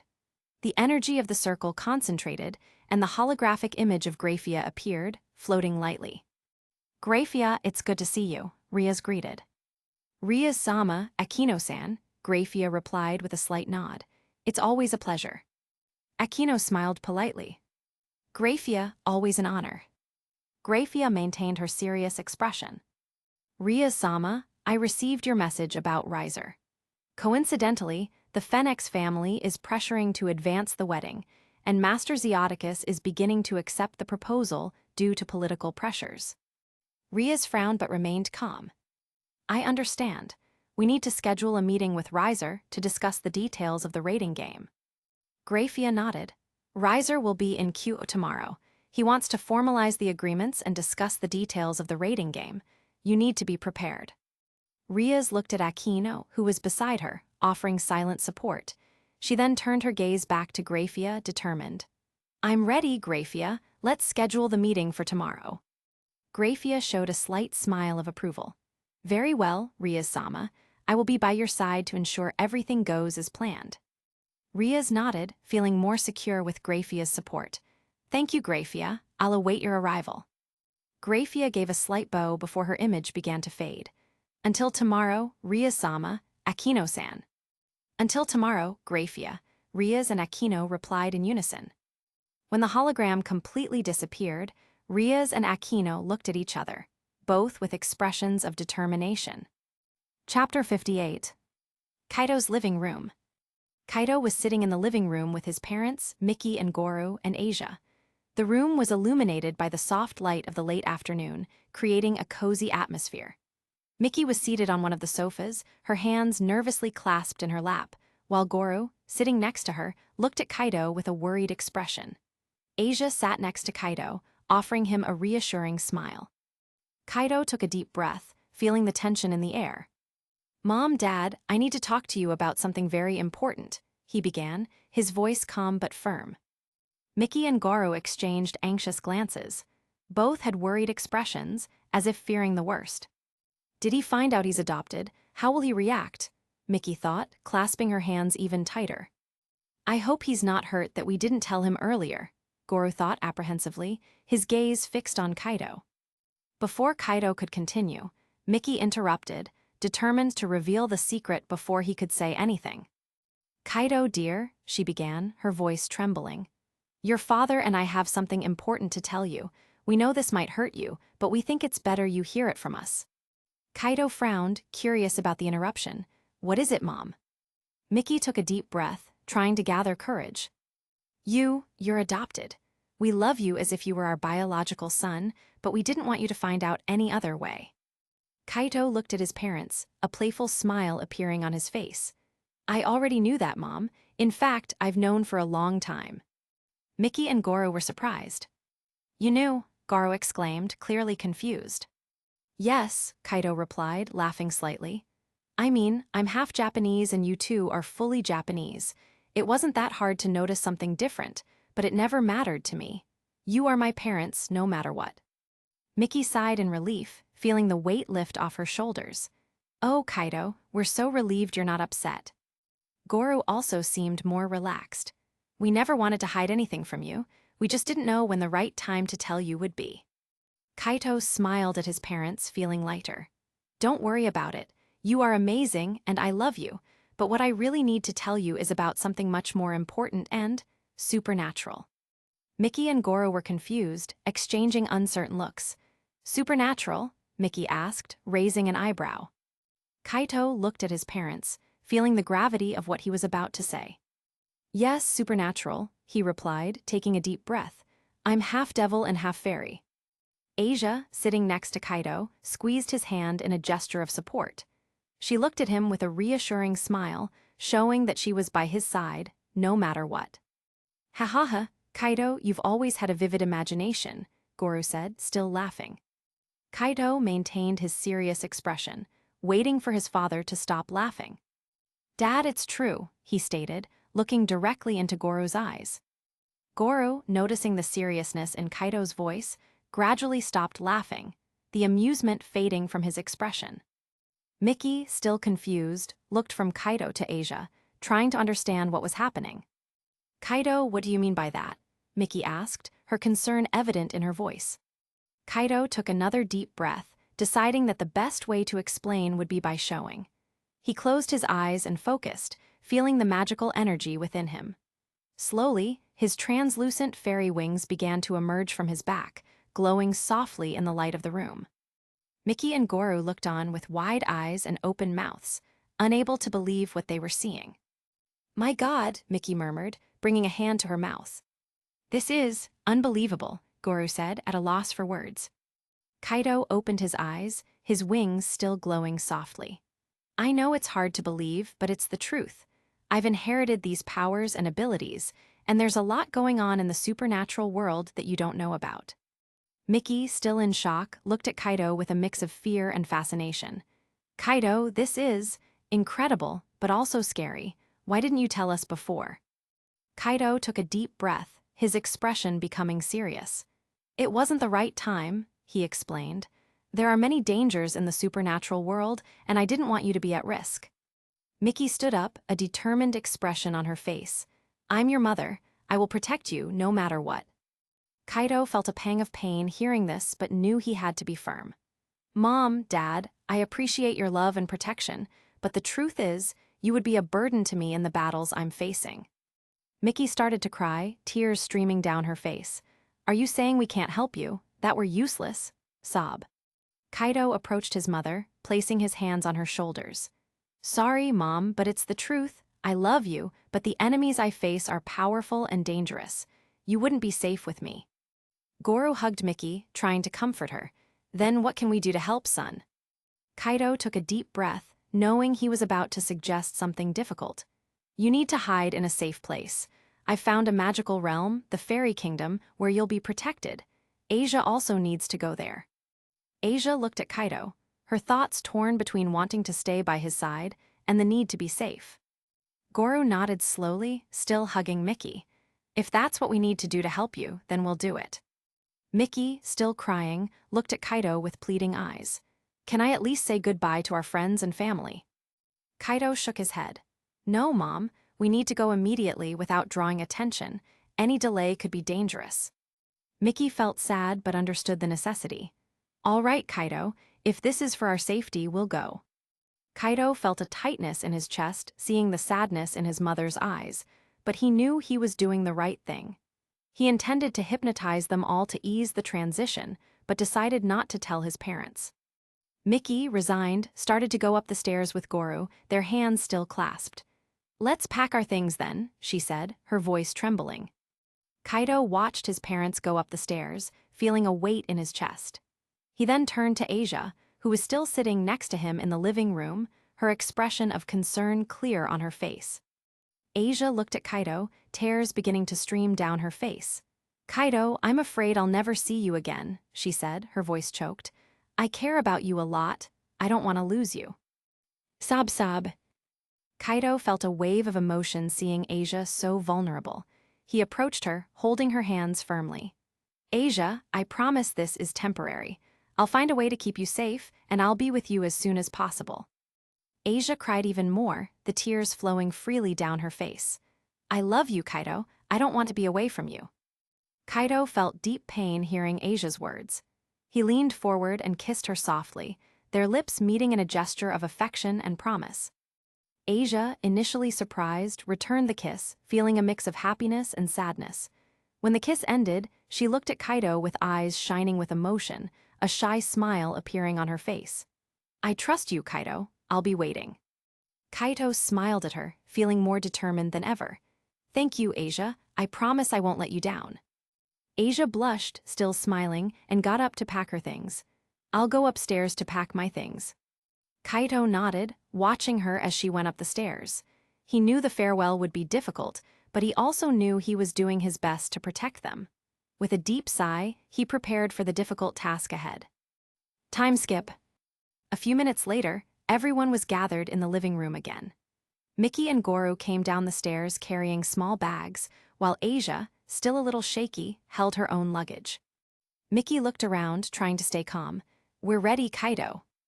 Goro, trying to hide his concern, looked directly at Kaido. How are we going to do this, son? How will we get to this fairy kingdom? Kaido smiled, trying to convey confidence and security. I'll activate a magic circle that will take us directly there. Don't worry, it's safe. Mickey and Goro exchanged surprised looks, clearly not fully understanding what Kaido was saying, but trusting their son. I trust you, Kaido, murmured Mickey, squeezing Goro's hand. Kaido took a deep breath and activated the teleportation magic circle under their feet. A soft glow began to envelop everyone in the room, the magical energy growing around them. Hold on, murmured Kaido, feeling the magic flow through him. Mickey held Goro's hand tightly. while Asia moved closer to Kaido, trusting him completely. The glow of the magic circle increased, and in an instant, they all disappeared from the living room. Chapter 59. Kyo Forest. The Kyo Forest was serene and majestic, with tall trees standing like ancient sentinels, their leaves dancing gently in the wind. Sunlight penetrated through the canopies, creating patterns of shadows on the moss-covered ground and dry leaves. The air was fresh and filled with the scent of damp earth and vegetation. Kaido, Mickey, Goro, and Asia materialized in the clearing, still enveloped in the soft glow of the magic circle. Mickey and Goro staggered slightly, trying to regain their balance after the unexpected sensation of teleportation. Mickey looked around, her eyes wide with surprise and disorientation. What just happened?" she murmured, holding Goro's arm to steady herself. Goro, also visibly shaken, took a deep breath, trying to process the experience. "I've never felt anything like that before. It was like being pulled through a tunnel of light." Kaido stepped forward, placing a comforting hand on his mother's shoulder. "It's teleportation. It can be a bit disorienting the first time, but you'll get used to it." Asia, still holding Kaido's hand, smiled softly at Mickey and Goro. "We're all together, and that's what matters." Kaido led the group through the forest, his eyes keenly searching for the special tree. He felt a connection with the environment, each step guiding him closer to their destination. After a few minutes of walking, they arrived at a particularly large and ancient tree, its roots spreading across the moss-covered ground. "This is it," Kaido said, stopping in front of the imposing tree. He looked at his parents and Asia, who were observing the tree with curiosity. Kaido raised his hand, displaying the golden ring with green pearls on his finger. He closed his eyes for a moment, focusing on the magical energy within the ring. Slowly, the ring began to glow and transform, elongating and shaping itself into an intricately carved golden key with ancient runes. Mickey and Goro watched, amazed and a little apprehensive. "This is incredible," Mickey murmured, her eyes fixed on the key. Kaido held the key firmly and inserted it into a specific spot on the tree trunk. He turned the key gently, and the bark of the tree began to glow, forming a magical opening. The soft light grew, and a magical door began to form in the tree bark. The door was tall and ornate, with carved details that seemed to pulse with magical energy. Goro stepped back, still trying to comprehend what he was seeing. "This is something I never thought I would see in my life," he said, speechless. Kaido grasped the door handle and gently pulled it. The door opened, revealing an intense glow emanating from the other side. "This is the fairy kingdom," he explained, looking at his family. "Come on, go in." Kaido extended his hand to Asia, helping her through the door first. Asia hesitated for a moment, but trusting Kaido, she held his hand and passed through the glowing opening. Then, Kaido looked at his parents, motioning for them to follow. "Come on, Mom, Dad. It's okay," he said, his voice reassuring. Mickey and Goro, still a bit nervous, held hands and followed Kaido, stepping through the magical door. Fairy Kingdom. On the other side of the door, the fairy kingdom revealed itself in all its glory. The sky was a crystalline blue, with fluffy, shining clouds floating serenely. The surrounding trees were majestic, their leaves shimmering in shades of green, blue, and gold. Vibrantly colored flowers bloomed everywhere, exuding a sweet and enchanting fragrance. Mickey brought her hand to her mouth, marveling at the beauty of the place. It's like a dream," she said, tears of joy in her eyes. Goro looked around, admiring the landscape with an expression of awe. "I've never seen anything so beautiful in my entire life," he murmured. Asia, standing beside Kaido, smiled with her eyes shining with emotion. "It's beautiful, Kaido, a true paradise." Kaido, satisfied to see his family enchanted with their new home, turned back to the still-open door. He gently pulled it shut, and as soon as the door closed, it began to glow again, and within moments completely disappeared, leaving only the majestic tree in its place. Kaido took a deep breath, feeling relieved to have brought his family to a safe place. He looked around, observing the peace and serenity of the fairy kingdom. "This will be our home now. You will be safe here," he said, feeling a mixture of relief and determination. Mickey, Goro, and Asia looked at Kaido with gratitude and love. knowing he had done everything he could to protect them. They hugged, feeling united and strengthened by the beauty and safety of their new home. As the soft sunlight illuminated the fairy kingdom, Kaito knew he had made the right choice. Kaito stepped a bit away from the group, raising his hands and focusing on the magical energy around him. He could feel the magic pulsing in the earth, the trees, and the air as if it were alive. With a gentle movement of his hands, he began to manipulate this energy, channeling it to create something extraordinary. The trees around them began to respond to Kaito's command. Their trunks twisted and turned, branches extended, and leaves swayed gently as if under the influence of an invisible wind. Kaito guided the magical energy, shaping the trees into structures. Mickey and Goro watched with wide-eyed surprise and admiration. "My God, Kaito, the trees are moving by themselves," Mickey murmured, holding Goro's hand tightly. "This is incredible," Goro said, unable to take his eyes off the trees that were forming into houses. Kaito continued to work, making the trees intertwine and form elegant and cozy houses. The trunks molded into walls, branches became natural balconies and staircases, and leaves formed green roofs that blended perfectly with the environment. In the center of the clearing, Kaito decided to create something even more grandiose. He made several trees join together, their trunks intertwining to form a mansion.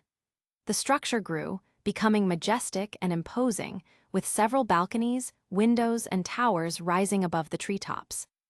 Asia watched the construction of the mansion, her eyes shining with emotion and admiration. "Kaito, this is incredible. I've never seen anything like it," she said, holding Kaito's hand tightly. Kaito smiled at Asia, feeling happy to see her so impressed. "I'm glad you like it, Asia. I wanted to create a place where everyone could feel safe and happy." Mickey, still amazed at what she was seeing, murmured, "This is like magic." Kaito chuckled softly. "Because it is magic, Mom. Here, magic can do almost anything." With the construction of the mansion complete, Kaito led his family and Asia to the entrance. He made a gesture, and a staircase of branches and leaves formed, leading them to the mansion's main door. "Let's go up," Kaito said, holding Asia's hand and helping her climb the staircase. Mickey and Goro followed closely behind, still amazed by what they were seeing. As they entered the mansion, they were greeted by a grand hall decorated with carved wooden furniture and colorful tapestries. Soft sunlight filtered through the windows, creating a welcoming and comforting atmosphere. Kaito looked at his parents and Asia, smiling. "You can explore the mansion. Asia and I will check out the other rooms." Mickey and Goro nodded, still in a state of awe. "Let's go, dear," Goro said, taking Mickey's hand as they began to explore the mansion on their own. Kaito and Asia walked through the mansion's corridors, observing every detail. Asia held Kaito's hand firmly, feeling safe and happy by his side. "This mansion is amazing, Kaito," Asia said, smiling. "You really did a wonderful job." Kaito squeezed Asia's hand affectionately. "Thank you, Asia. I did this for all of us. I want you and my parents to feel safe and happy here." They continued to explore the mansion, finding rooms decorated with beautiful furniture and windows offering breathtaking views of the fairy kingdom. Each room was unique, with magical touches that made it special. They reached a door carved with ancient runes. Kaito opened the door, revealing a cozy bedroom. The walls were made of polished wood, and the floor was covered with a soft carpet made of intertwined leaves. The bed, crafted from finely worked trunks and branches, was covered with sheets of flower petals, creating a comfortable and magical environment. Asia looked around, enchanted by the natural beauty of the room. "It's so beautiful, Kaito. It feels like a dream." Kaito smiled, observing the joy on Asia's face. "I'm glad you like it, Asia. The nature here is truly incredible and can provide us with many things." While exploring the room, Kaito realized that despite all the beauty and comfort provided by nature, some things were still missing that natural magic couldn't provide. He knew he would need items from the human world to complement life in the fairy kingdom. "Asia will need to buy some things," Kaito said, thinking about the missing items. "Nature here is wonderful, but there are certain things we can only get in the human world." Asia nodded, understanding the necessity. "What do you think we'll need?" Kaito made a mental list. We need kitchen utensils, clothes, hygiene products. These are things that natural magic can't create. Chapter 60. After a long day of shopping, Kaido finally returned home. He had already delivered all the necessary items to his parents and Asia in the Fairy Kingdom. The feeling of knowing that those he loved were safe brought him immense comfort, but now he was alone. Kaido's room. Kaido entered his room and let himself fall onto the bed, feeling the weight of the silence that filled the empty house. He looked around the familiar environment, trying to get used to the loneliness that seemed to intensify with each passing moment. Suddenly, a movement at the window caught his attention. A black cat was sitting on the windowsill, watching him with bright, curious eyes.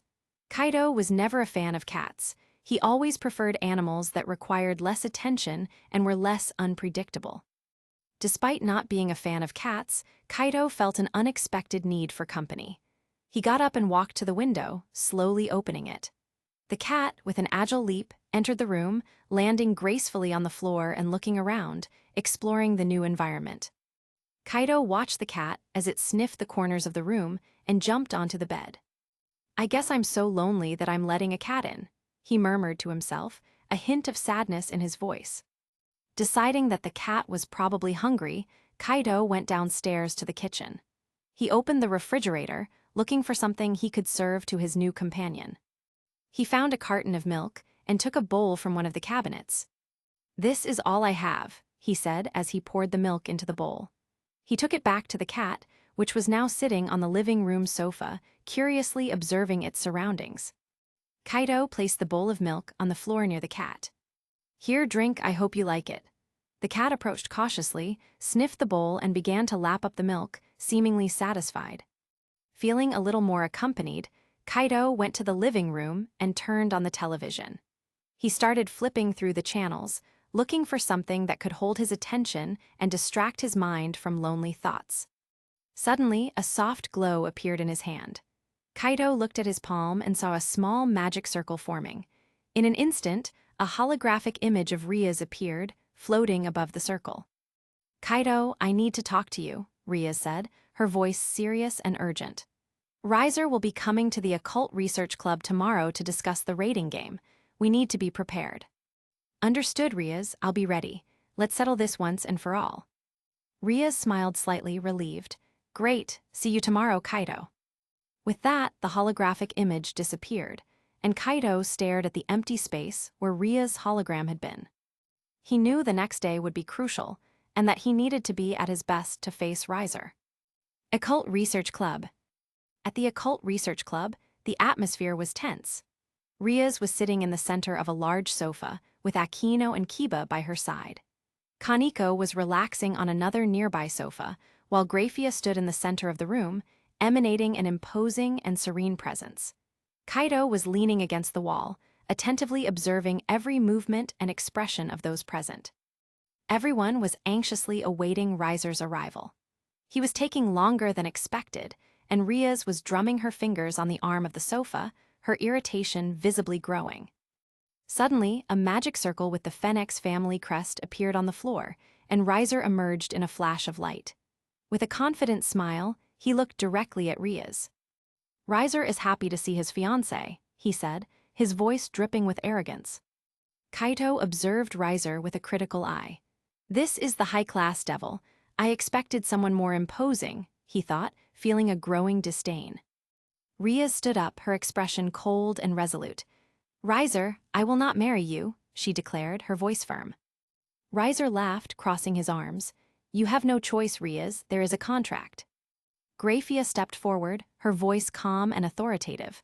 "That's why we are here today, to discuss the terms of the rating game." Riser glanced at Graphia, but quickly returned his attention to Rias. "Riser finds it amusing that you still have hope of winning. Your peerage is weak." With a gesture, Riser activated a teleportation circle. In an instant, his peerage appeared in the room. All women, all with confident and haughty expressions. Kaido laughed, crossing his arms. "Is this all you have, Riser?" he said, a disdainful smile on his face. Riser turned abruptly, staring at Kaido. "Who are you to laugh at Riser's peerage?" Kaido stepped away from the wall, walking slowly to the center of the room. I am Kaido, a reincarnated devil, he said, with cold confidence. Riser snorted, dismissing him, just a humble creature. Kaito looked directly at the women in Riser's peerage, then back at Riser. I have a woman more beautiful than all of yours. Riser laughed, clearly finding the statement absurd. And who would this woman be, Kaito? Kaito walked over to where Riaz was sitting. Excuse me, Kiba, he asked. Kiba stood up, allowing Kaito to sit next to Riaz. Riser watched with curiosity and disdain until Riaz, with a happy smile, sat on Kaito's lap, wrapping her arms around his neck.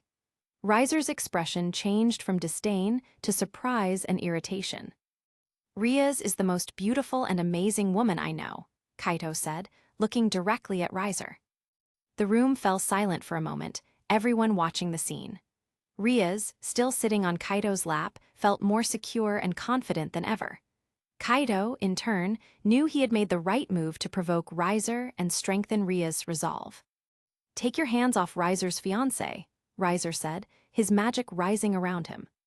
Riser's peerage gave Kaito angry looks, clearly offended by the provocation. Aquino smiled slightly, amused by the situation. Grafia, on the other hand, sighed, knowing that the tension was rising. This is something Riaz must decide. After all, it's her body, Kaito said, his voice calm but firm. Riaz affectionately tightened her arms around Kaito's neck, showing her support. Feeling the provocation, Kaito let his hand slide from Riaz's waist to her butt, provoking an immediate reaction from Riser. Furious, Riser began to prepare a fire spell, his hands glowing with intense flames. Before he could launch the attack, Grafia intervened, her aura increasing and filling the room with overwhelming pressure. FWOSH. Riser stopped the attack immediately, retreating as he felt Grafia's power. She looked at him with a stern expression. Everything will be resolved in the rating game, Grafia declared, her voice firm and authoritative. Riser looked at Kaito with contempt. I will finish you in the rating game, he threatened. Kaito sighed, shaking his head. Unfortunately, I cannot participate, as I am not part of Riaz's peerage unless you allow me to participate as a mercenary. Riser looked at Kaito, considering. Riser permits you to participate as a mercenary. I will defeat you along with Riaz. Riaz, surprised, looked at Grafia. Grafia, can you serve as a witness? Grafia nodded. Since Riser permits it, Kaito can participate without any issues, she confirmed, sealing the agreement. Riser, realizing it was time to leave, looked around the room, his eyes narrowing as he found Kaito again. I will make sure you regret meddling in Riser's affairs. Kaito only smiled in response, holding Riaz in a tighter embrace. I'll be waiting. Furious with Kaito's attitude, Riser turned to his peerage. We're leaving, he ordered. With a smooth movement, Riser activated a magic teleportation circle. A glow enveloped him and his peerage as they prepared to leave. You have 3 days to train, Riaz, Riser said, his voice echoing through the room. We will meet in the rating game. FWOSH. In an instant, Riser and his peerage disappeared, leaving the room in tense silence. Riaz, feeling relieved and happy about Kaito's participation in the rating game, hugged him even tighter, her expression radiant. Kaito, I'm so happy you're going to participate, she said, rubbing her cheek against his in a gesture of affection. Grafia, observing the scene, couldn't help but intervene. Riaz-sama, this is not the behavior the heiress of the Gremory family should have. Riaz, realizing her inappropriate posture, blushed intensely and quickly got off Kaito's lap, still smiling. Sorry, Grafia, I got a little emotional, she murmured, trying to regain her composure. Kaito, watching the interaction, kept his calm smile. We have 3 days to train, let's make the most of this time. Riaz nodded, feeling more determined than ever. Yes, Kaito, let's prepare and show Riser what we are capable of. Aquino, Kiba, and Kaneko were also ready for the challenge, their expressions reflecting the same determination. Chapter 61. Hiatus residence. After an intense conversation with Riser, Kaito teleported back to his home. He materialized in his room, which was silent and empty. The familiarity of the place brought a brief moment of comfort, but it also emphasized the loneliness he felt now that his family and Asia were safe in the fairy kingdom. In the center of the bed, a black cat slept serenely, its furry body stretched out over the sheets. Kaido watched the cat for a moment before heading to the bathroom. It seems that even a cat is good company, he thought, smiling slightly. Entering the bathroom, Kaido turned on the shower and let the hot water run, relaxing his tense muscles. The steam filled the space, creating a calm and comforting atmosphere. He let himself be carried away by the sound of the water falling, his thoughts wandering about the challenges ahead. With his family safe, Kaido knew he could fully focus on the raiding game. He reflected on his strategy as the water ran over his body, cleansing not only the dirt of the day, but also the worries weighing on his mind. Feeling refreshed after the shower, Kaido left the bathroom without bothering to dress immediately. The house was empty, and he enjoyed the freedom of not having to worry about anyone's presence. In the bedroom, the black cat was still asleep, but its eyes slowly opened when Kaido began looking for clothes in the closet. He chose a comfortable set of sweatpants and a simple t-shirt. As he dressed, Kaido noticed the cat was now awake, watching him curiously. "Why do I feel strange being watched by a cat?" he thought, speeding up the dressing process. "It's just an animal, Kaido," he said to himself, trying to ignore the uncomfortable feeling. With his clothes finally on, Kaido called the cat to follow him. "Come on, kitty, I'll get you something to eat." Going downstairs, Kaido went to the kitchen, the cat following him closely. He took a bowl and poured some milk into it, placing it on the floor. The cat approached and began to lap up the milk, apparently satisfied. Kaido watched the cat for a moment before stepping away, leaving it to drink in peace. He felt a strange connection with the animal, as if its silent presence offered a bit of comfort in the solitude. Azazel's house. At Azazel's house, the atmosphere was tense and expectant. Azazel sat in his office, a serious expression on his face. Beside him, Calawarner stood, her posture rigid and nervous. Azazel looked at Calawarner, his hands crossed on the desk. "Calawarner, I need to know everything you can tell me about Kaido," he said, his voice calm but firm. Calawarner took a deep breath, trying to recall all the details. "He's very strong, exhibits powers related to nature, and has wings that resemble those of insects," she explained, her voice slightly trembling. Azazel listened attentively, his mind working quickly to try to figure out the nature of Kaido. "Insect wings, natural powers, this doesn't sound like anything I know." Calawarner continued, trying to provide more details. "He seems to have a deep connection with nature, and his abilities are different from any devil I've ever seen." Azazel frowned, reflecting on the information. Suddenly, an idea occurred to him, a possible explanation for Kaido's nature. What if he is? Azazel thought, feeling a flash of inspiration. However, before he could voice his thoughts, he shook his head in denial. "It can't be," he murmured to himself, dismissing the idea.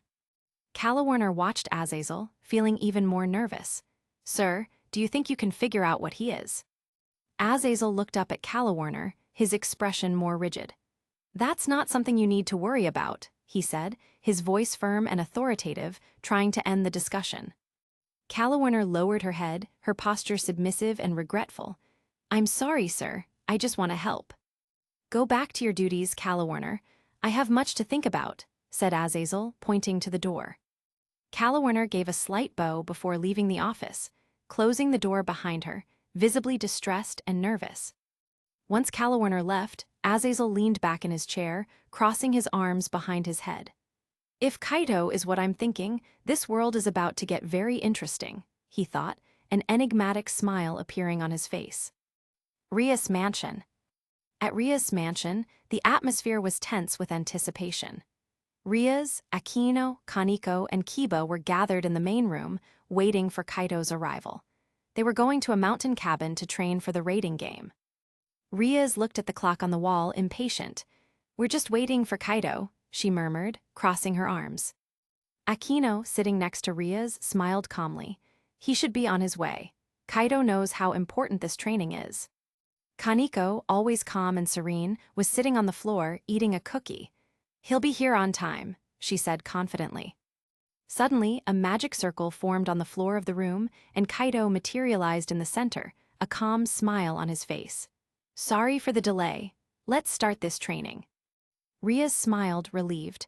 "Finally, Kaido, let's go to the cabin." With a smooth movement, Rias activated a larger magic circle, enveloping the entire group. In an instant, they disappeared from the mansion, ready to face the challenges awaiting them in the mountains. Mountain Cabin. The mountain cabin was an isolated retreat, surrounded by dense and majestic forests.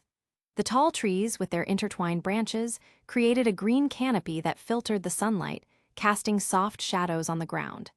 The air was fresh and pure, filled with the scent of earth and pine. Rias, Akino, Kaneko, Kiba, and Kaido materialized in the center of a magic circle in front of the cabin. The building was rustic, made of dark wood with large windows that offered a breathtaking view of the surrounding mountains. A stone path led to the main entrance, where Grafia was already waiting for them. Grafia welcomed the group with a discreet smile. "Welcome to the cabin. I'm here to assist with your training." Rias stepped forward, thanking her. "Thank you, Grafia. Your help is very valuable to us." Grafia nodded, silently thinking about how Rias could have started training earlier, lamenting that the young devil had only now decided to seriously prepare. "You don't need to thank me, Rias-sama. I'm here to ensure everyone is ready for the raiding game." Grafia gestured for everyone to follow her. "Let's start with a tour of the cabin. I want you to be familiar with the place before we begin the training." First day of training. The first day of training began early, with Grafia waking everyone before dawn. The group gathered in the training field, an open area surrounded by trees, with the ground prepared for intense exercises. Rias and Akino focused on casting spells faster. They launched spells one after the other, their hands moving in intricate patterns as magical energies manifested. Rias practiced her power of destruction, while Akino conjured lightning that illuminated the training field. Kaneko and Kiba dedicated themselves to physical training and simulated fights. Kaneko, with her superhuman strength, lifted large rocks and performed intense conditioning exercises. Kiba, on the other hand, practiced sword fighting with magical swords, his movements fast and precise, focusing on improving his speed and agility. Kaido and Grafia were in an isolated area of the training field, away from the others. Grafia observed Kaido attentively, evaluating his every move. Kaido began demonstrating his control over nature, closing his eyes and concentrating. A gentle wind began to blow around them, gradually increasing in intensity. The leaves of the trees danced in the air, responding to Kaido's will. With a gesture, Kaido made the trees around them bend slightly, their branches moving like giant arms. He then made vines emerge from the ground, intertwining in intricate patterns and forming natural barriers. Grafia observed with a neutral expression, but her eyes were keen on every detail. "Impressive, Kaido. Your control over nature is truly remarkable," she commented. Kaido smiled slightly, pleased with the compliment. "Thank you, Grafia, but I'm still trying to improve." To demonstrate his versatility, Kaido began conjuring different types of magic. He made the wind around him intensify, creating a small tornado that moved according to his will. Then, he launched fireballs into the air, which exploded in a shower of bright sparks. Grafia continued to observe, noting the ease with which Kaido alternated between different elements. However, something seemed to be missing. After some time, Grafia frowned, noticing a flaw in Kaido's performance. "Kaido, you haven't used any demonic magic. Why?" she asked, her voice calm but inquisitive. Kaido paused for a moment, his expression serious. "I am having difficulty combining my fairy abilities with my demonic magic," he admitted, looking at Grafia. Grafia raised an eyebrow, intrigued. "Explain." Kaido took a deep breath, feeling the need to be honest. "My fairy abilities and my demonic magic seem to be in conflict. I can use one or the other, but I can't combine them efficiently. I can only use both simultaneously if I assume my fairy form." Grafia thought for a moment, her mind evaluating the implications. "Show me," she requested, her voice firm. Chapter 62. Grafia watched Kaido intently as he transformed. The translucent wings emerged from his back, and the dark formal attire with fine details stood out, making his presence even more imposing. When Kaido finally presented himself in his fairy form, Graphia couldn't hide the astonishment on her face. "This is impressive, Kaido," Graphia said, her voice betraying a rare tone of surprise. "The amount of magical power you emanate is extraordinary." "I know, but I want to avoid using this form during the raiding game. I'd rather keep it as a reserved trump card," Kaido said, closing his eyes briefly and returning to his human form. "I want to learn to strengthen my body with demonic magic." Graphia adopted a thoughtful expression, her eyes narrowing slightly as she pondered the implications of Kaido's request. Kaido waited in silence, imagining that Graphia was evaluating a way to help him. Suddenly, Kaido interrupted his thoughts. "Graphia." Graphia's expression returned to the present, and she realized she had taken too long. With a firm decision, she set aside her concerns. "Very well. To start, you need to learn how to circulate demonic magic throughout your body." She began to demonstrate, closing her eyes and concentrating. A dark and powerful aura began to emanate from her body, circulating through her limbs and strengthening every muscle. "Observe and feel the energy moving through me." Kaido watched closely, feeling the intensity of the demonic magic. Graphia then guided Kaido through the process, explaining each step. "Focus on your internal energy, imagine it as a constant flow. Let it travel through every part of your body, strengthening your muscles and bones." Kaido closed his eyes and followed Graphia's instructions, feeling the demonic magic move within him. Gradually, he began to feel a change, as if an invisible force was strengthening every part of his body. The rest of the day was dedicated to intense training. Kaido concentrated deeply on the method taught by Graphia, practicing repeatedly until he felt he was beginning to master the technique. Graphia watched every movement, correcting and adjusting where necessary. Second day of training. On the second day of training, Graphia decided to test Kaido's progress in a physical fight. They positioned themselves in the center of the training field, with the other peerage members watching from a distance. Graphia maintained a serious and focused expression. "Today, we will fight using only physical strength. I want to see how you apply what you learned yesterday." Kaido nodded, feeling ready for the challenge. He took a deep breath, concentrating the demonic magic in his body, feeling the energy flow through him. Graphia took the first step, moving with impressive speed. Kaido reacted quickly, blocking her attack with his forearm. Clash! The impact resonated through the training field, and Kaido felt the force of the blow reverberate through his body. He counterattacked with a direct punch, which Graphia easily deflected. The fight continued intensely, both moving with speed and precision. Graphia, despite holding back her true powers, proved to be a formidable opponent. Kaido, in turn, used every technique he had learned, adapting and responding to Graphia's attacks. Bams bam! The exchanged blows echoed through the field, the physical fight revealing Kaido's skill and determination. He managed to land a few hits on Graphia, who, despite blocking most of them, was visibly impressed with Kaido's progress. After one last confrontation, Graphia stepped back, raising her hand to signal the end of the fight. "Well done, Kaido. I'm impressed with your progress. You still have much to learn, but you are on the right track." Kaido, panting but satisfied, smiled at Graphia. "Thank you, I will keep working hard." Third day of training. On the third day, the group woke up early and resumed their exercises. After intense training, Graphia decided that everyone deserved a break. They headed to the hot springs, a peaceful location surrounded by lush nature. Hot springs. The hot springs were situated in an area surrounded by rocks and lush vegetation. The hot water emitted steam, creating a relaxing and invigorating atmosphere. There were two separate areas, one for men and one for women. Kaido and Kiba entered the men's area, while Riaz, Akino, and Kaneko went to the women's area. Men's area. Kaido and Kiba were immersed in the hot waters of the hot springs. The hot water relieving the tension accumulated in their muscles after days of intense training.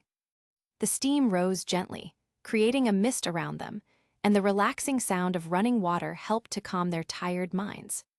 Kaido let himself relax completely, feeling the hot water penetrate his muscles and relieve the fatigue. He closed his eyes for a moment, appreciating the feeling of well-deserved rest. Kiba, next to him, was equally relaxed, with his head reclined and his eyes half closed. After a few minutes of relaxing silence, Kiba opened his eyes and looked at Kaido. "Kaido, do you intend to seek revenge against those who killed your family?" Kiba said, watching the steam rise, his gaze serious and thoughtful. Kaido was surprised by the question. They didn't talk much, so he didn't expect Kiba to bring up this subject. "Yes," Kaido finally said, his voice firm. "I will seek revenge for them." Kiba nodded, his gaze distant. "I lost many important people to me. Revenge is what keeps me going, what gives me the strength to continue." He paused, reflecting. "But I also found new friends in Rias, Akino, and Kaneko. They gave me a new purpose." Kaido nodded, understanding the sentiment.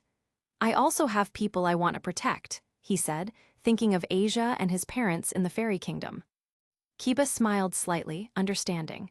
"Then we are in the same fight, each with our own battles." "These battles are insignificant compared to facing Greek mythology," Kaido thought, trying to keep his disdain hidden.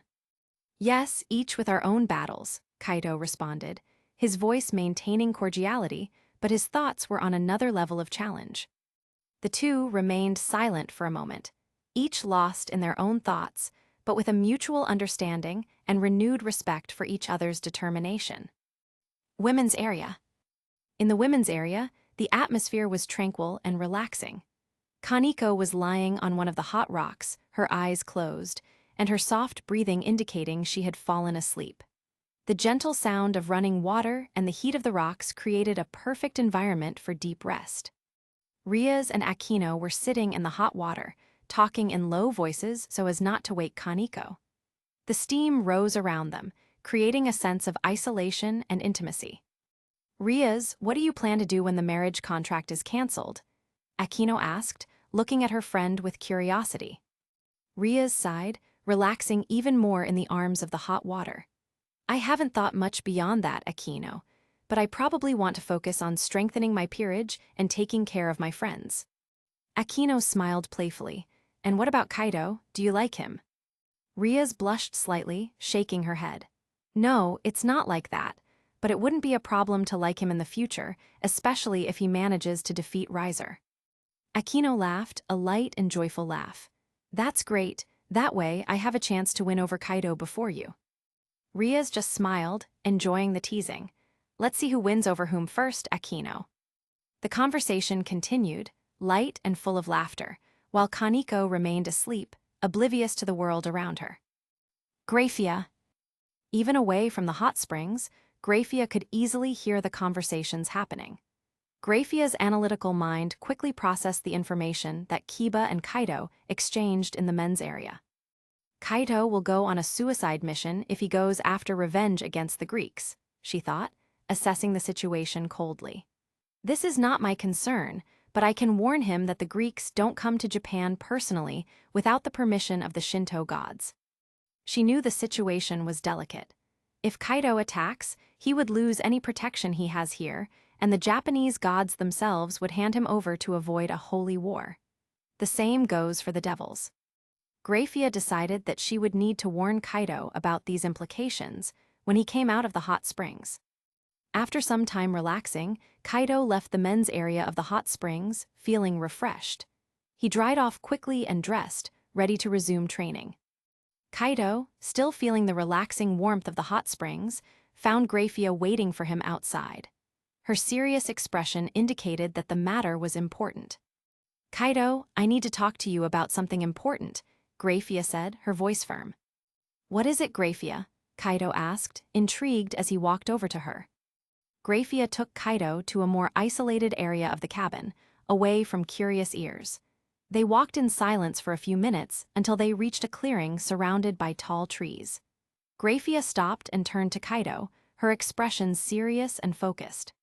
She explained in detail the political complexities and the possible repercussions of an action against the Greek gods, including the response of the Shinto gods and the position of the devils regarding conflicts with other mythologies. Kaido reflected on Graphia's words, feeling the weight of their implications. I understand, Graphia.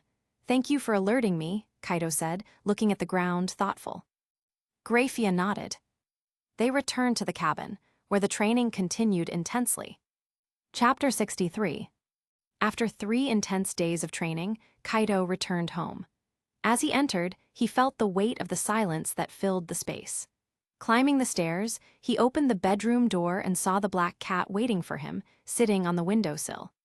Kaito looked at the black cat, which was intently observing the empty bowl where he had left milk before leaving. He felt as if the cat was blaming him for abandoning it, the animal's fixed and penetrating gaze intensifying this feeling. "Don't look at me like that. I'll get you some milk," Kaito murmured as he headed to the kitchen. Kaito opened the fridge and realized that the milk was gone. Moreover, the fridge was practically empty, with several items missing. "Did someone rob me?" he said, looking around suspiciously. Kaito began trying to detect signs of magic around the house. His concentration was interrupted by a strange sensation, as if a powerful presence was nearby. Kaito frowned, feeling the energy flow around him. He returned to the bedroom, where the black cat was still sitting on the windowsill, now looking at him with a strange gleam in its eyes. Meow. The cat made a peculiar sound, which sounded more like a disguised laugh than a simple meow. Kaito narrowed his eyes, realizing that something was wrong. "Stop pretending. What are you?" Kaito said firmly, taking a step toward the cat.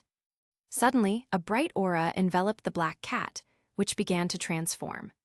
The animal's body elongated and molded until a woman with long black hair and feline eyes appeared, sitting on the windowsill with a mischievous smile on her face.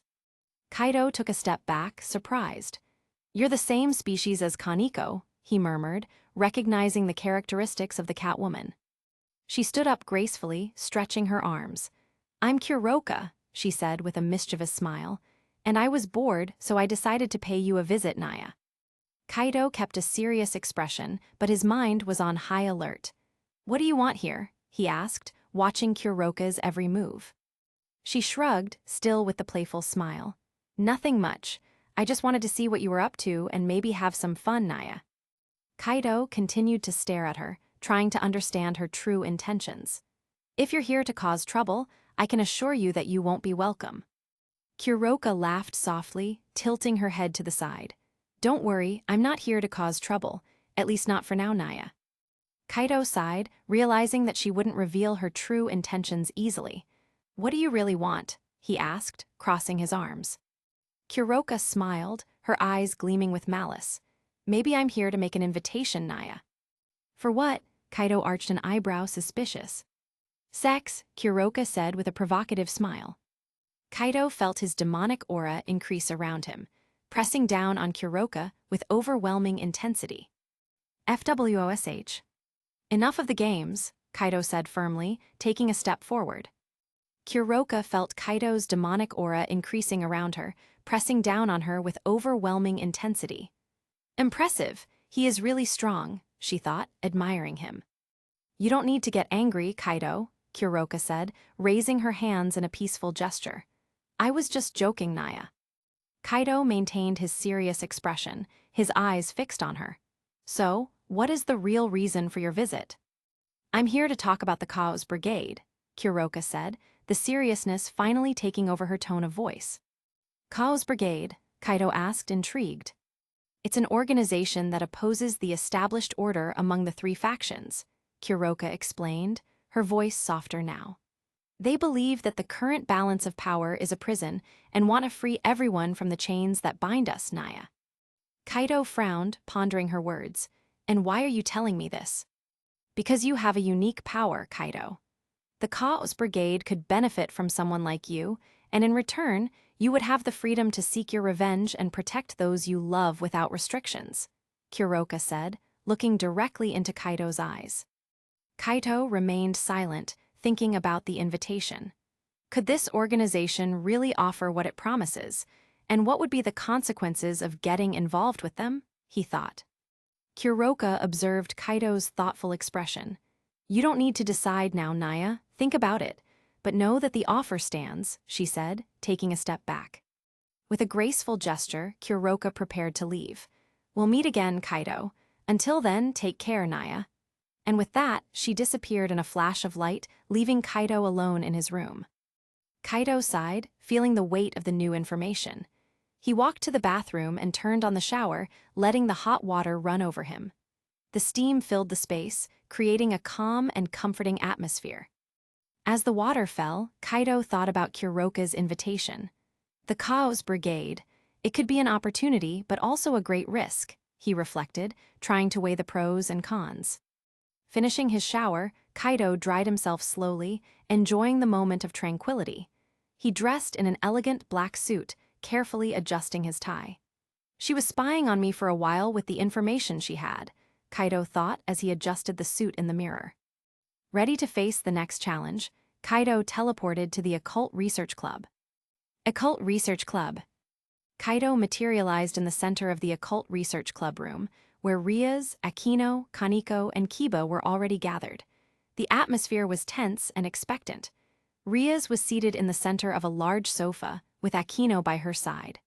Kaneko was relaxed on another nearby sofa, while Kiba stood, watching intently. "Kaido, you're here," Rias said, standing up with a smile. "Sorry for the delay," Kaido replied, giving a slight nod. Rias nodded, her expression serious. "Let's go to the raiding game arena." With a smooth movement, Rias activated a larger magic circle, enveloping the entire group. In an instant, they disappeared from the Occult Research Club and materialized in the raiding game arena. Raiding game arena. The arena was a perfect replica of the school, with all the details meticulously recreated. The group dispersed, observing the familiar environment, but now laden with much greater significance. Kaido felt the presence of someone powerful approaching. He looked around and saw a man with red hair and an imposing aura walking toward him. "That's Surzech," Akino murmured to Kaido. Surzech stopped in front of the group, his gaze serene and penetrating. "Welcome to the raiding game arena. I hope everyone is prepared." Kaido stepped forward, keeping his gaze fixed on Surzech. "We are ready to face Riser and his peerage." Grafia, who was standing next to Surzech, looked sternly at Kaido. "That's not the way to speak to Surzech-sama," she said firmly. "Calm down, Grafia," Surzech said, raising his hand to calm her. "Kaido is just showing confidence, and that's something we need right now." Grafia nodded but kept her serious expression. "As you wish, Surzech-sama." Surzech turned his gaze back to Kaido, assessing him closely. "Kaido, it's good to see that you are determined. But remember, this game is not just about brute strength. Strategy and teamwork are crucial." Kaido nodded, understanding the depth of the advice. "Understood, Surzech-sama, we will do our best." Surzech smiled slightly, satisfied with Kaido's response. He then turned to the group. "This is a decisive moment. Make the most of your abilities and, above all, protect each other." Kaido felt a hand on his shoulder and turned to see Rias, who smiled at him, conveying confidence. "We're in this together," she said, her voice soft but firm. "Yes, we are," Kaido responded, feeling energized by the group's unity. As the final preparations were made, Surzech asked to speak with Kaido privately. They moved away from the group, finding a more secluded corner in the arena. "Kaido," Surzech began, with a serious expression. "There's something you need to know. This raiding game is not just a regular dispute. It has the potential to change many things in the underworld." Kaido nodded, attentive to Surzech's words. "I understand. What exactly is at stake here?" "If you defeat Riser," Surzech said, his voice low but laden with importance, "you will not only free Rias from the marriage contract, but also gain a significant promotion and your own evil pieces." "This is the deal," Kaido said as he looked directly at Surzech, his determination clear in his eyes. "Furthermore, Kaido," Surzech said, stepping forward, his hands crossed behind his back, "if you win against Riser, I will give you a unique opportunity, something that could change your future in the underworld." "What?" Kaido asked, frowning slightly, curious and eager to know more. Surzech smiled slightly, conveying an air of mystery. "You will know at the right moment. Just focus on winning the raiding game. I trust your ability." With that, Surzech walked away, the enigmatic smile still on his face. Kaido watched as he rejoined Graphia and the other members of the group. "Kaido," Ria's called, approaching. "Is everything all right?" "Yes," Kaido replied, turning to her. "Let's do our best. We have a lot at stake." Ria's nodded, her eyes shining with a mix of determination and hope. The group prepared for the start of the raiding game, their minds focused on the challenge ahead. Each one knew the importance of victory, not just for Ria's but for everyone involved. Chapter 64. Raiding Game Waiting Room. Ria's was sitting on the sofa in the waiting room, with Kiba and Kaneko by her side. Akino and Kaido were standing near the entrance. The atmosphere was heavy with tension and anticipation. The silence was broken only by the soft sound of each one's breathing as they awaited the start of the raiding game. "Is everyone ready?" Ria's asked, looking at each of her companions. "Yes, Ria's," Kiba replied with a confident smile. "We're ready to do our best." "Of course," Kaneko said as she adjusted her gloves, her gaze determined. "Let's show Riser what we're capable of," Akino said while fixing her hair, her usual confident smile on her face. Kaido was leaning against the wall, observing the team. "We have a good strategy. We just need to execute it perfectly," he said, his eyes shining with determination. Ria stood up, walking to the center of the room where a table with the arena map was laid out. She looked at each of her companions, her face serious. "Let's review our strategy one more time." She pointed to the map. "Usually, the king and queen stay in the rear while the rest of the peerage advances. Akino and I will hold a defensive position, ready to support with magic when needed. Kaido, you'll lead the attack with Kaneko and Kiba." "Understood," Kaido said while studying the map. "Let's keep communication open and adjust the strategy as needed." Ria's nodded, satisfied with Kaido's confirmation. "Remember, our priority is victory, but we also need to take care of each other. Any sign of danger, retreat immediately." Kaido looked at Ria's and Akino, a serious expression on his face. "Take care, we'll come back with the victory." He bid them farewell with a nod and then headed to the door with Kiba and Kaneko. Ria's and Akino watched as the three walked away, their expressions filled with expectation and hope. "Good luck," Ria's murmured, more to herself than to the others. "May luck be with them," Akino said, smiling slightly. Kaido, Kiba, and Kaneko left the waiting room, ready to face the challenge ahead. Kaido turned to the two as they walked down the corridor. "Kiba, Kaneko, stay together and keep moving. I'll scout the battlefield and make sure there are no surprises," Kaido said firmly. Kiba nodded, understanding the importance of the strategy. "Understood, Kaido. We'll cover as much ground as possible." Kaneko, always direct, just murmured a yes before following Kiba. Kaido moved away from the group, quickly moving through the corridors of the arena that mimicked the school. He knew every second counted, and any advantage could be crucial. School gymnasium. Kaido reached the school gymnasium, a large open area that offered little cover. His senses were on high alert, looking for any sign of the enemy. He didn't have to wait long. Suddenly, two figures appeared at the gym entrance. Isle and Nell, the twins from Riser's peerage, entered with arrogant smiles on their faces. Right behind them, Nai and Lee appeared, completing the pair of twins.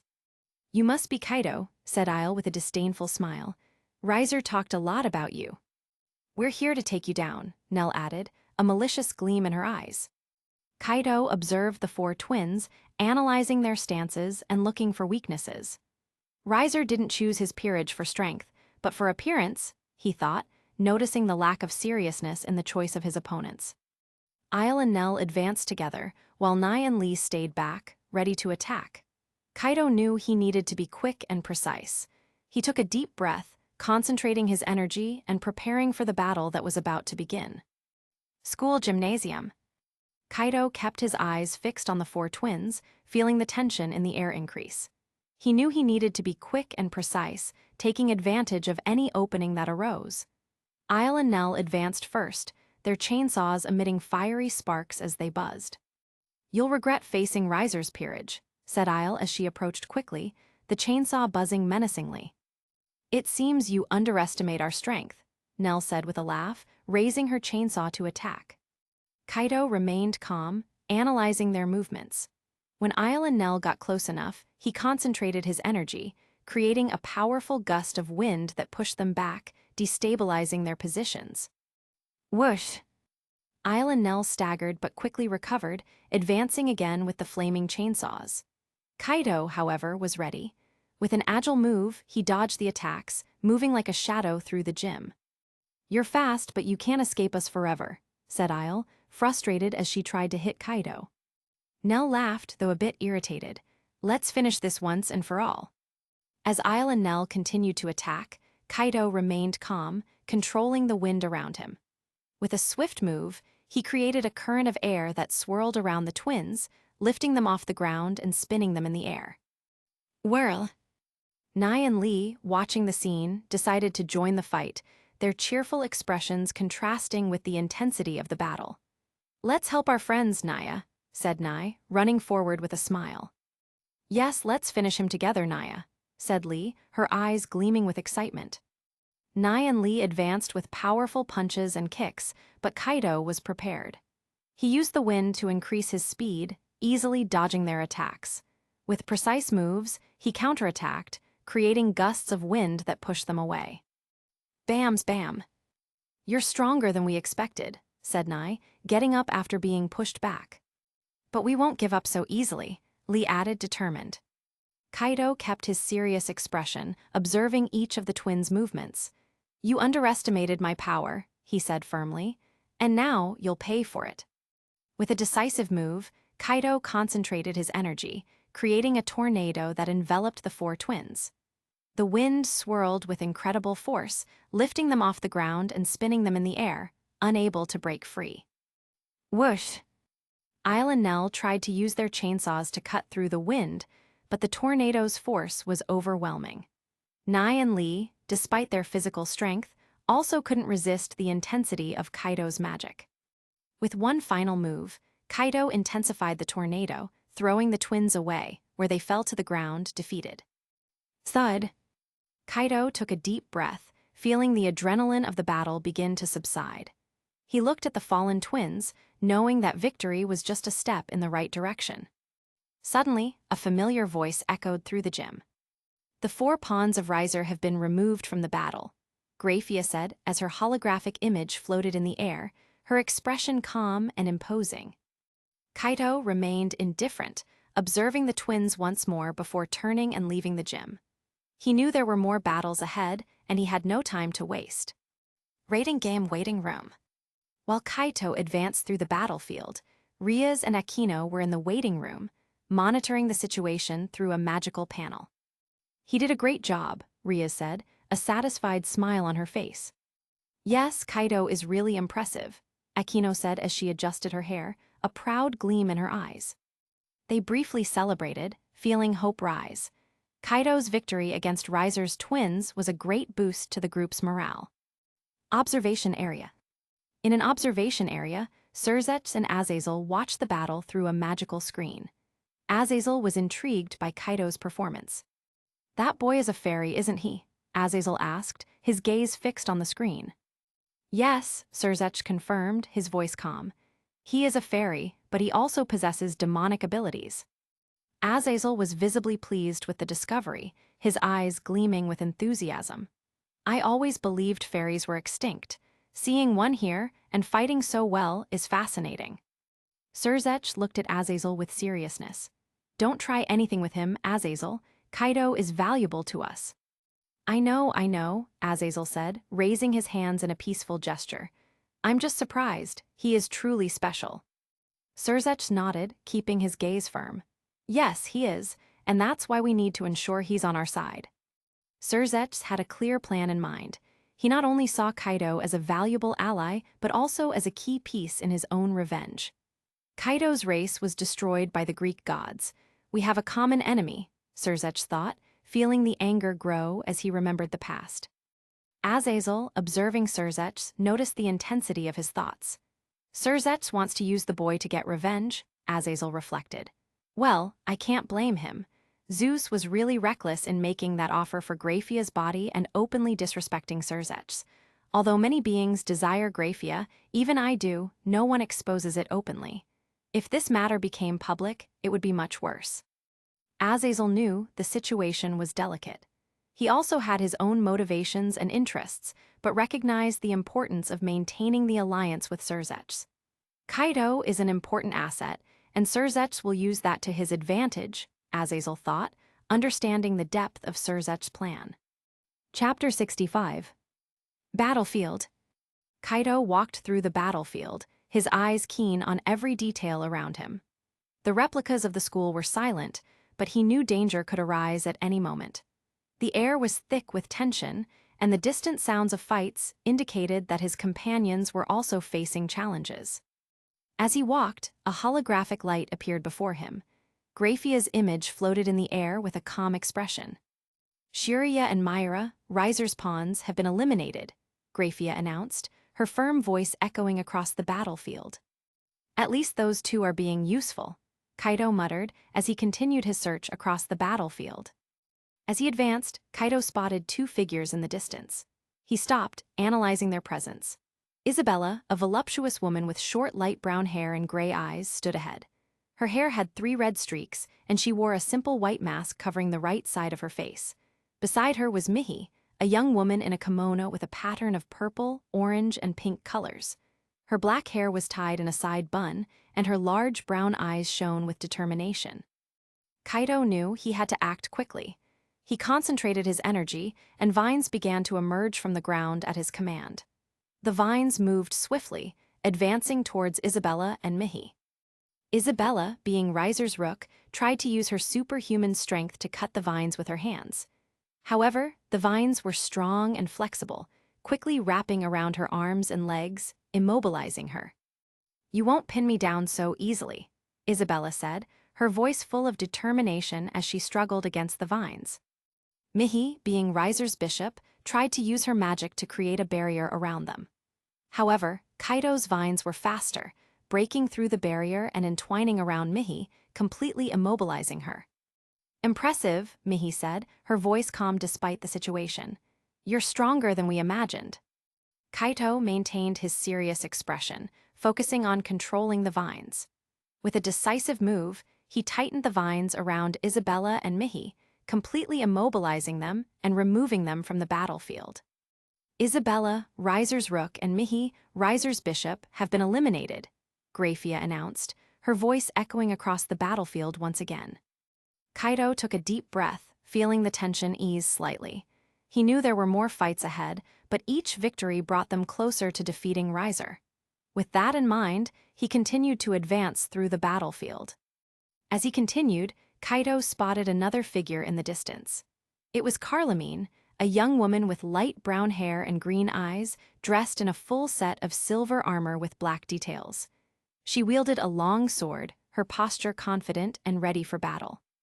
"In Riser's name, I'll stop you here," Carlamine said, raising her sword and preparing for combat. Kaido decided to use the environment to his advantage. He extended his hands and concentrated his energy, making the surrounding trees move. Roots emerged from the ground, advancing towards Carlamine with speed and precision. Swoosh! Carlamine swung her sword, cutting through some of the roots. However, Kaido continued to manipulate the trees, creating a barrier of branches and leaves around her. The battle continued, with Carlamine skillfully dodging and attacking. Kaido, on the other hand, remained focused, using nature to wear down his opponent. As the fight progressed, Graphia appeared in a holographic image, her voice echoing across the battlefield. "Marion and Burent, Riser's pawns, have been eliminated," she announced. Visibly tired, Carlamine tried to advance with a decisive blow, but Kaido was prepared. He deftly dodged and, with a quick move, delivered a powerful punch to her stomach. Thud! Carlamine fell to her knees, defeated. Kaido took a deep breath, feeling victory close. He knew each battle brought them closer to defeating Riser and freeing Riaz. Graphia then announced, "Carlamine, Riser's knight, has been eliminated." In the waiting room, Riser was furious. He paced back and forth, his fists clenched. Ravel, his sister and bishop, was sitting, watching her brother with concern. Eubaluna, the queen of Riser's peerage, stood beside him, her expression serious. "This is unacceptable," Riser shouted, his voice echoing through the room. How can they be eliminating my pawns so easily? Oni-sama, they are fighting well, but we still have a chance, Ravel said, trying to calm her brother. Riser snorted, his anger evident. I'll deal with him personally, we can't let them keep advancing. Ravel stood up and walked over to Riser, placing her hand on his arm. Oni-sama, I'll distract Kaido. This will give you time to focus on Rias and Akino. Riser looked at his sister, pondering for a moment. Do that, Ravel, and Yubaluna, you come with me. Let's end this once and for all. Yubaluna nodded, her expression determined. Yes, Riser, let's. Rias and Akino were in another waiting room, monitoring the situation. When they saw Grafia announce Carlamine's elimination, they knew it was time to act. Let's move, Akino, Rias said, her voice firm. We can't leave Kaido alone for too long. Akino smiled, agreeing. Yes, Rias, let's show them what we're capable of. Kaito advanced through the battlefield when he spotted Ravel in the distance. She was alone, waiting for him. You must be Kaito, Ravel said, her voice calm. I am Ravel, Riser's sister. Kaito stopped, assessing the situation. What do you want, Ravel? I'm here to distract you, she replied, a cold smile on her face. My brother needs time to focus on Rias and Akino. She must have the same immortality as him, and I don't want to waste time here. I need a quick solution to keep advancing. I don't have time for this, Kaito said as he prepared to attack. Suddenly, Kaneko appeared, positioning herself next to Kaito. Senpai, you can go. I'll take care of her, Kaneko said, her voice firm. Thank you, Kaneko. Take care. Will do, Kaneko replied. Kiba is about to defeat the opponents last night and will join me. Kaito nodded and began to move away, but was interrupted by Ravel's voice. I didn't give you permission to leave and disturb Oni-sama, Ravel said, using her fire power to attack Kaito. Kaboom! Kaneko quickly intervened, delivering a powerful punch to the ground. Cracked! The ground shattered under the impact, unbalancing Ravel and interrupting her attack. Kaito took the opportunity and ran towards where Rias was, focused on reaching his leader. As he ran, Kaito heard Grafia's voice echoing across the battlefield. Ceres, Riser's knight, has been eliminated. Kaito reached the school rooftop, where Riser and Yubaluna were already waiting. Rias and Akino were also there, ready for the final battle. Riser smiled arrogantly. So, the time has finally come. Rias, are you ready to accept your fate and become my wife? I would never marry you, Rias responded, her voice firm and full of disdain. We will win this battle and end this forced engagement. I can't help but enjoy this, Kaito said with a laugh. Do you really think you can force someone to marry you, Riser? That's pathetic. Riser narrowed his eyes, irritated. Who are you to talk to me like that? Do you remember me in the occult research club room? Kaito continued, a mocking smile on his face. You were so confident you would win, but here we are, about to shatter your illusions. Everyone looked at Kaito, surprised by his boldness. Rias and Akino had expressions of admiration and determination, while Riser was furious. You are that low-class devil, Riser said, anger evident in his voice. You will pay for touching my fiancé. Kaito just smiled, keeping calm. Let's see who pays in the end, Riser. With a quick movement, Kaito used his wind magic and flew to the rooftop, positioning himself between Rias and Akino. He looked at Rias, his eyes full of confidence. Rias, give me a kiss for good luck, Kaito asked, his voice soft. Rias, determined, didn't hesitate. She stepped forward and kissed him, her hands gently holding Kaito's face. The kiss was brief but full of emotion and support. The energy around them seemed to increase, as if the simple gesture had renewed their strength. Rias stepped back slightly, looking into Kaito's eyes. Let's finish this, Rias said, her voice firm and full of conviction. Kaito nodded, feeling stronger and more determined than ever. He turned to face Riser, ready for the final battle. Riser, seeing the scene, was furious, his hands glowing with intense flames as he prepared to attack. You will regret challenging me, Riser growled, his voice filled with hatred. Chapter 66. School rooftop. Kaito, Rias, and Akino were ready for the final battle against Riser and Yubaluna. The atmosphere was thick with tension, the air vibrating with the expectation of the imminent confrontation. Kaido looked at Rias and Aquino, his expression firm. Rias, Aquino, focus on Yubaluna. I'll handle Riser, Kaido said, his voice calm but authoritative. Understood, Rias replied as she prepared for the fight. Let's show them our power, Aquino said, a confident smile appearing on her face. Yubaluna laughed, her hands beginning to glow with demonic energy. Do you really think you can defeat me? Prepare to feel the power of my explosions. Suddenly, Yubaluna launched a blast of demonic energy, resembling a bomb exploding. The shockwave reverberated across the rooftop, but Rias and Aquino were ready. They quickly conjured magical barriers to protect themselves. Kaboom! Rias and Aquino advanced together, their magic combining in a coordinated attack. Rias used her power of destruction, while Aquino summoned lightning to strike Yubaluna. Meanwhile, Riser launched a massive fireball towards Kaido, the flames burning with intense fury. You'll regret challenging me, Riser shouted as the fireball advanced rapidly. Kaido, remaining calm, raised his hand and concentrated his energy, creating a powerful gust of wind that met Riser's fireball halfway. FWOSH. The two energies collided with devastating force, creating an explosion that shook the center of the rooftop. Flames and wind intertwined in a spectacle of power as both combatants held their ground firmly. Boom! The shockwave from the explosion reverberated across the rooftop, sending tiles flying into the air. Kaido and Riser were pushed back by the force of the impact but quickly regained their positions, ready to continue the fight. Rias and Aquino continued their coordinated attack against Yubaluna, using their magical abilities to press Riser's queen.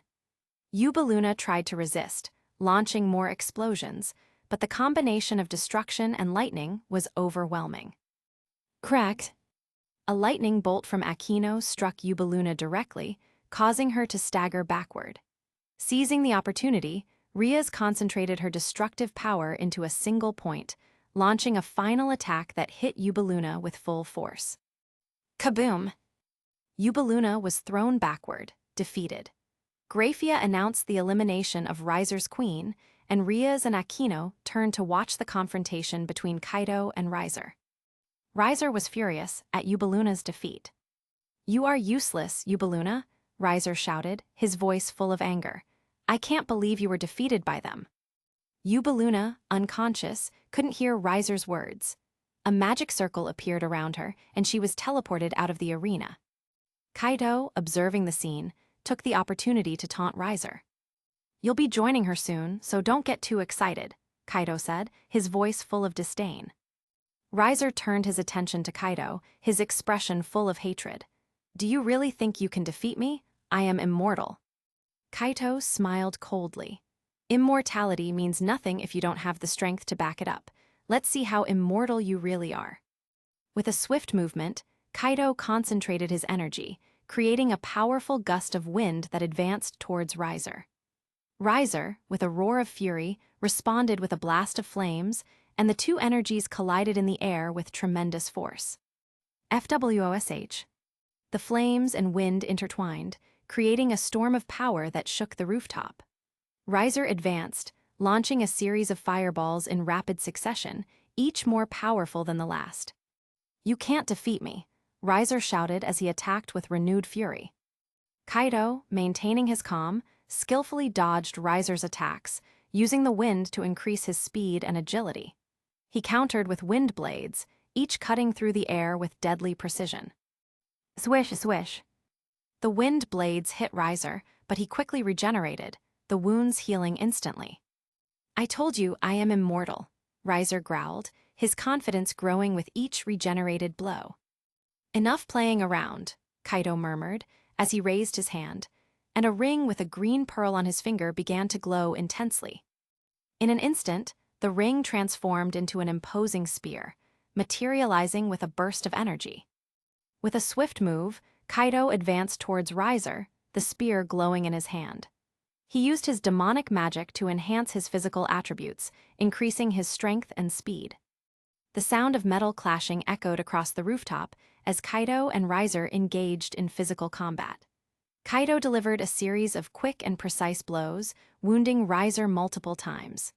Each strike seemed to open a new wound, only to be quickly regenerated. Riser grew increasingly furious.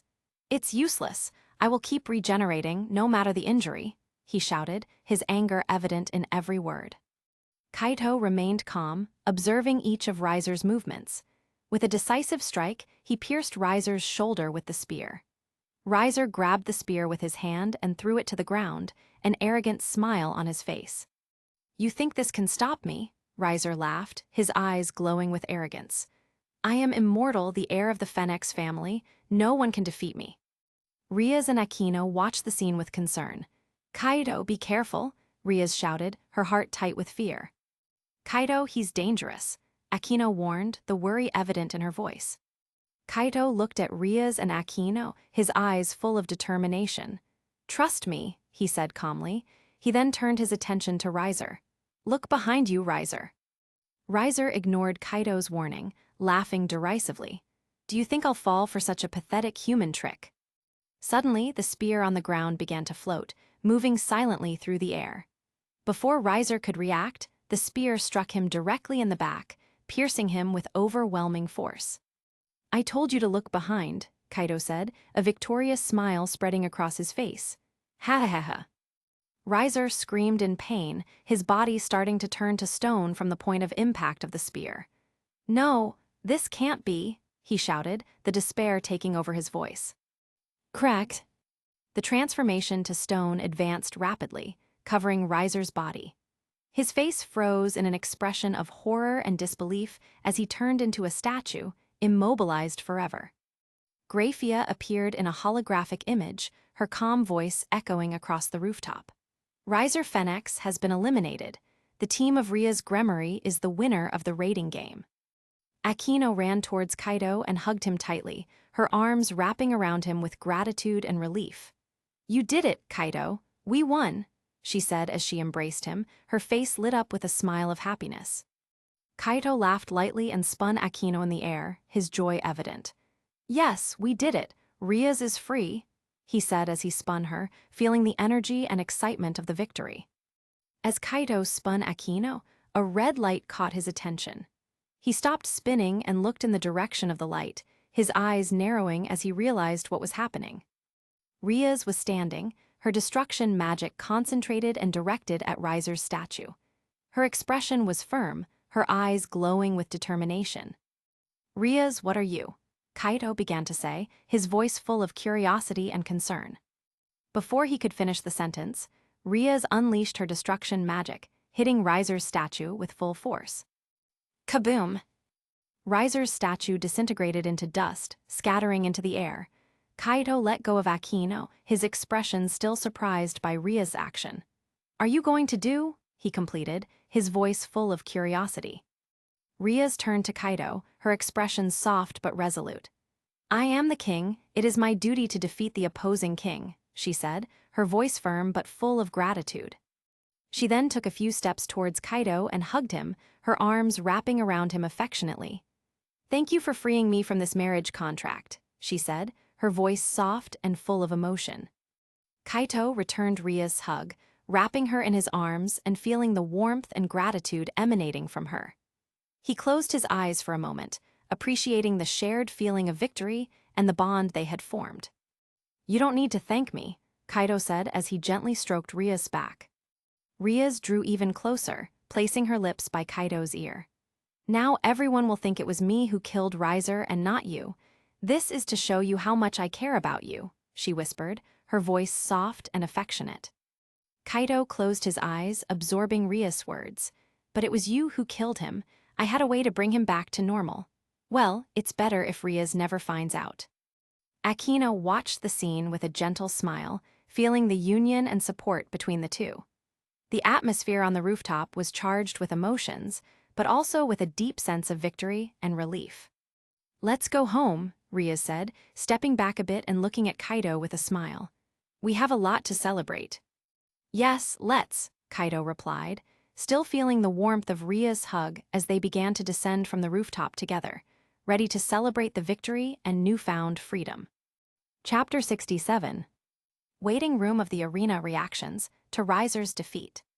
In the arena's waiting room, the atmosphere was thick with tension and anticipation. Cerzets, Azazel, and Graphia watched the battle intently through a magical projection. Next to them was Riser's peerage, including his sister Ravel, who anxiously watched every move her brother made on the battlefield. Ravel, with her eyes fixed on the projection, bit her lower lip in worry. "Oni-sama, you can win," she murmured, trying to maintain her confidence. Cerzets, with a serene expression, observed the battle closely. Azazel, beside him, maintained a relaxed posture, but his eyes were fixed on the screen, analyzing every move. Graphia stood tall, her expression impassive, but her eyes betrayed an intense focus. Suddenly, the room fell silent as the image showed Kaido turning Riser to stone. The visual and emotional impact was immediate. Azazel, surprised and impressed by Kaido's power, decided he had seen enough. "He is really something," Azazel said, with a slight smile of admiration. "I'll leave you to handle the rest. I have other matters to attend to." With that, he stood up and left the room, leaving the others to watch the final moments of the battle. Ravel, seeing her brother turn to stone, screamed in despair. "Oni-sama," she began to cry, her tears streaming down her face as she watched helplessly. Ubeluna, Mihi, Carlamine, Ceres, Isabella, Zulan, Isle and Nell, Nyan Lee, Marion, Bulant, Shiria, and Myra all seemed shocked and stunned. Riser's defeat was hard to believe, especially in such an absolute manner. Graphia, maintaining her professional demeanor, announced Rhea's victory in a calm voice that echoed through the waiting room. "Riser Phoenix has been eliminated. The team of Rhea's Gremory is the winner of the rating game." Ravel, still crying, looked desperately at Cerzets. "What are we going to do? Oni-sama is. He's." Cerzets sighed, placing a comforting hand on Ravel's shoulder. "Ravel, I know this is hard, but Riser can be brought back to normal. There are ways to reverse petrification." A brief glimmer of hope shone in Ravel's eyes, but before she could respond, the projection showed Rhea's destroying Riser's statue with her destruction magic. Kaboom! Riser's statue disintegrated into dust, scattering into the air. Cerzets and Graphia were surprised, their expressions reflecting the shock of the moment. "No, Oni-sama," Ravel screamed, collapsing in tears. The devastation on her face was evident, her heart broken by the sight of her brother's destruction. Cerzets, realizing the gravity of the situation, whispered to Graphia. "Graphia, take care of Ravel and Riser's peerage while I speak with Rhea's." Graphia nodded, immediately moving to comfort Ravel. "It will be okay, Ravel. We'll resolve this," Graphia said as she hugged the young devil, trying to soothe her. Cerzets then walked over to a nearby table, where a box and a letter were kept. Taking both, he prepared to go to Rhea's and Kaido. With a smooth movement, Cerzets activated a teleportation magic circle. In an instant, he disappeared from the waiting room and materialized on the rooftop of the arena, where Rhea's and Kaido were. Cerzets approached them, holding the box and the letter.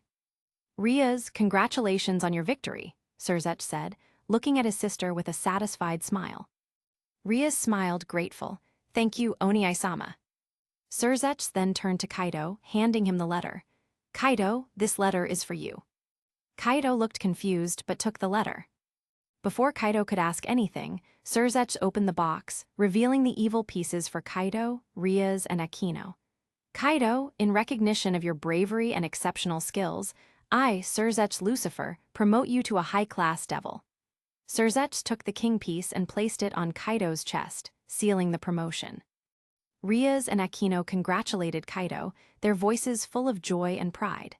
"Congratulations, Kaido," Rhea said while Akino smiled beside her. "Is Riser dead?" Cerzets asked, his voice laden with seriousness. Kaido nodded. "Yes, he is." Cerzets sighed, his expression somber. "Kaido, you will need to leave the underworld for a while. The consequences of Riser's death are serious." Rhea's immediately protested. "But Oni-sama, Kaido is part of our group. He can't leave." Cerzets shook his head firmly. "Rhea's, the political consequences are complicated. We need to avoid further conflicts. Kaido, please go to a safe place." Kaido, understanding the situation, looked at Rias with sadness. I understand. I don't want to cause more problems.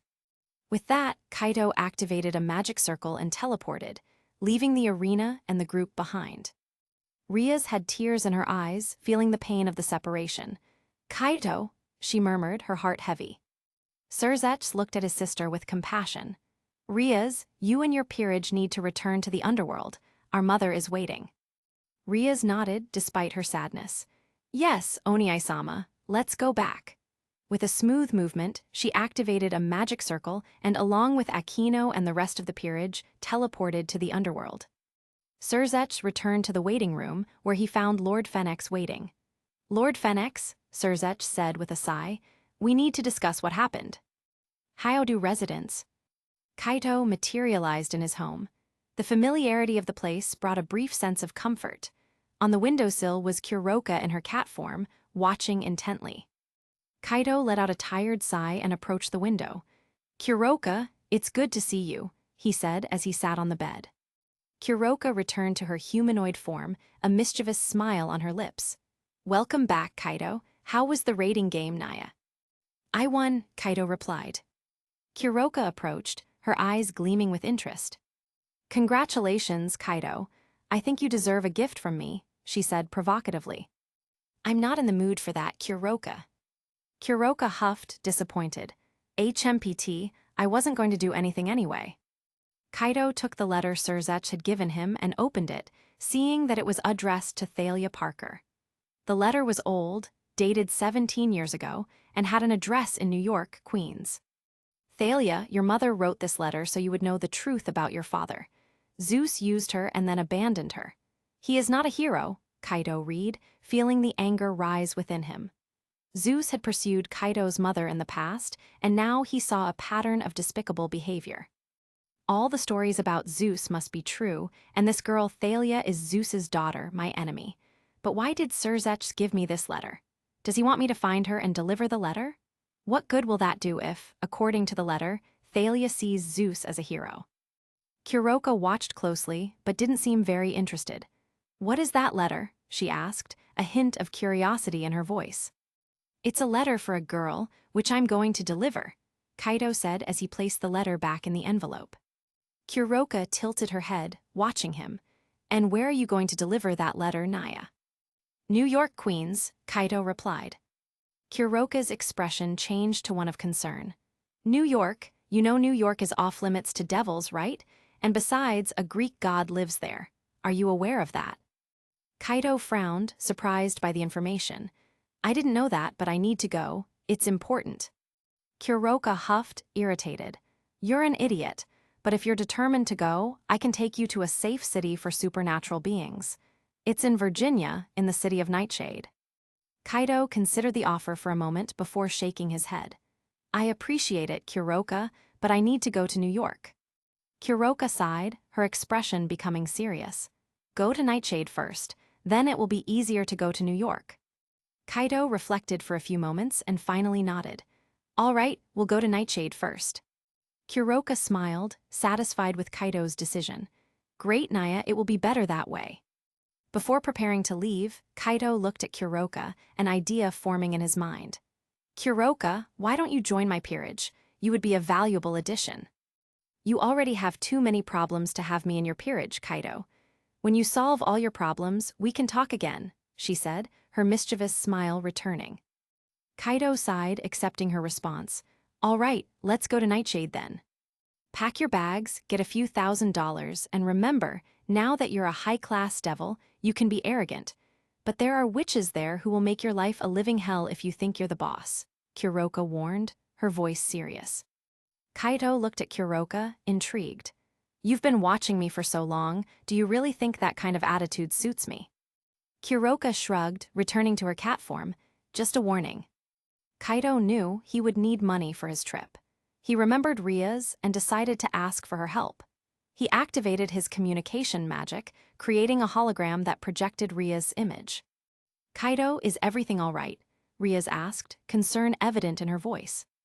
Ria's, I need help. I need a few $1,000s for my trip, Kaito explained. Ria's frowned, worried. Of course, Kaito, but why do you need to go so urgently? Is it because of the situation with Riser? I promise to take full responsibility for Riser's death. I don't want you to suffer the consequences, Riaz continued. Kaido smiled slightly, appreciating Riaz's concern. Thank you, Riaz. That means a lot to me. I'll transfer the money to you immediately, Riaz said, determined. Take care, Kaido, and please stay safe. I will, thank you, Riaz, Kaido replied, ending the communication. This girl doesn't even let me speak before jumping to her own conclusions, Kaido thought. Chapter 68.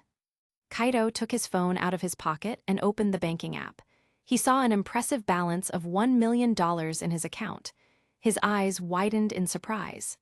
The Gremarys are extremely wealthy, he murmured, still processing the amount he had just seen. Kaido turned his attention to Kuroka, who was lying on the windowsill in her cat form. Riaz really doesn't spare any expense when she wants to help, he commented, impressed. Suddenly, a holographic image of Riaz appeared before Kaido again. Kaido, I made the transfer. It's more than enough for you, she said, her voice full of concern and care. Riaz, this is way more than I expected, Kaido responded, gratitude evident in his voice. Thank you, this will help me a lot. Riaz smiled slightly. Just take care of yourself and come back to us safely, Kaido. I will, thank you, Riaz, Kaido said as Riaz's image faded away. Kaido began packing, grabbing clothes and essential items. He checked to make sure he had everything he needed for the trip and placed the letter in a secure compartment of his backpack. After a few minutes, he was ready. Kuroka, still in her cat form, jumped off the windowsill and transformed back into her human form. Looks like you're ready, Naya, she said with a mischievous smile. Kaido nodded. Yes, I am. Let's head to Nightshade. Kuroka extended her hand to Kaido, a magical circle beginning to glow around them. Hold on tight, Kaido. We're going to travel quickly and safely. Kaido took Kuroka's hand, and in an instant, a magical circle enveloped them both. A bright light surrounded them, and in the blink of an eye, they vanished from the Hyaudu residence. Forest. Kaido and Kuroka materialized in a dense, dark forest. The air was fresh, and the sound of birds filled the environment. The tall, imposing trees created a sense of isolation and tranquility. We're almost in Nightshade, Kuroka said as she surveyed the area around them. The town is just beyond this forest. It's a beautiful place, Kaido commented, taking in the landscape and atmosphere around him. Yes, it is, Kuroka replied. But now I have to go. I have Kao's brigade matters to attend to. Kuroka turned to Kaido, her expression serious for a moment before softening with a mischievous smile. Kaido nodded, understanding the importance of her matters. Thank you for bringing me here, Kuroka. Be careful. Kuroka stepped forward and placed her hand on Kaido's shoulder, her feline eyes shining with a mixture of seriousness and playfulness. You too, Kaido. And remember, don't cause too much trouble without me, Naya, she said, laughing lightly. I won't, Kaido replied with a slight smile. See you soon. With a final wave, Kuroka activated a magical circle beneath her feet. In an instant, she vanished in a flash of light, leaving Kaido alone in the forest. Kaido took a deep breath, feeling the calm of the forest around him. He adjusted his backpack on his shoulders and began walking toward the town of Nightshade, following the narrow trail through the trees. The town of Nightshade came into view after a peaceful walk through the forest. The streets were paved with ancient stones, and the houses and shops had a rustic, charming style, as if the town had been frozen in time. Kaido entered the town, observing the people passing by. Everyone seemed busy with their own lives, but he noticed a slight air of curiosity in the looks he received. It must be rare to see a new face around here, he thought as he walked through the streets. As he walked, Kaido noticed a group of people chatting in front of a small convenience store. Determined to find a place to stay the night, he approached the group. Excuse me, Kaido said politely as he approached the locals. A middle-aged man with a thick beard, wearing a heavy coat, turned to Kaido and sized him up for a moment before responding. What can I do for you, young man? I'm looking for a place to stay the night, maybe an inn or a bed and breakfast. Do you know of any around here? Kaido asked, keeping a respectful tone. The man scratched his beard thoughtfully before replying. Yes, there's a bed and breakfast a few blocks from here. It's the best option in town. It's called Full Moon. Just keep going down this street, turn left at the second corner, and you'll see a sign hanging with the name.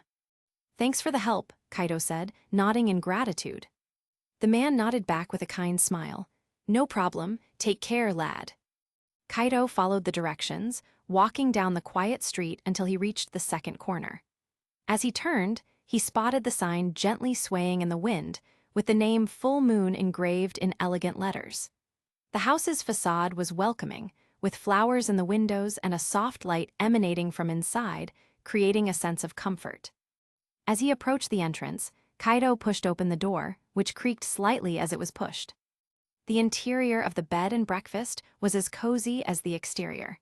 A small bell on the door jingled to announce his arrival. The smell of burning wood mixed with the aroma of freshly brewed tea filled the air.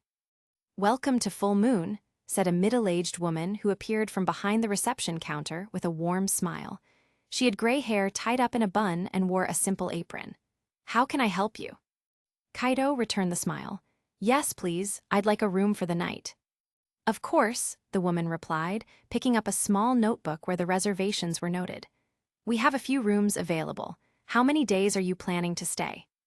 "Probably just one night," Kaito said as he pulled out his wallet to check the dollars he had. "One night is perfect," the woman said, noting the information. "The room includes breakfast, and we have a fire going in the living room if you'd like to relax a bit.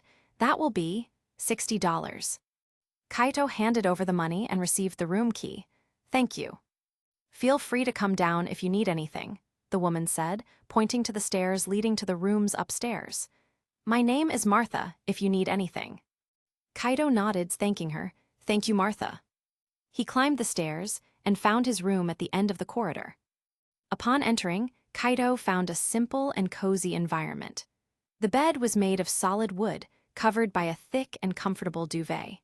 There was a small table beside it, with a reading lamp and a leather armchair near the window, offering a view of the city illuminated by lanterns. Kaito let out a sigh of relief, feeling the day's fatigue finally taking over his body. He placed his backpack on the floor, taking out Thalia's letter and placing it carefully on the table. His thoughts returned to the mission ahead and the challenge of entering New York, a territory now forbidden to him. Sitting in the armchair, Kaito looked out the window, observing the quiet city enveloped in the darkness of the night. Knock, knock. Kaito immediately raised his head, his senses heightened as he detected something different. Kaito felt a slight pulse of mana on the other side of the door, indicating the presence of a supernatural being. "The door is open, you can come in," Kaito said, keeping his voice calm but internally alert for any possible attack. Click. The doorknob slowly turned and the door opened. A woman entered the room. She had short, curly blonde hair and wore a simple but elegant dress that made her appear like an ordinary person. However, Kaito sensed a magical presence emanating from her, something that confirmed his suspicions that she was not a mere mortal. "Good evening," said the woman, her voice calm and controlled. "I hope I didn't startle you." She smiled softly, but her eyes observed Kaito with curiosity. "No," Kaito replied, maintaining a relaxed posture but not letting his guard down. "Can I help you with something?" The woman took a few steps into the room, closing the door behind her. She looked at Kaito, assessing him carefully. "My name is Emily Donovan," she said, introducing herself with a slight nod. "And I became curious when I sensed the presence of a devil in this town. What is a being like you doing in Nightshade?" "Tourism," Kaito said calmly, with a slight curve of his lips. He leaned back in the armchair, keeping a calm but attentive gaze. "I'm just enjoying the town's tranquility." "Tourism," Emily said, raising an eyebrow and a sarcastic smile appearing on her lips. "If you're a tourist, then I'm the Queen of England, creature of the night." Her voice was full of sarcasm, but the look in her eyes indicated that she wasn't joking around. Kaito, realizing Emily's reaction, understood that his jokes were not being well received. Chapter 69. Kaito realized that Emily was not satisfied with his initial response and that joking about the situation wouldn't get him anywhere. He decided to take a more serious approach, still maintaining his calm but with a touch of sincerity in his voice. It's common for my presence to cause curiosity, Kaito said, leaning slightly forward in the armchair, his eyes fixed on Emily's. But all these questions lead me to believe that the presence of devils isn't exactly welcomed here. Is there a reason for that? Are devils forbidden in the city? No, devils are not forbidden in Nightshade, she replied, her voice now a bit softer but still firm. However, any supernatural being entering the city must report to the person responsible for maintaining order among the supernatural here. And the way you arrived without announcing yourself raises some flags. Kaito frowned slightly, understanding the situation. I understand. It wasn't my intention to cause trouble. I only just arrived and was still settling in before seeking out whoever is in charge of maintaining that order. The person responsible for the city will seek you out tomorrow, she said, with a tone that left no room for argument. It's best if you stay here and don't try to leave, at least until you've spoken with her. Kaito realized that Emily wasn't giving him a real option, but he also wasn't interested in causing trouble or drawing attention to himself. I agree with what you said, Kaito replied, keeping his voice calm and his posture relaxed. I'll wait here until she arrives. Good, she finally said, not changing her expression. Without saying goodbye, Emily turned abruptly and left the room, closing the door with a sharp thud. Clack! Kaito remained seated in the armchair, his heightened senses picking up something unusual outside the door. He could feel the slight pulse of mana, indicating that Emily was using some kind of magic. He focused his perception and quickly realized she was trying to place a spell to trap him in the room. A slight smile appeared on Kaito's lips. He knew he had enough power to break the spell easily, but he chose not to do anything for the time being. She's just trying to do her job, he thought, understanding the situation. Kaito stood up from the armchair and took one last look out the window, observing the city's tranquility at night. With a sigh, he decided to prepare for rest, knowing that the next day would be full of new discoveries and possibly challenges. He lay down on the bed, allowing the calm of the environment and the temporary feeling of safety to envelop him. Tomorrow, he would be ready to face whatever Nightshade had in store for him. The morning sun began to peek through the curtains of Kaito's room, gently illuminating the environment. He awoke with the lightness of the morning light, feeling refreshed after a night of rest. Kaito got out of bed and stretched his body, preparing for the day. Today I will meet the person in charge of the city, he thought, recalling Emily's words from the previous night. He knew it would be an important meeting and that he needed to be prepared. Kaito entered the room's bathroom, appreciating the simplicity and cleanliness of the place. He turned on the faucet, letting the water run while grabbing a towel. He splashed cold water on his face, feeling the refreshing coolness that helped awaken his senses. He brushed his teeth, washed his face, and then took a quick shower, letting the warm water relax his muscles and wash away any remaining fatigue. After drying off, Kaito dressed in simple but elegant clothes that would allow him to maintain a proper posture for the upcoming meeting. Knock, knock, knock. The knocks on the door were soft, but each touch seemed to carry a contained force, a warning that whoever was on the other side was someone of great importance. Kaito, still drying his face, remained calm, but his senses were on high alert. You can come in, Kaito said, his voice firm but polite. He put away the towel and turned to the door, preparing to receive the visitor. The door opened slowly, revealing an impressive woman. She had short, curly blonde hair that framed her face perfectly. Her deep blue eyes observed Kaito with an intensity that made his heart race. Her posture was graceful and full of confidence, and the aura emanating from her was powerful and unmistakable. Kaito was momentarily shocked upon seeing the woman enter. Beautiful and powerful, he thought, unable to look away. She wore a black leather coat that gave her an imposing appearance, perfectly matching the serious expression she carried. However, there was something more in her gaze, something that reflected a depth of experiences and emotions that Kaito could not yet fully comprehend. My name is Thalia Parker, she said, her voice strong but with a touch of softness that made her even more attractive. I'm responsible for maintaining order in Nightshade. Kaito froze for a brief moment, his mind working quickly to process what he had just heard. Thalia Parker, the same Thalia mentioned in the letter, he thought, feeling a wave of surprise and disbelief. Thalia, on the other hand, continued to observe Kaido, unaware of the whirlwind of thoughts passing through his mind. So, you're the devil who arrived in the city without introducing yourself. That's not something we usually tolerate, but I'm willing to hear your justification, she said. That's me, but before I answer your question, can you answer one for me? Kaido said, his voice calm and controlled as he maintained eye contact with Thalia. Thalia raised an eyebrow, slightly surprised by Kaido's unexpected response. She crossed her arms, watching him closely before answering. Sure, she said, with a slight curiosity in her voice. But first, tell me your name. Thalia tilted her head slightly, her eyes fixed on Kaido, waiting for an answer. Kaido took a deep breath, feeling the tension of the moment, but also the confidence in his own position. My name is Kaido, he said. Thalia observed Kaido for a moment, as if evaluating every word, every movement. Very well, Kaido, Thalia said, uncrossing her arms. You may ask your question. Kaido felt that this was the right moment to reveal his true mission. He needed to understand the situation before proceeding. Are you a demigod? Kaido asked, getting straight to the point, carefully observing Thalia's reaction. Thalia narrowed her eyes for a brief moment, her expression becoming more rigid. I'm much more than that, she replied, her voice tinged with a touch of contained irritation. Kaido noticed the subtle anger that crossed Thalia's face. She was clearly bothered by the question, and he knew he would need to approach the subject more carefully. I understand, Kaido said, trying to ease the tension. It wasn't my intention to offend you.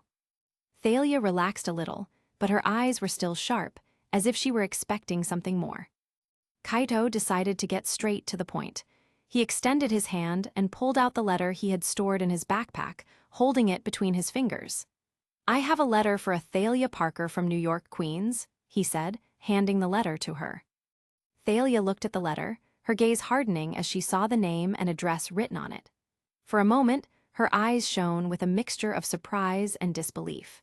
She slowly reached out and took the letter from Kaido's hands, as if she were handling something precious but also dangerous. Where did you get this? Thalia asked, her voice low but laden with palpable tension. I got it from an acquaintance, Kaido said. Thalia narrowed her eyes, her expression hardening even more. An acquaintance, she repeated, her voice filled with skepticism. I think you'd better be much more specific. ZZZTT. The electricity around Thalia's body intensified, the air around them vibrating with growing energy. The lights in the room began to flicker, reflecting the increase in power emanating from her.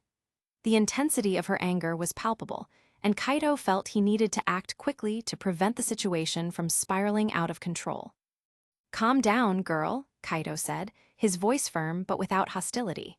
He began circulating demonic mana through his body, preparing for any eventuality. The sensation of the energy flowing through his muscles and bones made him feel stronger, more resilient. You came here at his request, didn't you? Thalia asked, her voice now deeper, almost like thunder about to break the silence. The lights in the room continued to flicker, matching the rise of her fury. Zeus, she thinks I'm here because of him, Kaido thought, quickly understanding what was going through Thalia's mind. He knew he needed to defuse this situation before things got worse. Thalia, listen, Kaido said, his voice calm and controlled but laden with sincerity. He took a step forward, not breaking eye contact. I'm not here on Zeus's orders. I have no connection with him and I don't share his values. Chapter 70. I'm not talking about my father, Thalia replied, her voice still laden with tension. I'm talking about my brother. Kaido frowned, confused for a brief moment. Which one? He asked, trying to better understand the situation. He knew Zeus had many children, and the possibility that Thalia was referring to one of them complicated things. The lights in the room continued to flicker, and the electricity around Thalia seemed to intensify even more. She took a step forward, her eyes fixed on Kaido's, filled with controlled fury. Ares, Thalia said, her voice firm and full of resentment, the god of war. Kaido instantly understood the gravity of the situation. Ares, the god of war, was known for his aggressive nature and for causing chaos and destruction wherever he went. The idea that he might be involved with Thalia in some way explained the intense anger she felt. "I understand," Kaito said, trying to calm the situation. "But I want you to know that I'm not here on Ares's orders, nor any other gods." Thalia, still surrounded by electricity, seemed to ponder Kaito's words. "If you're not here because of him, why did you bring this letter? What's your real objective?" Thalia asked. Kaito, faced with Thalia's direct question, began to consider how much of the truth he should reveal. He knew that sharing all the details could complicate the situation even more, but he also didn't want to lie completely. The hatred he harbored for Zeus was deep and rooted in his own personal tragedy. Zeus had initiated a war that exterminated all the fairies, leaving Kaito as the last of his kind. Moreover, Kaito's mother had died because of Zeus, a burden he had carried ever since. How would she react if she knew this? Would she understand that, like her, I also have reasons to hate the gods? Kaito thought, as his eyes assessed Thalia's expression. "Why did you bring the letter?" Thalia insisted, her voice filled with impatience and distrust. "I got this letter from someone powerful in the underworld," he began, choosing his words carefully. "I thought you should know what was written in it, as it might contain important information for you." Thalia narrowed her eyes, still cautious. "And why you, of all people, would bother to bring me this letter? What does it have to do with you?" Kaito took a deep breath. "Your father, Zeus, is responsible for my mother's death," he said, his voice low and filled with pain. "And also for leaving me alone as the last of my kind." Thalia's expression changed, shock mingling with confusion. The electricity around her diminished slightly, but it was still present. "Are you my brother?" she asked, the uncertainty in her voice evident. "No, Thalia, I'm not your brother," Kaito said, his voice calm and firm. He kept his gaze fixed on Thalia's eyes, seeing the confusion and shock still present in her expression. Thalia remained silent for a moment, processing the revelation. The electricity around her diminished even more, but her eyes continued to reflect a mix of emotions. She was clearly trying to understand Kaito's intentions. "So, you want to take revenge on Zeus through me?" Thalia asked cautiously. There was a clear mistrust in her voice, but also a genuine curiosity. She needed to know if Kaito was trying to manipulate her to achieve his own goals. "It's not that," he responded, his voice sincere. "The one who gave me the letter knows about my problem with Zeus, so I got curious as to why he gave me this letter and decided to deliver it to you." Thalia remained silent, still processing Kaito's words. The electricity around her finally disappeared, and the lights in the room stopped flickering. She seemed to be calming down, but she still maintained a defensive posture. "You still haven't told me exactly the name of the devil who gave you the letter," she said, her voice firm and demanding. She crossed her arms, waiting for a clear answer. "You also haven't told me much about yourself," Kaito responded, subtly redirecting the conversation. He kept his tone calm and his posture relaxed, but inside he was alert, analyzing Thalia's every reaction. Thalia frowned slightly, noticing Kaito's evasiveness. It was clear that he was avoiding answering directly, which only increased her suspicion. "So, it seems we both have our reservations," Thalia said, her voice now less accusatory and more thoughtful. She took a few steps back, maintaining some distance between them. "But that doesn't mean I'm just going to accept everything you say." "I understand," Kaito replied, his voice firm. "Trust isn't built overnight, but I hope we can find some common ground." Thalia observed Kaito for a few more seconds, still analyzing his intentions. Finally, she gave a small sigh and relaxed her shoulders, though her gaze remained attentive. "I never saw my father, and my mother died in a psychiatric clinic when I was very young," Thalia said, her voice filled with bitterness and sadness. As she spoke, she picked up the letter Kaito had given her and, with a heavy sigh, began to open the envelope. Her fingers hesitated for a moment, as if she were preparing to face something painful. Kaito watched in silence, respecting Thalia's moment. He knew that the letter might bring up difficult emotions and memories, but he also hoped it could provide some clarity or even a bit of peace for her. Thalia slid the letter out of the envelope and unfolded the paper, her eyes scanning the words written in careful handwriting. The expression on her face began to change as she read, shifting from a hardened caution to a mix of sadness and understanding. As she read, Thalia said nothing. Kaido could see the pain reflected in her eyes, a pain she had clearly been carrying for a long time. Every word seemed to weigh on her, bringing up memories she had likely tried to bury. After a few minutes, Thalia finally lowered the letter, her gaze distant as if she were processing what she had just read.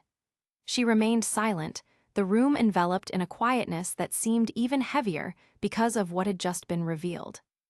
Kaido, not wanting to force a response, remained quiet, allowing Thalia to take her time absorbing the information. He knew there wasn't much he could say to ease her pain at that moment. Thalia finally looked at Kaido, her eyes shining with a mix of unshed tears and newfound determination. This letter, it confirms many things I already suspected, but never had the courage to admit to myself, she said. I'm sorry, Kaido said, his voice low and full of empathy. Don't be, she replied, her voice firm and full of conviction. The gods will be the ones to feel sorry. There was a coldness in her words, a promise of retaliation. Kaido raised an eyebrow, catching the tone of vengeance in Thalia's words. Planning revenge? He asked, trying to probe her true intentions. Seems like a lot of work for just a demigod. Thalia gave a smug smile, her eyes shining with a mix of challenge and certainty. Didn't I tell you? I'm much more than that, she said, her voice filled with pride. And don't you want to help me?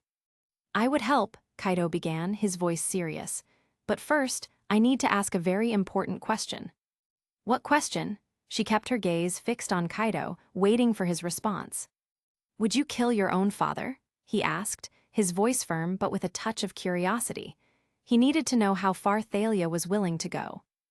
Thalia was silent for a moment, reflecting on Kaido's question. The electricity around her seemed to briefly intensify, as if her emotions were on edge. Finally, she shook her head slightly, an expression of doubt and anger mixing on her face. I'm not sure if I would kill him, Thalia replied, her voice filled with honesty and a touch of bitterness. But I certainly wouldn't hate the devil who did. If I had enough strength, I would kill him, Kaido said, his voice calm but filled with determination. But it's not just Zeus who would be the problem. The entire Greek pantheon would stand against us. Facing one god is already difficult, but facing all of them would be almost impossible. I know, Thalia said, her voice softer now. That's why we need more than just brute strength. We need allies, strategy, and time. I have means of securing allies to face the gods, Kaido said, his voice filled with confidence. You speak like someone who's been through many battles, she said, with a touch of irony in her voice. Kaido raised an eyebrow, sensing the light reprimand in Thalia's words. Before he could respond, she continued, a slight smile curling her lips. You're an older man, Kaido, she said, her tone mixing irony and seriousness. You should know that confidence alone doesn't win a war. Kaido, caught off guard by the comment, raised an eyebrow and brought his hand to his face, touching it lightly as if searching for signs of aging that he hadn't noticed before. Why did you call me old? Kaido asked, his voice carrying a mix of curiosity and playfulness. Chapter 71. Because you're a devil, Thalia said, still with an ironic smile on her face. And devils usually live for centuries, if not millennia, so even though you seem young, you must have a lot of history accumulated. Kaido couldn't help but chuckle lightly, crossing his arms and looking at Thalia with an amused expression. You're kind of right, but not entirely, he said, shaking his head slightly. I wasn't born a devil. Actually, I'm a reincarnated one, and I'm only 16 years old. Thalia frowned, surprised by the revelation. The smug expression on her face gave way to genuine curiosity. 16 years? So you were human before? Yes, I was human. In part, Kaido said, glancing away slightly as he pondered how to continue the conversation. He wasn't ready to fully reveal his fairy heritage, at least not at that moment. My life before becoming a devil is something I prefer to keep private, at least for now. Thalia observed Kaido closely, noticing the hesitation in his words. She took a step forward, narrowing her eyes with curiosity. I see. We all have our secrets, she said, her voice now softer but still with a note of suspicion. But don't you think that if we're going to face gods together, it's important to trust each other? You're right, Kaido said, nodding slightly. Trust is important, but we also need more than that if we're going to face the gods. More than that? Thalia asked, tilting her head, the curiosity evident in her expression. What do you mean by that? There's something in the underworld called evil pieces, Kaido began, his voice calm and controlled. They are a set of pieces that have the ability to reincarnate people, whether humans, supernatural beings, or even other creatures like devils. Thalia raised an eyebrow, visibly intrigued. She took another step forward, her eyes fixed on Kaido as she absorbed the new information. Reincarnate people, as devils, she said, pondering the idea. Exactly, Kaido confirmed, keeping his tone serious. The evil pieces are based on the pieces of a chess game, and each of them has a specific function. By reincarnating someone with one of these pieces, they become part of a group, called a peerage, led by the one who reincarnated them. This gives them power, abilities, and a direct connection to the group's leader. Thalia appeared thoughtful as she processed the information. She crossed her arms, her eyes narrowing slightly as she pondered the implications of what Kaido was saying. So, anyone who accepts being reincarnated with one of these pieces becomes a devil and joins this group. Yes, Kaido replied, but it's not a decision to be taken lightly. Accepting an evil piece means becoming a true devil with all the responsibilities and risks that come with it. On the other hand, it also means gaining enough strength to face challenges that would normally be impossible. Thalia remained silent for a few moments, processing Kaido's explanation. She seemed to weigh the pros and cons in her mind, evaluating what this would mean for her and her quest for revenge against the gods. Finally, she looked at Kaido, her eyes filled with a new determination. So, even I can become a devil? She asked, her voice firm but also curious about what this would really mean for her future. Yes, Kaido responded, but it's not a decision to be taken lightly. Accepting an evil piece means becoming a true devil with all the responsibilities and risks that come with it. On the other hand, it also means gaining enough strength to face challenges that would normally be impossible. Thalia remained silent for a few moments, processing Kaido's explanation. She seemed to weigh the pros and cons in her mind, evaluating what this would mean for her and her quest for revenge against the gods. The room's lights began to flicker slightly. Kaido, attentive to every detail, noticed the sudden surge of power from Thalia. "Are you okay?" Kaido asked. Thalia took a deep breath, trying to compose herself. I'm fine," she said, though her voice betrayed a slight hesitation. She took a step back, the electricity around her gradually diminishing until the lights in the room stabilized. Still visibly shaken, Thalia avoided Kaido's gaze and began to head toward the door. "I'll talk to you tomorrow," she said, her voice sounding distant as she opened the door and quickly left. Clack! The door closed softly behind her, the sound echoing gently through the room. Kaido remained still, staring at the closed door with a puzzled expression. What happened to make her leave in the middle of the conversation? Kaido thought, trying to piece together what had just happened. Kaido remained in the room, immersed in thought. The next day, the rising sun bathed the city of Nightshade in a soft, golden light, bringing a new day. Kaido woke up with the first rays of sun that filtered through the curtains of his room. He stretched, feeling his muscles still a bit tense after the intense conversation with Thalia the night before. Kaido got out of bed and headed to the bathroom, where he washed his face with cold water, trying to clear his mind. Thalia left so abruptly. What could have upset her? He thought as he looked at his reflection in the mirror. He knew the proposal of the evil pieces was tempting, but he also understood that it could be difficult to digest for someone who already harbored so much resentment and hatred.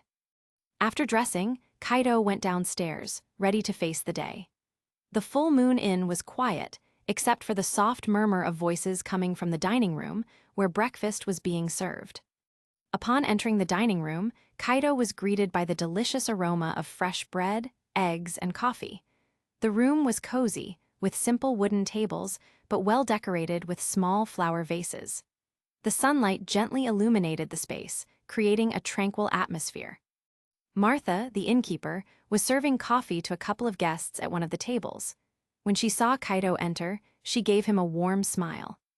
"Good morning, Kaido," she said as she placed a cup of coffee on the table next to him. I hope you slept well. Good morning, Martha, Kaito replied, returning the smile. Yes, I slept very well, thank you. He sat at one of the tables, grabbing a piece of bread and serving himself some coffee. While eating, his mind was still occupied with the events of the previous night.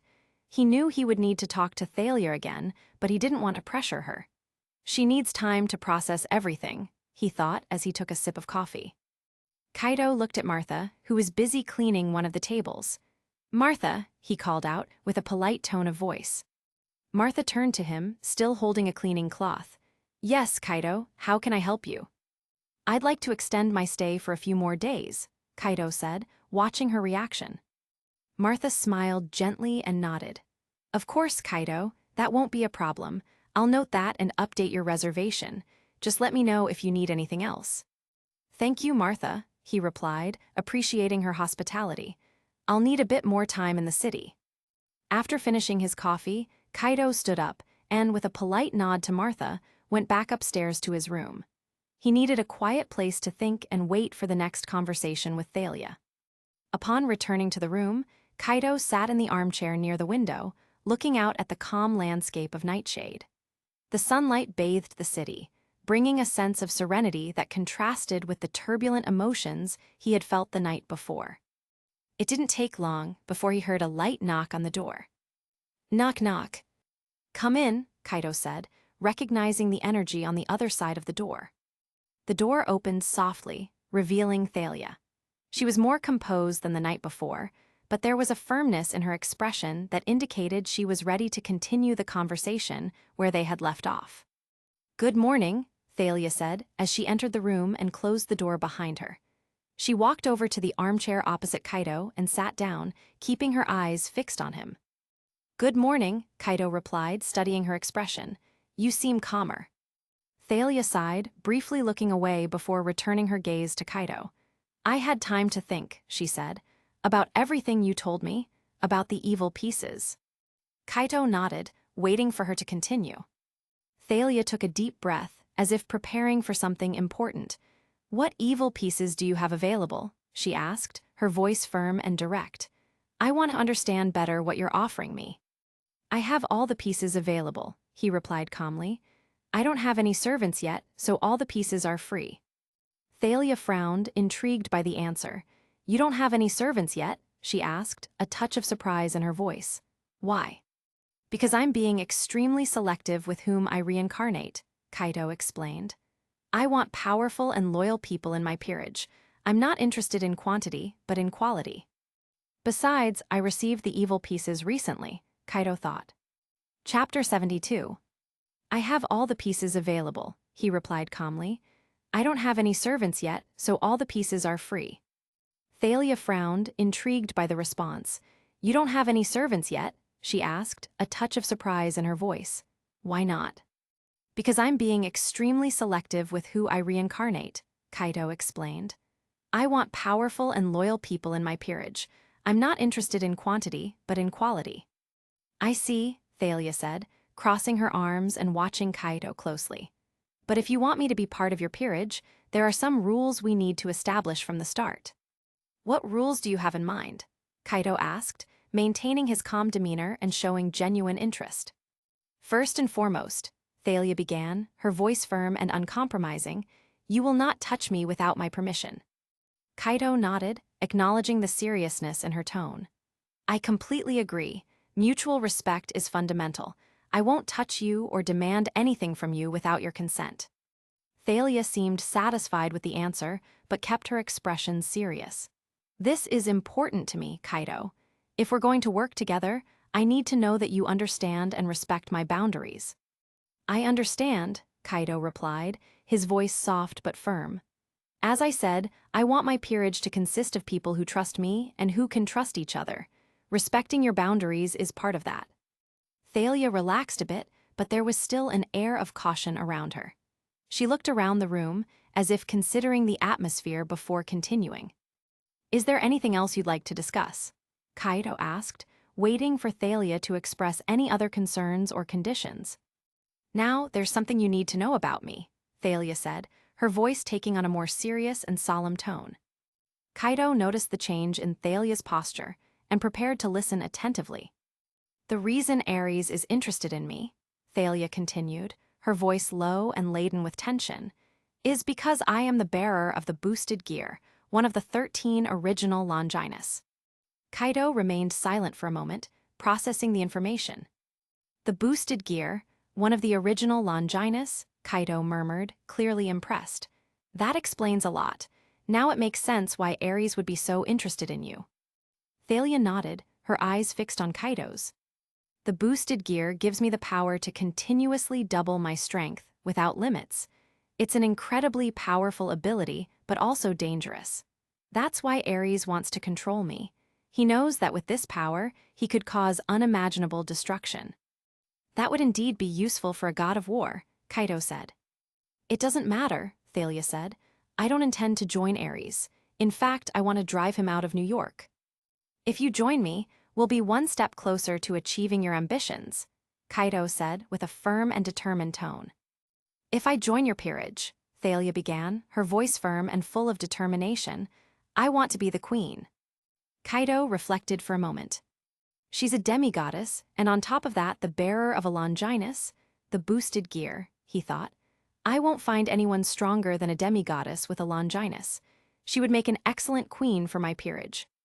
"That's fine with me," Kaido replied. "Now, how do you know about the functions of the evil pieces?" "D-Drake told me," she said, as if it were obvious. "D-Drake?" Kaido asked, intrigued. "Yes," Thalia replied, nodding slightly. "D-Drake is the spirit of the boosted gear. She's the one who explained to me about the evil pieces and how they work. She knows a lot about the underworld and its secrets." "Can she show herself to me?" Kaido asked, intrigued. "I'd like to meet her if that's possible." With those words, a red light began to shine around Thalia, and a red gauntlet materialized on her left hand. The intense glow of a green light emanated from the central gem of the gauntlet, and Kaido could feel the powerful presence of D-Drake. "So you're D-Drake," Kaido said, looking directly at the gauntlet. "Yes, I am D-Drake, the Red Dragon Emperor," said the powerful voice emanating from the gauntlet, accompanied by an intense glow in the green gem. "You seem very proud of yourself," Kaido said, a provocative smile forming on his lips as he observed the bright red gauntlet on Thalia's hand. The green light in the gauntlet's central gem pulsed intensely, reflecting D-Drake's response. "Pride is something that comes naturally for someone like me," D-Drake replied, her voice resonating with power and conviction. "I am the Red Dragon Emperor, one who has faced gods and emerged victorious. Not many can say the same." "Well, I hope you can maintain that pride when you're by my side, D-Drake," Kaido said, a teasing smile appearing on his lips. "D-Drake isn't easily intimidated," Thalia commented, a note of amusement in her voice. "I can see that," Kaido responded. D-Drake snorted in disdain, the green light in the gem flickering rapidly. "Thalia, are you ready to become a devil?" Kaido asked, his eyes fixed on Thalia's, deliberately ignoring D-Drake's irritated presence. Thalia nodded, a determined expression on her face. "Yes, I'm ready." The green light in the gauntlet's gem pulsed again, this time with an intensity that showed D-Drake's irritation at being ignored by Kaido. "Do you dare ignore me, devil? Do you think you can simply dismiss me?" Kaido paid no attention to D-Drake's irritation. He calmly turned to his backpack, which was on the floor beside the armchair, and began to open one of the compartments. From inside, he pulled out a small black box, decorated with golden details, which contained the evil pieces. "Let's begin," Kaido said, his voice firm as he opened the box, revealing the glowing pieces inside. "You, Thalia, will be my queen." Thalia observed the pieces closely, feeling the powerful aura emanating from them. She knew that accepting an evil piece meant much more than just gaining power. It was a commitment, a deep connection with Kaido and the destiny he was forging. Kaido picked up the queen piece, which shone intensely with an energy that seemed to pulse with life. He looked at Thalia, waiting for her final confirmation before starting the process. "I'm ready," Thalia said, her voice full of determination and a slight tension. Kaido nodded and approached Thalia, holding the queen piece in his hand. He extended his hand, bringing the piece closer to Thalia's chest, and she looked directly into Kaido's eyes. The piece began to glow even more intensely, and a faint energy began to circulate around them. Kaido channeled his demonic mana, activating the power of the evil pieces. The green light in the gauntlet's gem flickered frantically, showing D-Drake's presence, who, despite still being irritated, now watched the process attentively. With a gentle gesture, Kaido pressed the queen piece against Thalia's chest, and a wave of energy enveloped them both, connecting their essences. Thalia felt the demonic energy flow through her body, merging with her own, as the queen piece integrated with her. The transformation was smooth, but powerful. Thalia felt her strength increase exponentially, her bond with Kaido solidify, and D-Drake's power harmonize with her new demonic form. "It's done," Kaido said, stepping back slightly as the energy around them began to diminish. Thalia took a deep breath, feeling the new power coursing through her veins.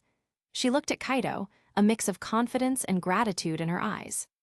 "Now we're ready," she said with a slight smile. "Let's show the gods what we're capable of together." Kaido smiled back, satisfied with the result. "Yes, we will." "Oh, please, spare me the melodrama," D-Drake said, her powerful voice resonating through the room. "Let's get to the point. For someone who stayed silent for so long, you now seem like you can't stop talking," Kaido teased, a mischievous smile appearing on his lips. "How dare you speak to me in that tone, devil?" D-Drake's voice was filled with indignation, as if the pride of an ancient dragon was being tested. "You better get used to it, D-Drake. I'm not easily intimidated," Kaido replied. "Enough, both of you," Thalia interrupted, her firm voice cutting through the growing tension between Kaido and D-Drake. "We have more important things to do than argue." "You're right, partner," D-Drake grumbled, reluctant but still proud. The light in the gauntlet dimmed slightly before calming down. "I'll show you the city," Thalia said, ignoring the banter between Kaido and D-Drake. She stood up and gestured for Kaido to follow her. "It's better to know it well if you plan on staying here for a while." Kaido nodded, standing up from the armchair and following Thalia to the door. "I think it would be good to take a walk, to get to know the place better," he said as she opened the door. "Let's go, we don't have time to waste," Thalia said, already heading out the door, with Kaido right behind her. As they left the room, Kaido looked down the hallway and noticed the quiet movement of the inn. The environment was silent, except for their footsteps echoing on the wooden floor. Chapter 73. As they left the room, Kaido glanced down the corridor and noticed the peaceful movement within the inn. The atmosphere was quiet, except for the sound of their footsteps echoing against the wooden floor. "Thalia, shouldn't you be in school?" Kaido asked, more out of curiosity than any real concern. Thalia stopped in the middle of the corridor and looked at Kaido, an expression of surprise followed by a burst of laughter. "Ha ha ha ha, seriously, Kaido." She brought her hand to her mouth, trying to stifle her laughter. "Why would a demigod worry about school?" Kaido felt his face heat up, visibly embarrassed by the question. He averted his gaze for a moment, running a hand over the back of his neck in a gesture that revealed his discomfort. "I didn't think about that," Kaido replied, his voice a bit lower as he tried to hide his embarrassment. He let out a light sigh, realizing he had asked a naive question. Thalia, still smiling, gave Kaido a light pat on the shoulder. A green light shone on Thalia's gauntlet, signaling D-Drake's presence. "Ha, how can you be so naive, Kaido?" D-Drake's voice echoed down the corridor, full of mockery. "Did you really think she would be concerned with something so trivial?" "D-Drake, stop mocking Kaido," Thalia said, giving the gauntlet in her hand a slight look of reproach. "You two are my servants. You must respect me," Kaido said, trying to regain some of the confidence he had lost in the previous exchange. The green light on Thalia's gauntlet glowed again, and D-Drake's proud voice echoed down the corridor. "I serve no one," declared D-Drake, her voice full of pride. "Least of all a devil who still has much to prove." "I'm not calling you Kaido-sama," Thalia said with a teasing tone, a mischievous smile playing on her lips as she watched Kaido's expression. Kaido, realizing the playful and challenging tone of Thalia, decided to change the subject before the situation became even more embarrassing for him. "Let's go already, weren't you going to show me the city?" Kaido said, trying to regain control of the conversation and shift the focus away from the little slip he had made. "All right, let's go," Thalia replied, still smiling as she began to descend the stairs with determined steps. Kaito followed her.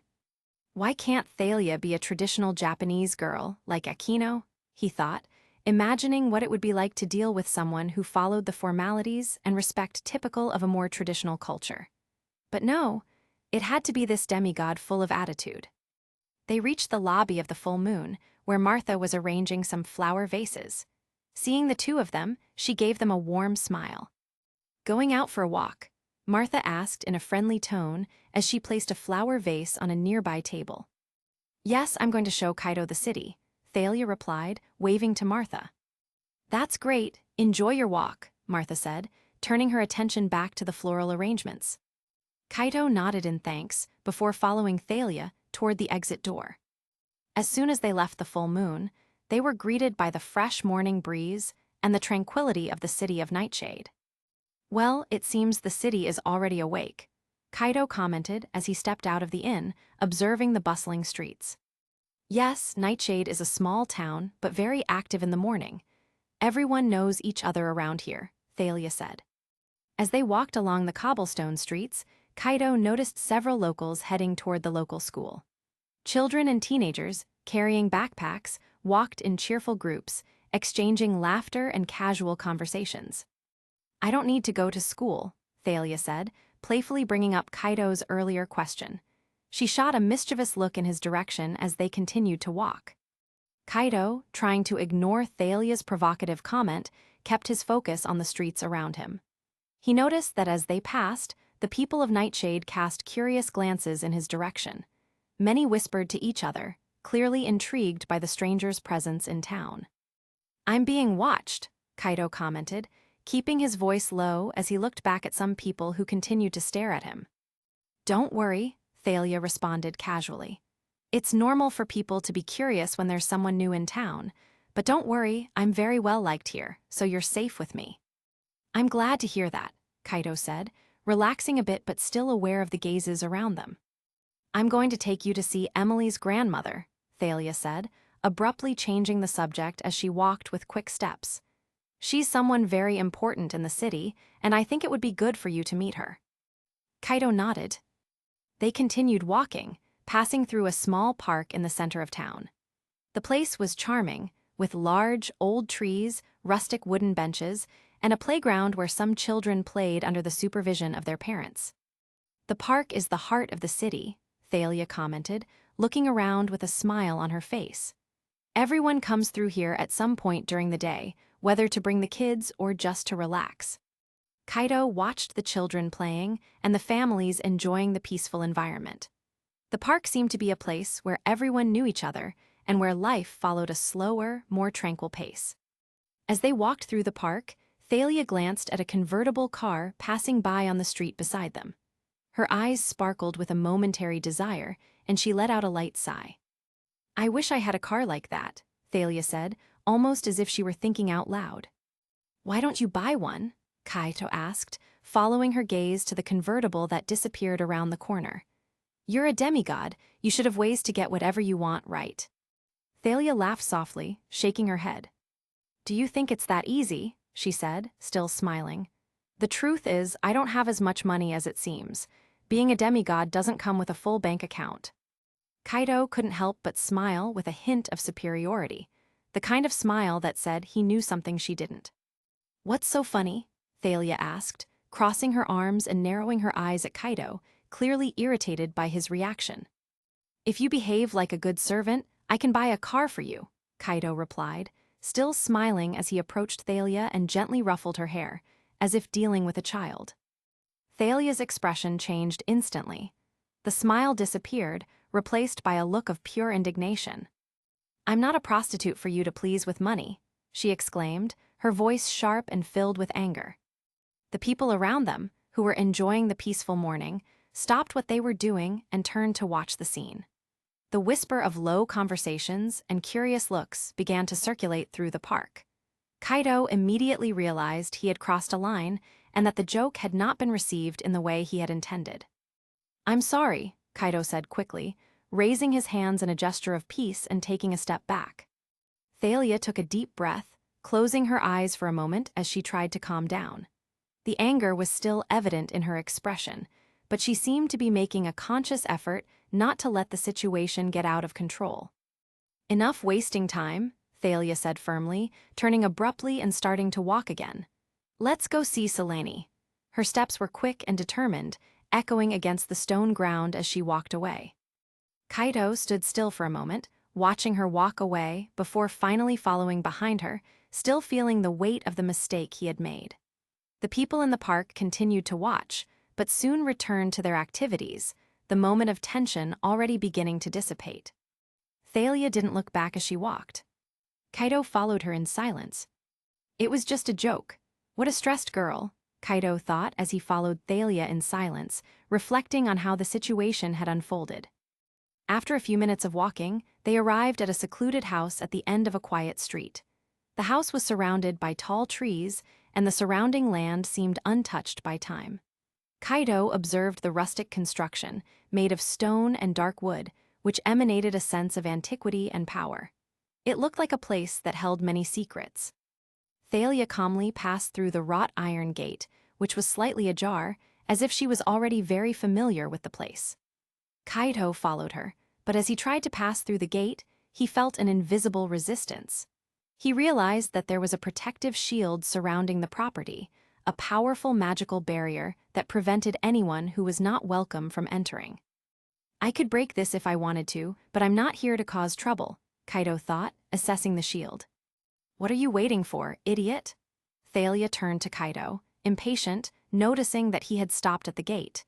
Before he could respond, an elderly figure appeared on the porch of the house, observing them with an evaluating gaze. Chapter 74. "What's taking you so long, idiot?" Thalia turned to Kaito, impatient, noticing that he had stopped at the gate. Before he could respond, an elderly figure appeared on the porch of the house, watching them with a scrutinizing gaze. "He couldn't," exclaimed the elderly woman on the porch. She frowned as she noticed something different about Thalia. "Thalia, what have you done?" Selene's voice carried a mix of concern and reprimand. "You've become a devil." "Yes," Thalia replied without hesitation, but there was a slight tension in her voice. Selene frowned, visibly disappointed. Her gaze quickly shifted from Thalia to Kaito, and the hostility in her eyes intensified. "Come in, leave your friend out here," Selene said, her voice firm and leaving no room for argument. She stared at Kaito with a harsh expression, making it clear he was not welcome.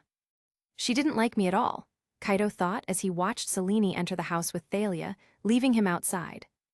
Thalia cast an apologetic glance at Kaito before following Selene inside the house. Kaito remained standing at the gate, watching as the two disappeared into the house. Selene sat down in a comfortable armchair. Thalia followed Selene inside, and, seeing the severe expression on the woman's face, approached cautiously. "Come, sit here," Selene said, pointing to a seat beside her. Thalia obeyed and settled in. "Thalia, do you know what it means to have become a devil?"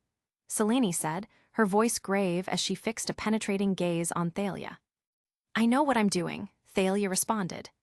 She maintained her gaze on Selene, as if trying to show she was in control of the situation.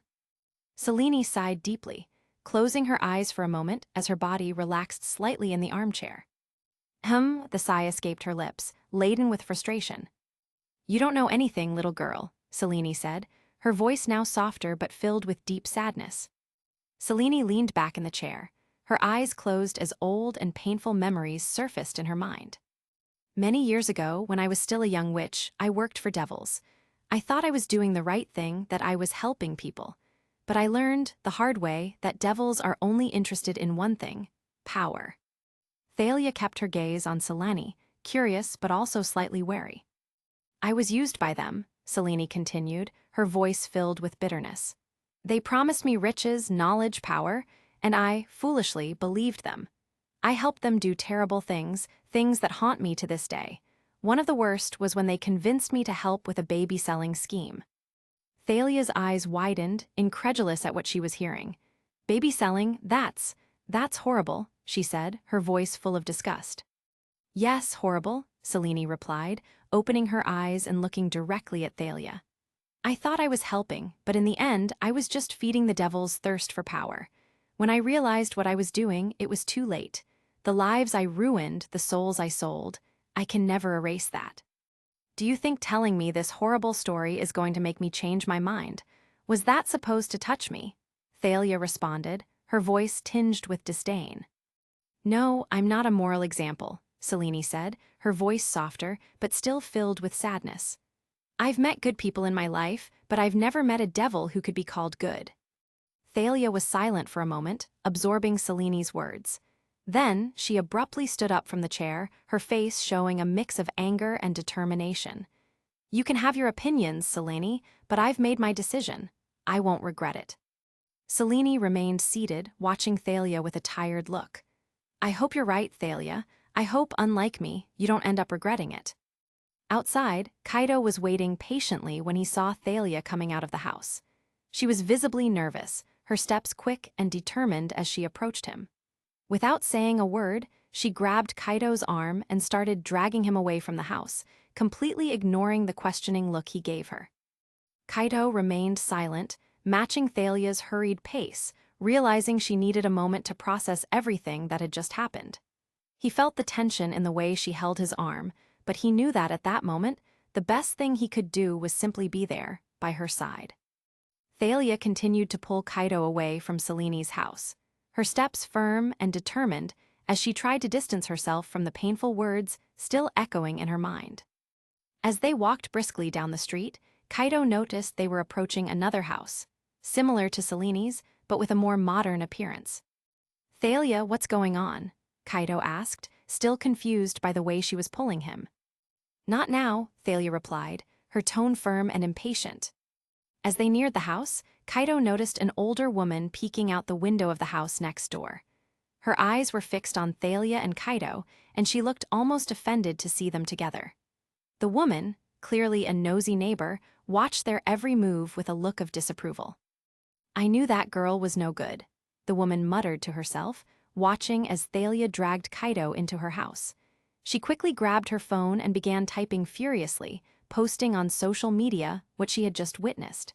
Just saw Thalia Parker dragging a man into her house.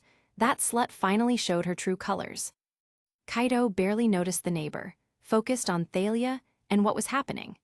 He was about to ask something else when Thalia opened the front door of her house with a firm pull, dragging him inside before slamming the door shut. As soon as they entered, Thalia let go of Kaito's arm and pushed him toward the living room sofa. What do you think about baby selling? Thalia asked abruptly. Kaito looked at her, surprised and confused. What kind of question is that? Why are you asking that? I just need you to answer me, Thalia insisted, the anger evident in her voice. Kaito looked at Thalia, trying to decipher the reason behind the question. He realized there was something deeper, something that was troubling her. I think it's one of the most disgusting and despicable things someone can do, Kaito said, his voice firm and filled with disgust for the act itself. Exploiting a baby's innocence for profit is abominable. Anyone who does that has no heart. Thalia closed her eyes for a moment, taking a deep breath as she tried to process Kaito's answer. She seemed to be trying to calm herself, but the impact of the conversation with Selene still weighed on her. Selene told me she helped devils do that, Thalia said, her voice finally revealing the true reason behind her question. And I don't know what to think about it now. She's trying to make me doubt everything. Kaito felt the seriousness of the situation and the pain in Thalia's words. He slowly got up from the sofa, approaching her carefully. Thalia, Kaito began, taking a step forward and wrapping her in a firm embrace, feeling the tension in her body. Gods have massacred entire civilizations, devils have committed atrocities for pure pleasure, and humans, well, they've done all of that and more. It doesn't matter the race, all are capable of horrible things. But in the end, what really matters are the actions of each individual. Just because you're a devil doesn't mean you have to be evil. Thalia was silent for a moment, absorbing Kaito's words. She relaxed slightly in his arms, allowing the intensity of the conversation to dissipate slightly. Soon, a small laugh escaped her lips, hee hee, and she pulled away from the embrace, pushing Kaito gently backward, making him fall onto the sofa. Kaito stared at Thalia, clearly confused by the sudden change in behavior. He watched her, trying to understand what was going through her mind. "You're so dramatic, you know," Thalia said, in a teasing tone as she climbed the stairs. "I wonder if you can really help me kill some gods." Kaito continued to watch her, still perplexed by how she shifted from a serious attitude to a provocative one so easily. "I'm going to take a bath. Feel free, senpai," Thalia said, mocking Kaito as she continued up the stairs. Kaito let out a deep sigh, feeling the tension of the previous moment start to dissipate. She's totally different from Asia, he thought, comparing Thalia's uninhibited and provocative attitude with Asia's sweeter and more reserved personality. He looked around Thalia's living room. It was a cozy but simple space, decorated with dark wood furniture and a few potted plants. The soft light coming through the windows gave the room a sense of tranquility, contrasting with its owner's intense personality. Chapter 75. Thalia entered her room and, without hesitation, headed for the adjacent bathroom. The hot water was already running, slowly filling the tub as steam began to rise, enveloping the room in a comforting mist. Finally, a moment of peace, Thalia murmured to herself, relieved to be able to relax after the whirlwind of emotions of the day. She calmly undressed, setting her clothes aside before stepping into the bath. The hot water immediately enveloped her, relaxing her tense muscles and helping to calm her agitated mind. Thalia leaned back in the tub, closing her eyes and letting her head rest against the edge as the soft heat surrounded her completely. "Everything all right, partner?" Drake's voice echoed in her mind, the concern subtle but evident in the dragon's tone. "I'm fine, Drake," Thalia responded mentally, trying to reassure her companion.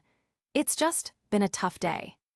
"I noticed," Drake continued, her presence manifesting as a slight pulse in the gauntlet that still rested beside the tub. "What that old woman said affected you more than you're willing to admit." Thalia slowly opened her eyes, watching the ripples in the water around her arms. She knew Drake was right. Seleni's words had stirred doubts and insecurities that Thalia was trying to ignore. "I know she's right about some things, but I'm not going to let that make me give up," Thalia asserted. Drake was silent for a moment, pondering what to say. Life as a devil isn't easy, especially when you carry the power of a Longinus like the boosted gear. You need to be prepared for the challenges ahead and for the sacrifices you might have to make. Thalia sighed, feeling the weight of Drake's words. "I know, Drake, but I don't have a choice. If I want to survive and fight Ares, I need this power. I need Kaito." "You're right," Drake agreed. "But remember that Kaito also needs you. You two are bound now for better or worse. Make sure that bond is a strength, not a weakness." Thalia closed her eyes again, letting Drake's words echo in her mind as she sank deeper into the hot water. Kaito was sitting on the couch in Thalia's living room, observing the surroundings while patiently waiting for her return. After some time, Thalia came down the stairs of the house. "Let's fight," Kaito said, rising from the couch with a swift, determined movement.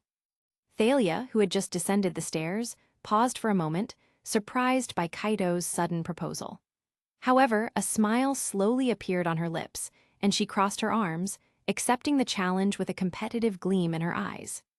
"I accept the fight," Thalia replied, her voice firm and full of confidence. She crossed her arms, and a challenging smile appeared on her lips. "Let's go somewhere we can fight without interruptions," Kaito said. He closed his eyes for a brief moment, concentrating his energy. Suddenly, a magic circle appeared under his feet, emitting a bright glow that expanded to envelop Thalia. Before she could react, the two were teleported to a dense, dark forest, far from the city and any prying eyes. As soon as they arrived in the forest, Kaito released Thalia, who was a little dazed by the quick transition. "Will I be able to do that too?" Thalia asked, clearly impressed by the teleportation. Her eyes shone with a mix of surprise and excitement. "Yes, you will," Kaito replied with a slight smile as he watched Thalia's fascinated expression. "But first, we need to make sure no one will interrupt us." Kaito raised his hand, and an invisible protective barrier began to form around them, enclosing the area of the forest where they were. The barrier was strong enough to prevent any human or supernatural being from noticing what was happening inside, ensuring the fight could take place without interruptions. "Ready," Kaido said, lowering his hand after completing the creation of the barrier. "Now we can fight freely." Thalia looked around, noticing the extent and strength of the barrier Kaido had created. She was impressed with his ability to create such a powerful and discreet protection. "You're more skilled than I thought," Thalia commented, admiring him. "I've learned a few things over time," Kaido replied modestly. "Now, let's see what you're capable of." Thalia smiled and took a few steps back, positioning herself for combat. She raised her left hand, and the red gauntlet of the boosted gear materialized, shining intensely with the sunlight filtering through the trees. "I'm ready," Thalia said, the determination in her voice clear and unwavering. Kaido nodded and prepared himself, feeling the demonic energy flow through his body as he positioned himself for the fight. "Let's see what you can do," Kaido said as his body began to emit a demonic aura. He felt the energy pulse through him, strengthening his muscles and heightening his senses. "Boost!" D-Drake's voice resonated in Thalia's mind, and the red gauntlet glowed intensely as her power instantly doubled. Thalia smiled challengingly and raised her hand to the sky. "Let's start with style," she shouted as a bolt of lightning descended from the sky in a sparkling arc, heading straight for Kaido. Kaido, without hesitation, stomped his foot on the ground, and a shield of earth quickly rose in front of him, blocking the impact of the lightning. The electric energy exploded as it collided with the shield, scattering sparks and fragments of earth into the air. Crack-boom! Thalia wasted no time, and enveloped in lightning that crackled around her body, disappeared in an instant, reappearing just behind Kaido, ready to strike. "You're fast," Kaido commented, quickly turning to face her, but was surprised by Thalia's sudden attack. Lightning shot from her outstretched hand, aiming directly at Kaido. By reflex, Kaido raised his hand, invoking a nearby tree to rise from the ground and block the attack. The lightning struck the tree, causing it to crackle and burn with energy, but the move was enough for Kaido to dodge and retreat. "You control nature and bring me to a forest," Thalia said, a smile playing on her lips as she observed the trees around them. "It was the most suitable place," Kaido responded, staying calm as he reevaluated his strategy. "Suitable and convenient." Thalia let out a soft laugh, realizing the advantage he had tried to create for himself. "Let's see if that works," she said, determination in her voice. She raised her hand again, and more lightning began to gather around her, intensifying in strength.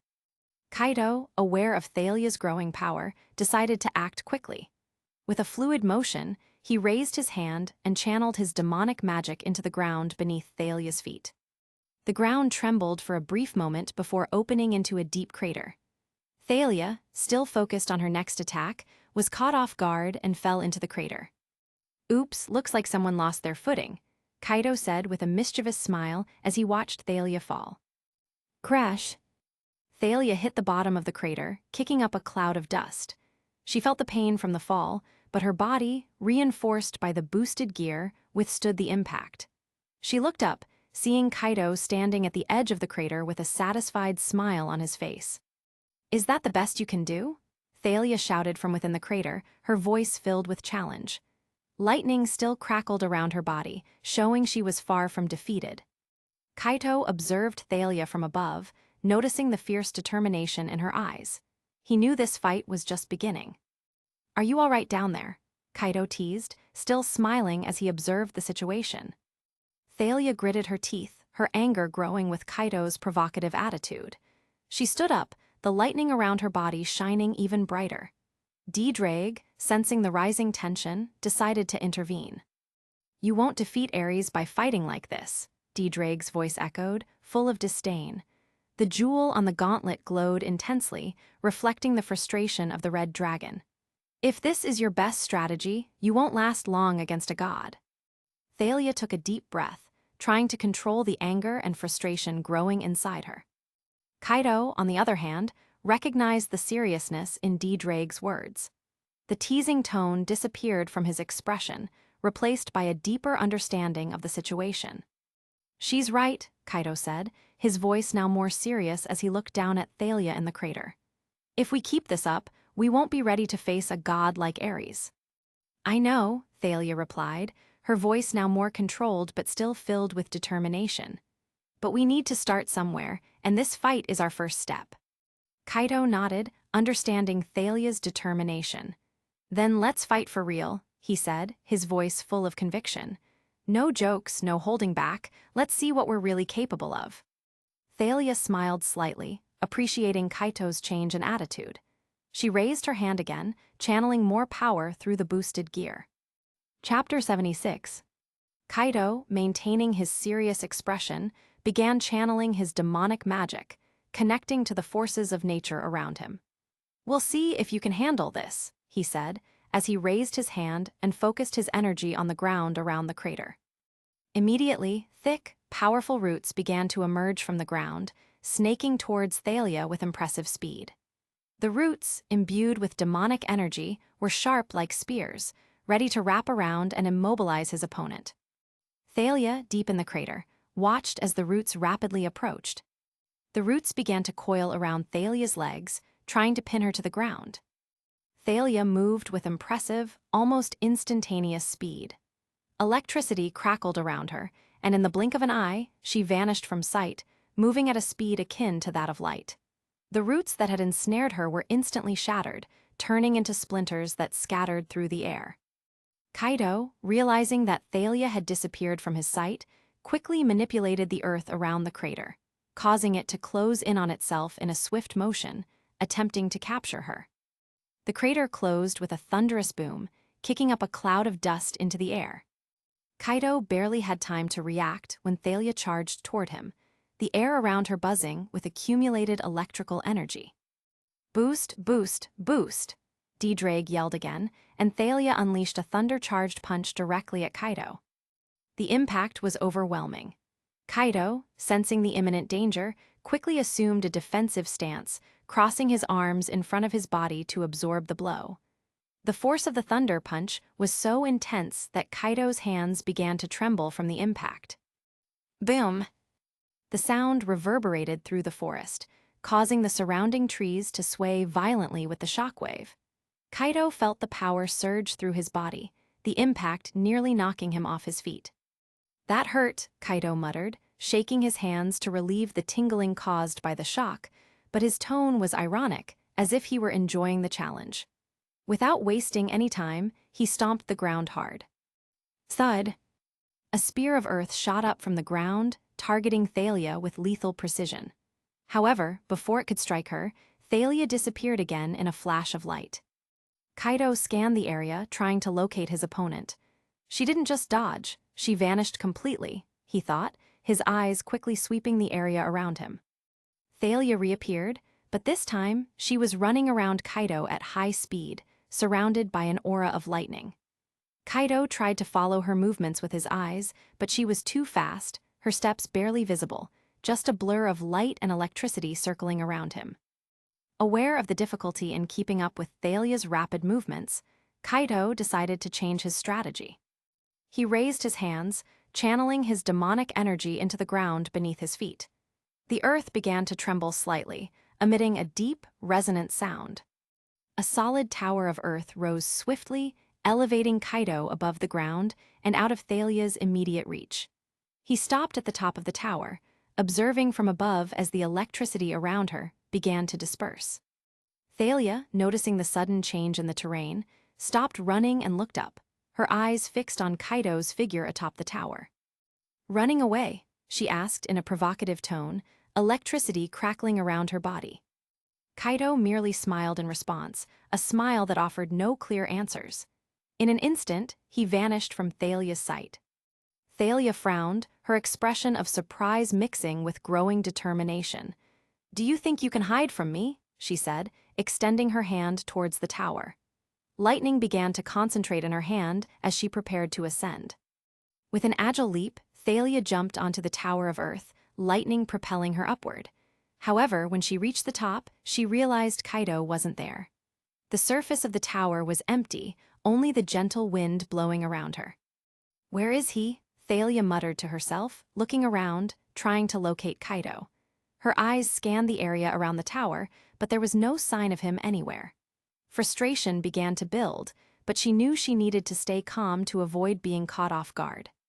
Kaido emerged from the earth at the top of the tower, firmly grabbing her ankle. Thalia felt the grip on her foot and tried to break free, but Kaido was quick and determined. "Not so fast," he said, pulling Thalia forcefully. The electricity around her crackled intensely, but Kaido was undeterred. With a swift motion, he dragged her into the earth forming the tower, using his demonic magic to make the ground around them open up and swallow Thalia. Thalia tried to react, but Kaido enveloped her with the earth, quickly burying her inside the tower. The walls of earth closed around her, completely immobilizing her. "Boost!" D-Drake shouted in Thalia's mind, doubling her strength again. Thalia felt the power of the boosted gear increasing within her, but the compacted earth around her body made movement difficult. Even with the increased strength, she was trapped and needed to think quickly to escape the situation. Kaido exited the tower, jumping to the ground below. The earth tower, which had buried Thalia, began to slowly rise from the ground, levitating in the air. Kaido, with a serious and focused expression, kept the tower suspended in the air.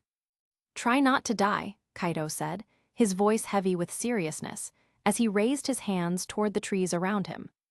Using his demonic magic, he channeled his energy into the trees, causing them to rip free from the ground and levitate into the air. The trees began to spin slowly, sharpening into massive spears, as Kaido directed them toward the tower where Thalia was trapped. The trees, now transformed into deadly weapons, moved quickly, humming through the air with overwhelming force. Kaido launched them toward the tower of earth he had raised, each one aimed at specific points of the structure, trying to pierce and destroy the improvised prison holding Thalia. Crack! The wooden spears pierced the tower with brutal force, tearing through the compacted earth as if it were paper. The impact was so strong that the tower began to crack, fissures spreading across the surface as the structure trembled violently in the air. Thalia, trapped inside the tower, felt the wooden spears pass dangerously close to her body. The earth around her began to crumble, and she knew she needed to act quickly before the situation worsened. "Looks like I overdid it," Kaido muttered to himself as he watched the levitating tower of earth begin to disintegrate. The cracks were spreading rapidly across the structure, and he knew something big was about to happen. The tower began to shake violently, and Kaido could feel the energy building up inside it. Suddenly, with a deafening explosion, the tower erupted in all directions, launching fragments of earth and wood throughout the forest. Boom! At the center of the explosion, enveloped in an aura of power, Thalia emerged, now clad in a majestic red dragon armor. Each piece of the armor seemed to pulse with pure energy, and the boosted gear gauntlet glowed intensely, while D-Drake's voice echoed once again. "Boost!" D-Drake shouted, doubling Thalia's power once more. Kaido looked at Thalia, his eyes widening in surprise. "Holy shit!" he exclaimed, seeing Thalia's draconic form hovering above the ground, emanating overwhelming power. Without wasting time, Kaido knew he had to respond with his own transformation. He closed his eyes for a brief moment, concentrating on his true form. In an instant, his translucent insect wings manifested, and his short blonde hair shimmered with an ethereal light as he assumed his fairy form. "Now we're getting serious," Kaido said, his voice filled with determination. His wings vibrated gently, keeping him in the air as he watched Thalia prepare for the next attack. "Boost!" D-Drake's voice echoed again, and Thalia, now with her power further increased, launched a punch with all her strength. The air around Thalia's fist distorted with the accumulated force, and a red lightning bolt shot toward Kaido, cutting through the sky with impressive speed. Kaido activated the ring he wore on his finger. In an instant, the spiritual spear Vendetta materialized, transforming into a massive shield that shone with an intense light. Thalia's red lightning bolt, powerful and destructive, collided with Kaido's shield. Boom! The resulting explosion shook the surrounding forest, uprooting trees and scattering debris everywhere. The ground beneath Kaido's feet trembled violently, and the impact generated a shockwave that swept through the area, creating a vacuum of destruction around them. Kaido felt the overwhelming force of the attack, but Vendetta's shield held firm, absorbing the impact with surprising resilience. Although Thalia's power was impressive, the shield created by the spiritual spear was up to the challenge. "That was close," Kaido murmured, deactivating the shield as the remaining energy from the attack dissipated into the air. He surveyed the devastated trees around him, realizing that the attack had caused significant destruction in the area. Thalia, seeing that her attack had been contained, descended toward Kaido, landing softly on the ground in front of him. Chapter 77.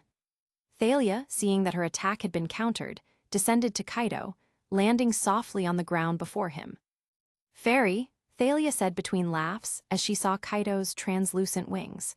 She landed gently on the ground and started laughing uncontrollably, her dragon armor still glowing with the residual energy of their fight. "I never imagined you'd be a fairy." Kaido remained silent, his face neutral, showing no signs of offense. He calmly watched Thalia, waiting for her to finish laughing, without showing any negative reaction. "Ha ha ha," Thalia continued laughing, holding her stomach, amused by the irony of the situation. "You know, Thalia, fairies were supposed to be extinct. Your father Zeus made sure of that." D-Drake's voice echoed through the forest, abruptly cutting Thalia's laughter. Thalia stopped laughing instantly, her smile vanishing as the reality of what she'd just heard hit her hard.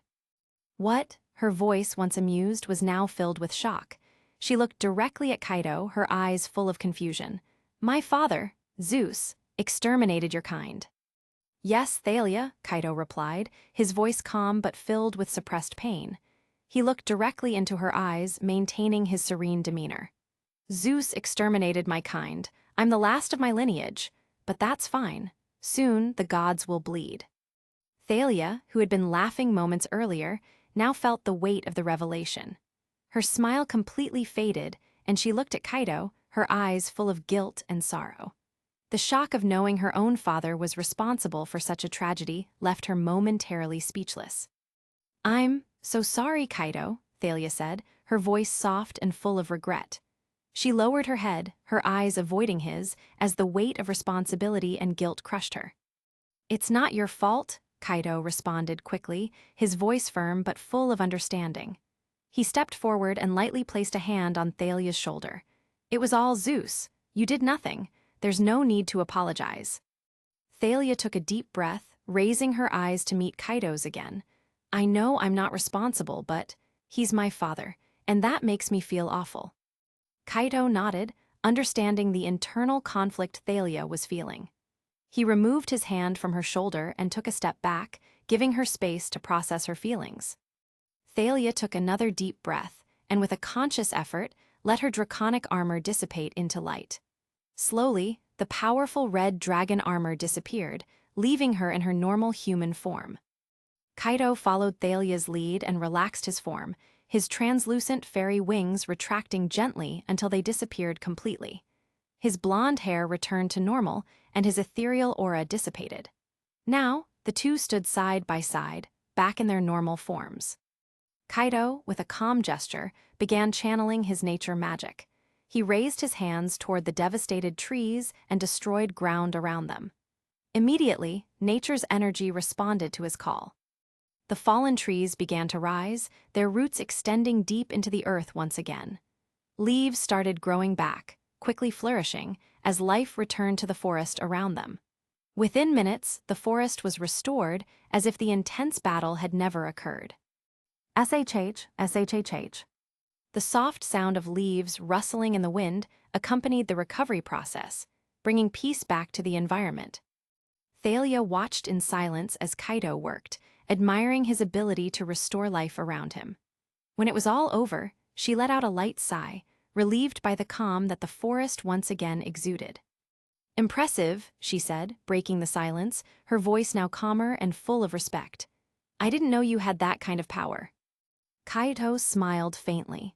"It's part of being a fairy. We naturally have a connection with nature, and I thought it would be fair to fix what we destroyed." He then lowered his hands, and with a gentle movement, dissolved the magical barrier surrounding the forest. The invisible protection field dissipated, and the sense of isolation faded, allowing the outside world to become part of the environment once more. "Now everything is as it should be," Kaito said, looking at Thalia. Thalia nodded in approval, still processing everything she had learned. "Kaito, you really are going after Zeus, aren't you?" "Yes," he replied, his voice low but determined. "Zeus and the other gods, they need to pay for what they've done, and I won't stop until we achieve that." Thalia looked at him with an expression full of respect but also concern. "I'll be by your side, I promise you that." Kaito nodded, acknowledging Thalia's determination. The two stood in silence for a moment, sharing the same conviction. The soft wind blew through the forest, as if witnessing the pact they had just made. "School. Emily, did you hear about this? Thalia brought a strange man to her house," exclaimed one of the girls in Emily's group as they sat in the school cafeteria, chatting animatedly. The buzz about Thalia was already spreading through the halls, and people's curiosity was inevitable. Emily, who had been distracted by her phone, frowned upon hearing the comment. She looked up, clearly annoyed by the direction the conversation was taking. "So what? It's her life, and it's none of your business," Emily said, her voice firm and tinged with irritation as she stared directly at the girl who made the comment.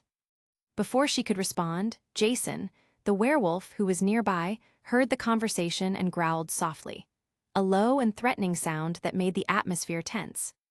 "Do you really think that's normal? She should have told me before bringing someone home," Jason said. "You're not her boyfriend, brother, or pet, Jason. Why should she tell you anything?" Emily retorted, her voice sharp as a knife as she stared the werewolf down. Jason, clearly irritated by her response, growled louder, baring his sharp teeth. The tension in the room increased, and everyone around the cafeteria stopped to watch the exchange of harsh words between the two. Emily, showing no fear, stood up slowly, her eyes fixed on Jason's. "Going to bite me, dog? I'm not afraid of a jealous little wolf," she said, her voice firm and full of challenge. At the same time, her hands began to glow with a soft light, signaling the magical power she controlled. Jason, seeing the glow in Emily's hands, stepped back cautiously, his eyes still burning with anger, but now with a touch of wariness. He knew Emily wasn't someone to be recklessly confronted. "One day you'll regret treating me like this," Jason said in a low voice, his threat clear, but his body already retreating. Without waiting for a response, he turned and stormed out of the cafeteria, crushing his phone with such force that the sound of glass shattering echoed through the room. Jason left furiously, his heavy footsteps echoing down the corridors. Clack! The sound of the door closing was the last thing heard before Emily sat back down with her friends, crossing her arms with a serious expression. One of Emily's friends, visibly uncomfortable with the scene, broke the silence. "You shouldn't treat Jason like that," she said hesitantly. Emily knew her well enough to know she was one of Jason's flings, always defending him no matter what he did. Emily just scoffed and ignored the comment, having no patience for that kind of talk. She grabbed her phone and tried calling Thalia, but as expected, the call went straight to voicemail. Frustrated, Emily left a brief message. "Thalia, call me when you can. People are talking about you here at school, and it's not good." She hung up, pocketing her phone, and turned her attention back to what would come next. Thalia's house. "So that's it," Kaito said, stopping in front of Thalia's house door. He observed her expression, which was calmer now, but still carried a hint of guilt over what she had learned about Zeus. Thalia, in turn, looked at Kaito with an expression of hesitation. "I'm sorry again, Kaito," Thalia said. Kaito shook his head, smiling slightly, trying to ease the tension between them. "Forget about it, Thalia. It's not your fault. You didn't do anything wrong, and there's no reason to blame yourself for the sins of others." Thalia nodded slightly, and Kaito turned, walking toward the door. Kaito opened the door to Thalia's house, and daylight flooded the room, contrasting with the heavy emotional atmosphere that lingered between them. "We'll talk later," he said, stepping through the door, not looking back but knowing his words still echoed in Thalia's mind. Clack! The sound of the door closing echoed through the room. Thalia began to slowly climb the stairs, heading toward her room. As soon as she entered her room, she closed the door behind her and walked over to her bed, where the boosted gear gauntlet rested beside her pillow. D-Drag, she called mentally, her voice filled with uncertainty. How can I be a good queen for Kaido's peerage? Chapter 78. Jason entered the B&B with his friends, his heavy footsteps echoing on the wooden floor as he looked around the room with disdain. His eyes quickly found Martha, the owner of the place, who was arranging the reception. "Hey, lady," Jason started, with a false tone of courtesy. "I heard a new guy moved to town and is staying here. You know where he is?" Martha looked up, studying the group for a moment before responding. "Ah, you must be talking about Kaido. He's in room 203 on the second floor." Jason nodded shortly, not bothering to thank her. He glanced at one of his friends and pointed toward the entrance. "You stay here and guard the door. I don't want anyone interrupting us." Jason's friend, a tall, robust guy, nodded and took position by the door, watching the street outside. Jason and the other two began climbing the stairs, their footsteps echoing off the walls of the B&B as they made their way to Kaido's room. Knock, knock, knock. "Who's knocking on my door like that?" Kaido thought, his expression growing serious as he slowly stood up. He wasn't expecting any visitors, and the aggressive knock suggested this wasn't a friendly chat. Kaido walked to the door, opening it calmly. On the other side stood Jason, accompanied by two friends, all of them with looks filled with hostility. "You're the new guy, right?" Jason asked, his voice cold and full of contempt. "That's me, and you are." Jason, he took a step forward, almost invading Kaido's personal space. "I heard you and Thalia are close." "Who does this guy think he is, talking to me like this?" Kaido thought. "Come in," Kaido said, stepping aside and motioning for them to enter, which briefly surprised Jason. Jason's friends exchanged confused looks but followed their leader, stepping into the room without hesitation. Kaido closed the door slowly, locking it with a soft click, and turned to face Jason and his friends. The atmosphere suddenly grew tenser, with the three werewolves watching Kaido's every move. "Who are you to demand explanations from me about Thalia?" Kaido said. "That's none of your business, you damn Jap. Just stay away from her if you don't want trouble," Jason spat, stepping even closer to Kaido. Before Jason could continue with his threats, Kaido, with a quick and precise movement, delivered a punch to Jason's stomach.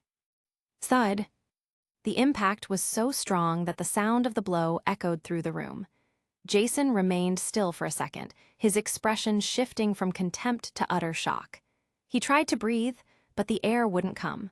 A searing pain radiated from his abdomen to his ribs, now broken.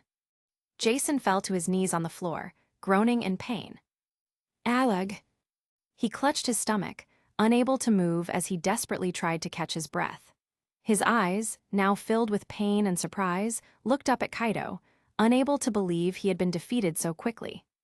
Jason's friends, seeing their leader down, rushed at Kaido, their eyes glowing with lupin fury. One of them partially transformed, sharp claws emerging from his hands, ready to attack. Kaido, remaining calm, raised a hand and controlled the wind around him. A powerful gust filled the room, swirling rapidly and enveloping Jason's two friends. The air around them became dense, suffocating, as if the entire atmosphere was being compressed. One of Jason's friends, the more aggressive one, started clutching his own throat, his eyes widening in panic. He tried to breathe, but the wind around him prevented any air from reaching his lungs. His face turned red, and he fell to his knees, desperate for oxygen. "RGH?" Jason's friend tried to speak, but his voice was just a muffled sound as he struggled to breathe. Desperation grew in his eyes as his movement slowed, his strength quickly fading. The second friend stopped advancing as he saw his comrade collapse. He looked at Kaido with fear and hesitation, unsure of how to proceed. Before he could react, Kaido grabbed him by the head, his expression calm but firm. A red glow began to radiate from Kaido's hand, enveloping the werewolf completely. His eyes glazed over for a moment, and Kaido took the opportunity to access his memories. "Chris," Kaido thought as he sifted through the werewolf's memories, discovering his name and other relevant information. He used his magic to alter Chris's perception, modifying his memories so that, from that moment on, he believed he was Kaido's friend and ally. Chris blinked, confused for a brief moment, but soon smiled warmly, as if Kaido was someone he had always liked.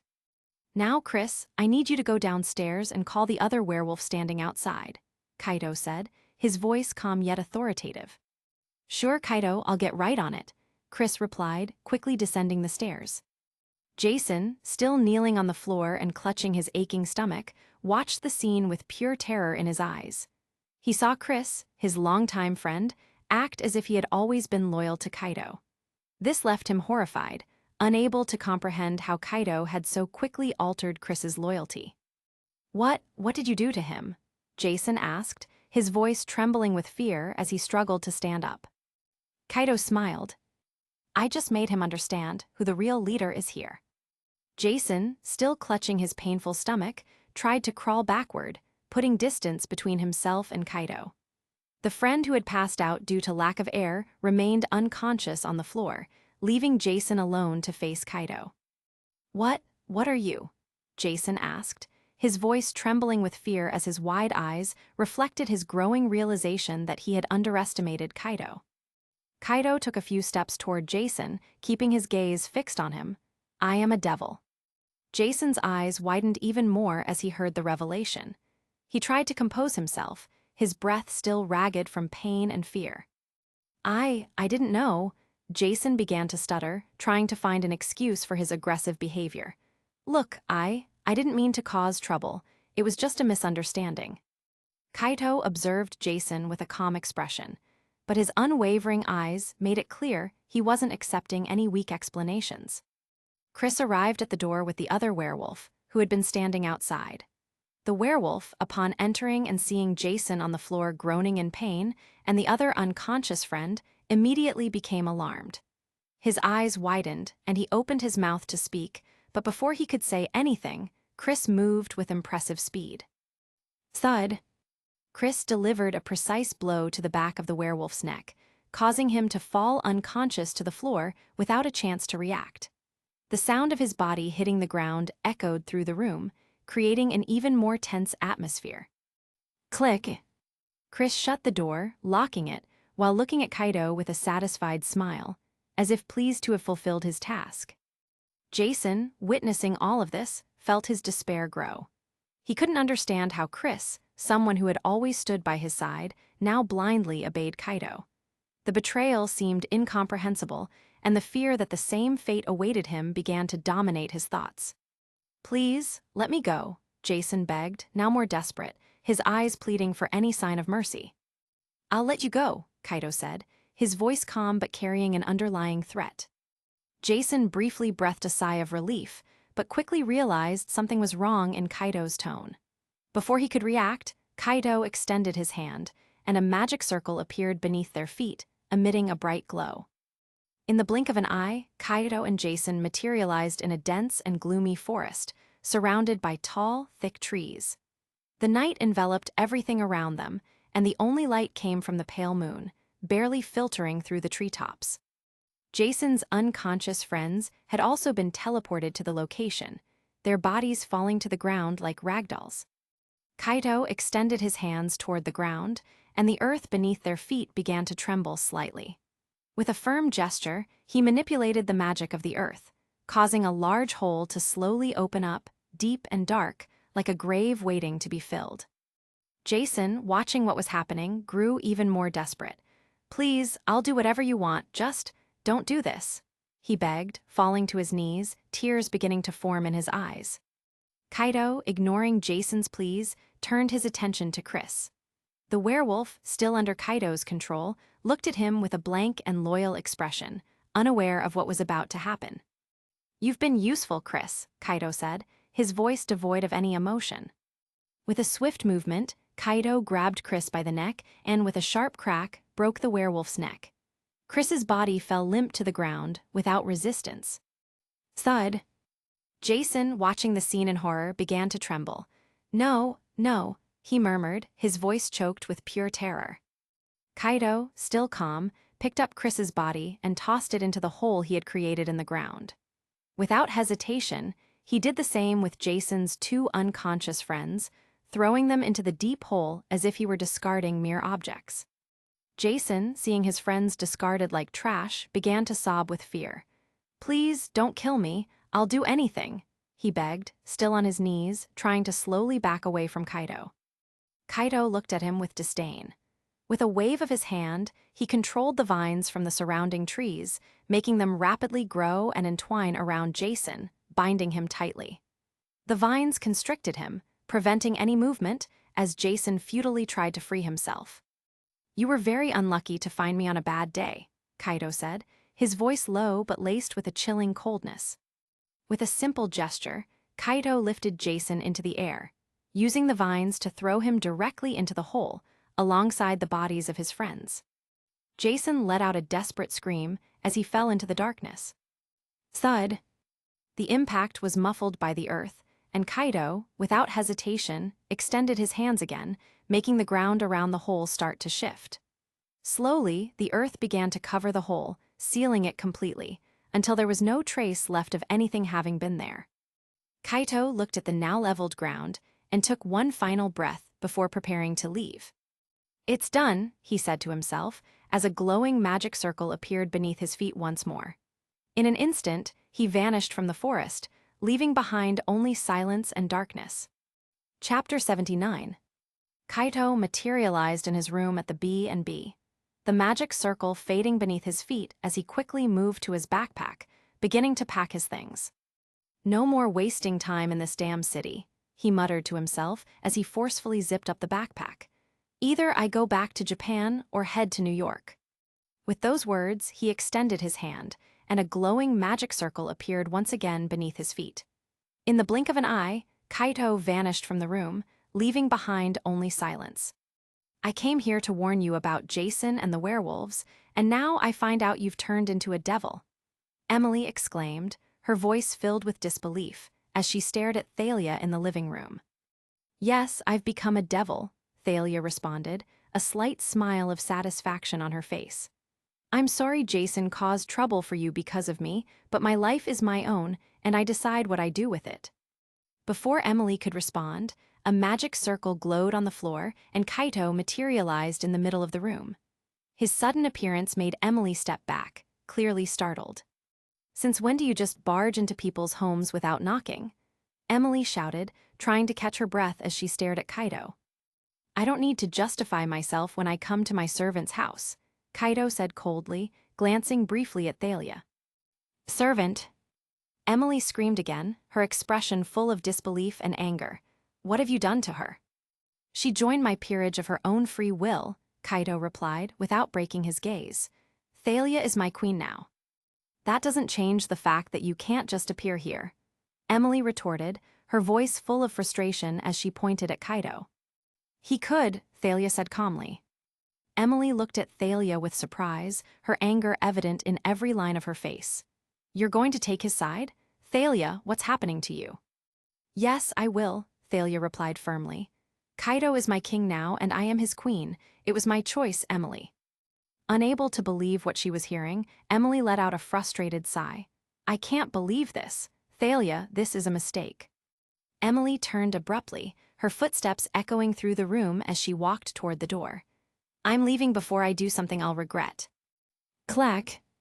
The door slammed shut as Emily left the house, clearly upset and disappointed with Thalia.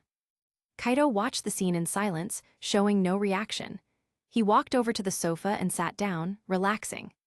"I killed some guy named Jason who was looking for trouble with me," Kaido said casually, as if mentioning something trivial.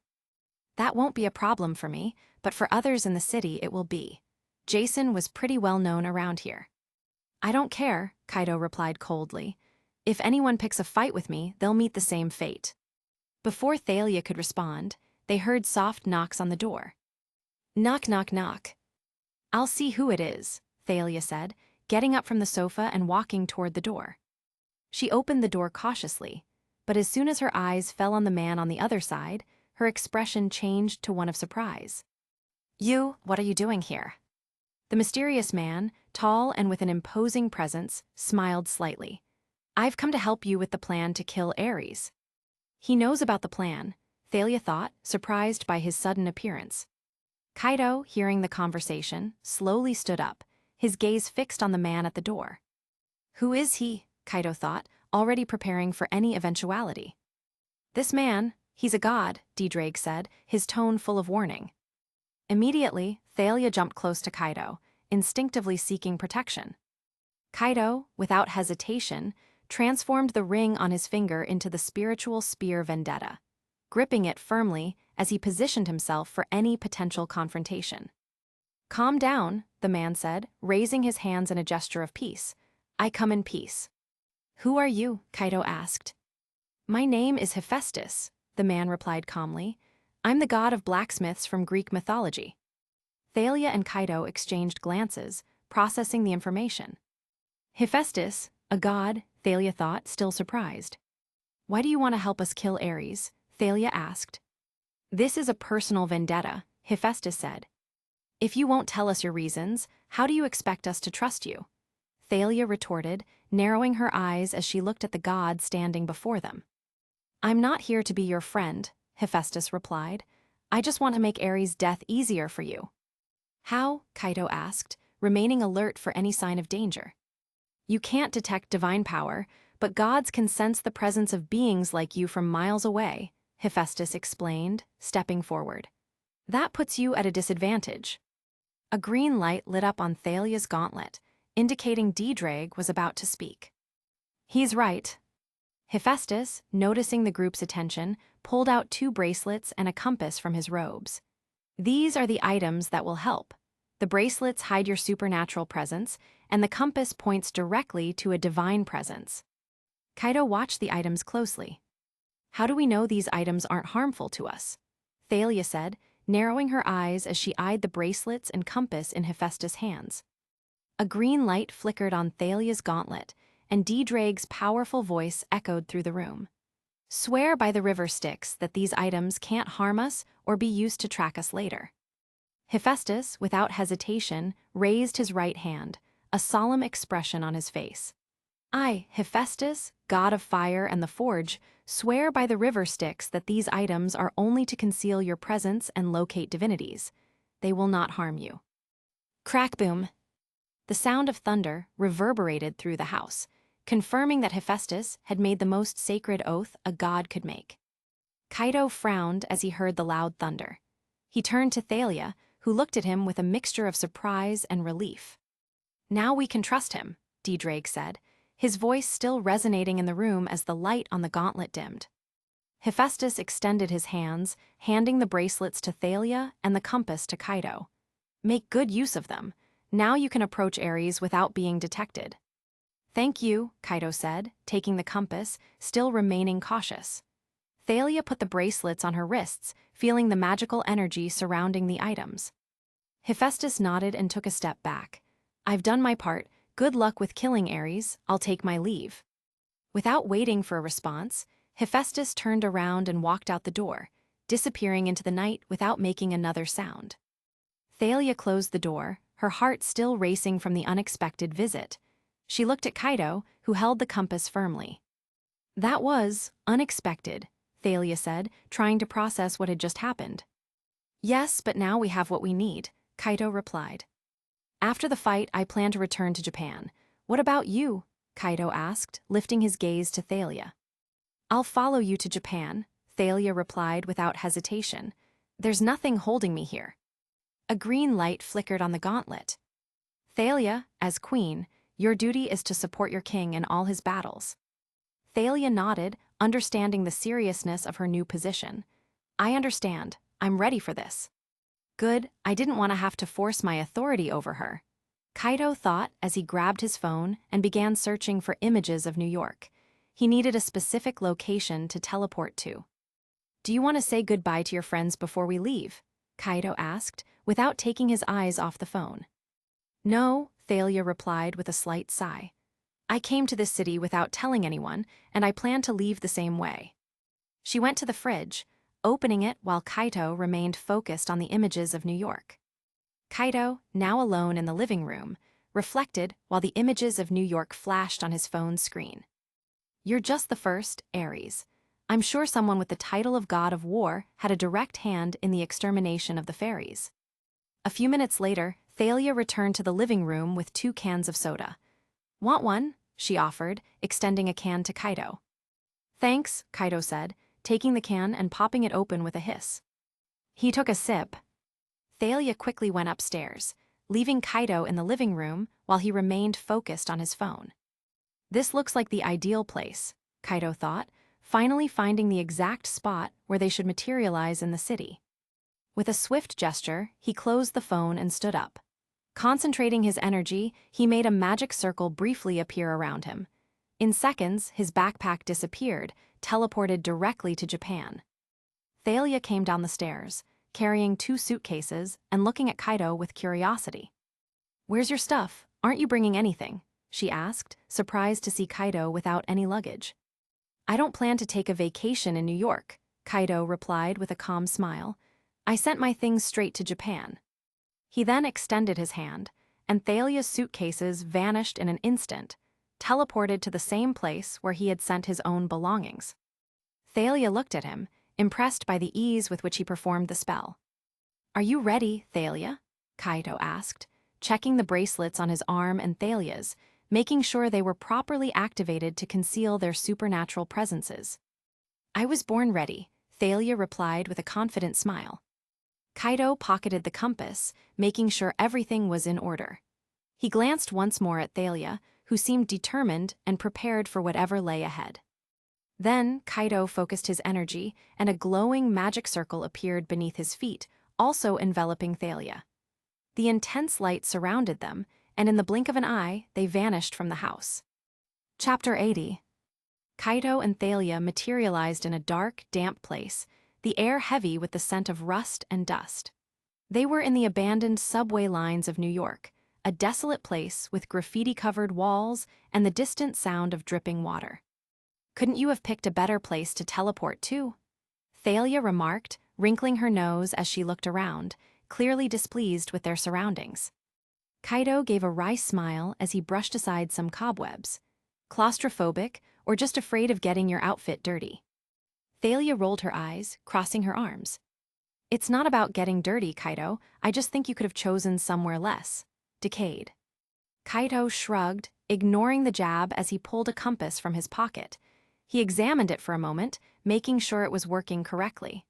The needle began to spin slowly, eventually settling in a specific direction. "The compass is working," Kaido said without looking at Thalia as he started walking down the tunnel. Thalia followed closely, still unimpressed with the location but determined to focus on the mission. "Where's that thing leading us?" she asked, her tone more serious now. "I'm hoping to the right place," Kaido replied.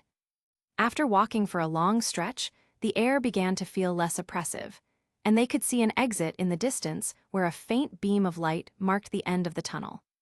"Give me the compass," Thalia requested, extending her hand while scanning the area. Kaido handed her the compass without hesitation. Thalia held it firmly, watching as the needle now pointed in a clear direction. As she raised her eyes, she spotted the imposing silhouette of the Empire State Building in the distance, partially shrouded in the city's mist. "Put it away, I know where he is," Thalia said, handing the compass back to Kaido. Kaido pocketed the compass. "Then let's end this," he said, resolute. As they approached the entrance to the Empire State Building, Kaido extended his hand, creating a small magical circle that glowed softly around them. "With this barrier around us, humans will ignore us," he said, watching the people around them pass by without noticing their presence. Thalia smiled, pleased. "This will make things easier," she commented, entering the building alongside Kaido. Inside the Empire State, they walked through the halls, invisible to everyone else. Kaido pulled the compass from his pocket again, checking the direction. "The top," he said, quickly pocketing the compass once more. Thalia glanced around, noticing the stairs leading to the upper floors.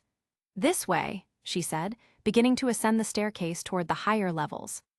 As they climbed, the atmosphere began to change. The air grew thicker, as if it was charged with energy. However, before they could continue, Thalia deliberately reached out and pulled the fire alarm. Beep, beep, beep. The shrill sound of the alarm echoed throughout the building, and chaos quickly ensued on the lower floors. "Why did you pull the alarm?" Kaido asked, frowning at Thalia. I want to give innocent people a chance to get out before things start, Thalia replied, unbothered. I don't want civilians caught up in this. Kaido sighed but didn't argue. Fair. As they continued their ascent, the noise of the commotion below reached them. People running, shouting, trying to evacuate the building as quickly as possible. But for Kaito and Thalia, it was nothing more than background noise as they approached the top floor, where they knew Ares would be waiting. When they reached the top, the environment was different. There was a tension in the air, and ahead, 3 tall, beautiful, and muscular women dressed in well-fitted suits stood guarding a door. Those women aren't normal, Thalia noted, observing the rigid posture and intense aura emanating from the guards. I can see that, Kaido replied, his tone admiring, clearly referring to their appearance without hiding his interest. Thalia quickly elbowed Kaido in the stomach, drawing a pained expression from him. Focus, Kaido, she whispered, irritated.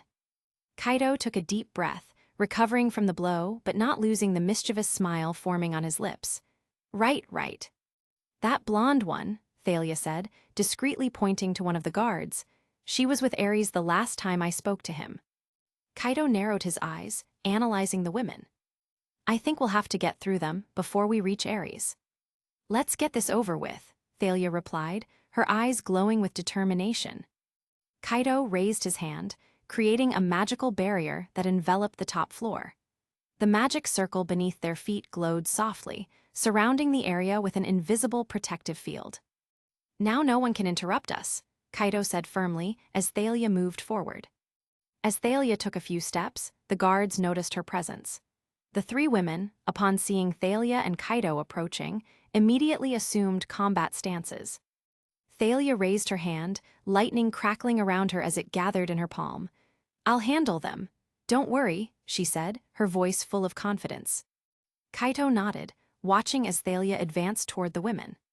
Suddenly, the door behind the guards opened, and the imposing presence of Ares emerged. He stopped in the doorway, watching the scene with a satisfied smile.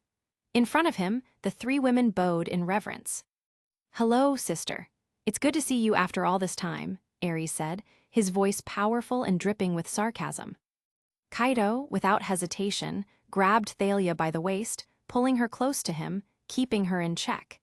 He knew Thalia's anger could lead her to act recklessly, and this wasn't the time to lose focus. The women remained bowed before Ares, 2 on one side, 1 on the other, while he watched everything with a threatening calm.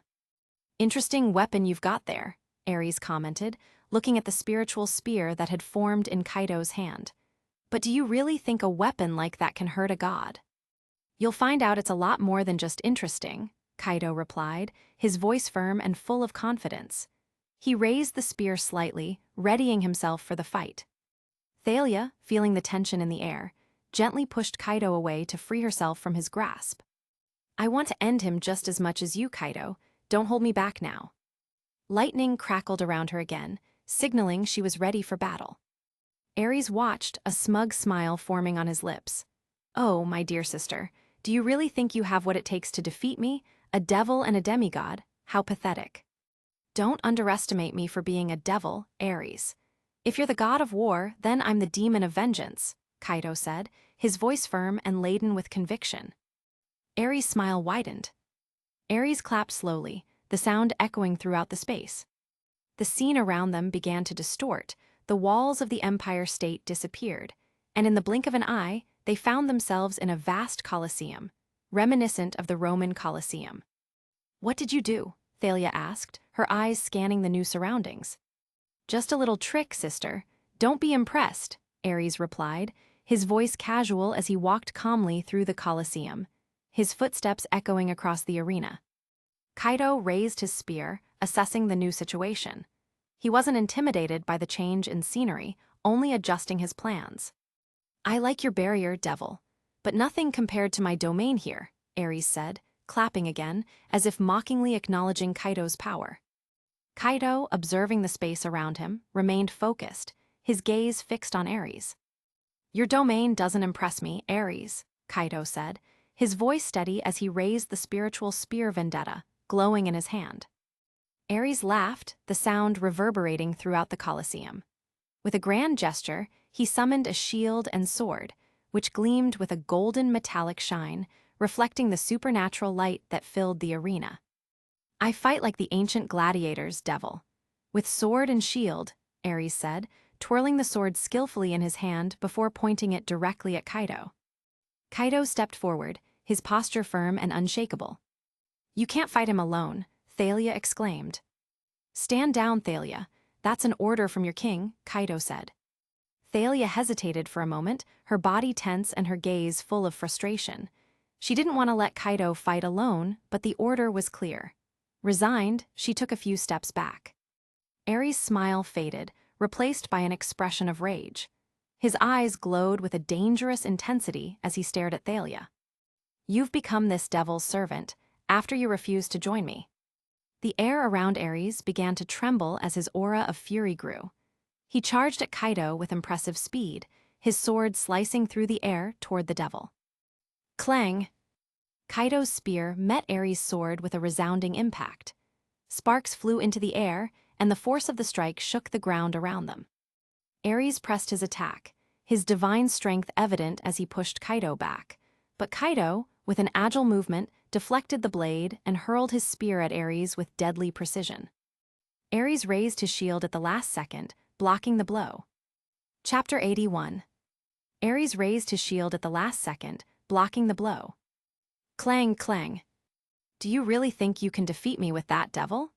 Ares said with an arrogant smile as he blocked another strike from Kaido's spear with his shield. He countered quickly, his sword gleaming in a devastating arc toward Kaido. Swoosh! Kaido dodged to the side, narrowly avoiding the lethal strike, and counterattacked, spinning the spear with precision. The tip of Vendetta lunged toward Ares, but the god of war easily blocked it, his divine strength keeping him steady. "You have strength, but you lack skill," Ares commented casually, pushing Kaido back with a powerful motion of his shield. "All that demonic energy, and you don't even know how to use it properly." Kaido gritted his teeth, retreating a few steps before planting the spear in the ground and concentrating his demonic magic. His body glowed faintly with a purple aura as he enhanced his muscles and senses. "Let's see if you find this easy too," Kaido said, his voice laden with determination. He charged forward with renewed strength, the spear now faster and more precise, cutting through the air with deadly speed. Ares raised his shield, but this time the impact was more intense. He was forced to step back, his smile fading. "Interesting, but still weak." Kaido seized the opening, spinning the spear swiftly and aiming for Ares' legs, attempting to unbalance him. Swoosh! Ares leaped backward, laughing as he twirled his sword in his hand. "You're trying to knock me down with tricks, but that won't be enough." Kaido didn't give up. Strengthening his body even further, he charged again, his strikes growing faster with each movement. With every exchange of blows, sparks flew through the air, illuminating the Colosseum around them. Clang, clang. Ares blocked skillfully, but for the first time, his expression showed that he needed to focus to handle Kaido's rapid and precise attacks. "You're getting better," Ares commented, spinning his sword to deflect another spear strike. "But it's still not enough to defeat a god." Thalia watched as Kaido faced Ares, silent fury in her eyes.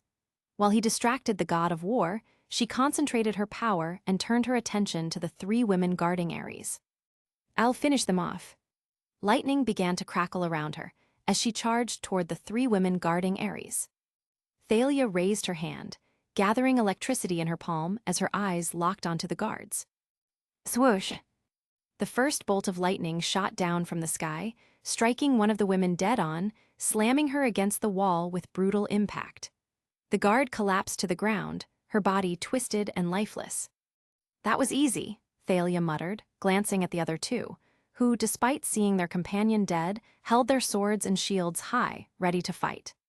Kaido, without taking his eyes off Ares, heard the sounds of battle beside him, but he trusted Thalia fully to handle the situation.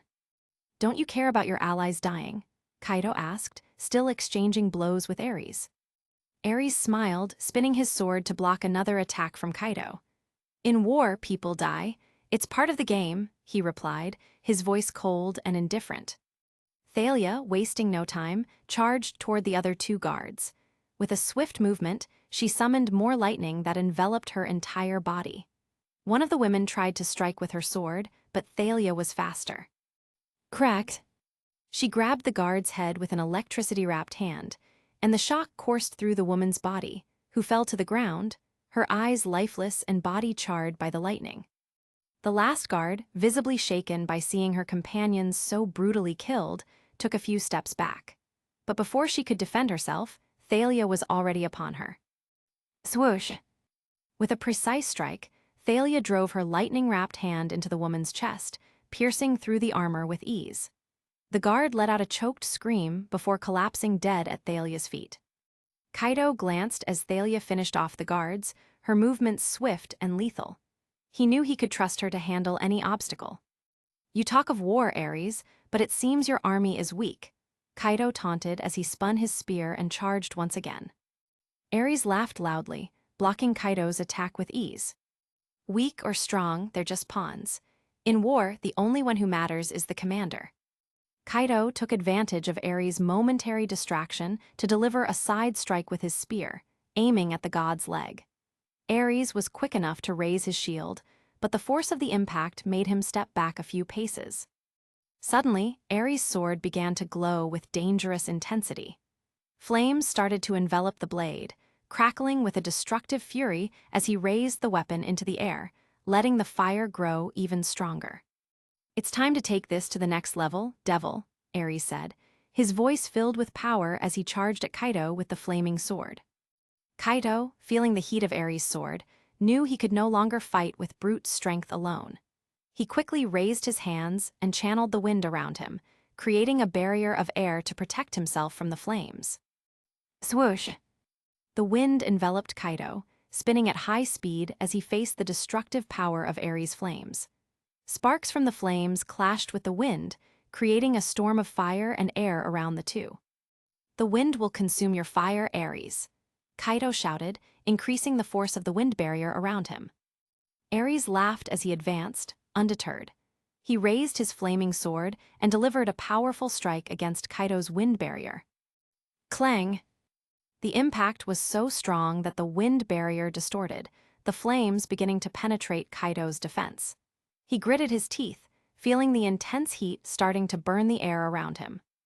"You think you can defeat the god of war with wind? Your hopes are pathetic," Ares shouted, advancing with a new series of blows. Each strike of Ares' sword tore through the air with flames, trying to break through Kaido's defense.